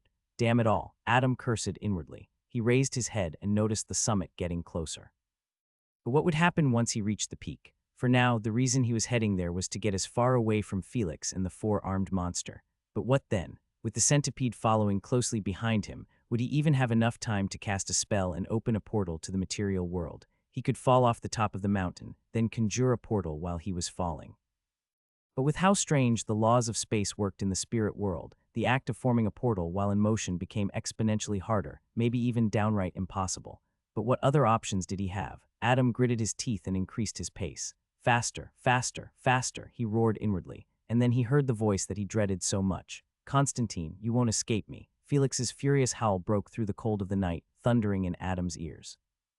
The youth shuddered, nearly falling to the ground, but instead he ran even faster. Bastard, why can't you just die? It would appear Felix had brought his battle to his way as well. Now both the cultist and the four-armed monster were hurtling toward the hill's peak. It's just one bad thing after another. Adam gritted his teeth, his heart fuming with rage. Perhaps he had never felt so much anger and hatred for the cult of bones and its cultists ever in his life. He really, really hated them with every fiber of his being. He skidded to a halt and turned around, gazing at the charging centipede with bloodshot eyes. And behind the insect, clashing in mid-air, came Felix and the four-armed monster, flying straight toward him. His vision had long since grown blurry because of the overuse of the White Lotus. It had also been tinted with crimson for some time now. He cast a cold gaze towards the abominable insect, then towards its summoner, and finally at the ruler of this damned hill. Then the lotus patterns in his eyes glowed with an incandescent light. The following moment he disappeared. He blinked in and out of existence several times before he came crashing down on the hill's peak. The moment his feet hit the ground, his knees gave out and he collapsed. Another mouthful of blood spilled through his lips, every inch of his body racked with agony. But worse than the physical torment was the searing pain in his eyes. Several blood vessels had burst, flooding his vision with red and sending waves of anguish to his mind. He coughed out another mouthful of blood, then forced himself to stand on his feet. He had made enough distance between himself and the centipede, but considering Felix could fly, there wasn't much time at all. Adam quickly reestablished his connection with the Staff of Calamity and started weaving hand seals. But then his body violently shuddered. A couple of more blood vessels in his eyes burst open. He collapsed to the ground once again, vomiting another mouthful of blood. Brother, Valerian's pain-filled voice echoed inside his spirit sea. Not now, Val, Adam muttered with great difficulty as he got to his feet once again. For the first time, fear of death crept into his heart. All this while, he had been confident in surviving this ordeal. He was quite hopeful of his current situation. But now he wasn't so sure anymore. Doubt was the poison of hope. He expanded his sphere of resonance once again, this time making sure to check for dangers underground. The results made his blood run cold. The centipede was still a distant away from him, but Felix and the four-armed monster, they were almost upon him. No, I refuse to die. He gritted his teeth, speeding up the process of weaving the physical component of the spell. But then he stopped. Out there in the periphery of the sphere of resonance, he noticed something. At the summit of the snow-laden hill stood a temple, half buried in frost and time. Its once proud pillars had fractured, and the roof had partially caved in, letting snow drift into the hollow sanctum. Ancient runes on the walls, worn and fading, peeked through the snow, hinting at the distant echoes of a long-forgotten faith. A set of grand stone steps led up to the entrance, where a pair of towering doors stood. Except the doors were left ajar, and from the dark within, a ghostly gray fog slowly wafted out. Adam hesitated for a split second before dashing towards the temple. Inside his spirit sea, Valerian screamed incessantly, warning him that something was terribly wrong, that a true horror resided within those ancient walls. But the raven-haired youth paid the young dragon's warnings no heed. Driven by desperation, pain, or something far more sinister, he pressed on. Several seconds later, Felix and the four-armed monster were the first to arrive at the cliff. But by that time, Adam had already climbed the stairs and arrived before the towering stone doors. The inside of the temple was cloaked in darkness and thick, unnatural fog, every fiber in Adam's being screamed at him to turn back and flee. His instincts roared in unison. If he entered, he would most certainly die. But he didn't listen. Adam took a deep breath and closed his eyes. Then, without another thought, he stepped through the doors of the ancient temple. As soon as he entered, a distant, yet familiar voice whispered through the darkness, "Welcome home, Adam. Enjoy the cliffhanger, guys." Adam found himself lying in bed under the warmth of a thick quilt. He was teetering between deep slumber and wakefulness when suddenly a familiar voice called out to him. "Welcome home, Adam," said the voice, her tone warm and happy. "When did you get here?" Adam frowned ever so slightly. This voice, he wondered, could it be? His heart pounded in excitement. He wanted to immediately open his eyes and greet his dear sister. He hadn't heard her voice in so long. He hadn't seen her in so long, for so long. The frown on his face deepened a little. Wait a minute, he thought. Something's not right. Why would she be here, didn't I? His mind felt sluggish from whatever it was that he was doing earlier. He couldn't remember anything. All he knew were two things, that his mind felt terribly slow and that he wanted to take a look at his sister. "What has gotten into you?" said the voice, her tone full of warmth. The voice belonged to none other than Anna. She walked up to the bed, then knelt beside the sleeping youth. She outstretched a hand, then gently caressed his raven hair. "Aren't you going to wake up?" she said dotingly. I'm awake," he whispered. "Then open your eyes, silly." Anna covered her mouth and giggled. Adam wanted to open his eyes and take a look at his loving sister. He really, really wanted to look at her. But strangely enough, he also wanted to keep his eyes tightly shut. "That's weird," Adam wondered, the frown on his face deepening. "Where am I? Why is Anna here? And why do I not want to open my eyes?" Suddenly, in the depths of his spirit sea, the eternal soul lotus hummed, sending a gentle wave of tranquility to calm his mind. Slowly but surely, Adam felt his mind turn sharp. His thoughts started to flow smoothly, and he remembered the events that led him to this place. His frown deepened even further, marking his face with a dark scowl. "Oh my," Anna yelped in surprise. "Did you have a nightmare?" "Why yeah," Adam muttered, his voice strained. "I wish to sleep for a bit. Is that okay?" The youth suddenly remembered his battle with Felix in the material world. He remembered how the two had fallen through the spirit world, then battled the four-armed monster in the snowy island. He also remembered that he had arrived at the peak of the hill to escape from Felix, his centipede summons, and the four-armed monster. Finally, he recalled stepping into the long-abandoned temple, and then. Of course, Anna answered after a long time. "You may rest until supper is ready. I'll be back." With that said, she rose to her feet, turned around, and walked away. The sound of her footsteps gradually disappeared. Silence reigned once again, and in that silence Adam felt his blood turn cold. What is this place? An illusion, a dreamscape. Fear crept into his heart, slowly spreading to every part of his being, but he didn't show it on the outside. Instead, he shifted a little and pretended to fall asleep again. On the outside, he appeared calm and at peace as he dozed off, but on the inside a storm of thoughts exploded within his mind. Just where the hell am I? And what the hell is this temple? Two things were certain. First, because of the white lotus, he was able to remain lucid amidst whatever it was that was unfolding around him. Second, the four-armed monster was not the ruler of the hill. As his mind started to clear up, he recalled more and more things. He finally remembered why he had made the decision to enter the temple. Despite Valerian's warnings and his instincts screaming at him to run the other way, he had to return home, and to do that, he had to defeat Felix. And to do that, he required the help of whatever entity resided inside this abandoned temple. It sounded insane, but there was a method to his madness. And there was also a great deal of risk involved that could very well cost him his life. But if he hadn't taken that risk, he would have died either way. Adam's mind turned sharp, cold, and calculating. His thoughts drifted to the four-armed creature, and he wondered, why did the monster stitch his eyes shut? There has to be a reason. That is the key to my survival, and it all comes down to the entity that resides within this temple. It seems to be fluent in the school of enchantment and the school of illusion. It weaves an illusion, or perhaps even a dream, to trap its target. It seems to be incapable or extremely weak at dealing physical damage, considering I'm still alive. I can still feel my physical body. It's faint, but I can feel it. And how exactly do I deal with Felix? That bastard must have definitely followed me inside. But more importantly, what is this entity's goal? Its goal, the four-armed creature's eyes sewn shut.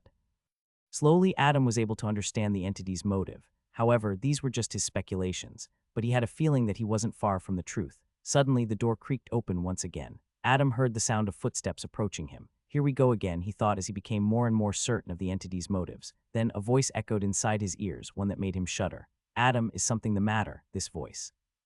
No, it can't be, he gulped nervously. His lips parted and he whispered in a trembling voice, Mother. His mother sat beside him with a concerned look on her face. She gently caressed Adam's cheek and said, Anna told me you might be feeling sick. Is everything okay, dear? Adam's lower lip quivered, and unbeknownst to him, his eyes had started to tear up. He wanted to open his eyes. He wanted to catch a glimpse of his dear mother. He wanted to see her. He wanted to hug her. Inside, Adam's heart was churning with tumultuous waves. How dare you?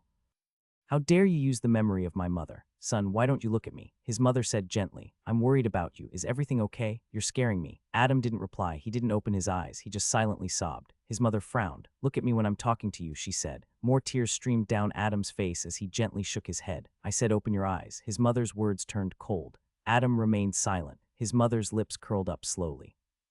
Soon she started to grin from ear to ear. Her face was gradually distorted by that grin, turning into a grotesque imitation of what a human's face was supposed to look like. She gripped her hands around Adam's neck, then tightly squeezed. Her lips parted, revealing rows of sharp teeth, and she screamed, Look at me. Don't look. Don't look. Don't look. Adam kept repeating the same sentence inside his mind. No matter how much he wanted to take a look at his loving mother, no matter how much he wanted to take a look at his doting sister, he knew he couldn't.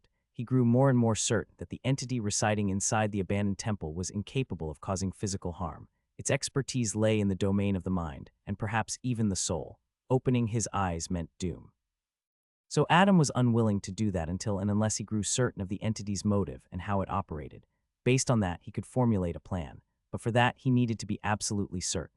The creature viciously squeezed the life out of Adam. The youth's face turned pale and he struggled to breathe. Despite it all, he refused to open his eyes. Look at me. The creature leaned forward and roared. But no matter what it tried, Adam just wouldn't open his eyes. He truly wanted to, though. Oh, what he would have given to relive the fond memories he had spent with his dear mother. But he couldn't allow himself to. He couldn't.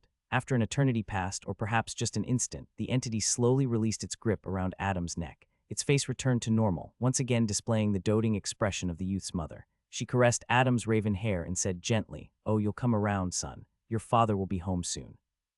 Once he arrives, we shall have supper together like one big, happy family. With that said, she leaned over and planted a warm kiss on Adam's forehead. Then she rose to her feet and left. The sound of her footsteps soon disappeared into the edge of oblivion. Adam silently wept. It all felt so familiar to him. He was transported back to the simple life he once led with his family back when he didn't practice magic. He recalled the days he spent with his mother under the shade of the oak tree. His mind was a mess. His heart was churning with emotions. He gritted his teeth and spat with boundless fury. How dare you? Adam was utterly furious. To use the memory of his loved ones against him was utterly unforgivable. It took a long time for him to calm down the raging emotions in his heart, and once he did, his mind turned cold, brimming with cruel intentions. Oh, the things he was going to do to the creature. He inhaled deeply, then took hold of his sphere of resonance. Good, I can still access it, he thought. He extended his enhanced observation ability and sensed his surroundings. As expected, it was the small cottage that he grew up in, the one in Behal town. It was just as he remembered it to be. The hut was empty, except for him who was currently lying on the bed. He extended his sphere of resonance further outward, and the result stunned him. What is this place? Outside the cottage was a vast expanse of white nothingness. The tiny hut seemed to be floating in an ocean of blank space. This is way too potent to be an illusion. Could it really be a dream? If so, then how strong is this creature for it to be able to weave dreams? The discovery made him shudder. This was, by far, one of the most powerful entities he had ever encountered. The only small mercy was that it seemed to be incapable of inflicting physical harm. Its weapon was the mind, wielded through potent mental magic. By fate or perhaps design, the creature had stumbled upon its bane. Adam, after all, possessed an uncommon resistance, if not outright immunity, to most forms of mental magic. Fueled by anger and hatred, the raven-haired youth gritted his teeth and expanded his perception even further. He willed the sphere of resonance to break through the realm of blankness that surrounded the cottage. His spirit sea trembled from the pressure, but the white lotus immediately stabilized it. His eyes turned red, and blood started to stream from his nostrils. He was facing resistance from the blank space, which meant that it could be broken through. After what felt like an eternity, and just when Adam began to fear that he would be unable to break through the barrier. Crash, it all came crumbling down. Like a mirror shattering into countless fragments, the white void splintered around him, and in the next moment he found himself within the temple's walls. The triumph of breaking through that illusion dreamscape, or whatever it had been, was short-lived, swiftly drowned beneath the weight of the sight that now lay before him. Needless to say, it gripped his heart with cold dread. Adam lay on the cold stone floors of the temple's main chamber. A gaping wound in the roof above offered a glimpse of the breathtaking vista of the alien skies of the spirit world, but the rest of the ceiling. Hundreds of corpses dangled from rusted metal hooks. Most were the twisted remains of four-armed monstrosities like the one Adam had fought earlier, while others were unrecognizable horrors of the spirit world. Each corpse was more grotesque than the last. On the dilapidated walls of the temple were murals depicting the ancient past, but Adam had no interest in studying them at the moment. No, something far more terrifying was present in the chamber. A few meters away from him lay Felix's unconscious body. It would appear that the cultist had indeed followed him into the temple, unwilling to let go of his only way out of this twisted hell. He was still breathing, albeit barely, and in front of Felix stood, or rather, Floded's great horror that dwelled within the walls of the temple. When Adam observed this entity, a chill crawled down his spine. It was a shifting, formless mass of gray fog, countless eyes of varying sizes scattered across its surface.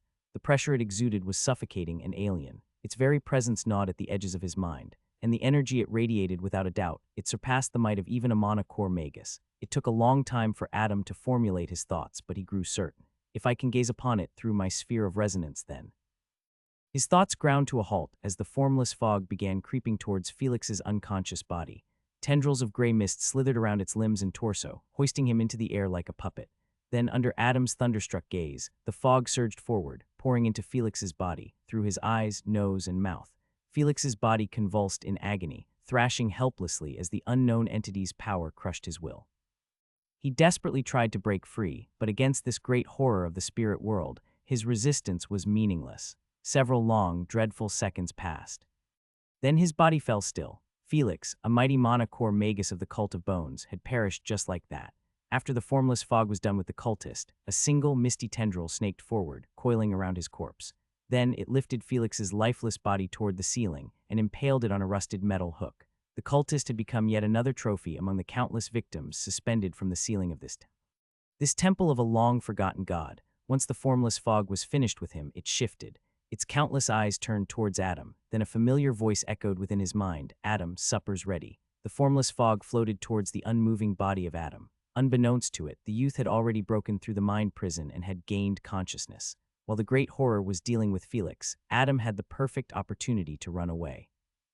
From what he had surmised, it was quite difficult for it to deal with him. However, he did not escape. There were two reasons. First, the four-armed creature that he and Felix had fought earlier was still out there somewhere. It hadn't entered the temple along with them. Second, and most importantly, Adam was not going to leave until it devoured the bastard. It had dared to use the memory of his late mother against him. That was utterly unforgivable.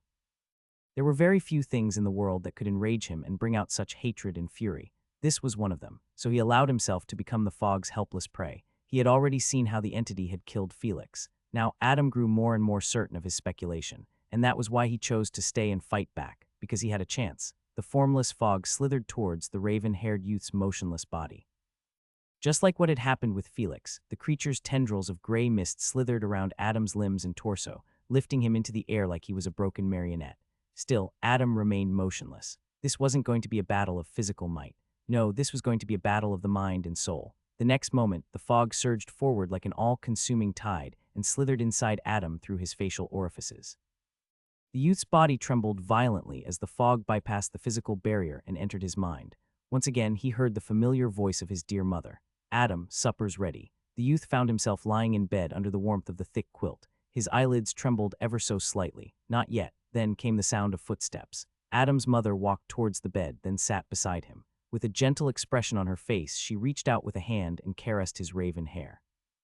Her lips parted and she gently whispered, "Wake up, dear, it's time for supper." Adam's lips quivered. The sound of his late mother clawed at his heart. Oh, how much he wished to hear that gentle, loving voice, but he never wanted it to be under such circumstances. Though it was all a fabricated lie woven by a powerful entity of the spirit world, Adam couldn't help but give in to it. "Mother," he gently called out. "Yes, dear, I'm here." His mother smiled warmly. Adam involuntarily gulped.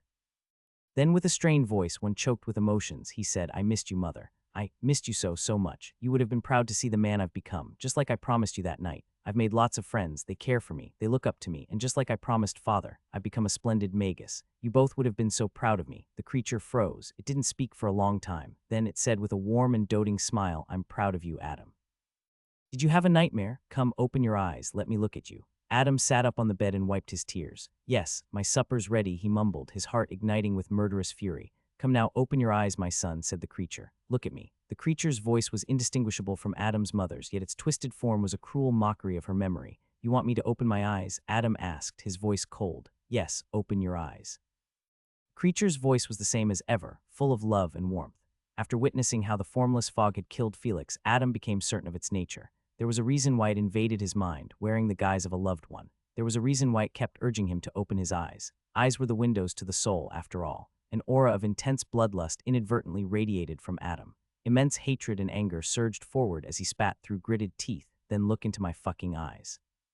His eyelids snapped open, and in that moment the entire cottage was drowned in a blinding holy light. Before Adam stood the formless fog, its countless eyes shining with gluttony. But when Adam opened his eyes, the creature suddenly froze. Then one by one the countless eyes scattered across its body reflected the lotus pattern. The creature had never beheld anything so pure, so divine, so utterly beautiful. Overcome by insatiable hunger, it dove straight into Adam's spirit sea, impatient to devour his soul. Once inside, the formless fog froze once again. It was just as it had expected. This was the purest soul it had ever come across. Perhaps once it devoured this soul, it would finally be able to pass through those flames and form a physical body. Floating on the surface of the azure sea, its countless eyes gazed at Adam's figure, who was standing in the near distance. Something was strange. Why didn't the human appear scared? Why did the human look like? He was waiting for it to come inside. Adam's eyes were bloodshot from unfiltered anger. Without a shred of fear, he walked towards the abomination who had dared to invade his spirit sea. You dare. The youth's voice trembled with fury he had never known before. You dare use her memory. The formless fog's countless eyes flickered with avarice as it rushed towards Adam. It couldn't wait to devour his soul. However, Adam was dauntless. He continued to march forward, unforgivable. He spat through gritted teeth. Then he outstretched a hand. A split second later, something shot out from the depths of his spirit sea. When the fog's eyes landed on this object, they turned wide as saucers. Those countless, grotesque eyes flashed with recognition, reverence, and dread. But it was already too late. The eternal soul lotus settled gently into Adam's palm. He stepped forward, his dark eyes burning with hatred and vengeful wrath. Then his lips parted and he coldly said one simple word, bloom. While the great battle between Adam and the formless fog raged on the surface of the former's spirit sea, far below in the depths, Valerian lay submerged, gazing upward with a complex light in his childlike, topaz eyes. The formless fog was a powerful entity, far stronger than a monocore magus. Its exact strength was unknown, yet in the face of the eternal soul lotus, it was like a snowflake melting under the fierce, radiant light of the blazing sun. There were several factors in this battle that led to the current situation. First, the formless fog possessed an incorporeal body that could bypass its victim's physical body and directly invade the mind, then the soul. Second, the entity seemed to be truly incapable of inflicting physical damage to its victims. However, mental damage was far more difficult and insidious to defend against. So what if the entity could not deal physical damage? With its ability to invade minds, weave intricate illusions indistinguishable from dreams, and devour souls, it was far more dangerous than what most creatures of similar strength could ever be. Lastly, and what was arguably the most important factor, Adam's existence was a bane to entities such as the formless fog. He, who was the wielder of the eternal soul lotus, possessed impeccable mental defenses. Those who dared enter his spirit sea to devour his soul would find themselves devoured instead, just like the formless fog was now. Valerian watched as a great vortex formed around Adam, with the white lotus at its center. The formless fog's body was slowly, inexorably ground to shreds by the whirling force before slowly being absorbed into the lotus. The young dragon could feel Adam's rage and hatred through the familiar bond they shared. He had never seen his big brother become so furious before. He didn't know what the fog had done to Adam for him to become so angry. It was simply quite shocking for the young dragon to see Adam channel all that hatred and fury into raw strength and devour a powerful horror of the spirit world. A mere mana vortex magus bringing down a creature that could very well rival a mana seed magus. What a ridiculous thing. The notion was simply absurd, laughable even. And yet, it was happening before his very eyes. Valerian's topaz eyes sparkled with awe and wonder as he watched the battle unfold. But at the same time he felt sad, lost, and helpless. He lowered his head, looking away from the battle. The outcome had already been decided anyway. As he floated in the depths of Adam's spirit sea, he glanced at his tiny paws with a sad look in his eyes. I'm tired, he thought. I'm so tired of being powerless. I'm tired of being weak. I'm tired of being unable to help my brother. Valerian closed his eyes as he silently floated in the depths. I want to be stronger, so much stronger. After a long time, the battle above was finally over. The formless fog, a powerful entity of the spirit world, had been slain by Adam. No, it would be more apt to say that it had been devoured by Adam. The creature's form was quite peculiar. It was an incorporeal fog with no true flesh or bone. In its case, the physical body and the spirit body were one and the same. That is why it had been able to invade its victim's mind and soul with its entire body. And that is why it had been completely devoured by the eternal soul lotus. After all, this legendary artifact could only devour spirit bodies and not physical bodies. Regardless, the formless fog was no more. Adam had granted it the most brutal death imaginable, slowly tearing its soul apart, prolonging the agony until the creature was drowning in unbearable pain. Only then did he finally consume it. After that battle, Adam's consciousness finally gave way.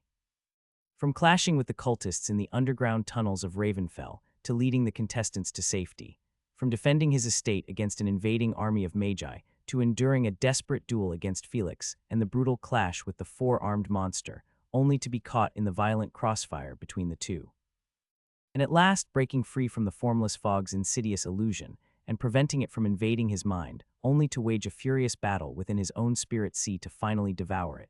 His strength was gone. His body, mind, and soul were utterly drained. He was riddled with injuries, both physical and psychological. At long last, despite his desperate attempts to stay awake, the crushing weight of exhaustion claimed him. The Battle of Ravenfell wasn't over yet. There were people who still needed him. The millions of mortal residents of the city still hadn't been evacuated. There was so much to do. A gray light flashed within the crumbling walls of the abandoned temple, and in the next instant a furry gray cat appeared. He stood next to Adam's unconscious body. He lowered his head and gently licked the youth's blood-stained cheeks. Rest now, dear brother. I will stand watch. I can at least do that much, he thought inwardly. He raised his head and glanced around the interiors of the temple with a curious look. Aside from the gaping hole in the ceiling, a handful of shattered pillars and faint cracks webbing the walls, the rest of the structure remained intact, though every surface bore the weight of centuries, perhaps even millennia, and caressed by the ravages of time. Cracked pillars lined the sides, supporting what remained of the high vaulting ceiling. Faded murals of gods and giants were etched on the walls, while the far end was occupied by a raised dais, perhaps once an altar, now buried under the dust, debris, and snow. Beyond the dais was a small, arched door that led to the underground section of the temple. Valerian briefly glanced at it before turning around and facing the main entrance of the temple. He tried his best to avoid looking at the corpses hanging from the ceiling. They scared him deeply. As he walked towards the entrance, he couldn't help but think with some joy, the spirit world. I'm finally here. Brother said he would take me once I advanced to the second rank, but who would have thought? Stepping through the towering doors, the cold wind assaulted him from all sides. He looked at the skies of the spirit world with sparkling eyes. They were glittered with countless colors, and delicate white specks drifted across them like distant stars. So beautiful. As the young dragon was lost in the beauty of the spirit world, he suddenly felt someone's gaze, and it wasn't Adam's. Valerian's heart was gripped by dread, and his body stiffened in that instant. He slowly lowered his head, his black vertical pupils constricting. Out there in the distance, amidst the swirling blizzard and the drifting snow, a lone figure stood. Gaunt, elongated limbs that ended in bony claws, its body wrapped in filthy, white fur and two white horns jutting from its skull, spiraling backwards like a crown. Though its eyes were crudely sewn shut by black threads, Valerian could feel its gaze fixed upon him. The four-armed monster had returned. After fighting through the horde of undead creatures, Lisa, Eleni, and the rest had finally managed to arrive at the intersection. Now they stood guard at the entrance of the armory where Edward was advancing. However, none of them dared to enter. That would mean interrupting Edward's advancement, and that would have extremely dire consequences. Earlier, the group of Stone Knights had helped them defeat the cultists and their undead summons. Much to the young Magi's surprise, these knights were strong enough to even take on the Mana Vortex-level cultist and slay him rather effortlessly. After the knights were finished cleaning up this particular section of the castle, they cast a brief glance at the young Magi before heading to other parts of the castle to slay the invaders. Eleni, Arthur, and Aiden had finally realized the identity of these stone knights. They were the silent, watchful statues that were scattered throughout the castle. There were hundreds if not thousands of them. The weakest of them were equivalent to Mana Liquefaction Magi, and the strongest Mana Vortex Magi. Just the fact that the army of stone knights was fighting by their side made them feel exceedingly optimistic about their current predicament. Defeating the cultists and their undead army didn't seem so far-fetched anymore. These young magi finally understood what Professor Whitaker meant when she said reinforcements were coming. However, Lisa and the rest still found themselves in another predicament. Several minutes after the Stone Knights had helped them clear the undead horde, a new group consisting of hundreds of zombies and undead skeletons was already upon them.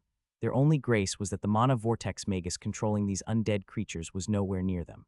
But still, fighting hundreds of these undead creatures, who, for all intents and purposes, were nigh immortal, was a harrowing task.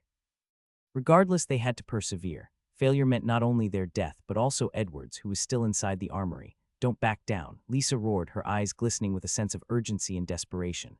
She had once again erected a vine barrier around the five of them. It helped protect them from the onslaught of the zombies, but at the same time, it also limited their movement. For now, they seemed to be holding on just barely. They did not know how long they could last. Their mana reserves had depleted to dangerous levels. They also did not know how long Edward would take to finish his advancement. And thirdly, they did not know how long the undead army would keep attacking them. Until and unless their summoner was killed, these creatures would continue to mindlessly attack them. "We can't hold for too long." Eleni's face had grown pale. She had been constantly injecting mana into the vine barrier to strengthen it. "We must." Lisa spat through gritted teeth.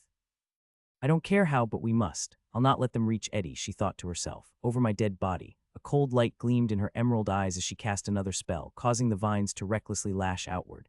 In an instant, scores of undead creatures had their bodies torn by the vines, but they did not die. They continued to assault the group. Inside the barrier, Aiden and Arthur exchanged glances. Then, a moment later, they nodded, having come to a tacit understanding.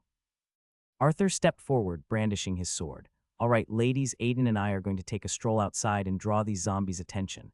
That should relieve some tension on the barrier." "No," Eleni immediately rejected. "That is too dangerous." "Ha, so what?" Arthur sneered. Aiden stepped forward and spoke to her in a solemn tone. "Elle will be fine, just trust us. We're not ones to go down so easily." Arthur raised his chin and proudly declared, "We're the Dark King's disciples.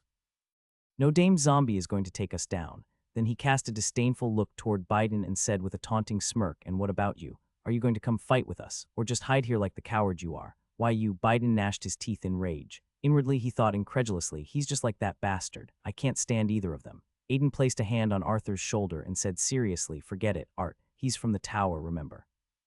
Apart from Edward and Lisa, the rest of them are all cowards. This bastard. Biden was even more furious. "Who are you calling a coward? I'll show you what a magus of the tower is capable of." He brandished his sword as well. Lisa cast a cold look towards them. "This is not the time to be playing around." "Oh, but we aren't playing around." Arthur smiled confidently, interrupting her. Lisa deeply looked at the youth, then at Aiden, and then finally at her friend Biden. "Damn it," she cursed. She couldn't risk their lives, especially not Adam's students. But at the same time, having these three draw the undead's attention was in their best interest. That way, they stood a chance. Just as she was struggling to decide on what to do, the battlefield shifted. The ancient stone corridors of the castle that had been dry and scorched by the ravages of war suddenly grew damp. Water trickled through the cracks in the floor, rising at a steady pace. Lisa was the first to notice, and then everyone else did. Immediately, they panicked, thinking that it was the enemy's doing. But then, they heard a familiar voice-on that they had heard recently in the first trial of the tournament. Through the guttural growls of the undead creatures, a haunting melody pierced through the chaos. The Song of the Sirens. As the bewitching melody pervaded the ancient corridors, the undead creatures froze in their movements. Their movements became sluggish, as if something was assaulting their already muddled minds. Strangely enough, the five young magi weren't affected by the Song of the Sirens. They watched in astonishment as the undead creatures became slow in their movements. But that was not all. The walls of the corridors also grew damp. Then they rippled. Then, the five young magi's eyes widened. Familiar creatures emerged from these walls. Their upper body resembled a humanoid centaur, complete with a torso and arms, but their hands ended in crab-like pincers, whereas their lower bodies were thick and armored with crab-like legs. The crab centaurs had arrived. As soon as these creatures emerged from the walls, their eyes glowed with a murderous frenzy. Without hesitation, they dove into the horde of zombies, ripping apart anything that barred their way. Arthur's lower jaw almost touched the wet ground. He couldn't believe what he was seeing. How the hell did they get here? In the distant past, when Dendar Saratoga had led a group of settlers to a land that would one day become Ravenfell, he carried with him a vision, a dream of founding an arcane institution that would guide young minds along their arcane path. And thus he established Saratoga Castle. However, that wasn't the only fortress he had built. He had built another, an exact replica of Saratoga Castle, hidden away in the depths of Marion Lake, shrouded beneath its cold, mystical waters.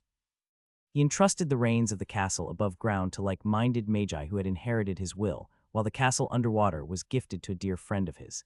It was a powerful magical beast who went by the name of Ink. The two castles didn't merely share the same appearance, they were connected on a far deeper level. They were bound together by magic, more precisely space magic. Compared to magical beasts, humans were fleeting creatures. So when the time had come for Dendar Saratoga to pass into the afterlife, he entrusted the safety of his legacy to his dearest friend, Ink, one who would outlive him by countless ages. Ink accepted the role of the hidden guardian without hesitation, for his bond with Dendar ran deep. And so, for countless years, he dwelled silently in the depths of Marion Lake, ever watchful over the legacy left behind by his dear friend. And now, with Saratoga Castle under siege by the vile cultists and their wicked machinations, the time had come for Ink to act. From the lightless depths of Marion Lake, the great Kraken had finally stirred. Ink had awakened. The Stone Knights weren't the only silent guardians that the ancient castle had. These were silent, stoic killers who would protect without uttering a word, but the same couldn't be said for the dwellers of the depths. The merfolk of Marion Lake emerged from the walls of the castle, their eyes glistening with savage, murderous intentions. They wielded their sharp weapons and lunged at the cultists and their undead hordes. All kinds of merfolk followed the call of Ink and waged war on these vile cultists and their pawns. These creatures, who exclusively stayed underwater, were now able to breathe perfectly fine above the surface because of the magic cast by the Kraken. The enormous creature's magic spanned the entire Saratoga Castle. Everywhere the merfolk went, a trail of corpses and a river of blood followed. In places where mana vortex magi of the cult ran rampant, thick tendrils would emerge from the walls, silent and deadly, and coil around these enemies, instantly turning them to meat paste. It was easy for Ink to take care of mere mana vortex-level cultists. He was a creature of the mana core rank, after all. However, these cultists were not his true goal. His main target was the mana core level cultist who had led these outsiders and dared to intrude upon the hallowed ground founded by Dendar Saratoga. In one of the outer sections of this ancient castle, Ink's target was currently being bombarded by the Stone Knights that were unleashed upon him by a furious Mathilda. The always kind and gentle Professor Whitaker had now turned into a vengeful wraith. She was full of murderous fury and directed all those emotions at wielding the black staff. Her face had grown pale, and her nose, too, had started to bleed. It was clear that wielding such a powerful artifact was taking a drastic toll on her, yet she was able to achieve what she had wanted to. She had successfully managed to hold down Daggett of the Cult of Bones until help from the depths of Marion Lake arrived. It came at a great sacrifice, but she had managed to prevent the Monocore Magus from slaughtering the children in the castle. With a simple tap of her staff, an army of Stone Knights surged forth, clashing head-on with Daggett's army of undead creatures. The corridor had long since been destroyed by the clash of stone and undeath. However, with yet another tap of the staff, Mathilda had expanded the floor beneath them, ensuring Daggett didn't set foot out of the castle. With the staff in hand, she controlled every stone inside Saratoga Castle. By now, their battlefield had long since turned into a vast arena filled with stones, corpses, and debris. "Damn you," Daggett roared as he surrounded himself with his 2-rank 4 undead creatures. These 2 undead soldiers were currently taking the brunt of the attacks dealt to them directly by the castle itself. Sometimes the ceiling would turn into a sharp spear and fly at them. Other times the ground would cave in and try to bury them whole. The castle that they had tried to invade had now become a big, deathly trap. Daggett had to be constantly aware of not only the Stone Knights but also every inch of this castle. And to make matters worse, he was currently inside a potent illusion. At some point in their battle, the portraits hanging from the walls had shattered, releasing magical paint that colored his perception. Now inside that illusion, he was battling the spectral remnants of the very people whose portraits once adorned the wall. Further still, the sound of the sirens constantly assaulted his ears, making his thoughts turn sluggish. It would appear that most of the effects of the bewitching melody were being targeted directly at him. The leader of the invaders was already having such a bad time trying to keep himself alive, so one could imagine how the rest of the cultists were faring. However, Daggett was still a Monocore Magus after all. He was not so easily killed. With a burst of mana, he shattered the illusions that constantly haunted him. His eyes were bloodshot from fury as he gazed at the pale figure of Professor Whitaker standing all the way on the other side. "Let's see which one of us dies first, Magus," he spat, his tone laced with venom and indignation. To be honest, he felt rather insulted at being restrained by a mana vortex Magus, especially someone as old as Mathilda Whitaker. Moreover, he hadn't been able to inflict any damage upon her until now. At first, he had looked down upon her, but now he couldn't help but come to admire, if only a little, even though she remained an enemy. Mathilda coldly gazed at the cultist. She was about to speak when suddenly she coughed out a mouthful of blood in action that elicited a mocking grin from Daggett. "You're feeling it now, aren't you?" he said. "That staff it's not meant to be wielded by the likes of you." The elderly woman wiped the blood from her sleeves and muttered weakly, "So what?" Daggett deeply looked at her, his dark, lifeless eyes flickering with conflicting emotions. "You fool," he said at last. As his undead army took care of the stone knights, he hovered mid-air as he weaved a complex set of hand seals. "Very well, Magus," he said, his voice solemn. "I will give you a glorious death." Mathilda's lips curled into a light smirk. "We'll see about that." And in that very instant, just as Daggett was about to complete the physical component of his rank 4 spell, the walls, the ceiling, and the floor rippled. And then several massive tentacles burst forth from the cold depths of Marion Lake. In the far reaches of the spirit world, at the peak of a hill on a snowy island that floated upside down, a young dragon faced off against a powerful 4-armed monster. This 4-armed monster was the inhabitant of this snowy island. As such, it knew all about the horror that dwelt inside the abandoned temple. That was the reason why it hadn't gone inside earlier, for it knew what awaited inside. The formless fog was the most powerful creature on this island. Its powers were insidious, and its magic was full of cunning. The 4-armed monster knew how to counter the fog's magic, but it did not know how to defeat it. So when it noticed Adam and Felix enter the temple, it stayed behind in the swirling snow, smiling wickedly. When it noticed Felix die, its smile turned into a grin. And when it realized that Adam had managed to slay the formless fog, its grin completely vanished.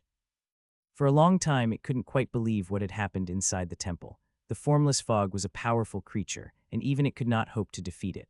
Yet the frail and weak human from the material world had managed to do the impossible. The cold wind howled, lashing against his pale, fur-covered body from all sides. Yet the 4-armed monster remained motionless, silent, and shocked, trying to comprehend what had transpired inside the very temple where it and its kin gathered to pray ages ago. Unbeknownst to the creature, tears had started to trickle down through the gaps of his stitched eyes. It raised its hand and wiped them away, feeling utter shock permeate its body. Was it finally over? Had that murderer finally been slain? Was he finally free? Suddenly, the 4-armed creature sensed a little beast emerge from the temple. It was a gray cat who stood at the entrance and gazed at the beautiful skies of the spirit world with fascination.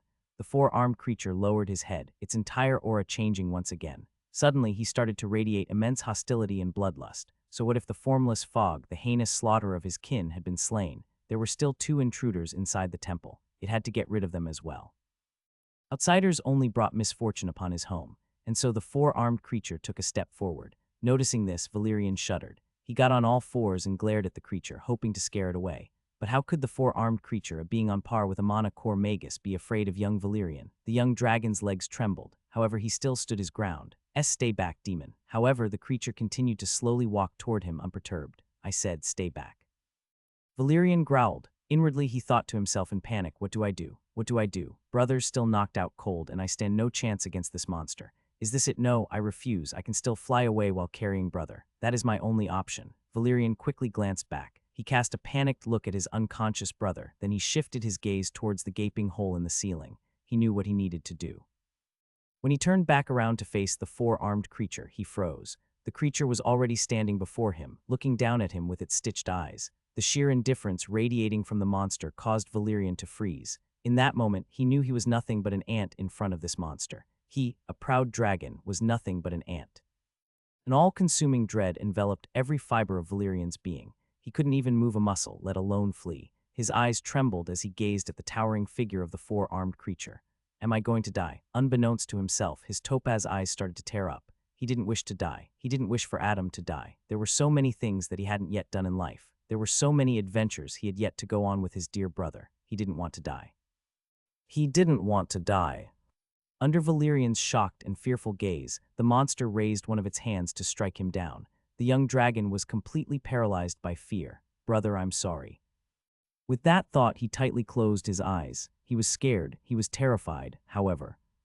The pain he was expecting never arrived. What? The young dragon's eyes were still shut, but he could feel the 4-armed creature standing right before him. But why didn't it attack him? Right at that moment, a feminine voice echoed inside the halls of this long-forgotten temple. It was a gentle, soothing, and very pleasant voice. "He has avenged your brethren, and yet you still intend to kill your benefactor," the voice echoed. The 4-armed monster growled softly. However, surprisingly, it lowered its hand. What is happening? Valerian thought to himself, astonished. He slowly opened his eyes, and the scene that greeted him shocked him deeply. Standing before him was the 4-armed creature, and in between them hovered a beautiful white butterfly. Valerian was so shocked that his eyes had turned wide as saucers. He was unable to even muster a word. Though he had never seen this butterfly before, he knew exactly who she was. Adam had spoken of her on several occasions, of the white butterfly who had come to his aid more than once in the spirit world. In fact, when Adam had first discovered Valerian, back when he was still inside the egg, it was this very butterfly who had rescued him when he had fallen into a dark, forbidden zone in the spirit world. Adam had even called this butterfly his guide in the spirit world, and now, that very same being had appeared out of nowhere and saved him. Valerian could hardly believe it. The stories Adam had told suddenly felt far too real and far too close. Suddenly, the butterfly flapped her wings, and the next moment, the black threads binding the four-armed monster's eyes unraveled. They dissolved into shimmering white motes of light, drifting away like snowflakes. The four-armed monster opened his eyes after ages. Its light blue eyes flickered with boundless emotion, sorrow, regret, anger, and relief. When it gazed at the butterfly, its eyes shone with deep respect, admiration, and veneration. Then it shifted its eyes to the ceiling where its kin hung from the metal hooks. Involuntarily, its eyes started to tear up again. Oh, it had waited so long to avenge its kin. "Go, child," said the butterfly, her voice gentle and full of motherly love. "You are free now. You can lay your kin to rest when the time is right." The monster turned to look at the butterfly, its eyes glistening with complicated emotions. In the end, it lowered his head and gave a light bow.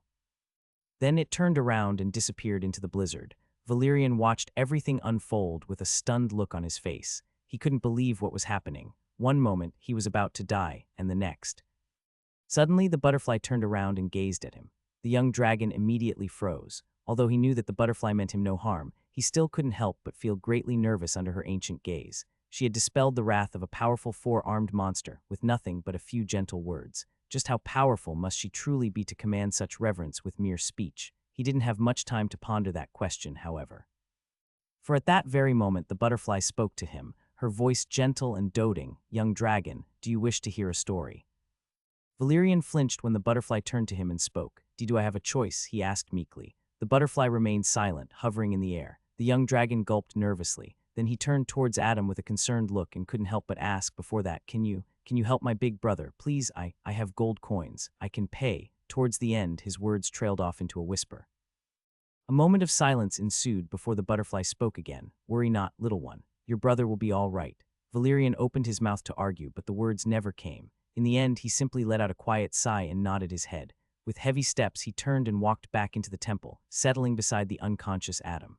The mystical white butterfly fluttered in after him, her wings glowing faintly as she came to rest atop a broken pillar. Valerian felt relief in the company of this mysterious butterfly. With the shadow of death now no longer looming before him, he could finally relax. He cast his curious gaze at the butterfly. He wanted to ask her so many questions, but in the end he simply asked, "My lady, will you tell me that story?" The butterfly's wings stirred ever so slightly, scattering silver glitter into the air. Then she seemingly smiled, a presence more felt than seen. "Yes, little one," she said, her voice like the hush of wind gently drifting through the branches of Yggdrasil. "It begins long before you or Adam were born." The world around them shifted, and as the butterfly began her tale, the story sprang to life. Valerian's eyes sparkled like the brightest stars, captivated by every word. This was a story that sprouted in the past and bloomed into the future. Long ago, little one, this snow-laden island was the sacred home of a forgotten people, the four-armed kin of frost and storm, known as the Jarnsmermere. They were said to be the descendants of the ancient frost giants themselves. They were children of winter, and in their hearts they carried laughter, for they worshipped the laughing god. Upon the highest peak of their land stood a temple, carved of marble and prayers, and at the temple's heart lay a relic, a gift left behind by their god. But it was no trinket. No, it was wrapped in flames, not of fire but of soul. To reach it, one spirit had to endure its sacred burn. Then came the horror. From the far reaches of the spirit world, a formless fog slithered, unknowable and silent. It had no shape, no self, yet it yearned for one, and when it learned of the relic, it saw its only path to flesh, but the soul flame denied it. So with monstrous hunger, the fog devoured the Jarnsmermere one by one to feed its growing soul. The more it consumed, the greater its strength.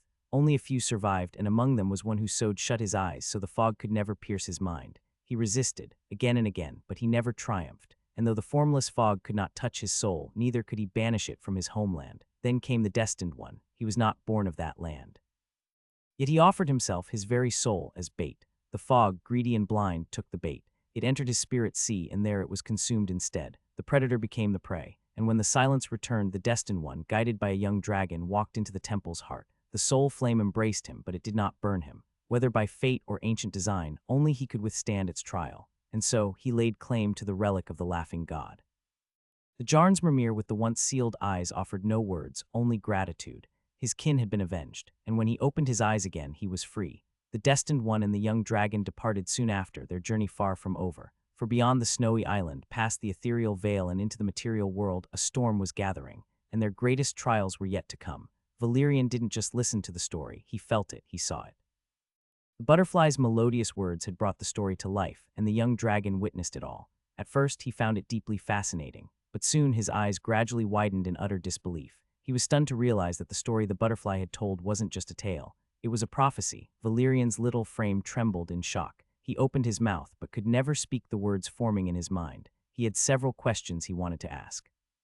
What was the true identity of the butterfly? How did she know about everything? Who was the laughing god? Why did she refer to Adam as the Destined One? As if sensing his thoughts, the butterfly spoke once again. Little one, the answers you seek come at a great cost, one far too heavy for you to bear. You may only ask one question. Choose wisely. Valerian's beautiful topaz eyes flashed with indecision. The questions about the laughing god, the identity of the butterfly, and the future that she prophesied. These were ones that he was most curious to know, but from what the butterfly had said, he was not ready to hear the answers, or rather he was too weak to know them. Weak, he thought with a forlorn expression. I'm still too weak. I'm tired of being weak and powerless. I want to become strong. His topaz eyes flashed with resolve, and he immediately asked the one question that came from a place of deep yearning. How can I become stronger? The white butterfly remained silent for a moment, then smiled. Once again, it was not seen, only felt. You are impatient, just like your brother, she said, but Valerian remained steadfast. He put on a very serious expression, which turned out to look quite adorable. He intently stared at the butterfly, desperate to learn the answer. The butterfly said at last, you must understand, little one, you are a dragon, and dragons are not bound by haste. With time you shall grow as all dragons do, but now you are but newly hatched. How then can you expect power meant for those who have weathered the ages? I refuse, Valerian spoke with conviction. His eyes started to tear up and his lips quivered. Then he whispered, I'm tired of being weak. I'm tired of being a burden. I want to be strong, so please, help me. The butterfly remained silent for a long time. Then she said softly, I admire your resolve, little one, but even I cannot sway the currents that govern all things. What is woven into fate shall come to pass, as it must. Hearing those words, Valerian's ears drooped. He slowly lowered his head as tears trickled down his furry cheeks. Then he murmured, I see. But the butterfly's following words breathed new hope into the young dragon. That said, the butterfly whispered as it took flight and gently settled on Valerian's head. She flapped her wings, enveloping the young dragon's mind with a silvery veil. Your unwavering heart, your love for your brother. It has moved even one as old as I, and so I shall grant you a gift, glimpses of what your kind may become, the echoes of power your bloodline holds. And when the images unfolded within his mind, Valerian's breath caught in his throat. Ancient memories that were not his own bloomed within him. Dragons weaving illusions vast as worlds, bending thought and spirit, walking between dreams and reality. In that moment, he finally understood. He understood his lineage. He understood his potential. He understood who he was. Valerian was one of the rarest and most mysterious of his kind, a mind dragon. To Valerian, it felt as if he saw a lifetime's worth of memories in a span of a single moment.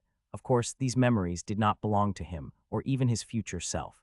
They were the distant echoes of the mysterious mind dragons that existed in this universe. Their origins remained a mystery, just like their existence. Some said these ancient, elusive beings were born from the thought of the first being that came into existence, while others claimed they were beings of pure consciousness, forged not in nests and mountains, but in the dreaming void between realms. Unlike other dragons who embodied elemental forces, mind dragons wielded something far more elusive, the power of thought. They could read minds, alter memories, and weave illusions so seamlessly that none would know. They could effortlessly and gracefully traverse the spirit world despite being creatures of the material world.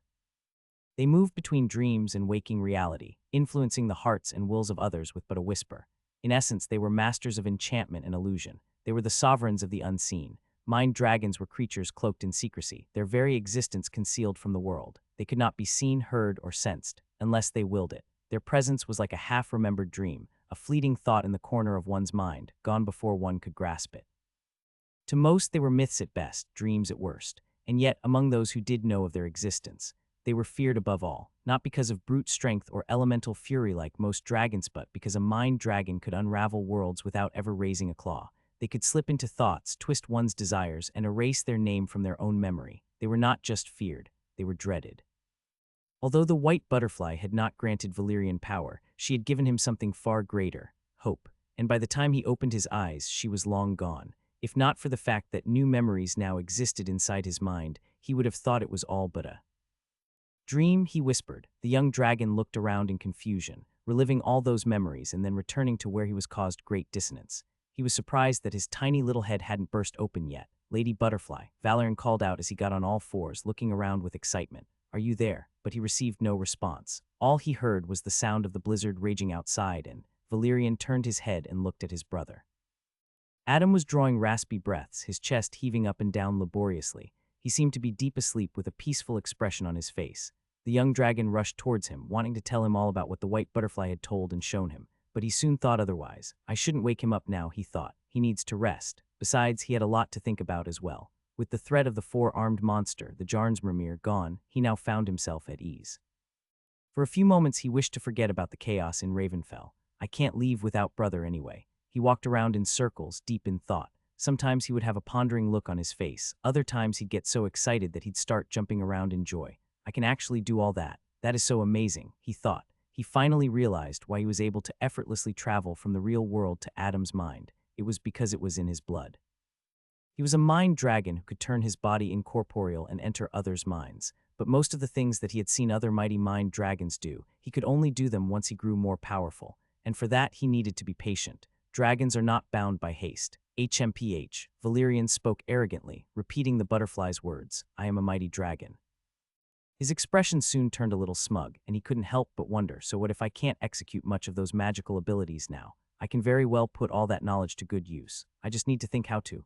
Suddenly something caught his attention. Unbeknownst to him, he had arrived near the inner walls of the temple, and there he saw something very fascinating. She never did tell me about the laughing god. Maybe I can glean something from these murals. The cracked walls of the temple bore the faded remains of murals, their natural colorings dulled by ages of frost and neglect.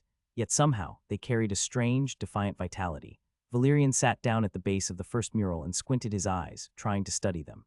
An infant with pale blue skin and white hair emerged from a churning void of shadows and winter, his tiny silhouette framed by towering frost giants whose features blurred into mist. The infant's fox-like eyes seemed almost alive, seemingly looking back at the young dragon with a glint of knowing playfulness. Valerian yelped in surprise. For a moment, he thought that the infant in the murals was actually looking at him. Despite the erosion of time, the murals still appeared strangely lifelike. The moment Valerian glanced at the infant with fox-like eyes, he knew. Laughing god, he murmured. The young dragon observed the mural on the wall for several moments, then walked over to the next one. The mural on this wall was slightly damaged. This mural showed the laughing god, who was no longer an infant, but an adult, standing beside a. Valerian suddenly frowned. Who's that? For some reason, he found it very difficult to see through the appearance of the other person. Perhaps it was because the paintings had faded, or perhaps it was something else entirely. All Valerian knew was that this other person was an old man. The laughing god stood beside this old man beneath the roots of a giant ash tree, clasping hands in a pact, sealed by blood and magic. Time had eroded the old man's face, and it was impossible to make out his facial features. But the laughing god's face was very much visible. His fox-like eyes glinted with the same playful light, and his faint smirk remained untouched by the ravages of time. Is the laughing god mocking the old man? Valerian murmured, how strange. He walked over to the next mural, this one etched on a long stretch of wall. The mural depicted the forging of divine treasures. One appeared to be golden hair flowing like radiant sunshine through the laughing god's hands. Another displayed a powerful hammer being shaped upon an anvil. Is the laughing god an artificer? Valerian tilted his head in curiosity. Further along the mural, he saw the laughing god's many disguises, a hawk mid-flight, an old beggar with a cane, a lithe youth brandishing daggers, and a great fish leaping through black waters. Their shapes and outlines blurred into one another, almost as if they would change again if Valerian looked away. The final mural was fractured beyond recognition, but what remained showed the laughing god standing on a bridge between realms. Below him churned fire and ice, above him stretched the starlit void. His face was half illuminated, half lost in the shadows. Valerian heaved a long sigh. He was finally able to learn at least something about the laughing god. He planned to show these murals to Adam when he woke up. Just as the young dragon was about to turn away, something in the corner of the wall caught his eye. It was a faint string of words, etched so subtly into the stone that he had nearly overlooked them. He walked over to that section of the wall, not hoping much. After all, the words could very well be in a foreign language he was unaware of. Parts of it might have been missing too because of the long years. but coincidentally, the language it was written in turned out to be one of the few languages that Adam had drilled into the young dragon's head. Moreover, it was still readable. It's in the Mori language. Valerian's eyes lit up. The young dragon sat down on the ground once again, then read the string of words, his voice echoing in the temple of the long-forgotten god, breaker of oaths. Weaver of lies. Great god of many faces. Saratoga Castle. The walls, the ceiling, and the floor rippled simultaneously, and from them several massive tentacles burst forth. Daggett's pupils constricted, and a chill crawled down his spine. In that instant, he knew the tentacles were extremely dangerous. He knew that they belonged to a mighty creature no weaker than he. Moreover, he could not allow the tentacles to touch him. The strange, inky substance covering the pads was extremely lethal even to someone like him. The cultist instantly canceled the spell he was going to cast on Mathelda. Self-preservation came first. He willed one of his 2 rank 4 undead knights to defend against the incoming tentacles. Then, he instructed the other one to bear the brunt of the powerful stone knights that had slipped past the undead horde defending him from the front. Meanwhile, Daggett himself cast a hastening spell on himself and dashed toward the elderly professor like a bolt of lightning. Mathelda Whitaker was at the center of everything. She controlled the castle and the army of stone knights. If Daggett could get rid of her, then everything would crumble. The biggest threat to the cultists would be taken care of. At that point, they would only have to deal with the Kraken and the merfolk. Daggett struck with his hand, aiming to completely obliterate the woman in one swift strike. His hand was augmented several times over with mana. A simple touch would suck the life out of her, let alone a solid punch. Besides, the elderly woman was almost at death's door. Wielding the mysterious staff and controlling every facet of the ancient castle had taken too big a toll on her. Daggett's eyes flashed with murderous intent as he struck forward with the full might of a mana core magus. His fist was mere inches away from striking Mathelda. The elderly woman calmly glanced at the incoming attack, her face pale and devoid of any color or emotions. Finally, just when the fist was a mere moment away from striking her down, she teleported away. Daggett's eyes widened. He hadn't seen her weave any hand seals or sacrifice material components. So then, how did she teleport away? But it was already too late for him to think about such things. For the moment Mathelda vanished, several large tentacles emerged from the spot where she had been standing earlier. The cultist didn't have much time to cast a spell to escape. He couldn't defend because of the corrosive ink produced by these tentacles. In the end, the only choice he was left with was to completely encase his body in layers of mana and take a big gamble. Just as he enveloped himself in defensive layers of mana, the tentacles beneath his feet unfurled like a flower of death and swallowed him whole. A moment later, the tentacles along with Daggett slipped back into the ground, retreating into the depths of Marion Lake. Meanwhile, Mathelda appeared where the cultist had earlier been standing behind the safety of his undead horde and the 2 rank 4 undead knights. The moment she appeared there, her knees buckled, and she violently coughed several mouthfuls of blood. Her face paled even more. Yet she murmured weakly. She infused the black staff with even more energy. Following that, the ceiling shuddered, then reshaped itself into a giant stone fist that came crashing down on one of the rank 4 knights who was about to attack her. The air rang with a sickening sound of flesh tearing and bones breaking as the undead knight was mercilessly pounded by the castle again and again and again. Yet, it still did not die. Mathelda willed it, and the ground beneath the undead knight softened into mud. Its body sank halfway before the earth hardened once more, viciously locking him in place. Then the stone fist from above came crashing down, repeatedly. Daggett had been pulled into the depths of Marion Lake where he was battling ink. One of his undead knights was being ruthlessly pummeled into paste. It wouldn't be long before the knight was completely destroyed. Now, only one rank 4 undead knight remained, but it was already upon her. The rank 4 undead knight turned around and hacked its sword at the weak, elderly woman. Once again, she teleported away, arriving back at her original place. Then she tapped the staff once again, ordering the army of stone knights to bury the undead knight in a tide of steel and chaos. I just need to deal with these 2 rank 4 knights, she thought to herself. Lord Ink will take care of that cultist. The stone knights and the merfolk will deal with the other cultists throughout the castle. I just need to hold on, a little longer, just a little more. A blazing fire roared in the depths of her heart, and she put everything on the line. Injecting even more energy into the staff, she willed the stone knights all over the castle to go berserk. They needed to deal with the enemy faster. Unless all the undead creatures and their summoners had been taken care of, the children wouldn't be safe. Professor Whitaker's eyes turned murky as she continued to repeat the same words over and over again. I'll protect them. Lisa, Eleni, and the rest once again found themselves under the onslaught of undead creatures. There seemed to be no end to them. Despite being assisted by the Stone Knights the first time, and the Merfolk the second, they still found themselves in the same situation. However, this time the situation was slightly better. Lisa and Alini guarded the entrance to the armory, ensuring the vine barrier remained solid. Whereas Arthur, Aiden, and Biden dove into the heat of battle, using guerrilla tactics to draw the enemy's attention.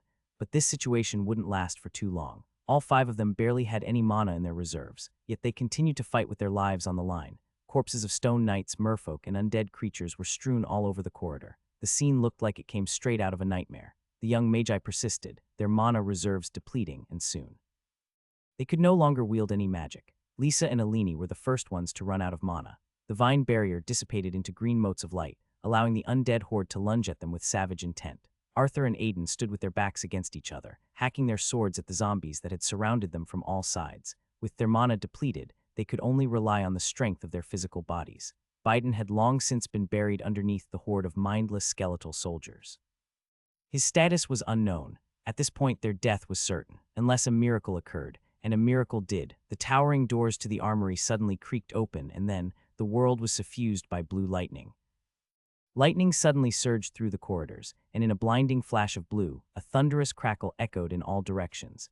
The first to notice this abrupt change was naturally Lisa, who was situated right beside the armory gates. The moment she heard the sound of the doors creaking, her heart was filled with joy and relief. Just when she had thought that she'd be unable to guard the gates any longer, fortune finally smiled upon her and her friends. The doors creaked, and she saw a figure wreathed in lightning shoot out from within. In the blink of an eye, the figure had already moved all the way to the other side of the corridor. And then thunder, a chain of lightning crackled over the undead horde. The magic was cast with unnerving precision, ensuring that the power of lightning only streaked through the rotten figures of the undead creatures, and not any of the young magi. For several moments, the undead creatures were frozen, completely paralyzed as lightning wreaked havoc across their bodies. But that was still not enough to kill them. Edward turned his head back to glance at the horde of zombies behind him, his blue eyes crackling with faint lightning. The next moment, his body was covered in lightning once again as he disappeared, and then the heads of the undead creatures started to burst open like watermelons as the thunderous booms of lightning echoed through the corridors.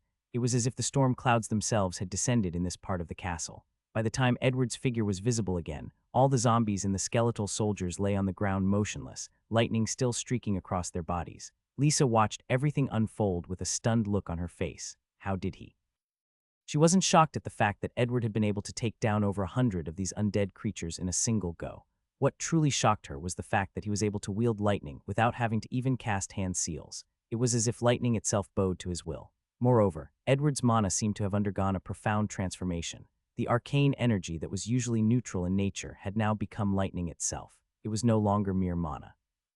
It was lightning mana. The blue-eyed youth arrived before Biden's unconscious body. He knelt down and then gently picked him up, if Edward had been even a second late. He sighed, then turned to look at Aiden and Arthur. "Can you two move?" Adam's 2 students snapped out of their daze. "Why, yes, we're all right." Aiden and Arthur exchanged shocked glances. Although they knew that Edward had been advancing towards the next rank while inside the armory, to be able to see him in the flesh still caused them to be shocked. Edward was the same age as their mentor, and now he too was a mana vortex magus. The blue-eyed youth carried the unconscious Biden over his shoulders, then walked up to Lisa, who was gently holding onto Alini in her arms. The latter too had passed out because of mana depletion. Lisa ignored his words of gratitude, then asked in bewilderment, How can you wield lightning without any spell components? Just what happened?" Edward lowered his head, glancing at his one hand. He clenched his fist, lightning crackling gently around his fingers. "I don't know," he murmured. "I feel like I can understand a lot more things about the nature of mana. It's hard to put into words." Lisa immediately understood. This profound change had to be related to Edward's unique constitution. She immediately sent him a mental transmission through Mind Whisper. "Did your mana reserves increase yet again?" "Significantly so," Edward blurted out. He then immediately cast a furtive glance at Aiden and Arthur, then awkwardly scratched his head. Letting out a forced laugh, he suggested, "How about you guys enter the armory and recuperate your mana? I'll go take a stroll through the castle." Aiden and Arthur readily agreed. The former gently grabbed Biden from Edward's shoulder, while the latter picked up Alini from Lisa's arms. Then they entered the armory, where they would receive a brief moment of respite from all the carnage taking place around them. Edward and Lisa were left outside, standing amongst a sea of undead corpses. Neither said anything for a few moments. At last, it was Edward who flashed the same toothy grin like he always did and said, "You should recuperate your mana too." Lisa remained silent for a long time, her head lowered. Edward had already become a mana vortex magus, yet she was still a mana liquefaction magus. And in the future, because of Edward's unique constitution, the distance between them would only grow. "Are you going to go to Ravenfell?" she asked softly. Edward was taken aback. He planned to sneak out of the castle because he didn't want Lisa to worry about him, but it turned out he was being too foolishly optimistic. He scratched his head awkwardly and chuckled, "Haha, I can't fool you, can I? You always were the smartest among the three of us, but I must go." Then his expression gradually turned solemn. "My grandfather's still out there." He paused for a moment, then added, "Adam's there too. I can finally fight side by side with him. I want to fight side by side with you too," Lisa thought with a bitter smile on her face. "But I know I'd only hold you down." She didn't let her true emotions show on her face. Instead, she flashed a brilliant smile, her eyes sparkling with encouragement. "Then what are you waiting for?" Edward was taken aback. "You're not gonna stop me." Lisa shook her head, her smile as brilliant as ever. "The clouds are free to wander wherever the winds take them, and lightning is free to strike wherever its heart desires." She stepped forward, rising onto her toes, and pressed a warm kiss to Edward's lips. As she caressed his cheeks with tender affection, she whispered, "So go where your heart desires, my beloved Storm King." As usual, third chap in a few hours. In the depths of Marion Lake, a cataclysmic battle was about to take place. After being trapped by the tentacles within the castle, Daggett's mind was assaulted with intense disorientation. The world shifted around him, and he found himself in front of another castle, this one deep underwater. The disadvantages of an underwater battle weren't lost on him. On top of that, the crushing pressure of the lakebed caused him to nearly suffocate, despite casting underwater breathing and movement spells. Tentacles that had coiled around him slammed him into the lakebed, sending clouds of dust and debris to billow outwards. If it wasn't for him adding multiple layers of mana around his body to counter the corrosive ink, the impact would have surely shattered a few bones. Still, that did not mean he was unharmed.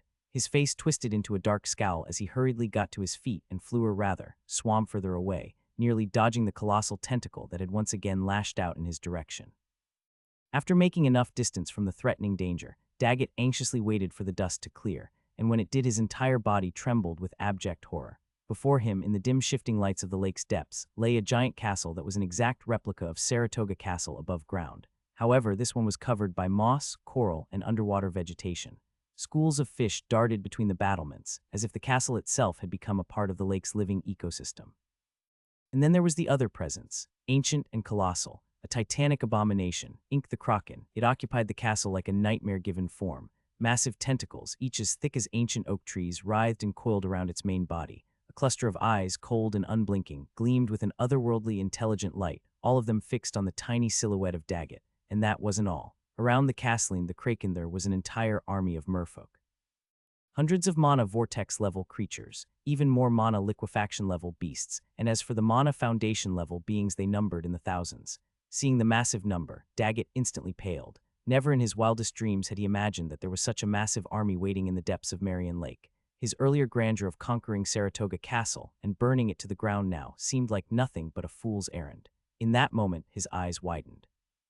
It wasn't because of the scene that lay before him, but because he had just lost connection with one of its rank 4 knights. It would appear that Mathilda had succeeded in killing it. Furthermore, Daggett's connection with the other rank 4 knight was also rapidly waning. Before he could cancel his summons, his eyes widened even further. The second knight had also been killed. Damn that woman, he gnashed his teeth. He had severely underestimated her. No, to be more precise, he had greatly underestimated her conviction. She was willing to go to extreme lengths to slay her enemies and protect Saratoga Castle, even if it meant death. However, he had no more time to worry about the matters above the surface, because in that moment, a deep resonant sound vibrated through the water. The Kraken's massive tentacles stilled, swaying only slightly as if the entire lake was holding its breath. From somewhere within the monstrous frame of the mana core rank creature, a low rumble emerged. Then the words of the Kraken thundered in Daggett's ears. "It has been centuries since I last tasted a mana core. You thought you could conquer my friend's castle, yet look where that brought you, straight into my maw." And then Ink commanded the army of merfolk to surge forward. In an instant, Daggett felt like the entire world was upon him. Fear crept into every fiber of his being, and in that moment, only one thought echoed inside his mind: run. Above ground, in the ancient halls of Saratoga Castle, the brutal battle was slowly dying down. The corridors were littered with countless corpses of undead creatures, cultists, merfolk, and the magi of Acadia. Casualties were very low, but they were there nonetheless. Wars were brutal. Zero casualties existed only in fairy tales. In reality, blood was shed on both sides, and graves were going to be filled with heavy hearts. One could call it a miracle that the Great Pillar managed to survive the invasion of the Cult of Bones. Yet, the ones who truly knew about the strength and heritage of Saratoga believed that such an outcome was inevitable. There was a reason why Saratoga Castle was one of the pillars of the Akkadian Empire. It was because true pillars never crumbled. Being the oldest pillar, how could Saratoga fall to a mere bunch of cultists? Yet, all of this was only possible because of one person.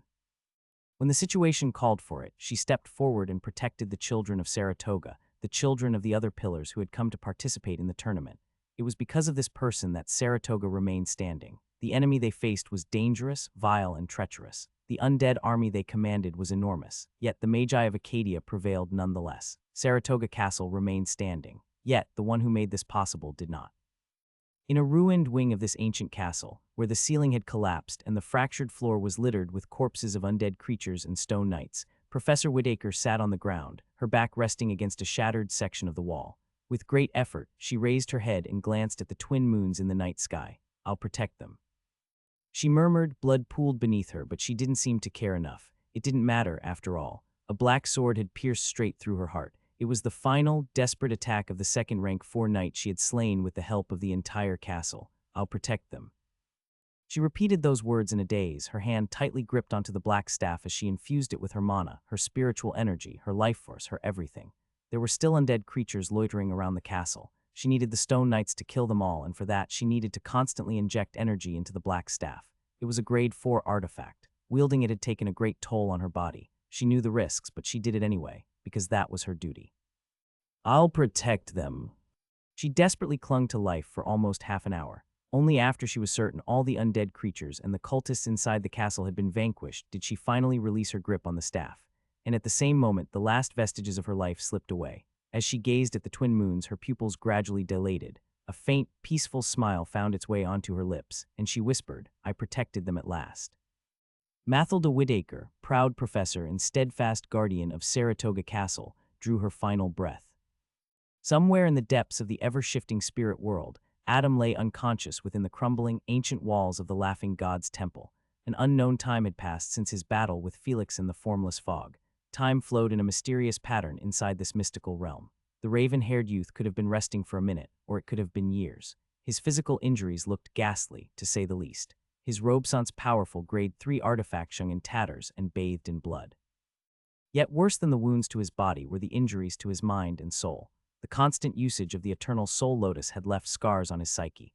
Never before had he relied on this legendary artifact so heavily, and for good reason. He had once seen a vision of what would happen if he overused the lotus, and that future had been anything but kind to him.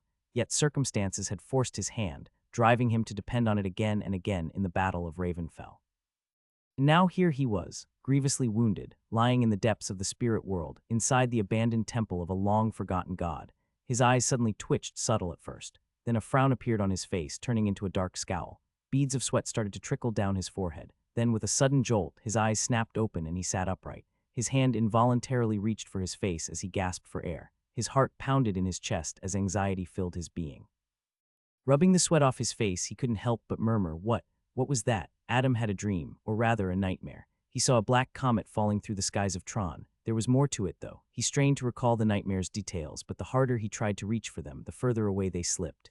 In the end, all that remained of his memory was a black star, cast out from the heavens and falling into the abyss. "How strange," he murmured. Right at that moment, he heard the sound of shuffling footsteps. He immediately became alert. He stretched out a hand to summon the Staff of Calamity, but soon realized that the weapon wasn't with him. Panic-stricken, he turned to the source of the sound, getting ready to fight. A moment later, he breathed a sigh of relief. Mayu, Valerian buried himself in Adam's arms. "Brother, you're awake," he beamed. Then he started to fondly lick the youth's cheeks. Despite his face being stained by blood, the young dragon did not mind. He was too happy to see his big brother wake up. All the tension within the raven-haired youth gradually dissipated as he felt Valerian's love and warmth. He gently rubbed the little guy's furry head and asked, "Val, did anything happen while I was knocked out?" The young dragon had long since prepared an answer. He had several hours to think of it, after all. He looked into Adam's dark eyes and said without hesitation, "After you defeated the fog monster, the 4-armed demon arrived at this temple." Adam's eyes narrowed. He quickly looked around the temple once again, but no one was there except for him, the young dragon, and the hundreds of corpses hanging from metal hooks on the ceiling. "Worry not, brother," Valerian shook his head. "When the 4-armed monster learned that you killed the fog, he left." Adam frowned, puzzled. He looked at his dear familiar and pressed, "What do you mean he left? How could he leave just like that?" From the way he was fighting, it seemed he'd kill me even if he died in the process. So how? Valerian interrupted him by raising his paw towards the ceiling. Look, brother. Adam raised his head and glanced at the corpses hanging from the ceiling. Upon closer inspection, he found that the majority of those corpses looked the same as the four-armed demon he was fighting, except some appeared to be lanky and old, while others were tiny and young. He gazed at the corpses for a long time before murmuring, "Revenge." "Yes, brother," Valerian nodded. The four-armed demon had been seeking revenge all this while. He wanted to kill the fog monster and avenge his brethren. After you killed the fog, the four-armed demon, he let us live, perhaps as a token of gratitude. Gratitude, Adam scoffed. He nearly tore my body in half. Meanwhile, Valerian deeply studied Adam's expression. He didn't divulge the involvement of the butterfly yet. He wanted to see for himself if what she prophesied actually came to pass. Of course, he was going to tell everything to Adam later. He would never keep secrets or lie, for that mattered to his dear big brother. "How are you feeling, brother?" he asked, his tone carrying concern. "How are your injuries?" "It's not the injuries that bother me," Adam muttered under his breath. "It's the lack of mana." Suddenly his eyes widened. He was just lamenting his meager mana reserves, but when he cast his senses inward, he was astonished to find they had recovered by more than half. "Just how long was I out for?" he blurted out, his eyes flickering with apprehension. He feared that by the time he returned to Ravenfell, the battle might already be over. It could go either way. Either he might return shortly after the time he had left, or he might return years, even decades, after the battle had ended. Just that thought caused his heart to sink and blood to turn cold. "I'm not sure." Valerian tilted his head. "But I think it should be for about a day." "A day?" Adam's eyes widened. He quickly got to his feet and began weaving hand seals to return to the material world. But right at that moment, Valerian's calm voice echoed in his ears. "Brother, before we leave, I think you should take a look at that," he said while looking past the raised dais, at the small, arched door that led to the underground section of the temple. Adam didn't stop weaving hand seals. His expression turned stern, and he said with reproach, "Val, this is not the time to be exploring this ancient ruin. We don't know what's happening out there in Ravenfell. Get back inside. We are leaving now." However, Valerian's following words made Adam freeze. His childlike voice echoed inside the abandoned temple. "A god walked here once, and left behind a relic." Adam's body trembled in shock, his eyes widening. He lowered his head and gazed at Valerian with a face plastered with utter disbelief. What did you just say?" Seeing such an expression on Adam's face was within Valerian's expectations, but something about the look in his eyes, it caused the young dragon to feel slightly unsettled. He couldn't help but involuntarily gulp before repeating, "I said, there is a relic left behind by."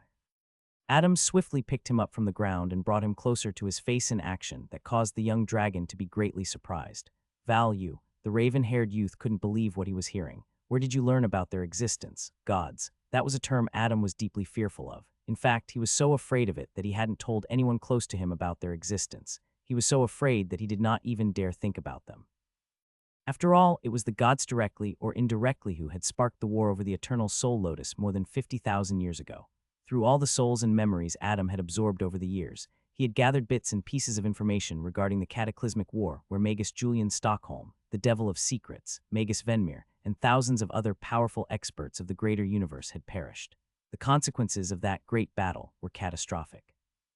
Many of the greater universe's most powerful factions lost their finest, and chaos soon followed, igniting a war that engulfed countless galaxies.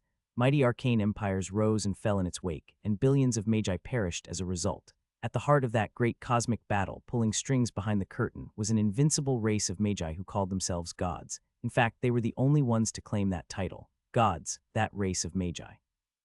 They were so powerful, so feared, that none in the greater universe dared to challenge them. Though they never showed themselves, their presence was woven into the very fabric of the universe. Their influence was everywhere. And now, for Valerian to suddenly speak about the existence of a god thoroughly shocked him. He couldn't even stop his hands from trembling. The young dragon was scared to see such a reaction from Adam. Brother, what has gotten into you? Why are you?" "Answer me," Adam snapped, his expression unnaturally stern. "How did you learn about them?" The fear in the raven-haired youth's dark eyes was infectious, seeping into Valerian until unease stirred in his own chest. At last, he ended up telling Adam about the butterfly's arrival, how she had saved them, and the prophecy she left behind before vanishing. Upon hearing the entire story, Adam was completely shaken. Why didn't you tell me sooner?" Valerian covered his face with his tiny paws. "I wanted to see if the prophecy turned out to be true. I promise I was going to tell you anyway." Adam's knees buckled, and he sank to the ground with a sigh of relief.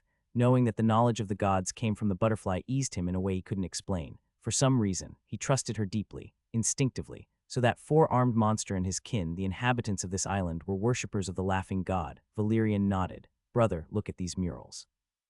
They depict the life story, at least some of it, of the great god of many faces. Adam only knew that there was an extremely powerful race of magi who called themselves gods. Other than that, he knew nothing about them. They were quite a secretive bunch, to say the least. So when he learned that he had arrived at the temple of a long-forgotten god, his interest was piqued. Additionally, the existence of a relic left baying by the god was enough for him to delay his return to Ravenfell.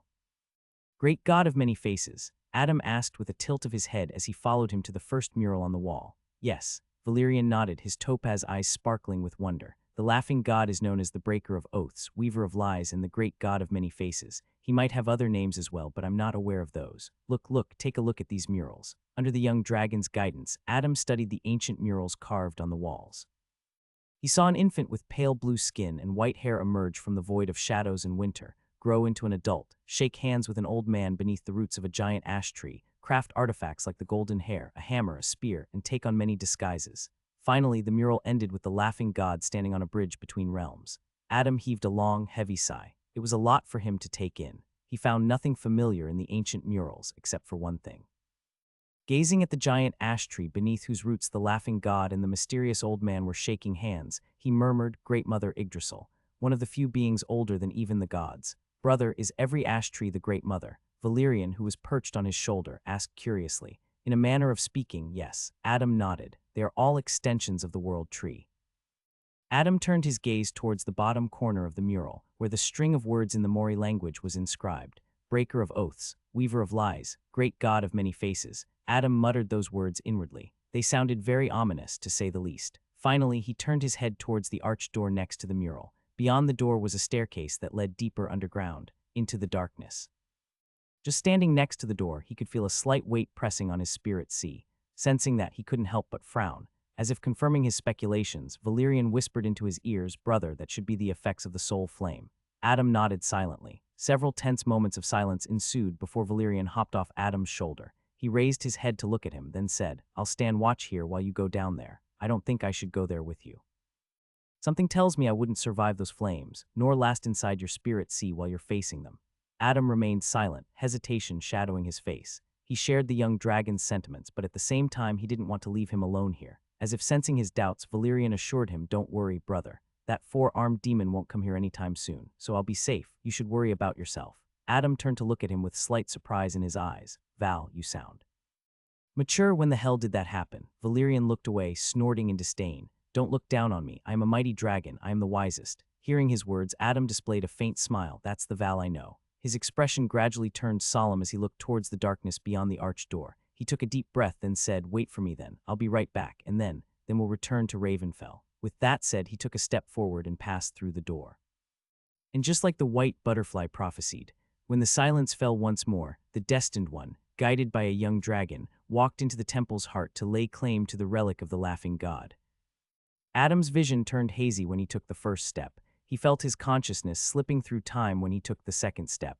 When he took his third, the world around him changed. And then, his mind was suddenly flooded with ancient knowledge. In the twilight years of the First Age, when the 9 realms were still young, the laughing god sought a way to walk unseen in the courts of gods and the streets of men.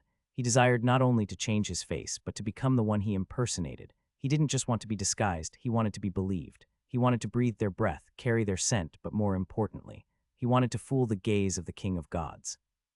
He journeyed to a distant place in the mysterious spirit world, to a place where no roads led, a place said to stand half in the waking world and half in dreams. There, in a pool of starlit darkness, he found a silver of the moon's shadow. From it, he wished to craft a divine artifact that would fulfill his desire. When the artifact was created, the laughing god placed it upon his face. It melded to his skin like gentle water. With it, he became anyone. He could be the hero or the villain. He could be the friend who never betrayed you, or he could be the stranger you swore you had met before. And so began his great game. He laughed and laughed and laughed as he slipped from realm to realm, whispering treachery and promises in 1,000 voices from 1,000 faces, all while remaining unseen. Wherever he went, he scattered wickedness like seeds, only to vanish and reappear as someone else entirely. Rulers of lands swore loyalty to strangers who never existed before. Lovers mourned the faces that were never real, let alone mortals. Even the gods were fooled by him. The laughing god wore the artifact as casually as one would wear robes, slipping it on when the moment called for it, and discarding it just as easily when the joke had run its course. To him, it wasn't a powerful artifact but a toy. Kingdoms crumbled, oaths were shattered, and lives were ruined in the wake of his great game. While others wept over the wreckage, he laughed. He laughed at their grief. He laughed at their fury. He laughed at their helplessness. Oh, the sound of his laughter echoed through the realms. One day, after a game of deception so grand that even the gods themselves were unaware of what had transpired, the laughing god seemingly grew tired of his great game and walked through the veil that separated worlds. When he returned, he no longer had the artifact. When asked what became of it, he only laughed. And so the world believed the divine artifact crafted by the laughing god lay buried somewhere in the spirit world, lost to time, beyond reach, nowhere to be found. Or so they thought. When Adam took the final step, he came to his senses.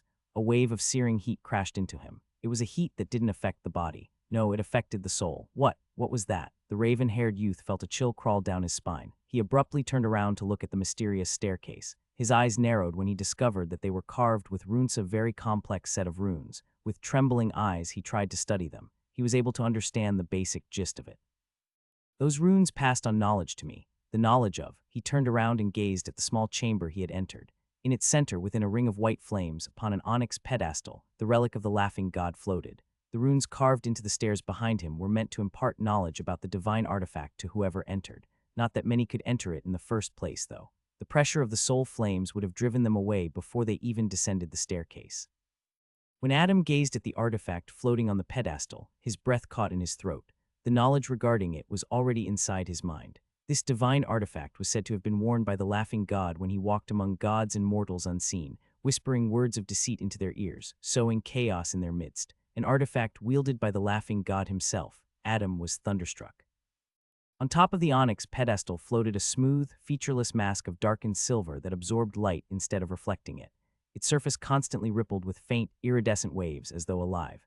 When worn, the mask would seamlessly bond to the wearer's face, reshaping their features, voice, scent, and even mana signature. It granted flawless shapeshifting and the ability to walk unnoticed in any crowd, bypassing any form of arcane detection. Adam stood there in a stunned daze as he glanced at the mask. More information about the divine artifact appeared inside his mind. Then, with a trembling voice, he whispered the name of the artifact forged by the laughing god himself, the faceless mask. His words echoed through the small chamber. As if responding to its own name, the faceless mask hummed. Then the soul flames around the pedestal swayed, as though beckoning Adam forward. The mask was calling to him, but did he really wish to acquire it?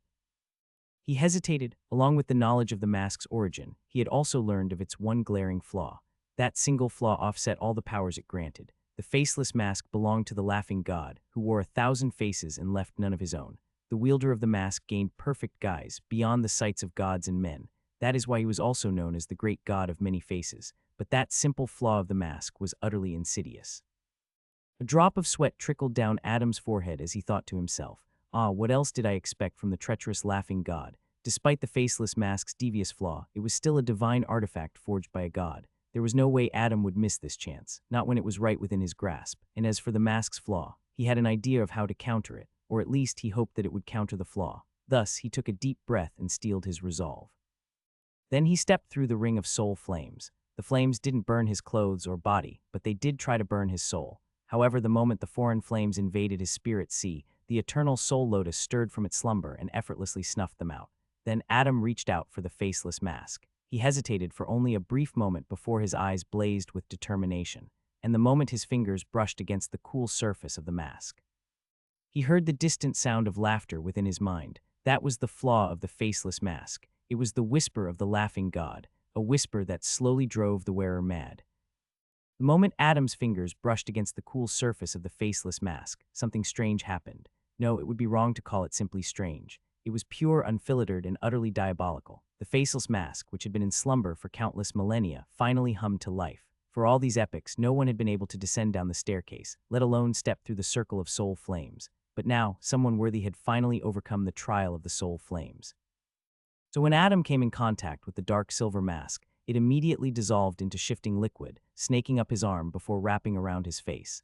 Everything had happened far too quickly for Adam to even react. One moment, the soul flames were being suppressed inside his spirit sea, and the next, the faceless mask had already transformed into dark silver liquid and had already slithered towards his face. Adam's blood turned cold, his heart gripped by panic and fear. This was a divine artifact forged by a god after all, that too a very treacherous and cunning god, so of course he was apprehensive of the artifact, but in the end, he had still underestimated it. The youth's hand shot up in an attempt to remove the mask from his face. He clawed at it in fear, desperate to tear it off. However, that proved to be quite the grueling task. The dark silver, viscous liquid clung like a living thing, refusing to yield.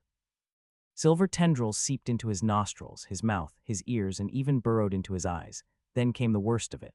The liquid turned into countless hair-thin needles, stabbing straight through every pore, binding itself to his face. Adam's body convulsed violently. His knees buckled, and he collapsed to the ground, writhing in agony amid the soul flames. Once again, the searing fire invaded his spirit sea, and once again, it was suppressed by the white lotus. The pain was so torturous that he couldn't even form a single coherent thought. Pain, that was all he felt. Pain, pain, pain, and there was something else as well. As the faceless mask melded into his face, he heard something faint, something distant. Initially, all he could think about was the pain. Now that he had started to grow numb to it, his mind focused on something else. It began as a faint whisper, too soft for Adam to discern. But as the sound grew clearer, he finally realized what it was. H-A-H-H-H-A. The sound of laughter was so absurd, so mockingly comical, and yet so agonizing that for a moment Adam thought the torment of hearing it overweighed the searing pain of the mask fusing with his face. He instinctively covered his ears. But of course, such an action was futile. The loud, ridiculous laughter echoed directly inside his spirit sea. For a moment, Adam couldn't decide what was worse, the agony of the faceless mask melding into his face, or the maddening laughter echoing inside his mind. He found this absurdity too funny, and so, he laughed. H-A-H-H-H-A. The faceless mask continued to viciously fuse into his face, and the laughter inside his mind grew louder and louder with each passing moment. Of course, the pain he felt from both also increased rapidly. Adam felt helpless. Adam felt hopeless. Adam felt afraid. Adam didn't know what to do, and so, Adam laughed. He laughed and laughed and laughed. The sound of his laughter echoed through the small underground chamber, then pierced through the darkness and reverberated in the temple of the long-forgotten god. Oh, and what was the name of this god? But of course it was the laughing god. H-A-H-A-H-A-H-A. The faceless mask hadn't even been fully settled into Adam's face, yet its insidious flaw had already begun to take hold. It was the whisper of the laughing god.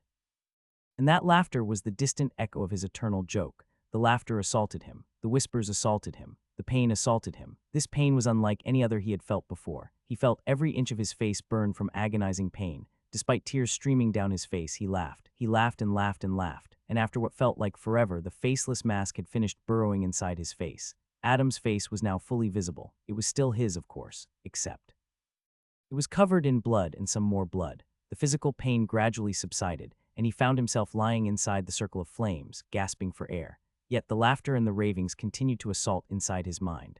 Adam found the entire situation a bit too hilarious. He knew that the faceless mask was forged and once worn by the laughing god. He knew that the laughing god was also the breaker of oaths and the weaver of lies. Adam knew he was treacherous, cunning, and insidious. Yet why was he so surprised when the mask acted the way it did when he touched it? Why was he so surprised when he heard the sound of laughter and the mad ravings inside his mind? He took a deep breath and then laughed. H-A-H-A-H-A-H-A. He laughed so loud that more tears trickled down his face. Stupid, stupid, I'm so damn stupid. He laughed and laughed and laughed. Then something both comical and deeply disturbing happened. Adam's left cheek twitched and then a mouth appeared. His right cheek followed, sprouting yet another mouth. One by one, several mouths emerged all over his body. And then, they all laughed. H-H-H-H-A. Once again, laughter echoed through the ancient walls of the laughing god's temple. And then Adam's dark eyes gleamed with a ruthless light. He willed it in his mind, and the next moment, the white lotus emerged from the depths of his spirit sea.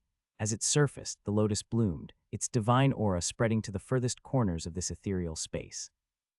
An invisible wave of holy energy rippled outward, with the lotus at the center.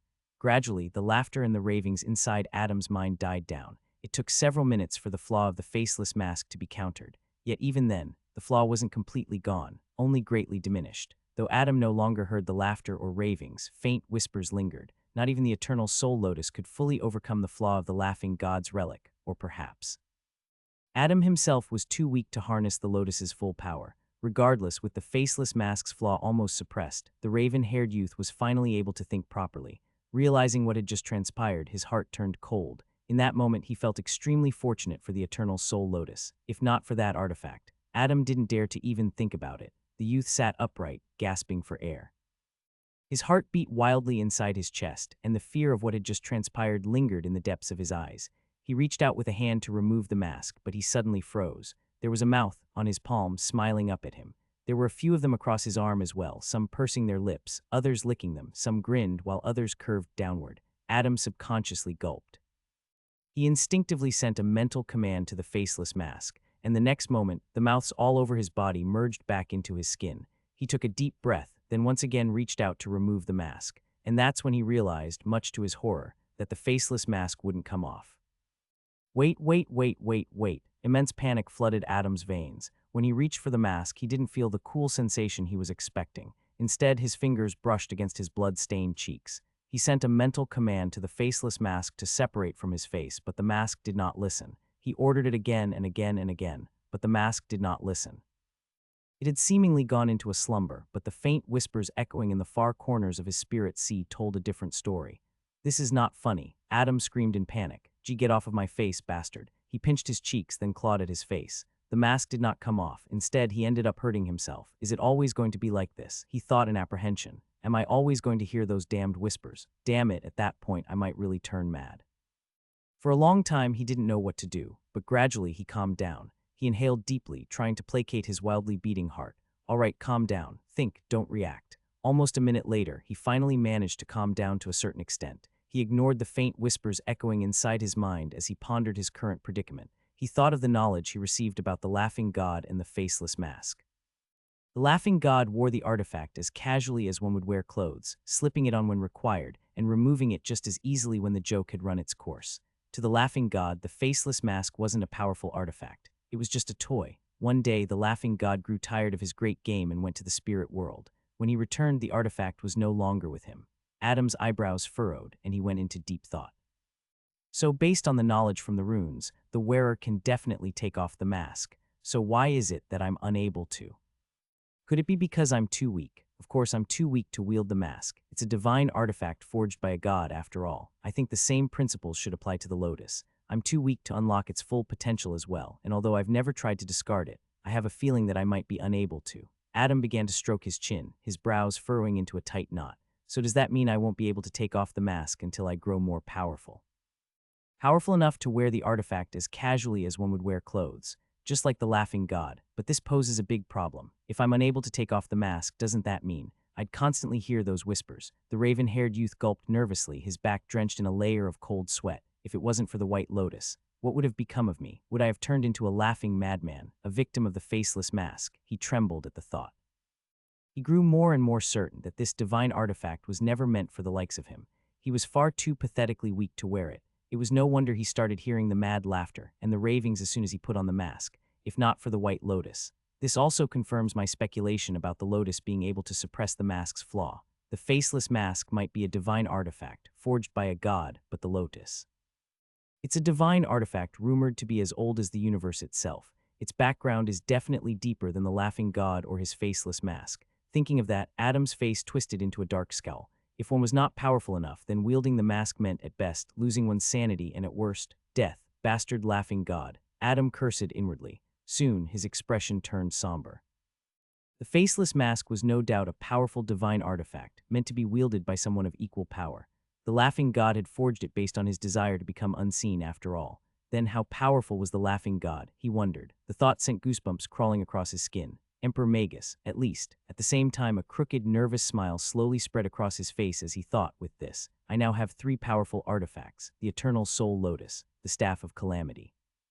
The faceless mask. With the mask's flaw being suppressed by the lotus out of the way, Adam began to study in great detail about its effects. He closed his eyes and tried to feel the dark silver mask that had seamlessly fused with his face. At once, he was able to glean a lot more information than the runes provided him. The mask grants flawless shapeshifting, he thought to himself.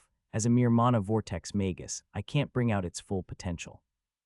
For now, I can mold my body and flesh and mimic my target's face, body, voice, scent, and most importantly, their mana signature. But there are restrictions. I cannot mimic the true appearance of a woman. Not that I was going to anyway. Yeah, I wasn't. I can mimic their face, but their specific organs. Never mind. There are restrictions on height and body mass as well. The target I wish to mimic can't be too contrasting in size from my original body. I think I can alter my height to about a foot, and I cannot become too bulky or too skinny. Wishing to try it out, he immediately got to his feet. The first thing he did was decrease his height by a foot. Much to his surprise, the act of using the mask came as easily to him as breathing, and more importantly, the artifact consumed barely any mana at all. His original height was slightly over 7 feet, but now he was an entire foot shorter. Of course, the entire transformation altered his bone structure, and it hurt quite a lot, but by now, pain had become an old friend, so the transformation took place without him batting an eyelid. Adam experimented with the mask even more, making himself taller than his original height. He made himself bulkier, then turned himself into a lanky fellow. After experimenting some more, he learned that he now possessed inhuman control over his body. He could shift the position of his eyes, nose, mouth, and ears. In fact, he could even grow additional external organs like he had accidentally done earlier, though he was unable to grow another pair of arms or legs. Another thing he noticed was that he was able to accurately recall the appearance, mannerisms, and mana signature of everyone he knew. With that as the reference, he could alter his body and mimic theirs. The faceless mask also allowed a great deal of protection from arcane detection. It had anti-divination enchantments carved into it, although they paled in comparison to the protection provided by the lotus. All in all, it was a wondrous artifact, granting its wearer magical abilities from the School of Alteration.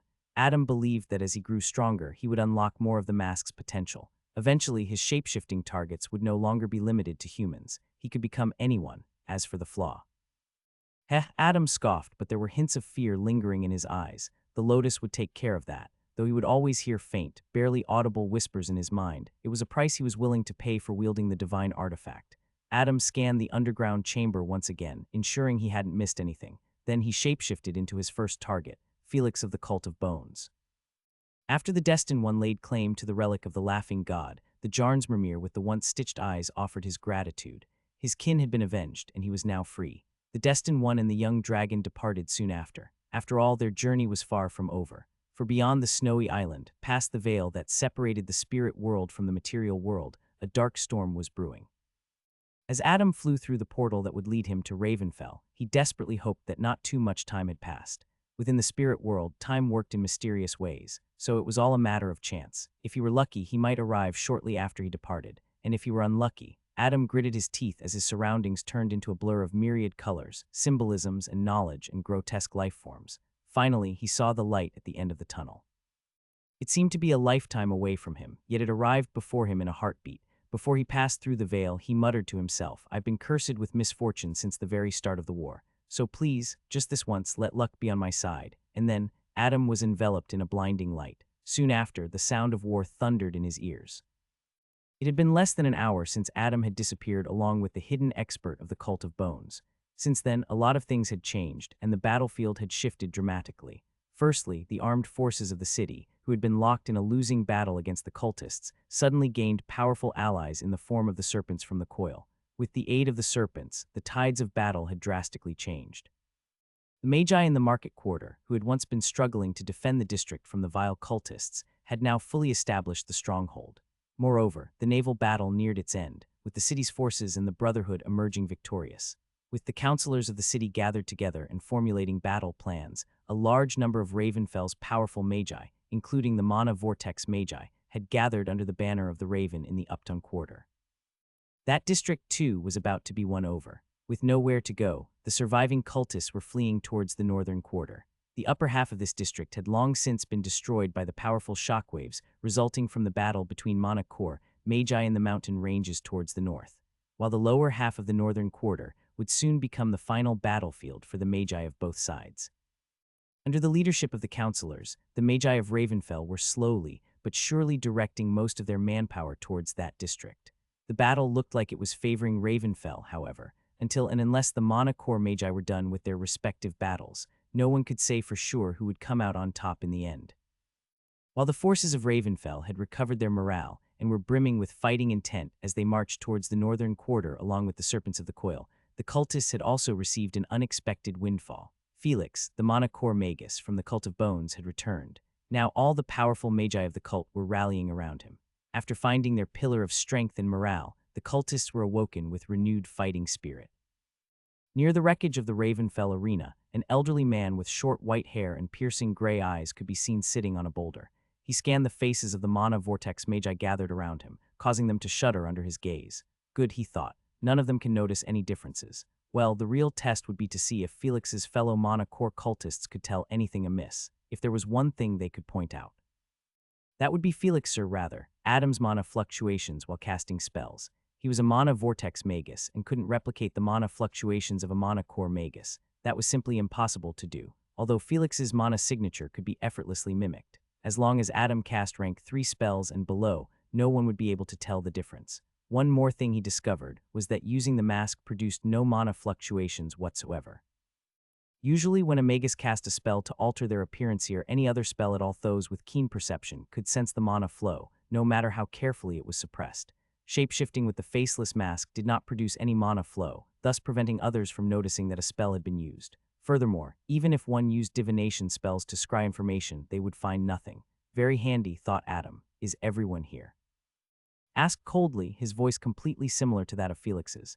Reporting, my lord. One of the magi straightened up, his eyes flashing with respect and fear. Some of us are still locked in battle in the other districts. It would take some time for all of them to gather. No matter, Felix whispered. Is this most of you then? Yes, my lord, the same magus answered. Then he asked with slight hope in his eyes, my lord, will you be fighting here? You could say so. Felix nodded ever so slightly. His response elicited a round of cheers from the other cultists. With a mighty Mana Core magus fighting by their side, what did they have to fear? Say, how many Mana Core magi are participating in this battle? Felix asked nonchalantly. The Mana Vortex cultist frowned slightly, but he answered nonetheless. 7, my lord. 7, Felix frowned. He thought to himself with slight worry, 4 of them are fighting in the mountain range up north. Felix is already dead, that leaves 2. One of them has to be the master. So then, who's the last one? A terrifying, foreboding feeling welled up in his heart. He had underestimated the importance the cult would place on this battle. Sending 7 Mana Core magi to lead an army of cultists and an undead army was no joke. But where was the mysterious final Mana Core cultist? He had no idea, and that bothered him greatly. Then there was another thing. It feels like I'm forgetting something, he thought to himself with a dark look on his face. And my lord, the cultist called out meekly, his face plastered with fear. The other cultists nearby had also paled. Nobody wanted to be around an angry Mana Core magus, after all. Ah, never mind, Felix muttered softly as he rose to his feet.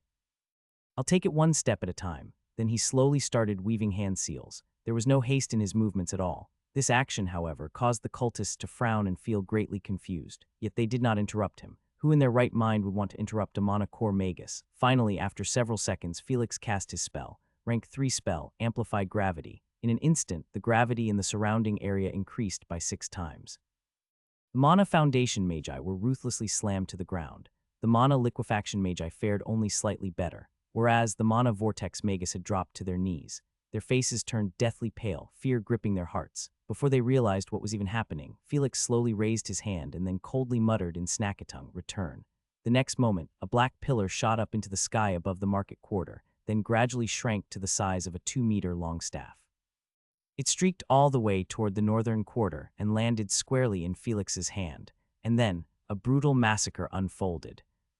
A few minutes earlier in Market Quarter, a group of magi stood before the thick black pillar that lay on the ground. They gazed at this pillar with a mix of emotions. Some were angry while others cried. Some were hopeful while others were resigned. I saw it myself, said one of the magi, a young woman holding back her tears. He fought that Mana Core cultist all by himself. And when he realized he wouldn't be able to defeat him, she broke down into tears. After several long moments, she continued, he took the magus along with him. He sacrificed himself for us, for Ravenfell. Many magi standing nearby had their eyes red from grief and anger. The Dark King had taken the Mana Core magus from the cult to the spirit world with him. Nearly an hour had passed, yet he hadn't returned. They all thought that the Dark King had left with the enemy so that the latter would not wreak havoc in the city. If a Mana Core magus were to run rampant with no one of equal strength to stop them, then there would have been heavy casualties. A Mana Core magus could only be stopped by a Mana Core magus. That was the truth. Yet Adam had fearlessly stopped the enemy and even taken him into the depths of the spirit world to give the forces of Ravenfell a fighting chance. This is not the time to shed tears. A burly magus stepped forward. Look around you, he said. As long as the serpents continue to fight here with us, it means the Dark King is still alive there somewhere. Don't lose hope. Yes, he's got to be alive. How can the Dark King die so easily? Did you forget he excels in the school of summoning? Nothing will happen to him. Yes, let's all have faith in him. Though half of the people gathered were optimistic about the Dark King's return, the other half thought it was hopeless. After all, the spirit world was not a place one could return from just because one wanted to. It was a place of infinite mysteries and uncountable horrors. The chances of the Dark King returning from that mystical dimension were close to zero. As for the continued existence of the Serpents of the Coil, that just meant the Dark King was alive somewhere out there in the spirit world. And when he died, the link between him and the serpents would cease to exist, and then all the serpents would return. The burly man knew this, of course, yet he still lied to his men. He couldn't vanquish their morale. The existence of the Dark King was vital to the Magi of Ravenfell. He was hope personified. "Gather your wits, all of yous," he roared. "We still need to evacuate the residents to safety." Amidst the sea of misfortunes and mishaps, there was at least one piece of good news for the forces of Ravenfell. The Prince of Acadia had managed to construct a vast underground tunnel, large enough for the city's mortal residents to evacuate safely beyond its walls. This was a great relief for the city's forces, for before the construction of this mysterious tunnel, it had been certain that all 4.5 million citizens of the city would perish. Now, however, it seemed that at least half of them would survive. The emergence of this new tunnel was a boon for the residents of Ravenfell. The city, after all, had already turned into a battlefield, and it would undoubtedly turn worse as the battle entered the final stages. Even the reinforced underground bunkers wouldn't be able to protect the citizens if the Mana Vortex Magi decided to go all out.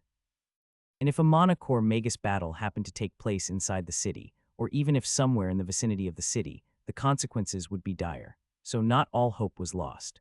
As the vast majority of the city's forces traveled to the northern quarter to prepare for the final showdown, the rest of them guided the residents of the city through the new tunnel and helped them evacuate far away from the dangers of the battle. About 10 miles east of Ravenfell, a large hole gaped in the earth.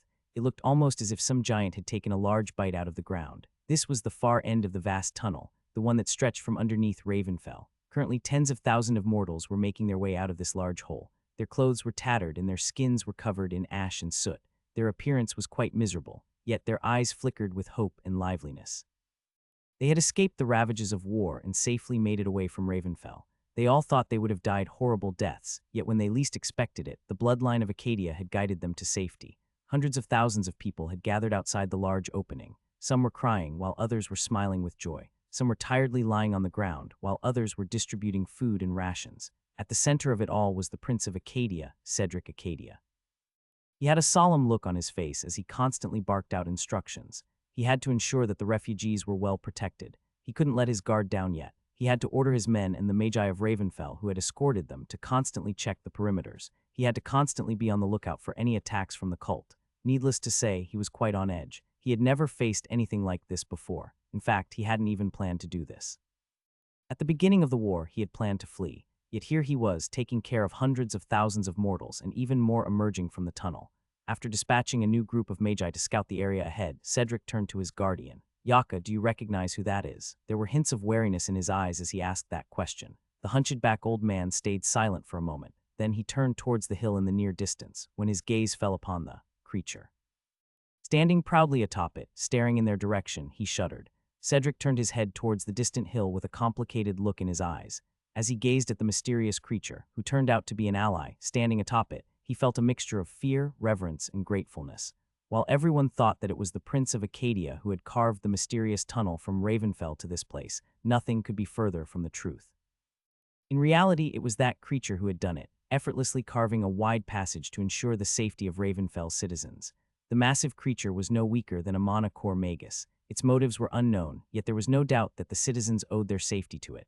Its body was cloaked in dark fur, and its eyes were twin pools of darkness, ready to devour all they beheld. This creature was a black wolf. A figure wearing tattered robes, drenched in blood, burst forth from the depths of Marion Lake. Moments later, several ink-coated tentacles tore through the surface of the lake, lashing out in relentless pursuit. The battered figure weaved frantically through the air, dodging strike after strike. After several close brushes with death, he finally managed to slip free of their grasp. At a certain height, the tentacles halted, swaying ominously before sinking back into the lake's depths. Hovering in the air, the figure cast a fearful glance towards the deep waters below. Then, without hesitation, the figure turned around and flew away. He didn't want to be anywhere near the lake, for in its depths lay a titanic kraken and an army of merfolk. The elder's intel was wrong, the figure thought as he flew away. It was an elderly man with long, gray hair and dark, lifeless eyes. Daggett of the Cult of Bones suffered grave injuries in his battle against Ink and its army. He had severely underestimated Saratoga's trump cards. Speaking of Saratoga, he stopped mid-air, then turned towards the distant castle perched atop a hill. A few sections of this ancient fortress were destroyed, and smoke and fire were billowing through the windows. and yet it remained standing. Daggett had lost his rank 4 undead creatures as well. Thinking of his great loss, the elderly man squinted, his eyes flickering with a murderous light, but in the end he heaved a long and helpless sigh. Saratoga Castle was protected by several defensive barriers. It would require a group of mana core magi to break through it, and even if he did manage to enter the castle, the Kraken would be waiting for him. Daggett knew that the castle in the depths of the lake and the one before him shared a magical connection. Damn it, he cursed inwardly. The men he had brought with him were dead. The undead army was dead again. Moreover, his own rank 4 undead creatures were also destroyed.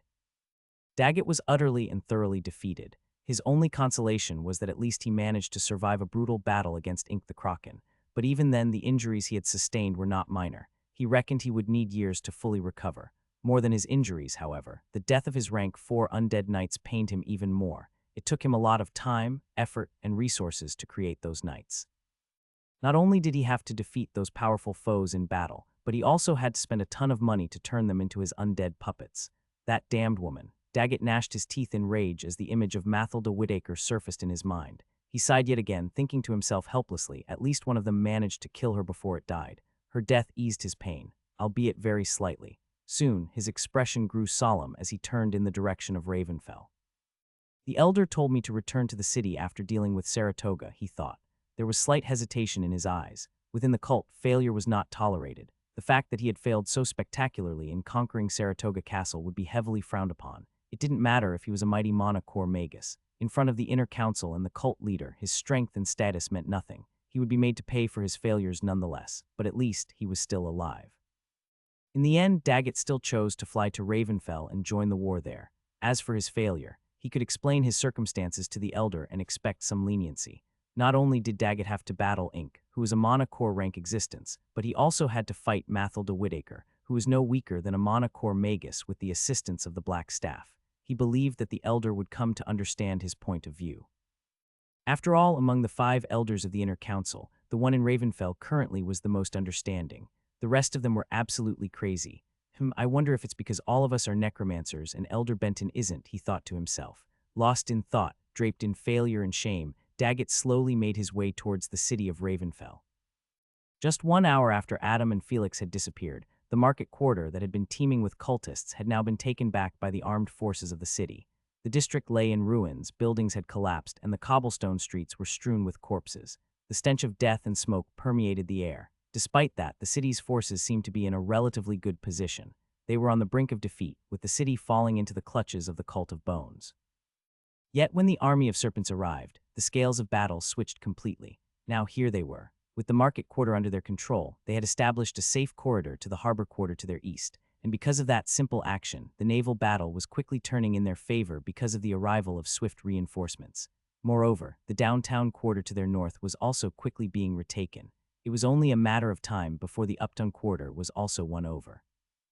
And then their final battle would take place in the northern quarter. Yet, the one who was responsible for shifting the tides of battle was not present.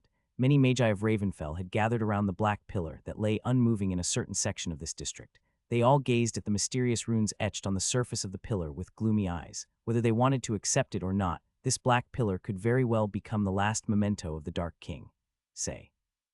"Do you think he's going to return?" asked a member of the Black Legion. "I don't know. As long as the serpents are here, there's some hope, no." As he said those words, everyone looked around the area. There were several serpents there feasting on the corpses of the cultists. These were the smaller ones. The giant serpents had all moved towards the northern quarter. Some had even slipped into the Galestein to assist the allied naval forces. Just as they were discussing the status of the Dark King, the black pillar suddenly rumbled. It was subtle at first, then it vibrated so violently that the surrounding ground started to quake. The magi who had gathered were shocked and fearful of his sudden development, but soon realization dawned on them. Yet they refused to believe their eyes. As if confirming their speculations and rekindling hope in their hearts, the black pillar shot skyward. It streaked through the night sky, shrinking as it flew towards the northern quarter. Everyone on the ground remained silent, unable to believe what they were witnessing. But it was true. It really was true. Then, with a few simple words, everyone roared in unison, their eyes blazing with renewed fighting intent and glory. The Dark King has returned.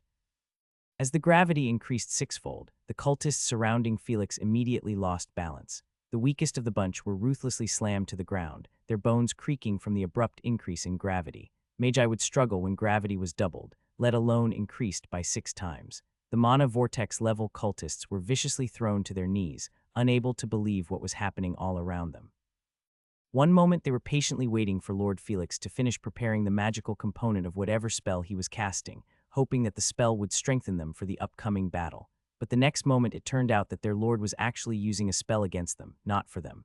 In an instant, the cultists were left dumbfounded. What the hell was happening? Why was their lord moving against them? Wasn't he on their side? Seeing the stunned look on their faces, Felix offered a genuine smile. At ease, men. This spell is for the enemies that have secretly made their way to us. They are being crushed underground as we speak. Rest assured, you all will be safe. Crack. At that moment, someone's spine shattered from the immense gravitational pressure, and he died. Felix's lips twitched, and he corrected himself. Most of you will be safe. While some of the gullible ones believed his words, hoping that the pressure would soon be lifted, and the Akkadian magi who dared to assassinate them from underground would be squished to death, the vast majority of the cultists knew that something had terribly gone wrong. However, they had never been so confused. The man in front of them looked like Felix, spoke like Felix, and even behaved like Felix. But more importantly, his mana signature was very familiar to them as well. No matter how they saw it, the man in front of them had to be Felix of the Cult of Bones. So why was a mighty mana core magus of their cult, whom most of them were familiar with, now suddenly acting this way? The next moment, a black object streaked through the night sky, radiating an otherworldly aura. Then it perfectly settled in Felix's hand. As the faint whispers of the faceless mask washed over his mind, the elderly man's lips curled into a mischievous smirk as he said, "Rest assured, it'll all be over in an instant." As the last of the words escaped his mouth, Felix swung the staff of calamity and erupted in a whirlwind of bloody carnage. The cultists kneeling or sprawling before him had their eyes widen in utter shock, fear, and disbelief. Under their fearful gazes, the black staff increased in length, and then they were enveloped in darkness.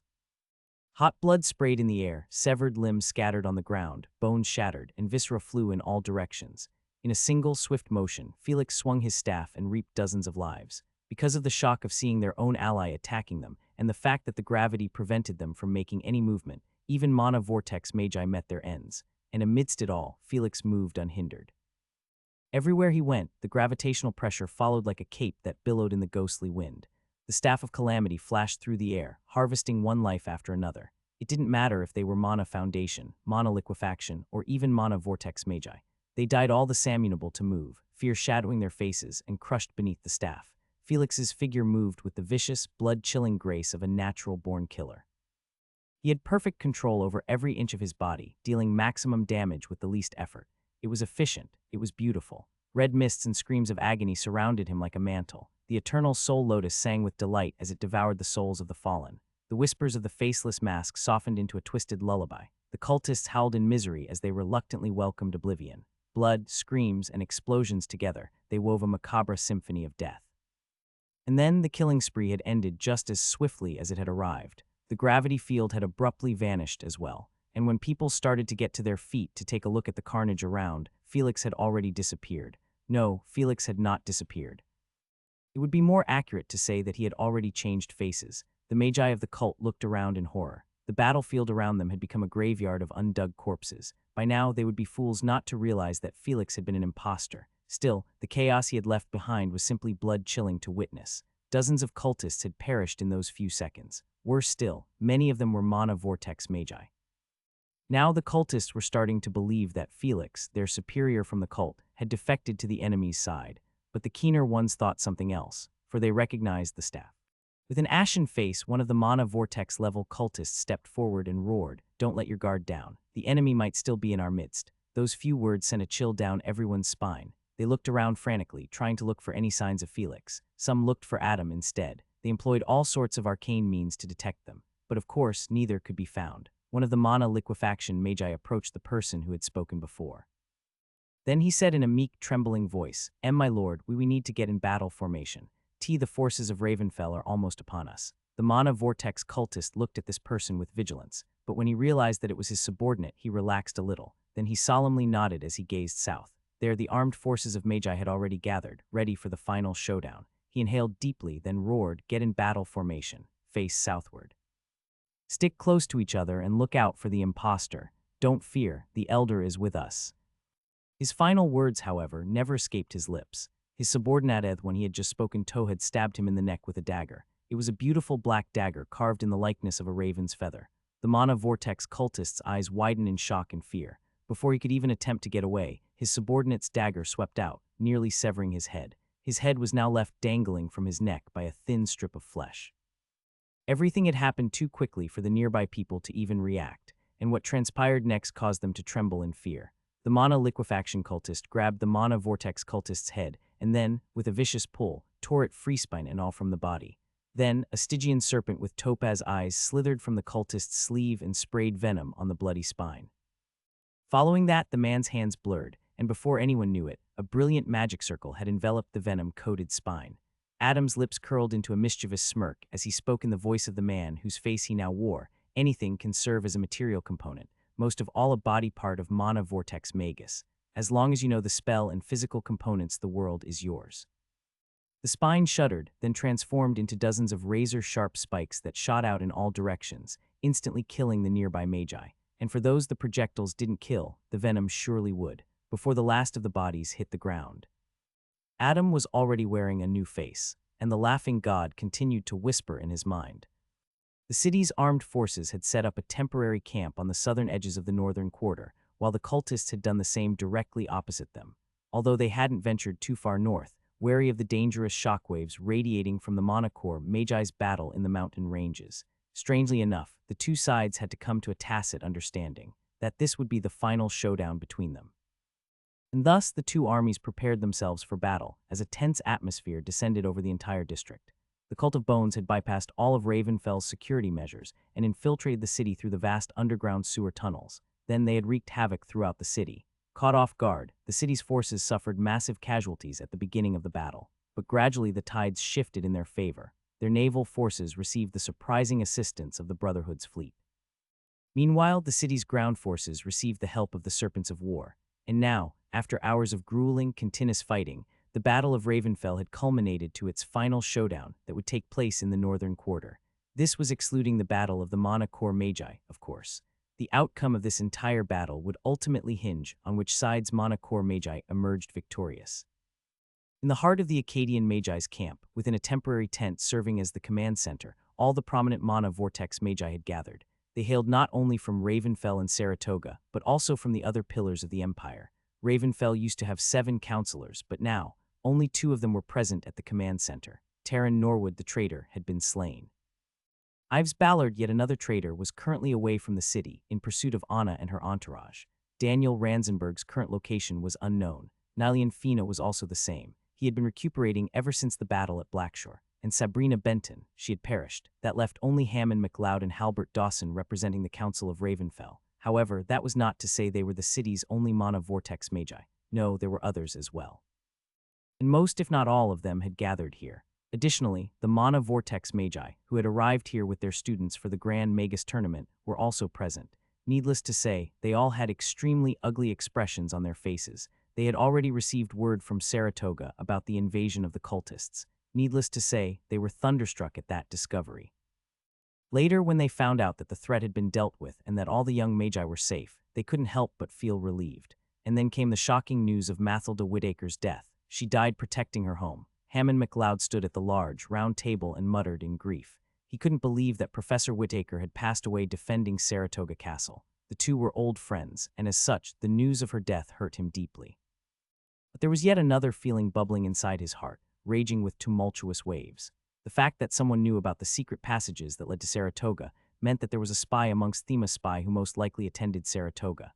Yet there was another matter pressing heavily on his heart.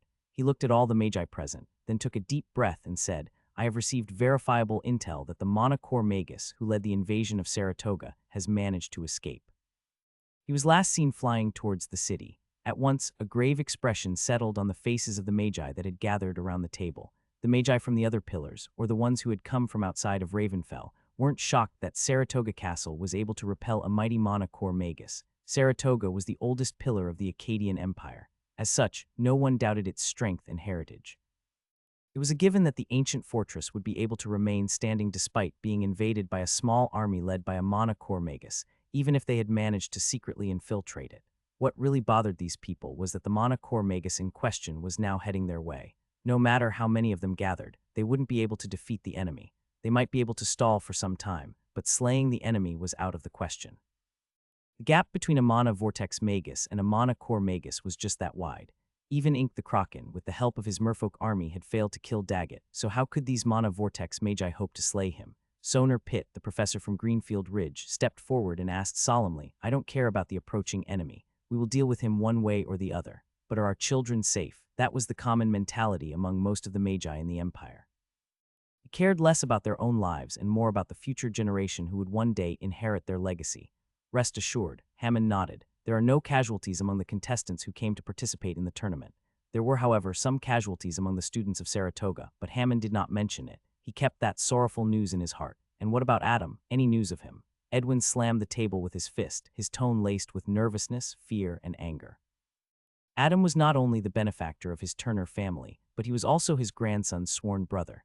More importantly, even his daughter Elia considered Adam her own son. All the magi present inside the tent had heard about how Adam had heroically dragged the enemy Monocore Magus, who had been hiding in the city, to the spirit world. Since then, there had been no news about him. A somber mood shadowed everyone's face. They didn't know what to say.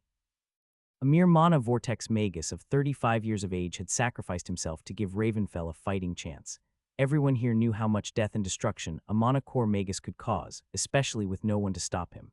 Hammond McLeod lowered his head, his eyes flickering with deep sadness. Meanwhile, Halbert Dawson, the leader of the Herbalists' Guild, who was standing beside him, tried his best to suppress the smile about to form on his face. After a few moments of heavy silence, Hammer shook his head. "I'm afraid." Right at that moment, two messengers burst through the entrance of the tent, catching everyone's attention. Both these magi had a strangely excited look on their faces. Without even asking for permission, the first messenger spoke, reporting to Counselor. The Dark King's staff was seen launching into the air from the market quarter. It was last sighted flying towards this location. Everyone inside the tent had their eyes turned wide from shock. The Dark King's staff was seen flying through the air. What did that mean? They all knew. Right at that moment, the second messenger stepped forward and spoke with barely restrained excitement. "My lord, there has been a major disturbance in the enemy camp.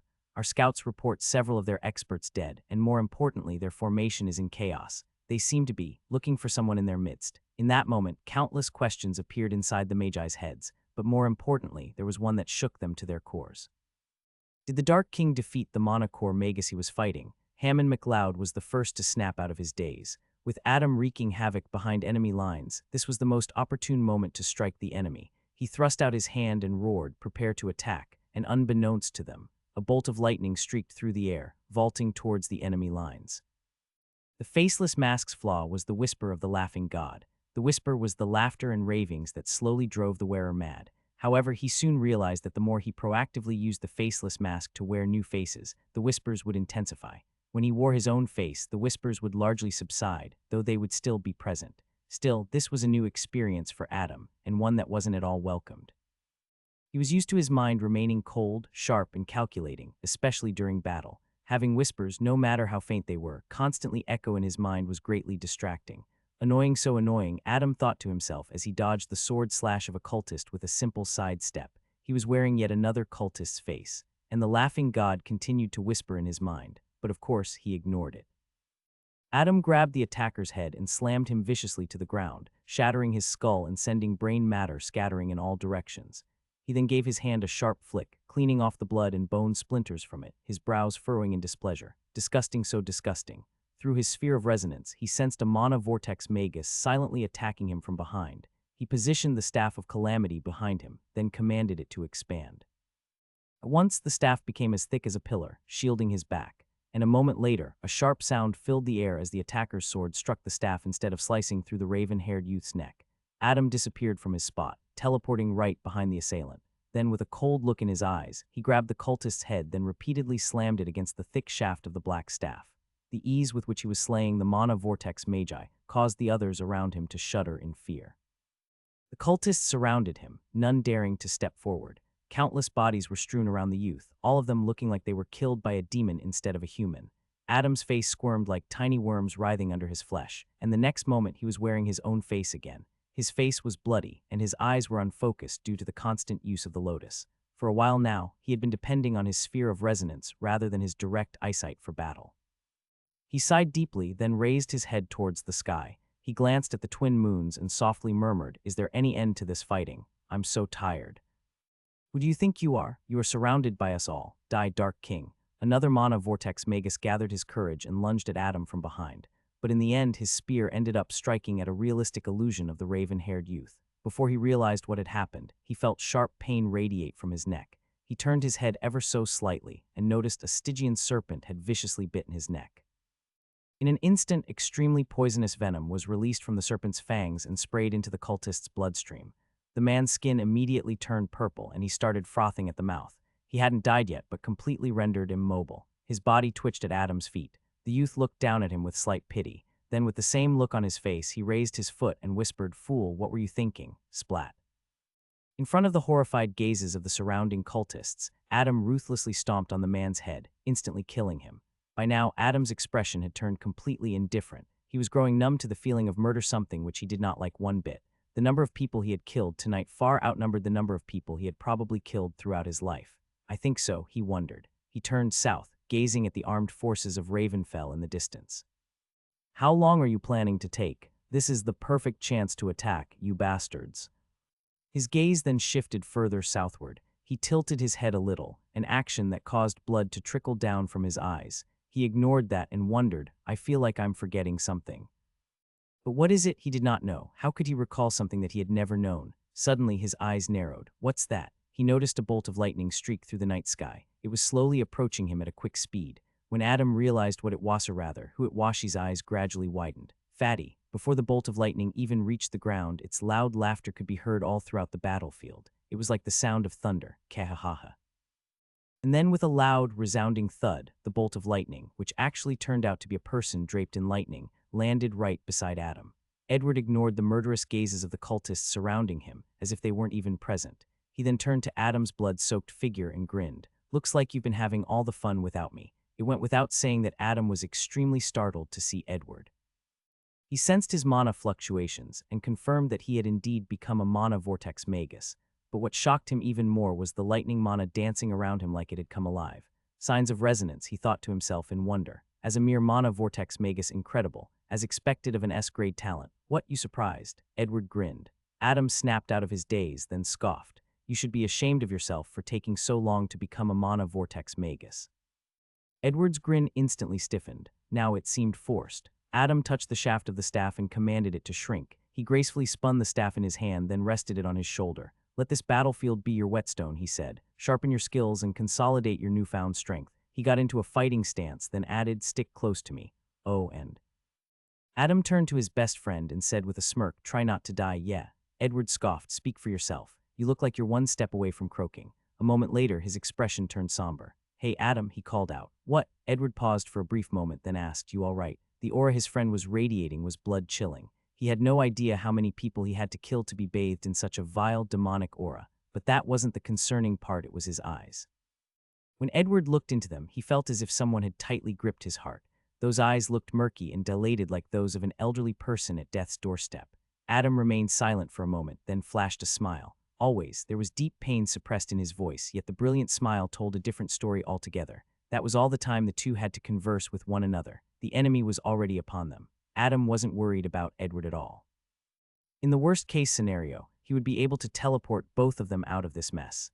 And just when the cultists engaged in battle with two of the youngest mana vortex magi of the Akkadian Empire, the armed forces of Ravenfell finally made their move. The final showdown had begun, and as Adam continued to slaughter his enemies, the laughing god continued to whisper.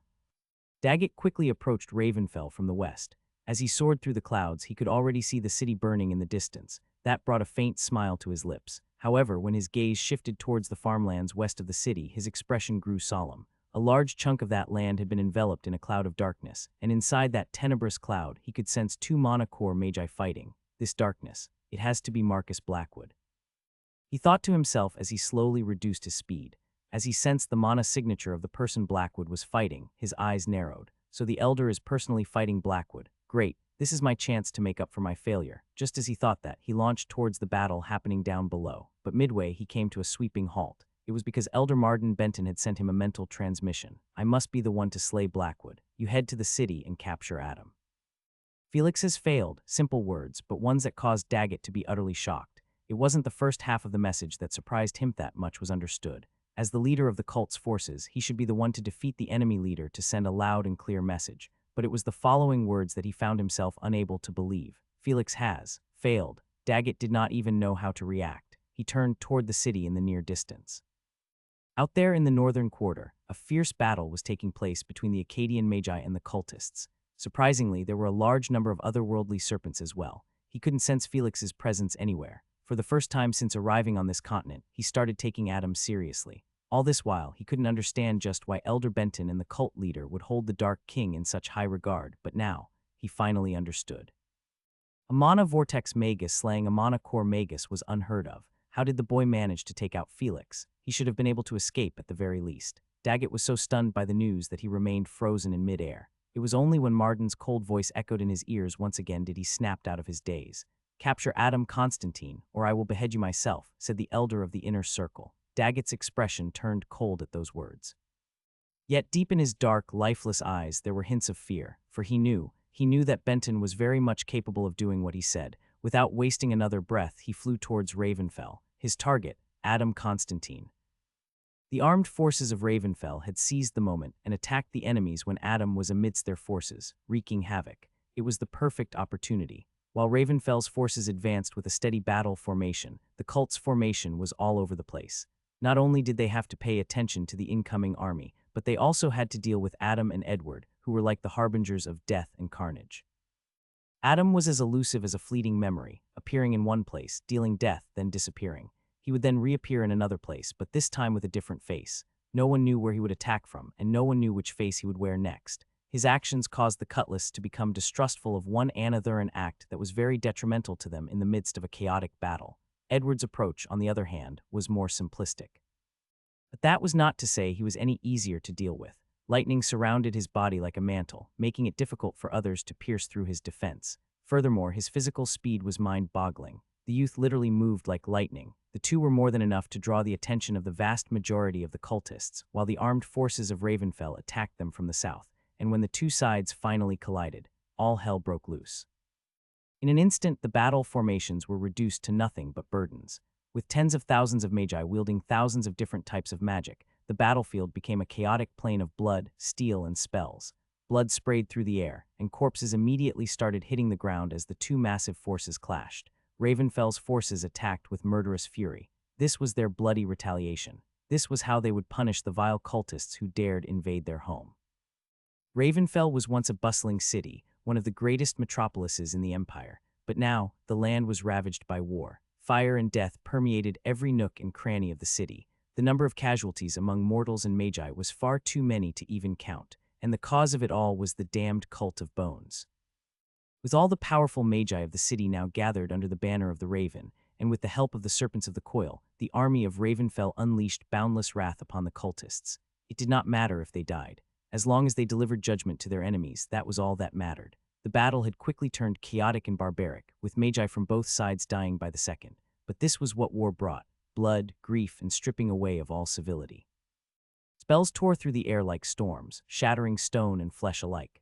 The screams of the dying mixed with the roar of magic, until the very ground seemed to tremble beneath the bloody carnage, and still neither side relented. Somewhere on the battlefield, Adam's figure moved past his enemies like a spectral ghost. He had long since put away the Staff of Calamity. He had donned a pair of Grade 3 gauntlets artifacts gifted to him by Sabrina Bentonan was mowing through the sea of enemies. His hands were now his weapons, striking, twisting, and crushing with murderous precision. A throat collapsed beneath his fingers, a spine snapped with a flick of his wrist, a ribcage caved under a palm strike. He moved through the crowd with a fluid, otherworldly rhythm. The phantom dance bloomed in violent delight. Each step was silent, each motion seamless, as if he were gliding between the living and the dead. Enemies fell before they could even register his touch. Wherever he went, he left behind a trail of silence and corpses. He had improved his understanding of the phantom dance in the second trial of the tournament, and now he was consolidating that knowledge through the art of murder. He subconsciously and unwillingly went into a state of trance, forgetting everything around him.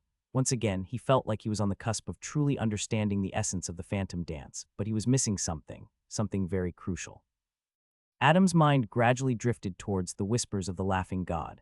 In his state of trance, he had this strange feeling.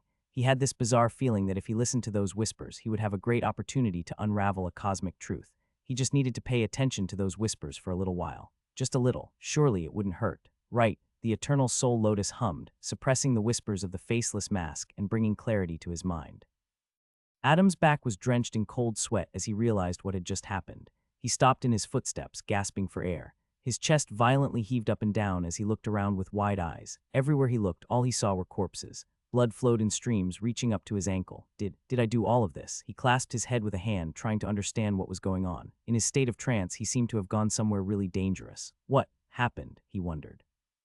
The laughing god whispered, but the eternal soul lotus instantly silenced the ravings. That damned mask. Adam gritted his teeth in frustration. He stumbled on his feet, his vision growing even more blurry. Damn it, how many times did I use the lotus subconsciously? He wanted nothing more than to lie down and finish a bottle of wine, but he couldn't. The battle was far from over. Just as he was trying to gather his senses, he heard faint whispers in his mind. Once again, they were suppressed by the lotus. Huh, what was that? He thought. I think I'll be able to understand those ravings if I... His thoughts came to an abrupt halt. Adam then couldn't help but scoff, thinking to himself, am I crazy? Why would I want to listen to those ravings? Instead of paying attention to what was going on inside his head, he should have paid more attention to the battlefield around him, because while he was questioning his sanity, Daggett was already behind him. And the laughing god continued to whisper. It was easy to find Adam. All Daggett had to do was look for a large clearing strewn with countless corpses on the battlefield. When he spotted the youth, his blood turned cold and his expression grew solemn. A chilling thought echoed inside his mind. How could one man be capable of such carnage? There were hundreds and hundreds of corpses sprawled all around the Dark King. Warm blood flowed from these cold corpses, dyeing the land a deep crimson. However, it wasn't the number of corpses that shocked the monocore cultist, but the way they had been butchered. He could tell that most of these magi had been killed by a single strike. Some had their skulls caved in by a palm thrust, others had their throats ripped out by a slash of the claw. While some had their hearts pierced through, others had their necks snapped in unnatural angles. And if the target wasn't killed in a single strike, then the second would seal their fates. Even powerful mana vortex magi met their ends in the same manner, and all the while the Dark King